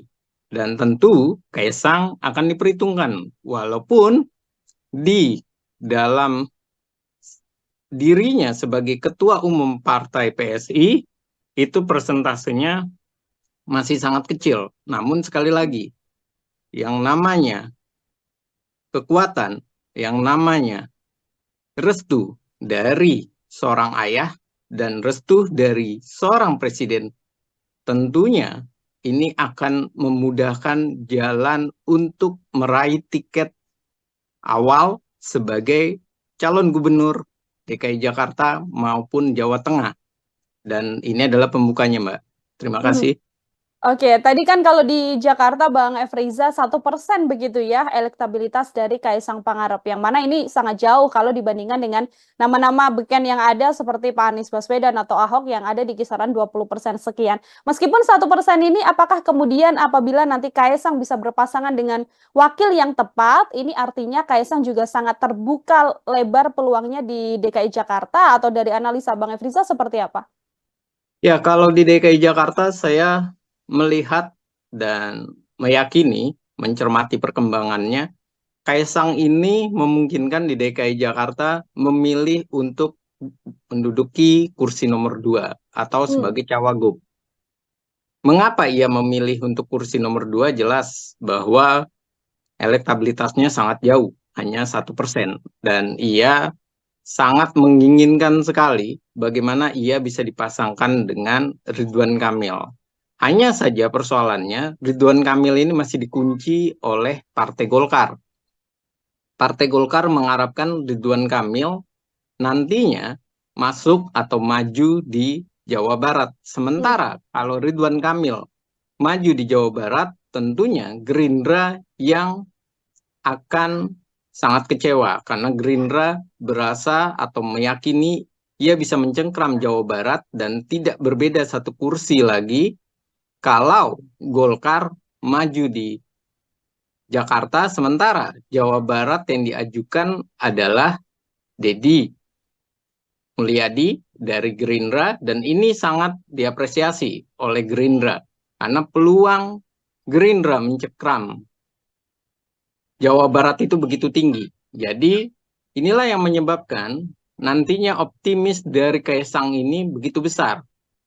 Optimisnya apa? Karena dengan restu Pak Presiden Joko Widodo tentu akan membuat pergerakan politik itu yang tadinya begitu dinamis, yang tidak bisa dikendalikan, bisa jadi bisa dikendalikan oleh Pak Presiden Joko Widodo. Dengan cara misalnya, kalau Kaisang memilih DKI Jakarta, tentu Ridwan Kamil mau tidak mau harus dilepaskan oleh Golkar. Karena ada hubungannya dengan Pak Presiden Joko Widodo. Dari balik layar tentu Pak Presiden akan sangat berperan penting untuk mensukseskan dan membuktikan bahwa keluarga Presiden Jokowi maupun Jokowi sendiri itu tidak pernah kalah di ajang kompetisi, termasuk juga di pilkada, anak-anaknya maupun mantunya.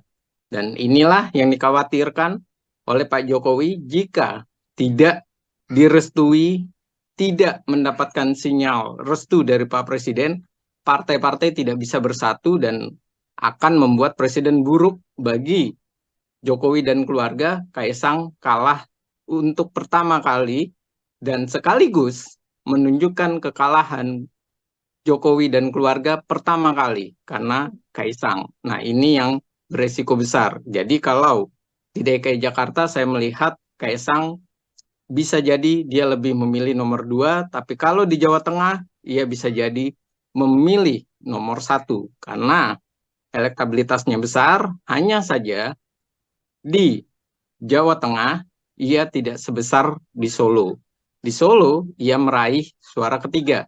Di Jawa Tengah, PSI itu cuma 2 kursi. Dan tentu ini menjadi perhitungan sekali dan perlu kehati-hatian. Tapi sekali lagi, kekuatan dari Kaisang pada dasarnya adalah di Jawa Tengah. Tapi kalau menjadi barometer, itu adalah di DKI Jakarta. Dan ini yang saya rasa membuat Kaisang banyak meninjau mana yang lebih untung dan mana yang lebih merugikan, DKI Jakarta atau Jawa Tengah. Oke, dilihat juga bagaimana peluang kemenangan juga ya, Bang Efriza ya. Bagaimana di Jakarta kursinya ada di kursi nomor 2, artinya wakil gubernur nantinya. Tapi kalau di Jawa Tengah pun sekaligus kalau menjadi gubernur ini juga kemudian angkanya juga relatif tinggi apabila Kaisang nanti berpasangan dan majunya di Jawa Tengah. Karena Jawa Tengah yang kita tahu kan kandang banteng juga, Bang Efriza. Iya, tentu. Yang dihitung itu bukan sekedar elektabilitas saja, tapi tentu juga bagaimana strategi dan peluang kemenangannya begitu besar atau tidak. Kalau melihat Jawa Tengah, walaupun disebut dengan kandang banteng sekalipun, namun harus diperhatikan bahwa kandang banteng itu mengalami penurunan suara Ya. sebanyak 10 kursi. Itu yang pertama di Jawa Tengah. Yang kedua, kandang banteng di Jawa Tengah ini lagi kehilangan sosok figur yang mumpuni, yang elektabilitasnya besar. Bahkan sekelas Bambang Pacul saja itu hanya urutan kelima, kalah dengan Kaisang. Dan berikutnya juga kita harus pahami kekuatan dari Pak Presiden Joko Widodo itu adalah dari Solo dan tentu juga kuat secara pecahan berada di Jawa Tengah. Dan ini tentunya sangat perlu kehati-hatian. Dan inilah kenapa akhirnya PDI Perjuangan juga menimbang kalau Jawa Tengah, kenapa tidak? Misalnya PDI Perjuangan berkoalisi dengan Kaisang. Karena apa? Karena pada dasarnya mereka juga berbicara level pilkada itu tidak selalu harus dibawa dalam cakupan level nasional. Yang pertama itu. Yang kedua, pilkada ini bagi partai adalah bagaimana meraih kemenangan, banyak kemenangan besar di berbagai daerah. Dan yang ketiga, mereka juga memikirkan kalau lawannya tidak sehebat, tidak setangguh dengan Kaisang, dan sisi yang lain juga mereka tahu bahwa Kaisang ini tidak bisa dilihat hanya sebagai anaknya Presiden Joko Widodo. Musuhnya dari, dalam tanda kutip ya, musuhnya dari PDI Perjuangan, Pak Joko Widodo maupun Gibran atau keluarga Jokowi bermusuhan dengan PDI Perjuangan. Tidak bisa dilihat seperti itu saja. Anak Kaisang bagaimanapun adalah ketua umum partai. Dan ini yang harus mulai dibuka oleh PDI Perjuangan untuk mulai mencairkan kondisi perpolitikan, mulai mencairkan hubungan koalisi. Jangan terlalu kaku, akhirnya wilayah-wilayah besar, provinsi, malah PDI Perjuangan tidak punya kekuatan. Dan inilah yang terjadi dengan PKS. Bagaimana PKS menyatakan dia memikirkan opsi bahwa bisa saja mereka bekerja sama dengan PSI karena melihat Kaisang adalah ketua umum partai politik. Dan ini yang harus dibangun oleh PDI Perjuangan semestinya. Jadi bukan sekedar bahwa Kaisang anak presiden, bahwa ini nantinya adalah bernilai buruk bagi organisasi partai politik. PDI Perjuangan tidak bisa dinilai seperti itu, serampangan saja dengan nalar seperti itu atau nilai seperti itu, tapi harus dilihat secara banyak hal, bahwa Kaisang adalah ketua umum partai, elektabilitasnya besar, dan kemudian PDI Perjuangan adalah ini kandang banteng, tapi sisi yang lain, PDI Perjuangan lagi kehilangan sosok calon tangguh di Jawa Tengah. Kenapa tidak sama-sama membangun Jawa Tengah?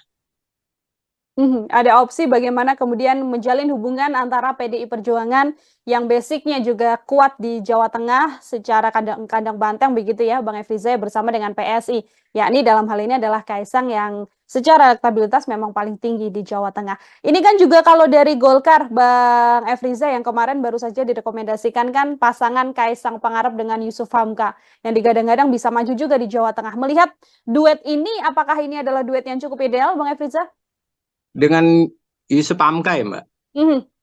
Ya, kalau berbicara dengan Yusuf Hamka, saya bilang ataupun dari nadanya PSI pun, baik dari PSI maupun Kaisang, saya rasa mereka tidak tertarik kalau Golkar mengajukan Yusuf Hamka. Kenapa? Karena elektabilitas Kaisang saja 1%. Sementara elektabilitas dari calon wakil gubernurnya itu tidaklah besar. Sisi yang lain, Yusuf Hamka ini memang terkenal, tapi di sisi pebisnis, pengusaha, bukan di sisi popularitas secara masif di masyarakat. Jadi ini adalah sebuah pasangan yang saya bilang pasangan bisa dikatakan adalah tidak menghasilkan suatu optimis, malah yang ada pesimis. Mengapa pesimis? Karena itu tadi, elektabilitas Kaisang begitu kecil, Yusuf Hamka pun tidak mengikuti dan tidak membesarkan elektabilitas dari Kaisang. Nah, yang kedua adalah melihat sinyal dari PSI yang menyatakan bahwa mereka masih menimbang, mereka masih mencari kandidat yang pas. Artinya, tidak serta-merta mereka mau, karena mereka tahu bahwa tujuan mereka ke Golkar itu pada dasarnya ingin mendapatkan Ridwan Kamil. Tapi Golkar mengunci dan menawarkan Yusuf Hamka. Karena Ridwan Kamil ini potensi menangnya sangat besar di Jawa Barat. Ya. Di Jawa Barat begitu besar, daerah pemilihannya begitu besar, masyarakatnya begitu besar, hanya gengsinya kurang kalau dibanding DKI Jakarta. Namun sekali lagi, kalau Golkar melepaskan Jawa Barat, maka kemungkinan besar membesarnya Gerindra. Dan ini yang dikhawatirkan sekali oleh Golkar. Bukan soal nama Kaisang itu atau soal bahwa ini adalah anak presiden, tapi ini adalah soal strategi politik dan ini adalah soal bagaimana meluaskan pengaruh dan menjaga daerah pemilihan. Jangan sampai daerah pemilihan itu kerebut oleh Gerindra, semakin besar Gerindra dan mencengkram, sedangkan Golkar semakin jauh jaraknya dengan Gerindra. Padahal saat ini jaraknya hanya 1 kursi. Dan lagi-lagi, Golkar tahu bahwa Gerindra punya calon kuat, yaitu Deddy Mulyadi, yang dulunya adalah kader Golkar. Dan ini adalah sangat berbahaya bagi Golkar, perlu kehati-hatian. Jadi mengajukan Yusuf Hamka itu seperti Golkar memberikan suatu opsi bahwa kalau mau dengan Golkar, ya sudah, ambil saja ini. Soal elektabilitas nanti bisa dibicarakan belakangan. Tapi strategi politik tidak bisa berbicara seperti itu. Di awal sudah harus ada pembicaraan elektabilitas dan potensi kemenangannya besar. Kalau kecil, buat apa diajukan? Apalagi melawan Anies Baswedan yang petahana.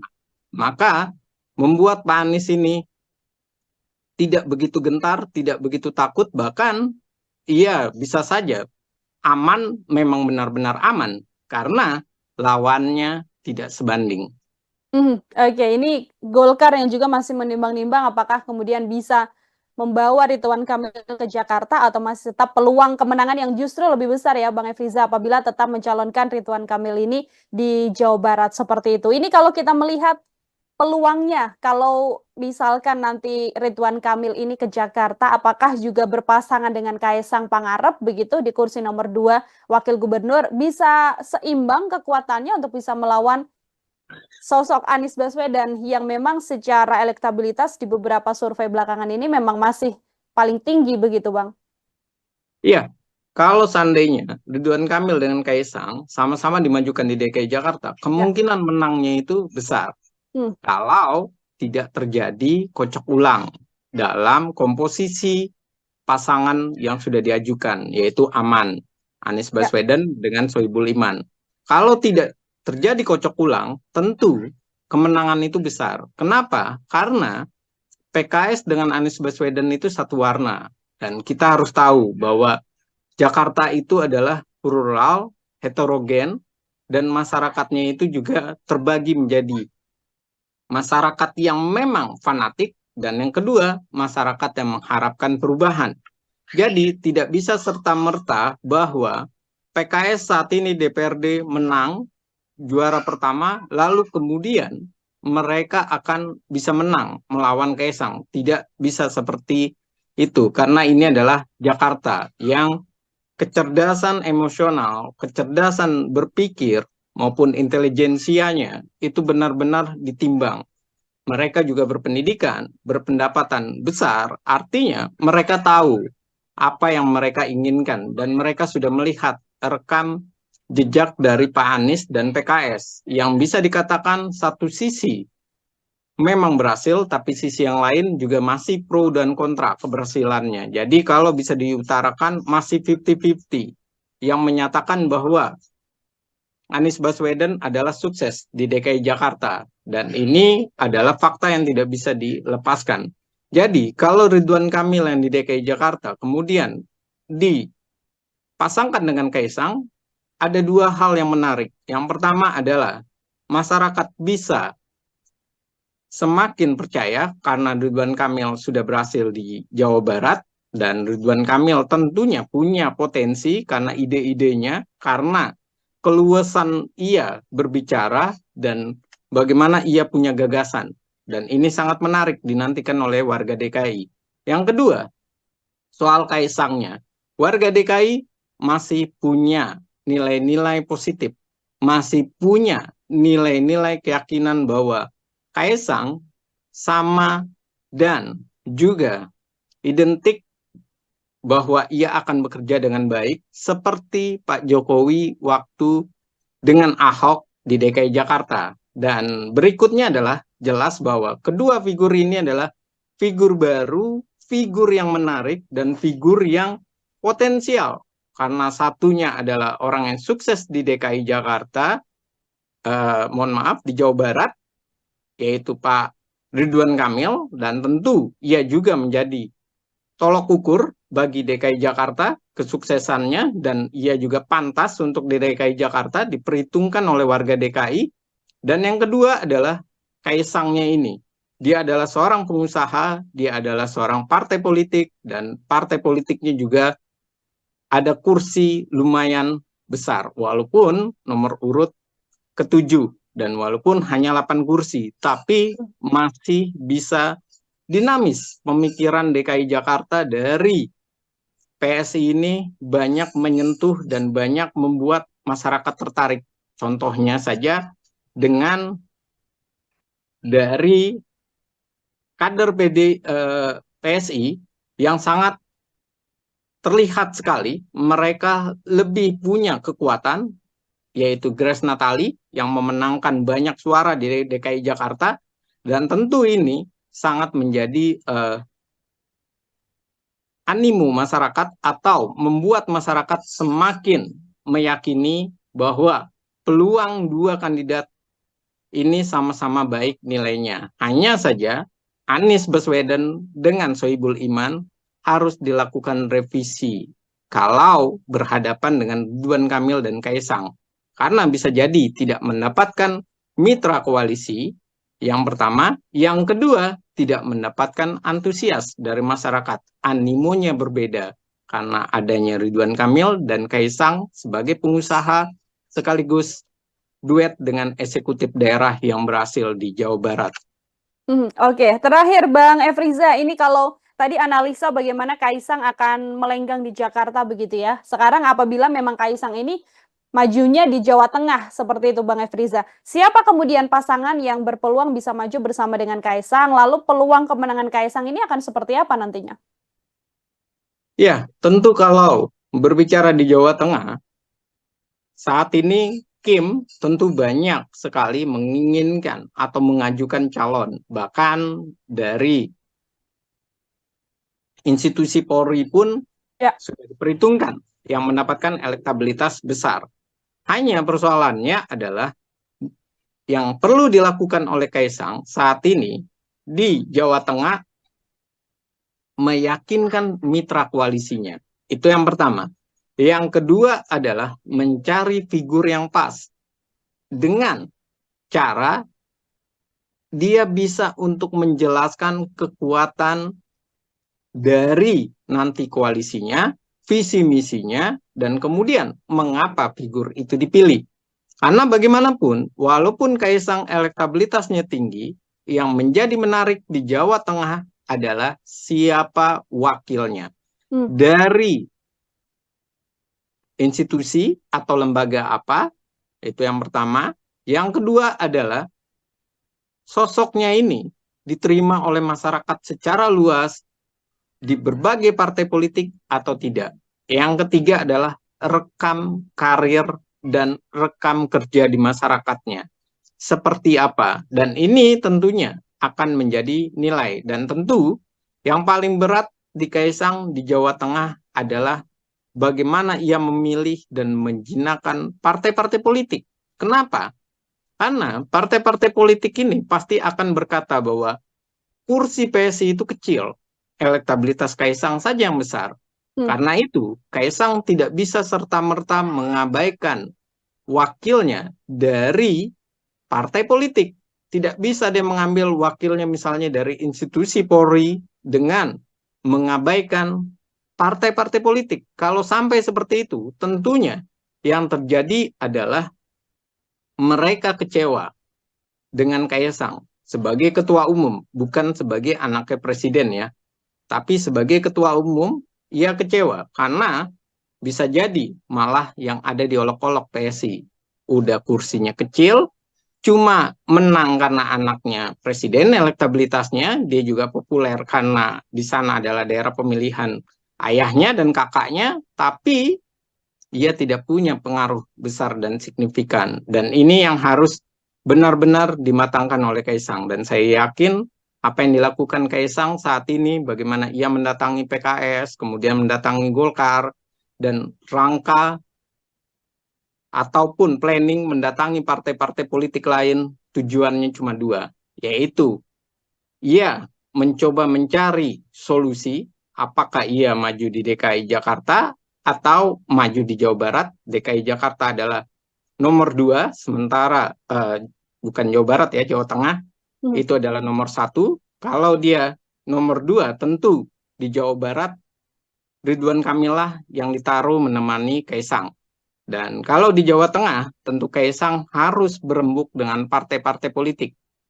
Dan ini tentunya adalah awal mula kekuatan soliditas dari Kim dipertaruhkan wajahnya dengan kemenangan atau kekalahan Kaisang.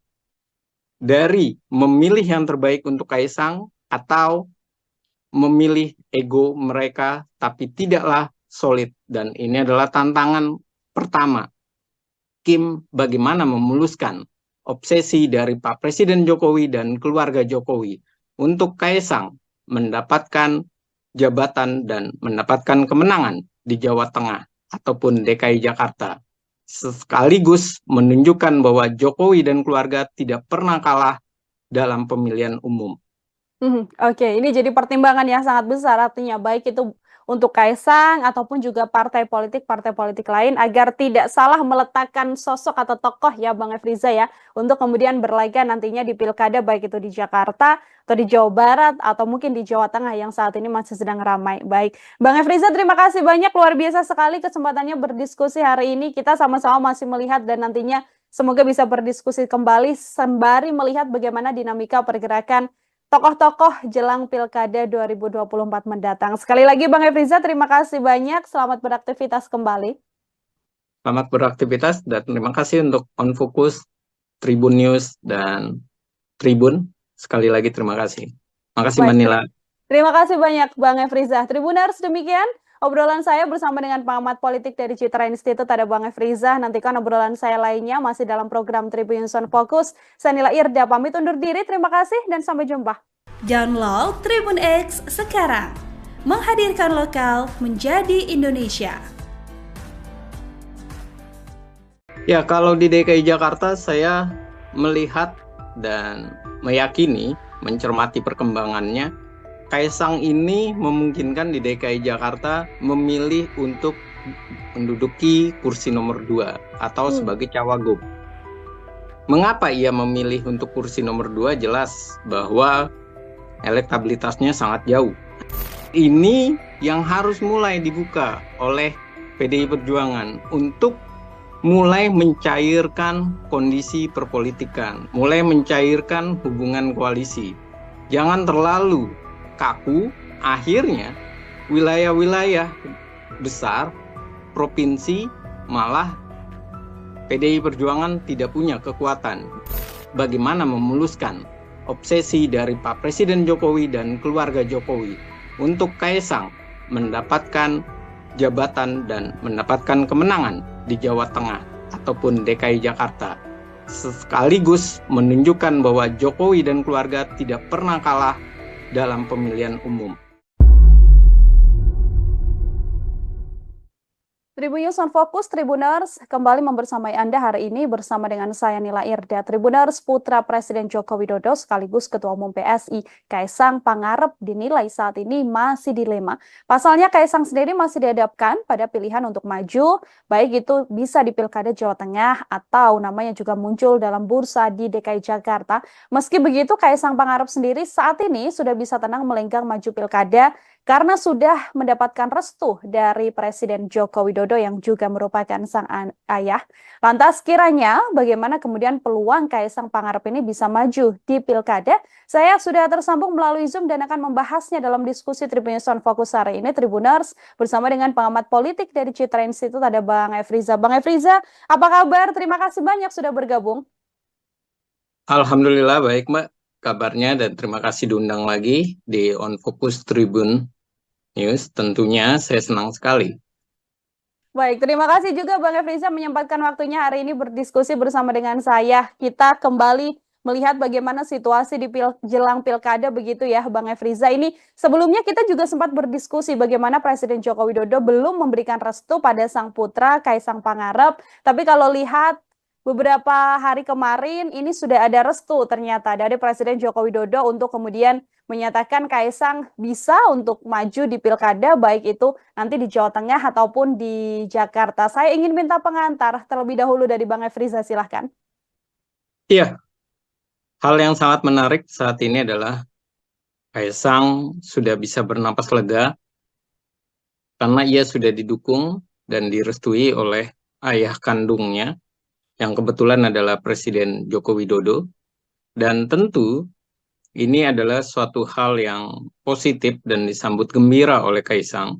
Karena bagaimanapun pernyataan restu dari Pak Presiden ataupun ayahnya itu seperti sebuah tiket yang akan membantu meyakinkan masyarakat bahwa Kaisang ini adalah selain anaknya Pak Presiden Joko Widodo, juga tentunya dia memang layak untuk memimpin negeri ini.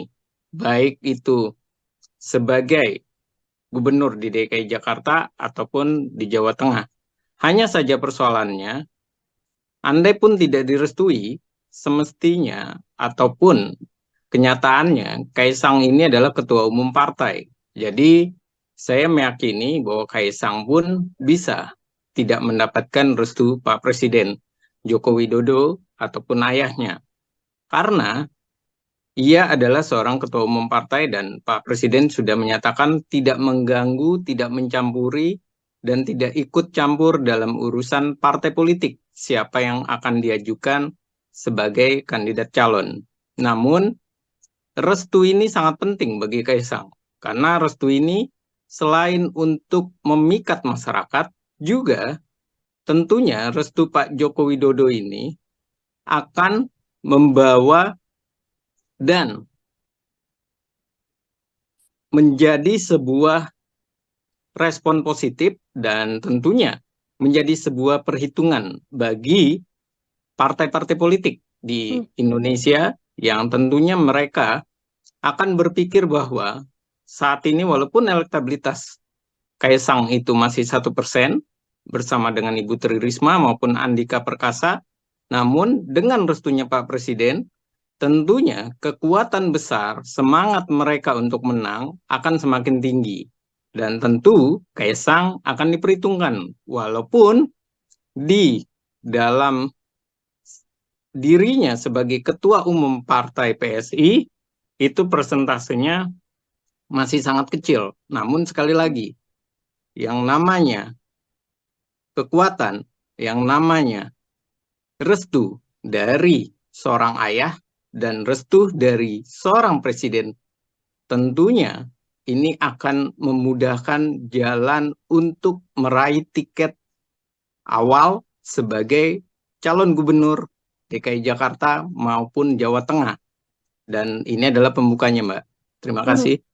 Oke, tadi kan kalau di Jakarta Bang Efriza 1% begitu ya elektabilitas dari Kaisang Pangarep, yang mana ini sangat jauh kalau dibandingkan dengan nama-nama beken yang ada seperti Pak Anies Baswedan atau Ahok yang ada di kisaran 20% sekian. Meskipun 1% ini, apakah kemudian apabila nanti Kaisang bisa berpasangan dengan wakil yang tepat, ini artinya Kaisang juga sangat terbuka lebar peluangnya di DKI Jakarta, atau dari analisa Bang Efriza seperti apa?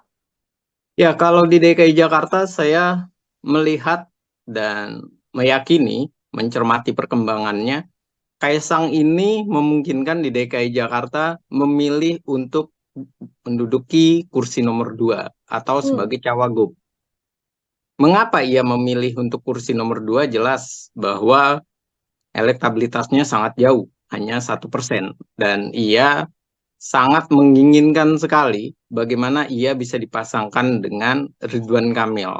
Hanya saja persoalannya, Ridwan Kamil ini masih dikunci oleh Partai Golkar. Partai Golkar mengharapkan Ridwan Kamil nantinya masuk atau maju di Jawa Barat. Sementara kalau Ridwan Kamil maju di Jawa Barat, tentunya Gerindra yang akan sangat kecewa karena Gerindra berasa atau meyakini ia bisa mencengkram Jawa Barat dan tidak berbeda satu kursi lagi kalau Golkar maju di Jakarta, sementara Jawa Barat yang diajukan adalah Deddy Mulyadi dari Gerindra, dan ini sangat diapresiasi oleh Gerindra karena peluang Gerindra mencengkram Jawa Barat itu begitu tinggi. Jadi inilah yang menyebabkan nantinya optimis dari Kaisang ini begitu besar. Optimisnya apa? Karena dengan restu Pak Presiden Joko Widodo tentu akan membuat pergerakan politik itu yang tadinya begitu dinamis, yang tidak bisa dikendalikan, bisa jadi bisa dikendalikan oleh Pak Presiden Joko Widodo.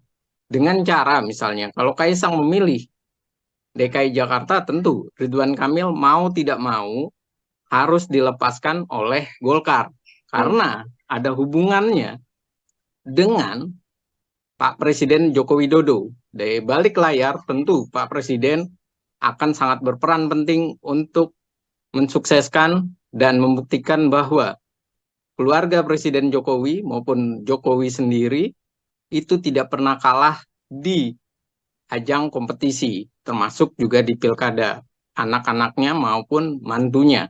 Dan inilah yang dikhawatirkan oleh Pak Jokowi jika tidak direstui, tidak mendapatkan sinyal restu dari Pak Presiden, partai-partai tidak bisa bersatu dan akan membuat presiden buruk bagi Jokowi dan keluarga. Kaisang kalah untuk pertama kali dan sekaligus menunjukkan kekalahan Jokowi dan keluarga pertama kali karena Kaisang. Nah, ini yang beresiko besar. Jadi kalau di DKI Jakarta saya melihat Kaisang bisa jadi dia lebih memilih nomor 2, tapi kalau di Jawa Tengah ia bisa jadi memilih nomor 1 karena elektabilitasnya besar. Hanya saja di Jawa Tengah ia tidak sebesar di Solo. Di Solo ia meraih suara ketiga. Di Jawa Tengah PSI itu cuma 2 kursi, dan tentu ini menjadi perhitungan sekali dan perlu kehati-hatian. Tapi sekali lagi, kekuatan dari Kaisang pada dasarnya adalah di Jawa Tengah. Tapi kalau menjadi barometer, itu adalah di DKI Jakarta. Dan ini yang saya rasa membuat Kaisang banyak meninjau mana yang lebih untung dan mana yang lebih merugikan, DKI Jakarta atau Jawa Tengah. Oke, dilihat juga bagaimana peluang kemenangan juga ya, Bang Efriza ya. Bagaimana di Jakarta kursinya ada di kursi nomor 2, artinya wakil gubernur nantinya. Tapi kalau di Jawa Tengah pun sekaligus kalau menjadi gubernur ini juga kemudian angkanya juga relatif tinggi apabila Kaisang nanti berpasangan dan majunya di Jawa Tengah. Karena Jawa Tengah yang kita tahu kan kandang banteng juga, Bang Efriza. Iya, tentu. Yang dihitung itu bukan sekedar elektabilitas saja, tapi tentu juga bagaimana strategi dan peluang kemenangannya begitu besar atau tidak. Kalau melihat Jawa Tengah, walaupun disebut dengan kandang banteng sekalipun, namun harus diperhatikan bahwa kandang banteng itu mengalami penurunan suara Ya. sebanyak 10 kursi. Itu yang pertama di Jawa Tengah. Yang kedua, kandang banteng di Jawa Tengah ini lagi kehilangan sosok figur yang mumpuni, yang elektabilitasnya besar. Bahkan sekelas Bambang Pacul saja itu hanya urutan kelima, kalah dengan Kaisang. Dan berikutnya juga kita harus pahami kekuatan dari Pak Presiden Joko Widodo itu adalah dari Solo dan tentu juga kuat secara pecahan berada di Jawa Tengah. Dan ini tentunya sangat perlu kehati-hatian. Dan inilah kenapa akhirnya PDI Perjuangan juga menimbang kalau Jawa Tengah, kenapa tidak? Misalnya PDI Perjuangan berkoalisi dengan Kaisang. Karena apa? Karena pada dasarnya mereka juga berbicara level pilkada itu tidak selalu harus dibawa dalam cakupan level nasional. Yang pertama itu. Yang kedua, pilkada ini bagi partai adalah bagaimana meraih kemenangan, banyak kemenangan besar di berbagai daerah. Dan yang ketiga, mereka juga memikirkan kalau lawannya tidak sehebat, tidak setangguh dengan Kaisang, dan sisi yang lain juga mereka tahu bahwa Kaisang ini tidak bisa dilihat hanya sebagai anaknya Presiden Joko Widodo. Musuhnya dari, dalam tanda kutip ya, musuhnya dari PDI Perjuangan, Pak Joko Widodo maupun Gibran atau keluarga Jokowi bermusuhan dengan PDI Perjuangan. Tidak bisa dilihat seperti itu saja. Karena Kaisang bagaimanapun adalah ketua umum partai. Dan ini yang harus mulai dibuka oleh PDI Perjuangan untuk mulai mencairkan kondisi perpolitikan, mulai mencairkan hubungan koalisi. Jangan terlalu kaku, akhirnya wilayah-wilayah besar, provinsi, malah PDI Perjuangan tidak punya kekuatan. Dan inilah yang terjadi dengan PKS. Bagaimana PKS menyatakan dia memikirkan opsi bahwa bisa saja mereka bekerja sama dengan PSI karena melihat Kaisang adalah ketua umum partai politik. Dan ini yang harus dibangun oleh PDI Perjuangan semestinya. Jadi bukan sekedar bahwa Kaisang anak presiden, bahwa ini nantinya adalah bernilai buruk bagi organisasi partai politik. PDI Perjuangan tidak bisa dinilai seperti itu, serampangan saja dengan nalar seperti itu atau nilai seperti itu, tapi harus dilihat secara banyak hal, bahwa Kaisang adalah ketua umum partai, elektabilitasnya besar, dan kemudian PDI Perjuangan adalah ini kandang banteng, tapi sisi yang lain, PDI Perjuangan lagi kehilangan sosok calon tangguh di Jawa Tengah. Kenapa tidak sama-sama membangun Jawa Tengah? Ada opsi bagaimana kemudian menjalin hubungan antara PDI Perjuangan yang basicnya juga kuat di Jawa Tengah secara kandang banteng begitu ya Bang Efriza bersama dengan PSI. Yakni dalam hal ini adalah Kaisang yang secara elektabilitas memang paling tinggi di Jawa Tengah. Ini kan juga kalau dari Golkar Bang Efriza yang kemarin baru saja direkomendasikan kan pasangan Kaisang Pangarep dengan Yusuf Hamka yang digadang-gadang bisa maju juga di Jawa Tengah. Melihat duet ini apakah ini adalah duet yang cukup ideal Bang Efriza? Dengan Yusuf Hamka ya Mbak?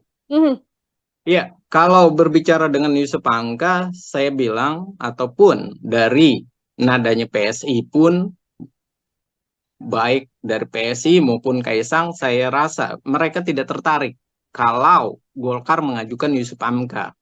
Kenapa? Karena elektabilitas Kaisang saja 1%. Sementara elektabilitas dari calon wakil gubernurnya itu tidaklah besar. Sisi yang lain, Yusuf Hamka ini memang terkenal, tapi di sisi pebisnis, pengusaha, bukan di sisi popularitas secara masif di masyarakat. Jadi ini adalah sebuah pasangan yang saya bilang pasangan bisa dikatakan adalah tidak menghasilkan suatu optimis, malah yang ada pesimis. Mengapa pesimis? Karena itu tadi, elektabilitas Kaisang begitu kecil, Yusuf Hamka pun tidak mengikuti dan tidak membesarkan elektabilitas dari Kaisang. Nah, yang kedua adalah melihat sinyal dari PSI yang menyatakan bahwa mereka masih menimbang, mereka masih mencari kandidat yang pas. Artinya, tidak serta-merta mereka mau, karena mereka tahu bahwa tujuan mereka ke Golkar itu pada dasarnya ingin mendapatkan Ridwan Kamil. Tapi Golkar mengunci dan menawarkan Yusuf Hamka. Karena Ridwan Kamil ini potensi menangnya sangat besar di Jawa Barat. Ya.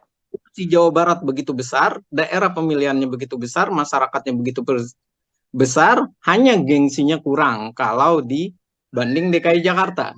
Namun sekali lagi, kalau Golkar melepaskan Jawa Barat, maka kemungkinan besar membesarnya Gerindra. Dan ini yang dikhawatirkan sekali oleh Golkar. Bukan soal nama Kaisang itu atau soal bahwa ini adalah anak presiden, tapi ini adalah soal strategi politik. Dan ini adalah soal bagaimana meluaskan pengaruh dan menjaga daerah pemilihan. Jangan sampai daerah pemilihan itu kerebut oleh Gerindra, semakin besar Gerindra dan mencengkram, sedangkan Golkar semakin jauh jaraknya dengan Gerindra. Padahal saat ini jaraknya hanya 1 kursi. Dan lagi-lagi, Golkar tahu bahwa Gerindra punya calon kuat, yaitu Deddy Mulyadi, yang dulunya adalah kader Golkar. Dan ini adalah sangat berbahaya bagi Golkar, perlu kehati-hatian. Jadi mengajukan Yusuf Hamka itu seperti Golkar memberikan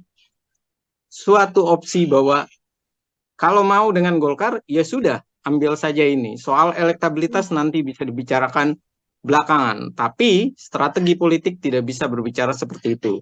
Di awal sudah harus ada pembicaraan elektabilitas dan potensi kemenangannya besar. Kalau kecil, buat apa diajukan? Apalagi melawan Anies Baswedan yang petahana. Maka membuat Pak Anies ini tidak begitu gentar, tidak begitu takut, bahkan iya bisa saja aman, memang benar-benar aman, karena lawannya tidak sebanding.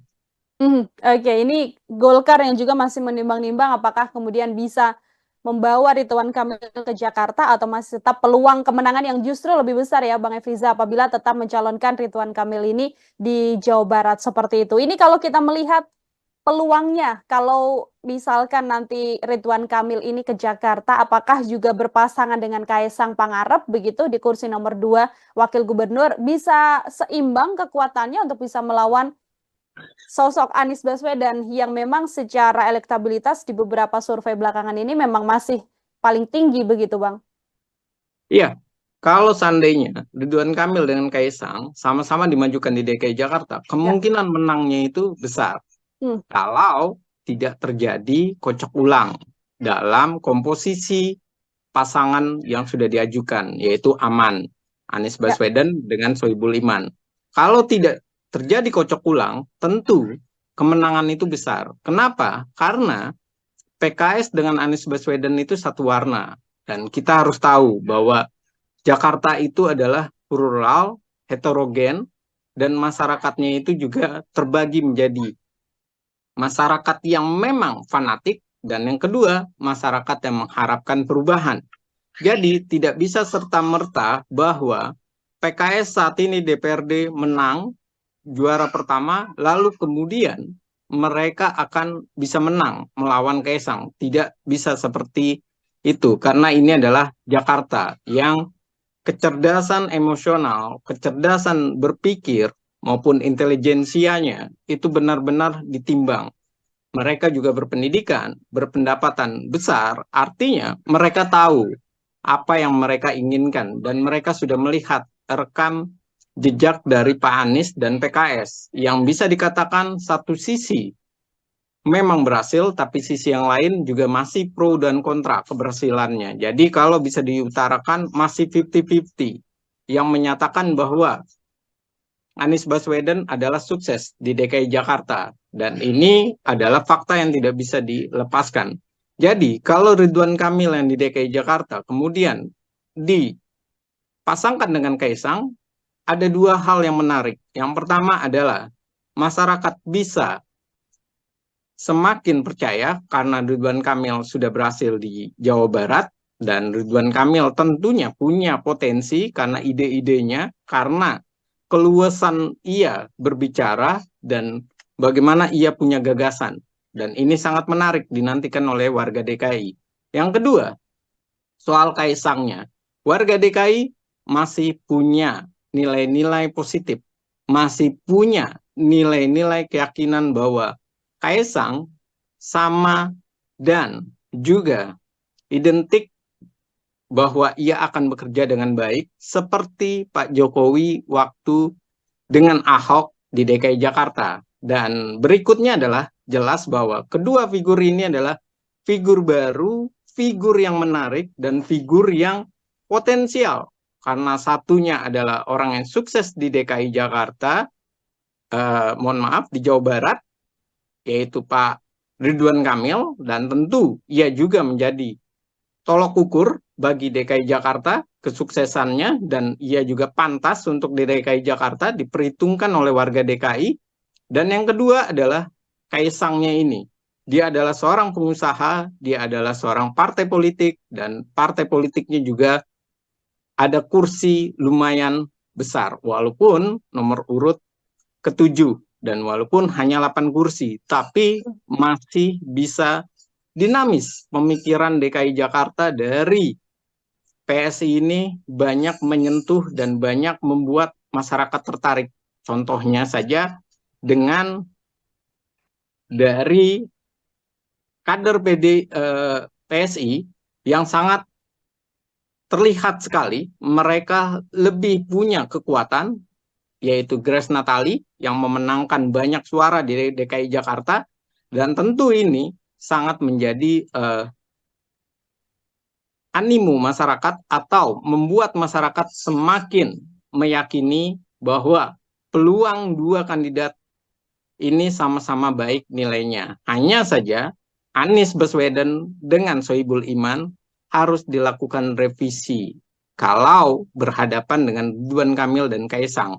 Karena bisa jadi tidak mendapatkan mitra koalisi, yang pertama. Yang kedua, tidak mendapatkan antusias dari masyarakat. Animonya berbeda karena adanya Ridwan Kamil dan Kaisang sebagai pengusaha sekaligus duet dengan eksekutif daerah yang berhasil di Jawa Barat. Oke, terakhir Bang Efriza, ini kalau tadi analisa bagaimana Kaisang akan melenggang di Jakarta begitu ya. Sekarang apabila memang Kaisang ini majunya di Jawa Tengah seperti itu Bang Efriza, siapa kemudian pasangan yang berpeluang bisa maju bersama dengan Kaisang? Lalu peluang kemenangan Kaisang ini akan seperti apa nantinya? Ya, tentu kalau berbicara di Jawa Tengah, saat ini Kim tentu banyak sekali menginginkan atau mengajukan calon, bahkan dari institusi Polri pun sudah diperhitungkan yang mendapatkan elektabilitas besar. Hanya persoalannya adalah yang perlu dilakukan oleh Kaisang saat ini di Jawa Tengah meyakinkan mitra koalisinya. Itu yang pertama. Yang kedua adalah mencari figur yang pas dengan cara dia bisa untuk menjelaskan kekuatan dari nanti koalisinya, visi misinya, dan kemudian mengapa figur itu dipilih. Karena bagaimanapun, walaupun Kaisang elektabilitasnya tinggi, yang menjadi menarik di Jawa Tengah adalah siapa wakilnya. Dari institusi atau lembaga apa, itu yang pertama. Yang kedua adalah sosoknya ini diterima oleh masyarakat secara luas di berbagai partai politik atau tidak. Yang ketiga adalah rekam karir dan rekam kerja di masyarakatnya seperti apa. Dan ini tentunya akan menjadi nilai. Dan tentu yang paling berat di Kaisang di Jawa Tengah adalah bagaimana ia memilih dan menjinakkan partai-partai politik. Kenapa? Karena partai-partai politik ini pasti akan berkata bahwa kursi PSI itu kecil, elektabilitas Kaisang saja yang besar. Karena itu, Kaisang tidak bisa serta-merta mengabaikan wakilnya dari partai politik. Tidak bisa dia mengambil wakilnya misalnya dari institusi Polri dengan mengabaikan partai-partai politik. Kalau sampai seperti itu, tentunya yang terjadi adalah mereka kecewa dengan Kaisang sebagai ketua umum, bukan sebagai anaknya presiden ya, tapi sebagai ketua umum. Ia kecewa karena bisa jadi malah yang ada di olok-olok PSI. Udah kursinya kecil, cuma menang karena anaknya presiden, elektabilitasnya, dia juga populer karena di sana adalah daerah pemilihan ayahnya dan kakaknya, tapi ia tidak punya pengaruh besar dan signifikan. Dan ini yang harus benar-benar dimatangkan oleh Kaisang. Dan saya yakin apa yang dilakukan Kaisang saat ini, bagaimana ia mendatangi PKS, kemudian mendatangi Golkar, dan rangka ataupun planning mendatangi partai-partai politik lain, tujuannya cuma dua, yaitu ia mencoba mencari solusi, apakah ia maju di DKI Jakarta atau maju di Jawa Barat. DKI Jakarta adalah nomor 2, sementara bukan Jawa Barat ya, Jawa Tengah itu adalah nomor 1. Kalau dia nomor 2, tentu di Jawa Barat Ridwan Kamil lah yang ditaruh menemani Kaisang. Dan kalau di Jawa Tengah, tentu Kaisang harus berembuk dengan partai-partai politik. Dan ini tentunya adalah awal mula kekuatan soliditas dari Kim dipertaruhkan wajahnya dengan kemenangan atau kekalahan Kaisang. Dari memilih yang terbaik untuk Kaisang atau memilih ego mereka tapi tidaklah solid. Dan ini adalah tantangan pertama Kim, bagaimana memuluskan obsesi dari Pak Presiden Jokowi dan keluarga Jokowi untuk Kaisang mendapatkan jabatan dan mendapatkan kemenangan di Jawa Tengah ataupun DKI Jakarta, sekaligus menunjukkan bahwa Jokowi dan keluarga tidak pernah kalah dalam pemilihan umum. Oke, ini jadi pertimbangan yang sangat besar, artinya baik itu untuk Kaisang ataupun juga partai politik lain agar tidak salah meletakkan sosok atau tokoh ya Bang Efriza ya, untuk kemudian berlaga nantinya di pilkada baik itu di Jakarta atau di Jawa Barat atau mungkin di Jawa Tengah yang saat ini masih sedang ramai. Baik, Bang Efriza, terima kasih banyak, luar biasa sekali kesempatannya berdiskusi hari ini. Kita sama-sama masih melihat dan nantinya semoga bisa berdiskusi kembali sembari melihat bagaimana dinamika pergerakan tokoh-tokoh jelang Pilkada 2024 mendatang. Sekali lagi Bang Efriza, terima kasih banyak. Selamat beraktivitas kembali. Selamat beraktivitas dan terima kasih untuk On Focus, Tribun News, dan Tribun. Sekali lagi terima kasih. Terima kasih Mbak Nila. Terima kasih banyak Bang Efriza. Tribuners, demikian obrolan saya bersama dengan pengamat politik dari Citra Institute, ada Bang Efriza. Nantikan obrolan saya lainnya masih dalam program Tribun News On Focus. Saya Nila Irda, pamit undur diri. Terima kasih dan sampai jumpa. Download Tribun X sekarang. Menghadirkan lokal menjadi Indonesia. Ya, kalau di DKI Jakarta saya melihat dan meyakini, mencermati perkembangannya, Kaisang ini memungkinkan di DKI Jakarta memilih untuk menduduki kursi nomor 2 atau sebagai cawagup. Mengapa ia memilih untuk kursi nomor 2? Jelas bahwa elektabilitasnya sangat jauh. Ini yang harus mulai dibuka oleh PDI Perjuangan untuk mulai mencairkan kondisi perpolitikan, mulai mencairkan hubungan koalisi. Jangan terlalu kaku, akhirnya wilayah-wilayah besar, provinsi, malah PDI Perjuangan tidak punya kekuatan.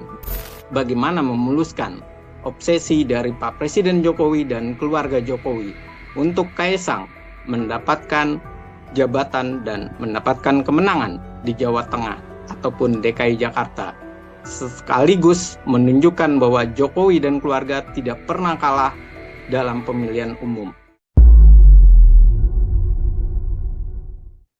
Tribun News on Fokus, Tribuners, kembali membersamai Anda hari ini bersama dengan saya Nila Irda. Tribuners, putra Presiden Joko Widodo sekaligus Ketua Umum PSI, Kaisang Pangarep dinilai saat ini masih dilema.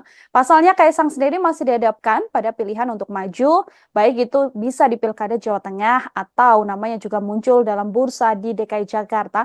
Meski begitu, Kaisang Pangarep sendiri saat ini sudah bisa tenang melenggang maju Pilkada karena sudah mendapatkan restu dari Presiden Joko Widodo yang juga merupakan sang ayah.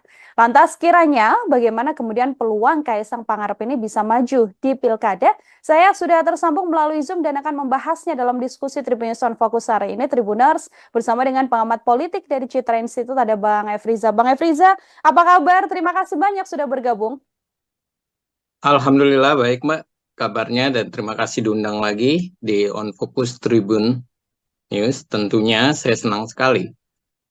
Baik, terima kasih juga Bang Efriza menyempatkan waktunya hari ini berdiskusi bersama dengan saya. Kita kembali melihat bagaimana situasi di jelang Pilkada begitu ya Bang Efriza. Ini sebelumnya kita juga sempat berdiskusi bagaimana Presiden Joko Widodo belum memberikan restu pada sang putra Kaisang Pangarep. Tapi kalau lihat beberapa hari kemarin ini sudah ada restu ternyata dari Presiden Joko Widodo untuk kemudian menyatakan Kaisang bisa untuk maju di Pilkada, baik itu nanti di Jawa Tengah ataupun di Jakarta. Saya ingin minta pengantar terlebih dahulu dari Bang Efriza, silahkan. Iya, hal yang sangat menarik saat ini adalah Kaisang sudah bisa bernapas lega karena ia sudah didukung dan direstui oleh ayah kandungnya, yang kebetulan adalah Presiden Joko Widodo.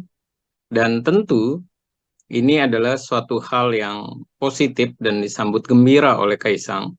Karena bagaimanapun pernyataan restu dari Pak Presiden ataupun ayahnya itu seperti sebuah tiket yang akan membantu meyakinkan masyarakat bahwa Kaisang ini adalah selain anaknya Pak Presiden Joko Widodo, juga tentunya dia memang layak untuk memimpin negeri ini.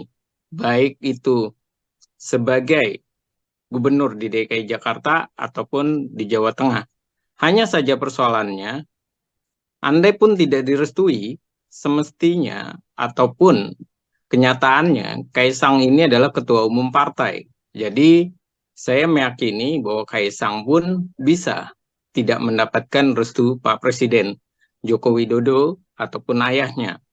Karena ia adalah seorang ketua umum partai dan Pak Presiden sudah menyatakan tidak mengganggu, tidak mencampuri, dan tidak ikut campur dalam urusan partai politik siapa yang akan diajukan sebagai kandidat calon.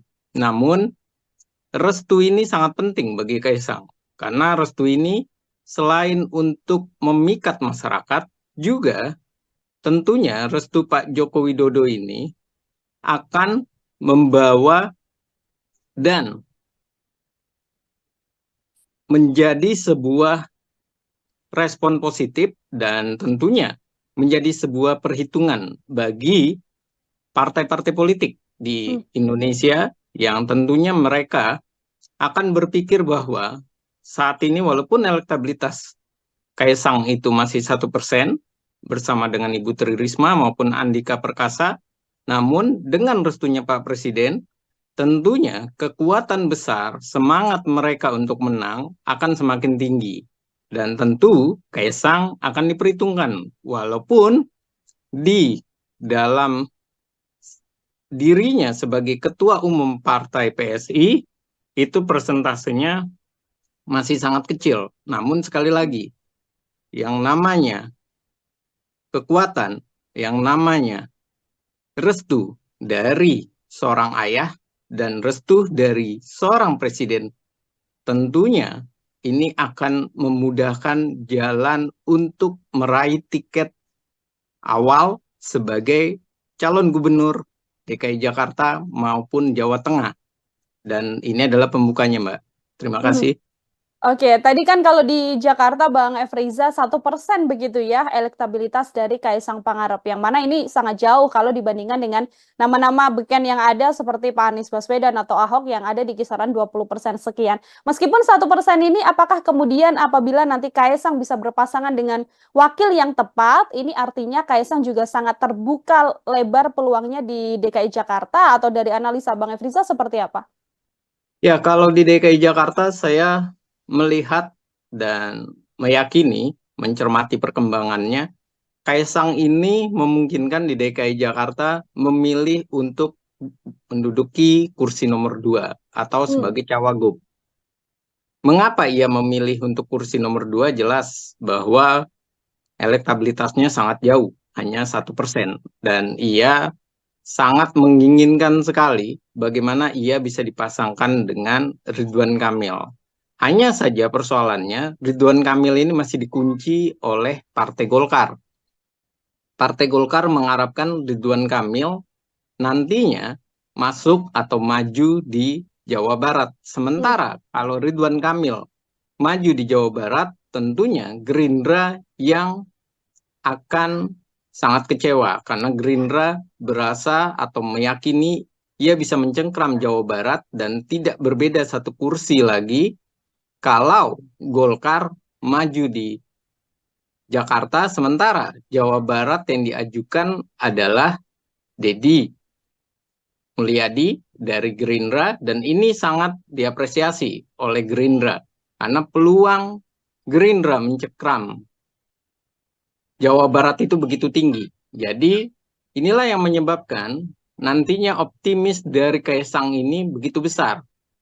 Optimisnya apa? Karena dengan restu Pak Presiden Joko Widodo tentu akan membuat pergerakan politik itu yang tadinya begitu dinamis, yang tidak bisa dikendalikan, bisa jadi bisa dikendalikan oleh Pak Presiden Joko Widodo.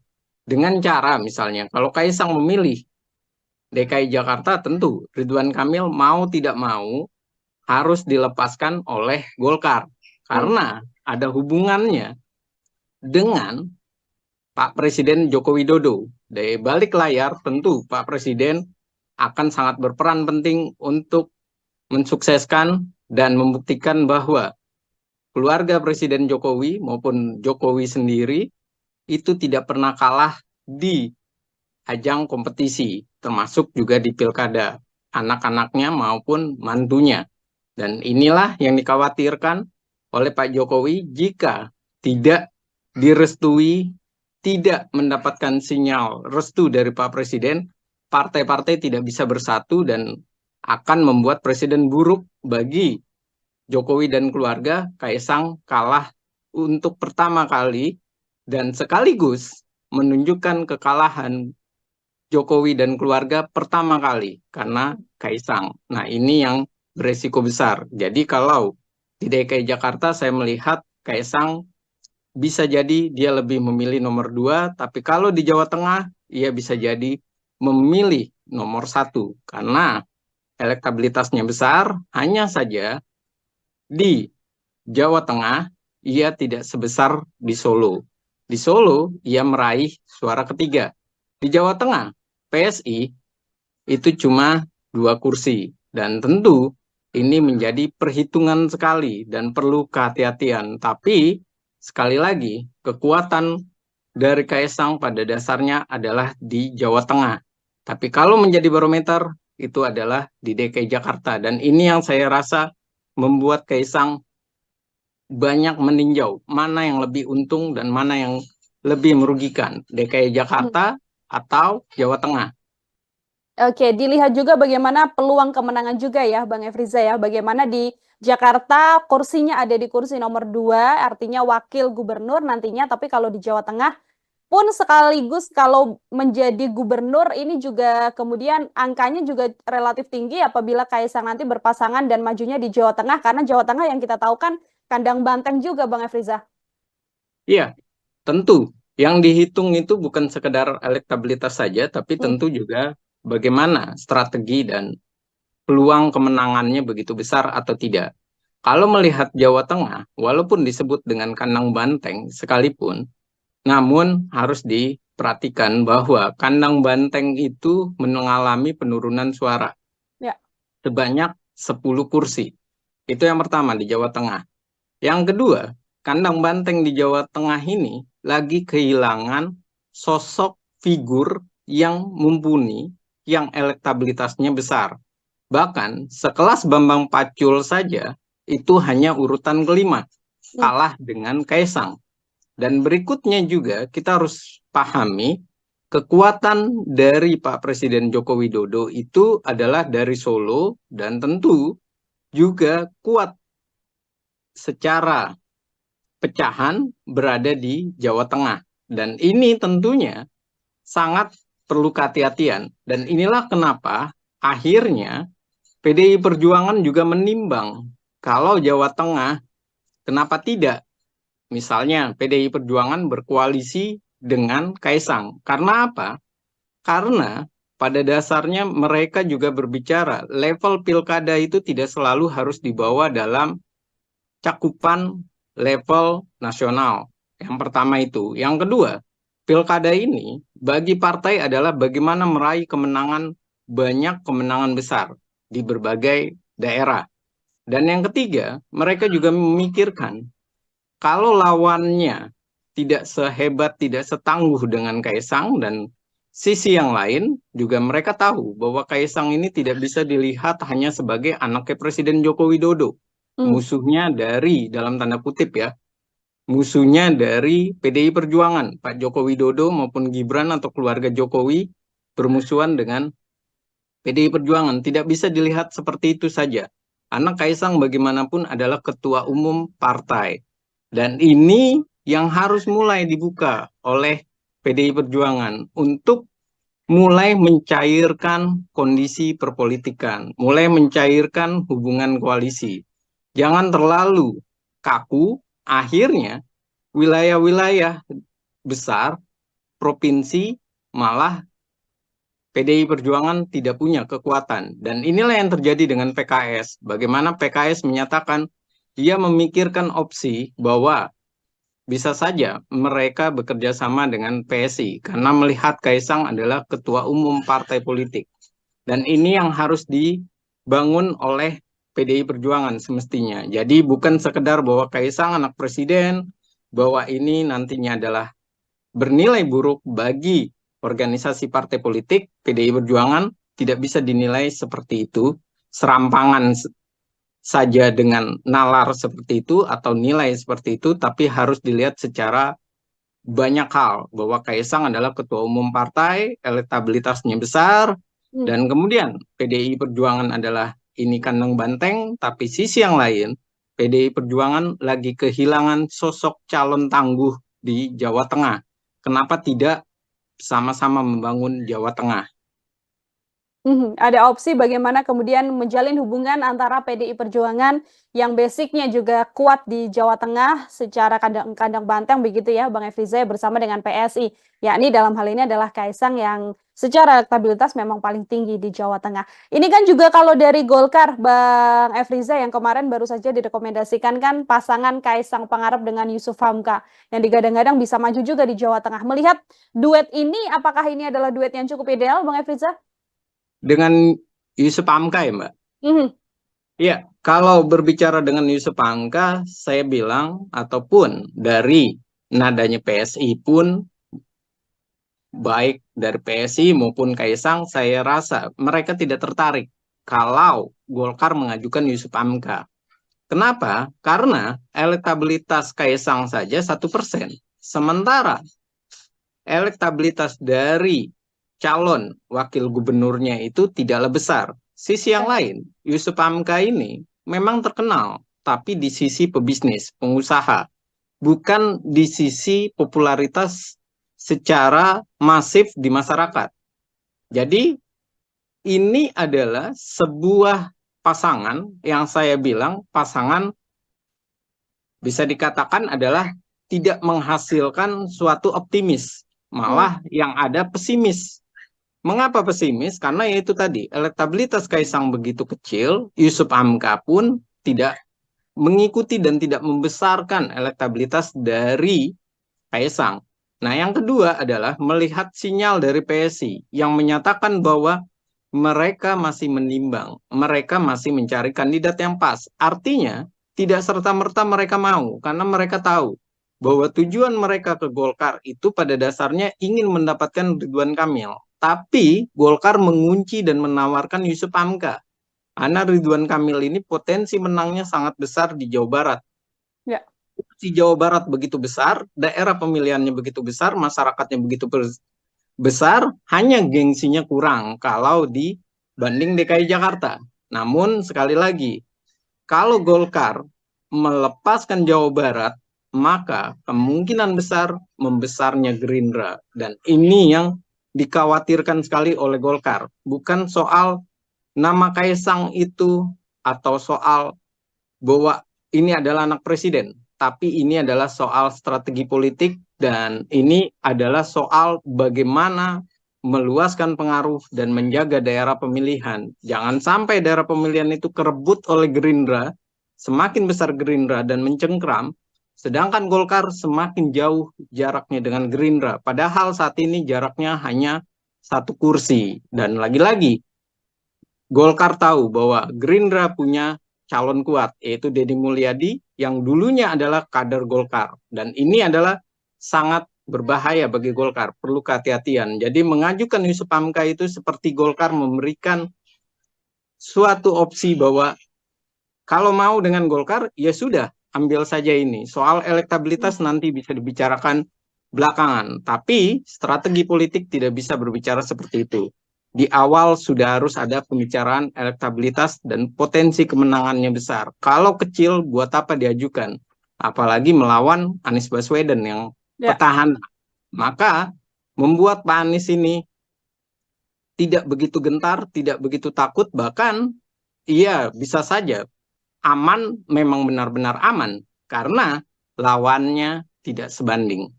Oke, ini Golkar yang juga masih menimbang-nimbang apakah kemudian bisa membawa Ridwan Kamil ke Jakarta atau masih tetap peluang kemenangan yang justru lebih besar ya Bang Efriza apabila tetap mencalonkan Ridwan Kamil ini di Jawa Barat seperti itu. Ini kalau kita melihat peluangnya, kalau misalkan nanti Ridwan Kamil ini ke Jakarta, apakah juga berpasangan dengan Kaisang Pangarep begitu di kursi nomor 2 Wakil Gubernur, bisa seimbang kekuatannya untuk bisa melawan sosok Anies Baswedan yang memang secara elektabilitas di beberapa survei belakangan ini memang masih paling tinggi begitu Bang? Iya, kalau seandainya Ridwan Kamil dengan Kaisang sama-sama dimajukan di DKI Jakarta, kemungkinan menangnya itu besar. Kalau tidak terjadi kocok ulang dalam komposisi pasangan yang sudah diajukan, yaitu aman, Anies Baswedan dengan Sohibul Iman. Kalau tidak terjadi kocok ulang, tentu kemenangan itu besar. Kenapa? Karena PKS dengan Anies Baswedan itu satu warna. Dan kita harus tahu bahwa Jakarta itu adalah plural, heterogen, dan masyarakatnya itu juga terbagi menjadi masyarakat yang memang fanatik, dan yang kedua, masyarakat yang mengharapkan perubahan. Jadi tidak bisa serta-merta bahwa PKS saat ini DPRD menang, juara pertama, lalu kemudian mereka akan bisa menang melawan Kaisang. Tidak bisa seperti itu, karena ini adalah Jakarta yang kecerdasan emosional, kecerdasan berpikir, maupun intelijensianya itu benar-benar ditimbang. Mereka juga berpendidikan, berpendapatan besar, artinya mereka tahu apa yang mereka inginkan, dan mereka sudah melihat rekam jejak dari Pak Anies dan PKS yang bisa dikatakan satu sisi memang berhasil, tapi sisi yang lain juga masih pro dan kontra keberhasilannya. Jadi kalau bisa diutarakan masih 50-50, yang menyatakan bahwa Anies Baswedan adalah sukses di DKI Jakarta, dan ini adalah fakta yang tidak bisa dilepaskan. Jadi kalau Ridwan Kamil yang di DKI Jakarta kemudian dipasangkan dengan Kaisang, ada dua hal yang menarik. Yang pertama adalah masyarakat bisa semakin percaya karena Ridwan Kamil sudah berhasil di Jawa Barat, dan Ridwan Kamil tentunya punya potensi karena ide-idenya, karena keluasan ia berbicara dan bagaimana ia punya gagasan. Dan ini sangat menarik dinantikan oleh warga DKI. Yang kedua, soal Kaisangnya. Warga DKI masih punya nilai-nilai positif, masih punya nilai-nilai keyakinan bahwa Kaisang sama dan juga identik bahwa ia akan bekerja dengan baik seperti Pak Jokowi waktu dengan Ahok di DKI Jakarta. Dan berikutnya adalah jelas bahwa kedua figur ini adalah figur baru, figur yang menarik, dan figur yang potensial. Karena satunya adalah orang yang sukses di DKI Jakarta, mohon maaf, di Jawa Barat, yaitu Pak Ridwan Kamil, dan tentu ia juga menjadi tolok ukur bagi DKI Jakarta kesuksesannya, dan ia juga pantas untuk di DKI Jakarta diperhitungkan oleh warga DKI. Dan yang kedua adalah Kaisangnya ini. Dia adalah seorang pengusaha, dia adalah seorang partai politik, dan partai politiknya juga ada kursi lumayan besar, walaupun nomor urut ke-7. Dan walaupun hanya 8 kursi, tapi masih bisa dinamis pemikiran DKI Jakarta dari PSI ini banyak menyentuh dan banyak membuat masyarakat tertarik. Contohnya saja dengan dari kader PSI yang sangat terlihat sekali mereka lebih punya kekuatan, yaitu Grace Natali yang memenangkan banyak suara di DKI Jakarta, dan tentu ini sangat menjadi animo masyarakat atau membuat masyarakat semakin meyakini bahwa peluang dua kandidat ini sama-sama baik nilainya. Hanya saja Anies Baswedan dengan Sohibul Iman harus dilakukan revisi kalau berhadapan dengan Ridwan Kamil dan Kaisang. Karena bisa jadi tidak mendapatkan mitra koalisi, yang pertama. Yang kedua, tidak mendapatkan antusias dari masyarakat. Animonya berbeda karena adanya Ridwan Kamil dan Kaisang sebagai pengusaha sekaligus duet dengan eksekutif daerah yang berhasil di Jawa Barat. Oke, terakhir Bang Efriza, ini kalau tadi analisa bagaimana Kaisang akan melenggang di Jakarta begitu ya. Sekarang apabila memang Kaisang ini majunya di Jawa Tengah seperti itu Bang Efriza, siapa kemudian pasangan yang berpeluang bisa maju bersama dengan Kaisang? Lalu peluang kemenangan Kaisang ini akan seperti apa nantinya? Ya, tentu kalau berbicara di Jawa Tengah, saat ini Kim tentu banyak sekali menginginkan atau mengajukan calon. Bahkan dari institusi Polri pun sudah diperhitungkan yang mendapatkan elektabilitas besar. Hanya persoalannya adalah yang perlu dilakukan oleh Kaisang saat ini di Jawa Tengah meyakinkan mitra koalisinya. Itu yang pertama. Yang kedua adalah mencari figur yang pas dengan cara dia bisa untuk menjelaskan kekuatan dari nanti koalisinya, visi misinya, dan kemudian mengapa figur itu dipilih.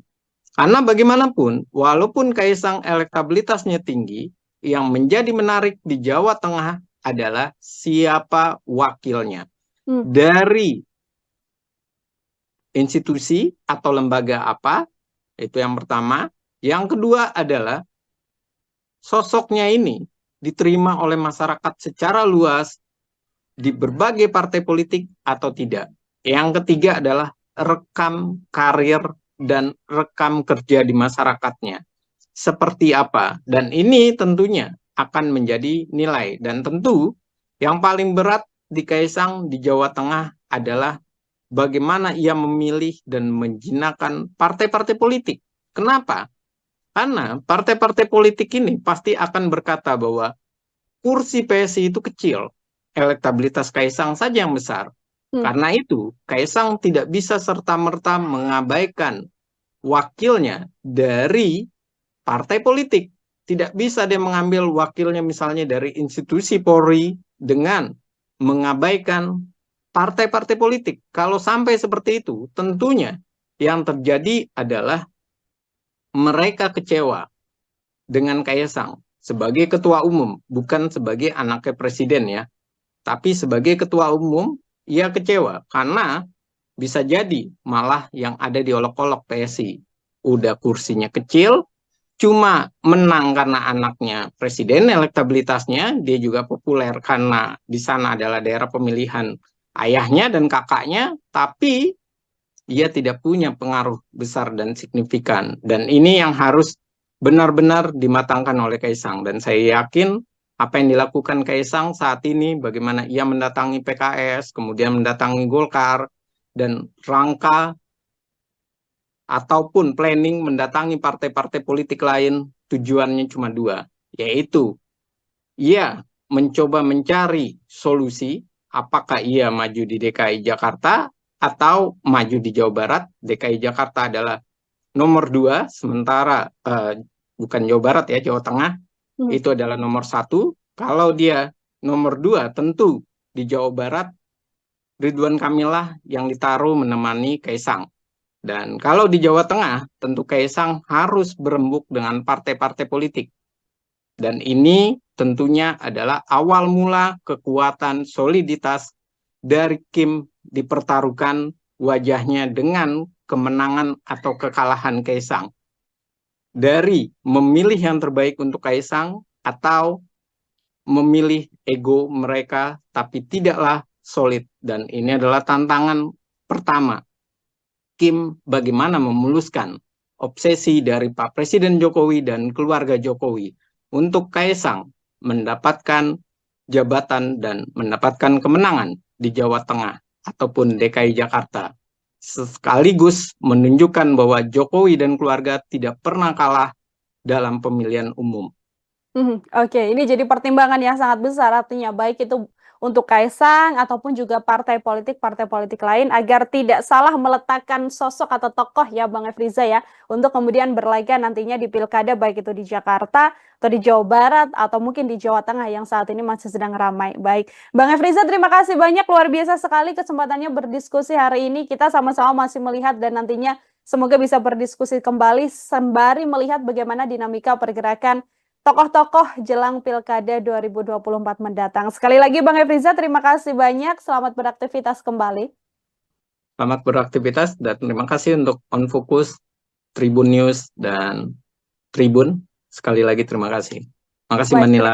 Terima kasih banyak Bang Efriza. Tribuners, demikian obrolan saya bersama dengan pengamat politik dari Citra Institute, ada Bang Efriza. Nantikan obrolan saya lainnya masih dalam program Tribun News On Focus. Saya Nila Irda pamit undur diri. Terima kasih dan sampai jumpa. Download Tribun X sekarang. Menghadirkan lokal menjadi Indonesia. Ya, kalau di DKI Jakarta saya melihat dan meyakini